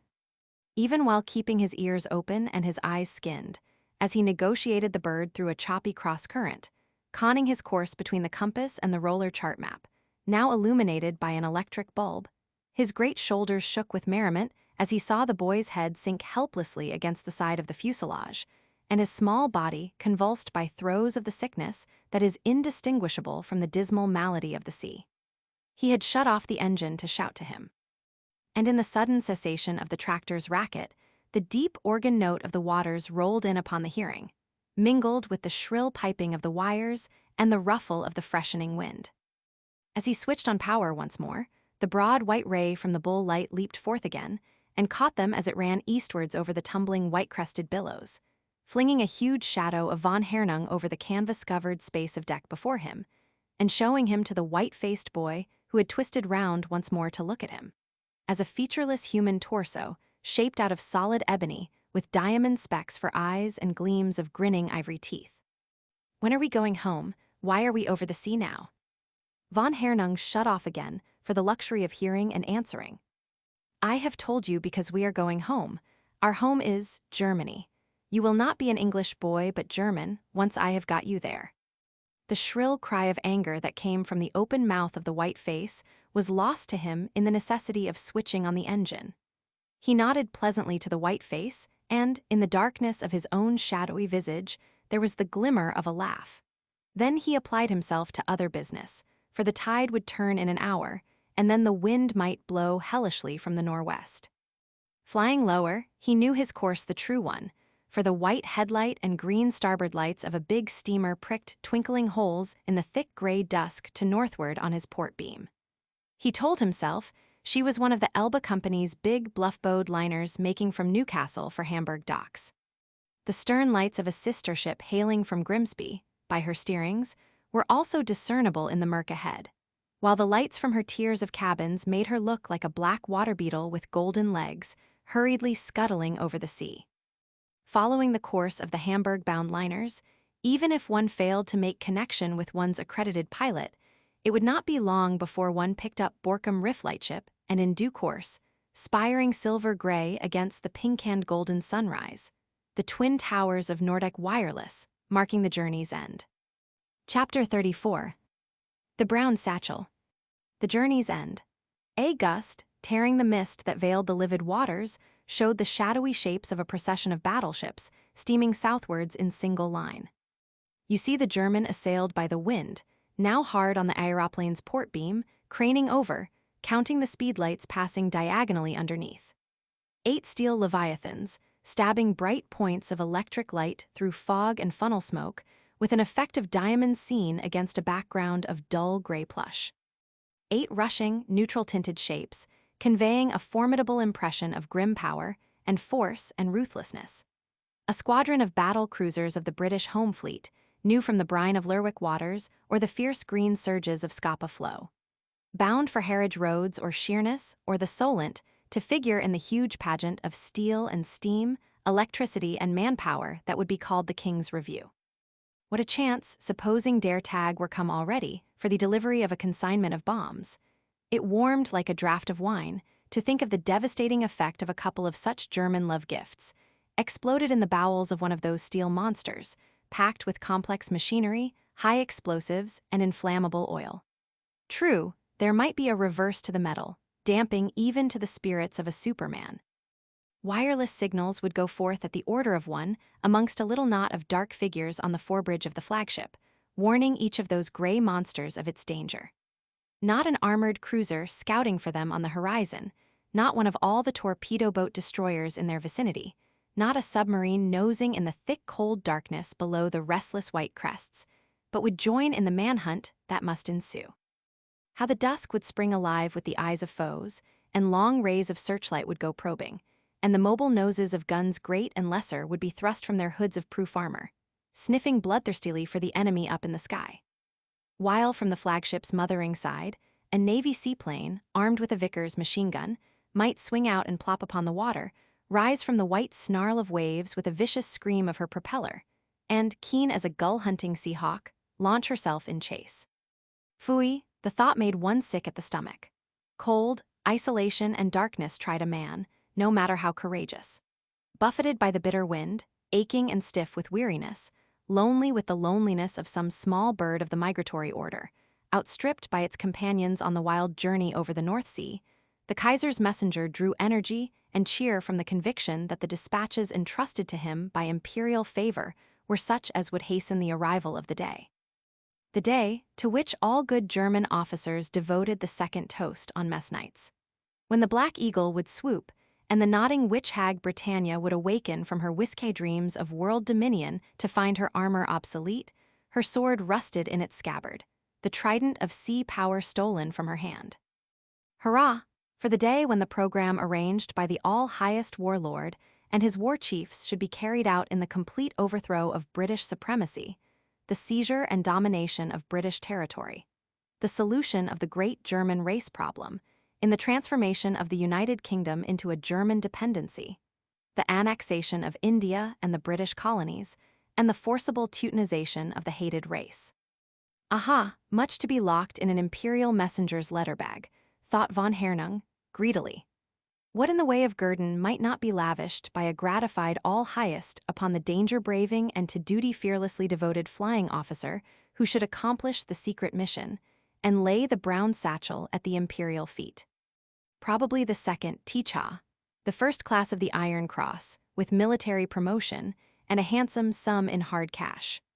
Laudatory articles in the state-inspired press organs and service gazettes presently. Meanwhile, was it fitting that the future of von Hernung should lie not upon the knees of the gods, but on the lap of a little, seasick English boy? True, the brown satchel was firmly strapped to the boy, now lying in an attitude of complete exhaustion, with one arm thrown over the gunwale, and his small round head feebly nodding to and fro. The child knew nothing of the imperial dispatches. And yet, one would have been wiser to keep the bag about one, in spite of the danger of fouling the controls. It will be gathered that a chilly premonition of imminent disaster crawled in the veins of the Kaiser's messenger. Hunger and fatigue were spurring von Hernung to imaginativeness unworthy of a superman. Now he knew his frail winged craft beset by cunning, treacherous enemies, the invisible air that cradled and supported her, only waiting to destroy. Other elemental forces, gale, lightning, hail, waterspout, in collusion to bring about her swift and speedy ruin. The sea, no less than these, was an implacable adversary, reaching up innumerable greedy hands to drag her down and drown. The hawk hoverer would have been a help at this juncture if one had had some previous experience in the use of it. As things were, it was wiser to leave the Englishman's invention alone. A laboring beat admonished the man's quick ear of impending engine trouble. Ah, if the motor, that was the living heart in the aeroplane, should break down at this juncture, or the human intelligence perched behind the roaring tractor falter, the game was up. Kaput for von Hernung, he very well knew. As though the very fear had brought on the catastrophe, the revolutions dropped. Below 1,000, said the indicator's trembling finger, and there was a miss. The bang, bang, of a backfire followed. If one had believed in God now, this would have been the time to pray to him. But now the aviator's keen eye, peering downwards through Sherbrand's binoculars, picked up something that had emerged with a sudden yeasty swirl among the white-crested waves. No handsomer nor bigger than an undersized steam trawler, the casual observer might as such have accepted her. But a moment more, and fore and aft of the stocky little pseudo-steamer stretched the long, snaky, whitey-brown hull of a submarine. U-18 on observation service off Spurn Head, or a Britisher. An Evans signaling pistol, loaded and with a supply of spare rockets, was fixed in a cleat beside the instrument board, within reach of the pilot's hand. The altimeter, illuminated by the electric bulb, gave an altitude of 600 as von Hernung snatched the pistol and fired, aiming towards the sky. The shot was followed by a second detonation, and a brilliant crimson light illuminated the gray welter, throwing up orange balls of fire as it ascended, to burst in showers of incandescent sparks. Switching off, von Hernung strained both ears and eyes for an answer to his signal. With the cessation of the motor, the diapason of the North Sea rolled upwards through the twilight with a threatening of storm. As the weather cone had presaged, a gale was coming.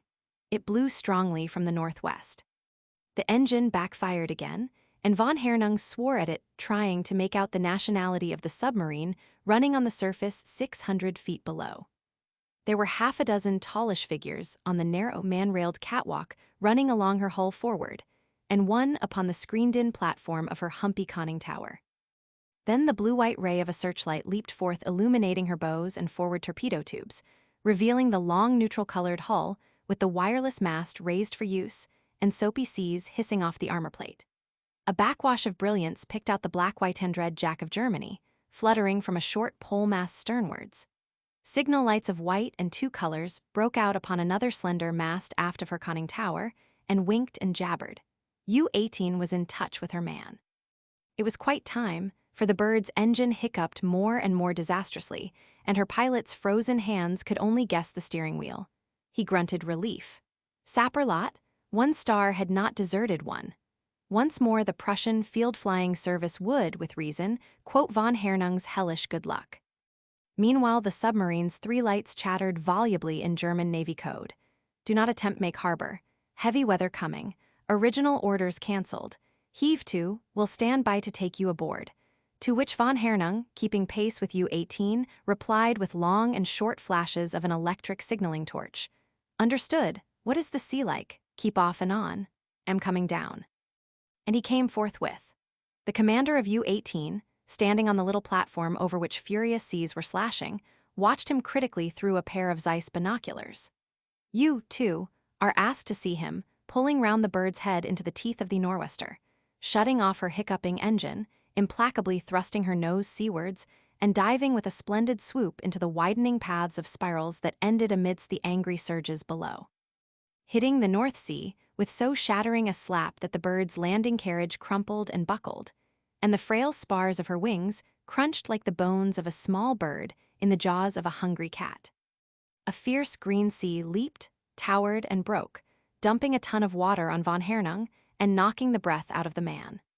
He tore open the safety belt as consciousness left him, and recovered in the warm, benzene-flavored stuffiness of the officer's cabin aboard the U-18, to the stinging of schnapps in his mouth and gullet, and the cheer of German words in his ear. Hey now, we are coming about. That is well. Drink another draught, comrade. You have had a hellishly narrow squeak. Another time, when flying oversea with dispatches, start early, pick your weather, and ship a lifebelt if you are wise. Thus Lieutenant Commander Luthe of Undersea Boat No. 18. You see him as a spare, weather-bitten, black-bearded officer in a full panoply of yellow oilies, and a sou'wester shading little eyes, sharp as lancet points, and now twinkling with his bit of fun. But the word dispatches, coupled with the jest about the lifebelt, volted through von Hernung like the discharge from an electric battery. He gulped and choked, collecting enough tinned air to talk with, and at last got out. The boy with the satchel, where is he in the devil's name? Thus adjured the commander answered pithily. If you mean the half-drowned little English rat petty officer Stoll found washing about in the bows of your aviatic, he's alive. Don't worry about that. Through the churning foam upon his lips, von Hernung spluttered furiously. Himmelkreuzbemänelment, what is the verdammt boy to me? It is the satchel that was strapped about the boy's middle eye am asking for, the Emperor's Herrgott. I shall go mad. He staggered to his feet, hitting his head a stunning crack against the low white painted overdeck.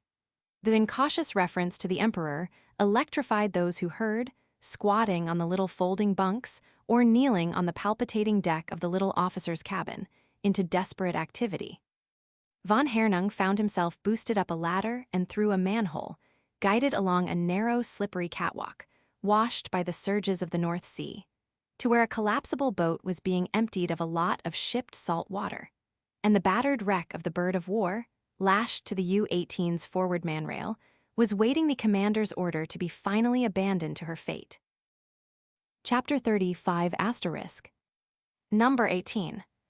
They launched the collapsible and ransacked every cranny of the bird's waterlogged fuselage. Not the ghost of a brown leather satchel rewarded their feverish search. In the forward cockpit the belt swung loose, the patent fastening had been opened by pulling the pin out. Clearly the boy had released himself when the bird hit the sea. Let us go look at this boy, suggested the commander, on receiving the news that the kind had breathed and vomited sea water. Luthe promptly led the way to the men's cabin, where Petty Officer Stoll and an earringed first-class seaman were working over a little limp naked body, outspread on the jiggetting deck plates, in the raucous glare of the electric light. Bond was questioned, but nothing could be got out of him just then, except North Sea, so they wrapped him in a blue navy blanket and left him in charge of petty officer Stoll. "This is hellishly unfortunate. You must know, Count," said the commander, alone with von Hernung in the vibrating steel box over the upper accumulators, called the officer's cabin, and separated from the men's quarters by a paper-thin sliding bulkhead of painted steel. "You are asked to consider it furnished with 7 narrow folding bunks, a trestle table about as wide and long as a coffin lid, some folding chairs, a marvelous array of charts on spring rollers, fixed against the steel walls, a row of wooden lockers, a chronometer and auxiliary gyro compass, several cylinders of oxylithe for respiratory emergencies, an electric stove of small size, a logbook and writing materials, a shelf of German literature, chiefly nautical reference books, sets of dominoes, a violin and a cornet, speaking tubes and a telephone, a gramophone and a giant cuspidor." Von Hernung, having swapped his waterlogged flying kit and soaked underclothes for dry flannels lent by the second-in-command, topped off with a pair of the commander's spare trousers and a Guernsey frock belonging to the biggest man on board. You can see him supplementing the shortness of the trousers with a pair of long sea boots, thrusting his huge arms into the Guernsey, beginning already to be superior to his rescuers upon the strength of his family rank and wealth and his flying record, his bulk and handsomeness, and his magpie pearl. He was of the Prussian top-dog breed, and let others know it, even whilst smarting under his loss. That he felt it was shown by the livid pallor, testifying to mental disquiet and physical exhaustion. But he judged it wisest to bluff, and did. "The cursed machine would have drowned me if you had not arrived in the nick of time," he said suggestively, smiling under the red mustache that hung uncurled over his full sensual lips. "Suppose you say you found me swimming in the water, the aeroplane having foundered, it is merely rewording a report."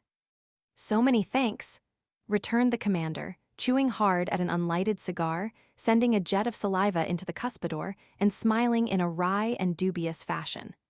"But when I said things were hellishly unfortunate, I meant unfortunate for you." He moved to the green baize-covered plank that served as a cabin table, and took from a weighted document file a penciled paper slip. "As far as they concern you, I will read you them as taken down by our wireless operator. To Undersea Boat Number 18, on observation duty off Spurnhead.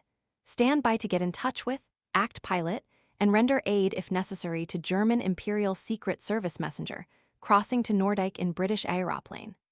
The message comes from the German embassy in London, and the sender is Grand Admiral Prince Heinrich. I have carried out my instructions to the letter. There is only one man going to be broken over this affair." Von Hernung knew who the man was. The commander chewed some more of his cigar, picked his oozing yellow oilskins off the deck, thrust himself into them, crowned himself with his sou'wester, and said, taking a farewell shot at the cuspidor, "And to brew more thunderbeer for you is not my desire. I am sorry for you, bei Gott, but to make game of those who command me is not the purpose for which I am commissioned, Herr Count. Nor have I any experience in doctoring reports. I rate only as lieutenant in the Imperial German Navy, a man born of plain people, without fortune or even von before my family name." Von Hernung sensed that he had bitterly offended the only human being who could help him. He apologized subserviently, and catching at the straw afforded him by the commander's admission of poverty, offered him the pickings of the wrecked aeroplane.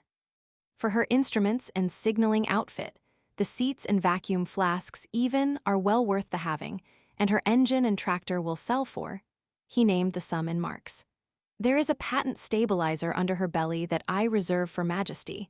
The French have bought it or think they have." The speaker rubbed his hands. The hoverer might yet prove a sop for the all-highest. Imperial displeasure thus averted, all would go well. He added, feeling that he might actually afford the luxury of grumbling. "As for me, I am what the English call fed up with special missions. Conceive it.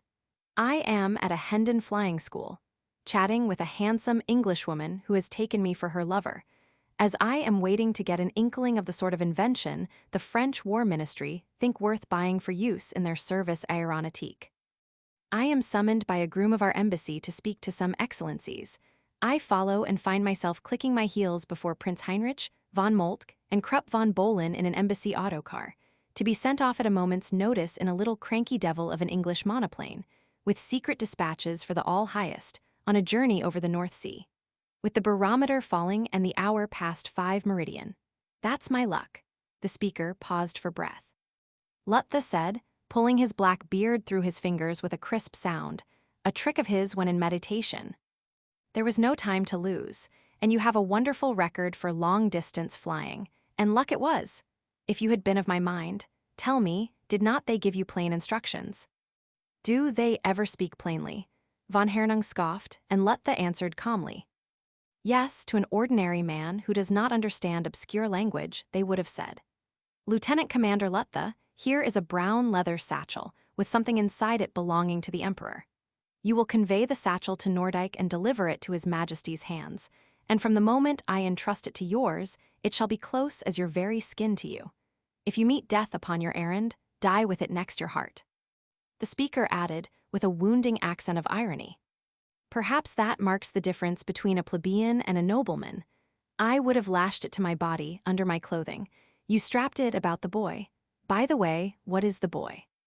The boy is nothing, a piece of ballast merely. Von Hernung, warmed by dry clothes and exhibitions of schnapps, was fast recovering his characteristic arrogance. He added, with a shrug and a wave of the hand. As for the lost satchel, it may well be that duplicates of the dispatches contained in it have been sent to the Emperor by another messenger. That is the usual method, perhaps you are not aware.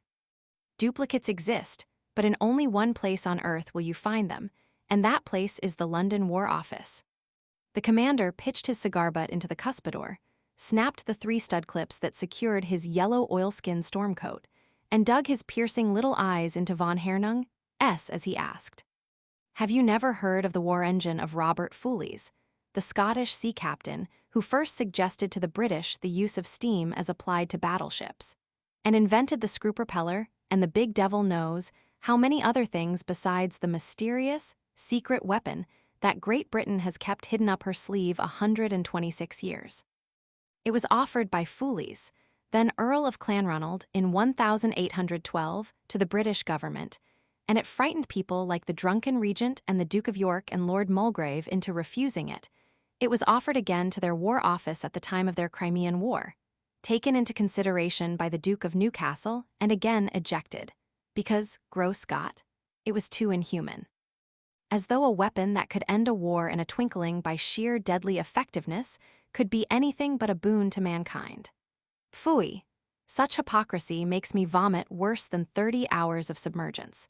Not because of its inhumanity has Britain stored up the old man's war engine. Out of diplomacy, to brutalize the great Germanic nation into subservience under the rod of fear. Lutha and von Hernung, otherwise antagonistic, were alike in their rabid hatred of Great Britain. Lutha had talked himself plum-colored and hoarse by now, but he went on, pounding the air with a knotty clenched fist. Thus it was well done on the part of the Kaiser's secret agents to steal Clanronald's war plan on the brink of the day to which we have drunk so long. Not the duplicates buried in the Whitehall strong vaults, see you, but the originals from the muniment-room of the Welsh castle, the country seat of the present Earl. Less than an hour after you took flight from Hendon, London was alive and buzzing with the tale. How do I know? Does not a man know everything with wireless? And you, with no inkling that you carried for Germany, victory in the world war that is coming, you who have lost Clanronald's secret, are a ruined man, bei Gott. He added, as von Hernung broke out cursing and raving. As I have said, I pity you, though you have tried to bribe me, but it will not do to talk of suicide, for I shall prevent that. Your cartridges are wetted, your revolver will not serve you, and you will not get a chance to drown yourself, for I am going to submerge. My fellows have got the flying motor out of the stirrups and stowed it away, with the auto-hoverer and the other things for the Emperor, whose property they are. Then we run, only periscopes showing, for the Gad of Norderney. There is a clear-dredged channel to Nordyke Harbor, navigable in any tide. You have to account there to the all-highest for the satchel, or I, bei Gott, must account to him for it and you. And Lutha slid back the steel door, passed through the narrow gangway, and shot up the narrow steel ladder to attend to affairs on deck. 2 of his subordinates instantly replaced him. On no account was von Hernung, the living proof of the commander's fidelity to his instructions, to be left alone, you understand. One would have said the Superman believed in God, he blasphemed him so industriously. When he was quite spent and voiceless, the lieutenants offered him practical sympathy in the shape of gingerbread and lager beer. He accepted the beer and sat on one of the sofas drinking it and brooding lividly, while Undersea Boat Number 18, with hermetically sealed hatches, folded down her signal and wireless masts, shut off her 2,000 HP. Diesel oil engines sucked water into her ballast tanks, and with only her periscopes showing above the surface, ran under her electric motor power for Nordernegat and Nordyke Key. Behind her as she sped, a red stain upon the angry waters gave back the last rays of stormy sunset, smoldering out behind bars of drift track, beyond the bleak East Country beaches and the long blue-black, desolate worlds. Von Hernung's private, personal sun was setting somewhat after the same fashion, amidst sable clouds of imperial wrath. It was to sink below the horizon in deepest disfavor, rise again in the day's gory dawning, and fall, its evil fires quenched in a drenching rain of blood. Chapter 36 ***. Hue and cry ***. Even as petrol and air mingled in the bird's cylinders, and Davis rotated the tractor and nimbly leaped out of the way of sudden death. The buff broadsheets of the Evening Wire edged the curbs of Fleet Street and ran up Kingsway to High Holborn. And from Ludgate Hill to Charing Cross, Pall Mall, and Piccadilly Circus, the raucous voices of newsboys yelled through a pelting hail of pence. Amazing theft of a family secret, stolen from Gwyll Castle, the Clanronald war plan, an echo of Crimean days, thief known, police sanguine, common cracksman's enterprise or diplomatic stroke. Strings of news carts laden with bundles of papers were rattling east, north, south, and west. Trains were taking in the story by bales of thousands and disgorging it at every stoppage, as von Hernung opened the throttle, and the bird raced 100 yards or so, bumping like a taxi going over a bad road, then rose into the air, as gracefully as a mallard, and launched upon the first wide spirals of the aerial ascent. The small audience interested in the aeroplane, her freight, and her behavior watched her as she dwindled in the sight and died upon the ear. The spectators in the enclosure had departed in dribbles. The last three-seater Airbus had rounded the aerodrome, landed, and deposited the last passengers. 2 or 3 over-enthusiastic students lingered, but the rest had shed their grimy overalls and betaken themselves home. The mellow light of late afternoon lay sweetly on the wide expanse of treeless greensward and on the woods that tufted the horizon line. Rooks and starlings were wheeling over distant tree clumps, the bands no longer brayed or tootled, the mechanics were leaving the sheds and hangars, the waitresses were hastening to other employments, such as program vending at suburban music halls and picture theaters, the selling of stale boutonnieres about the entrances of restaurants, the serving of drinks and suppers at nightclubs, and so on. On the verge of the white-marked oval from which the bird had taken her departure, Saxham was standing with Patrine. Their faces were lifted to the sky as they talked together, and Sherbrand's eyes were irresistibly drawn to them, so heroic in mold and so curiously alike.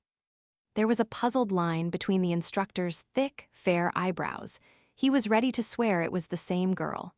But the face that had looked into his that night in Paris was somehow softer, younger. It was not only the alteration in the color of the hair.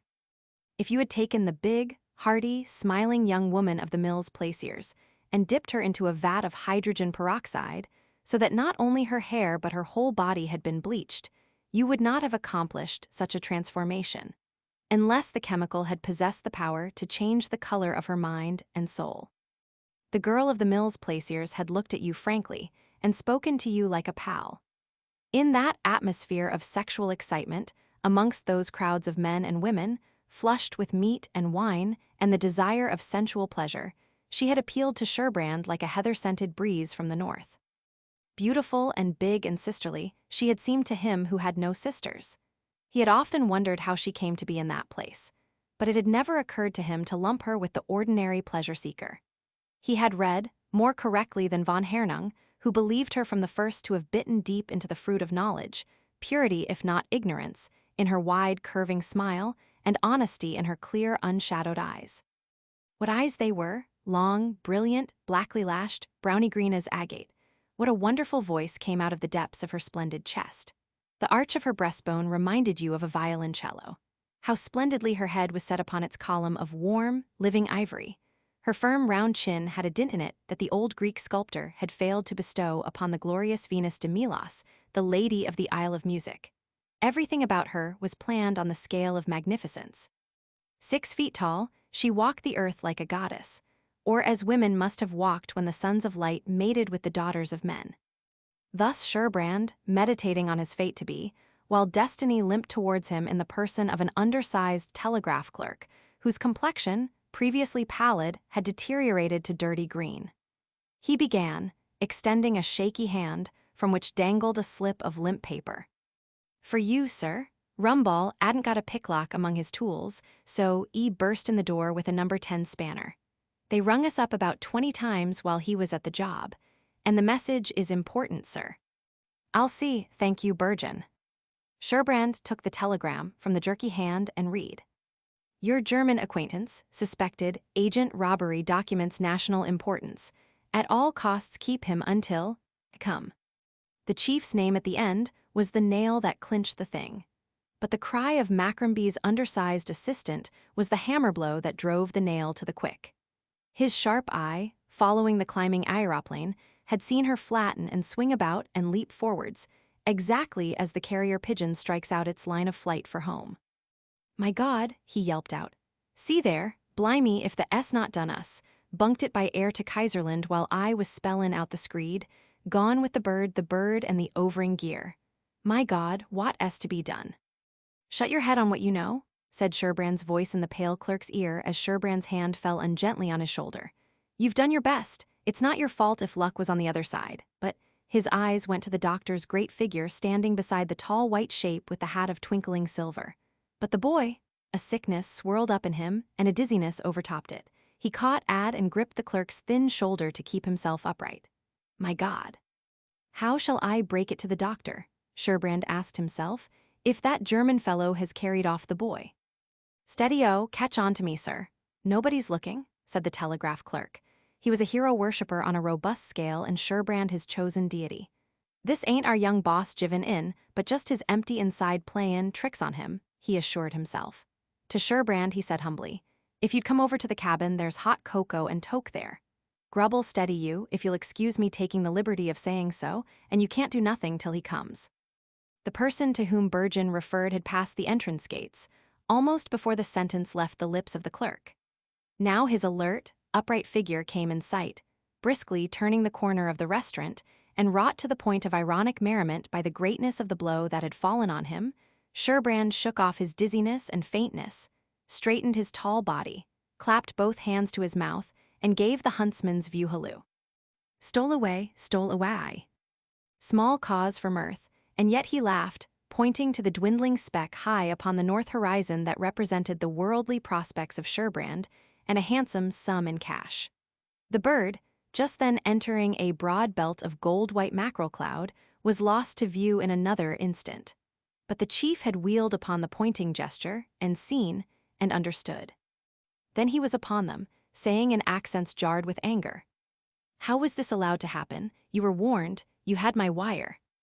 Sherbrand's mouth was wrung awry with another spasm of mirthless laughter.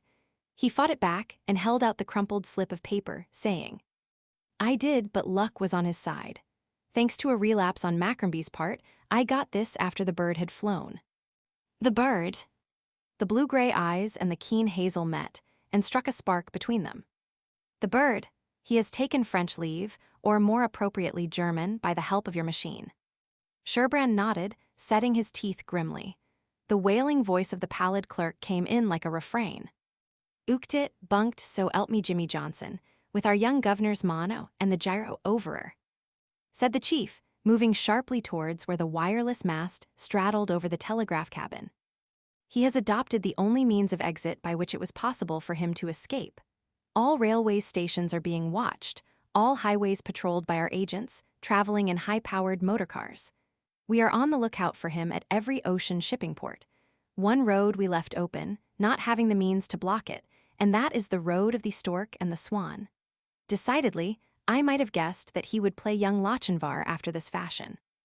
But until I left the ground an hour ago, I did not know of the theft of the Clanronald plan." "The Clanronald," Sherbrand was beginning when the chief cut him short. I had forgotten that you are as little wise as I was an hour back. Better glance at this paragraph, while I make use of your OT, installation and wireless, and put the fear of heaven into Macrombie, incidentally and by the way. He thrust a tightly folded copy of the Evening Wire upon Sherbrand and vanished into the rum-flavored stuffiness of the cabin, with the pallid telegraph clerk close upon his heels. And upon Sherbrand, in the act of unfolding the newspaper, rushed his fate, in a hat of silver spangles, challenging the knowledge in him with blazing eyes well upon the level of his own. "Mr. Sherbrand, tell me what has happened. Why do you look so queer and white?" She herself was whiter than her narrow dress, and the mouth the eager rush of words poured from was pale under its rose-tinted salve. She hurried on breathlessly. "They show no signs of coming back. It fidgets me horribly. And I was looking from over there where I was with Uncle Owen when you called out, stole away, and waved your arm." She glanced at the sky, shuddered, and looked back at him. "Am I silly? But all the same, the General told you something. I don't ask what. But I don't know why, but it's beastly, the sensation. Tell me I've nothing to be afraid of. I swear I'll take your word." That she was just then a creature full of fears was written large upon her. She might have quoted Queen Constance, who I think was also a galumphar, meaning a woman of big build and sweeping gestures, and an imperious temper withal. Sherbrand feared also, and the pang of solicitude for the pretty boy, so unexpectedly dragged into the vortex of a diplomatic and political felony, was, to do him credit, quite as sharp as the pang caused him by the rape of the bird.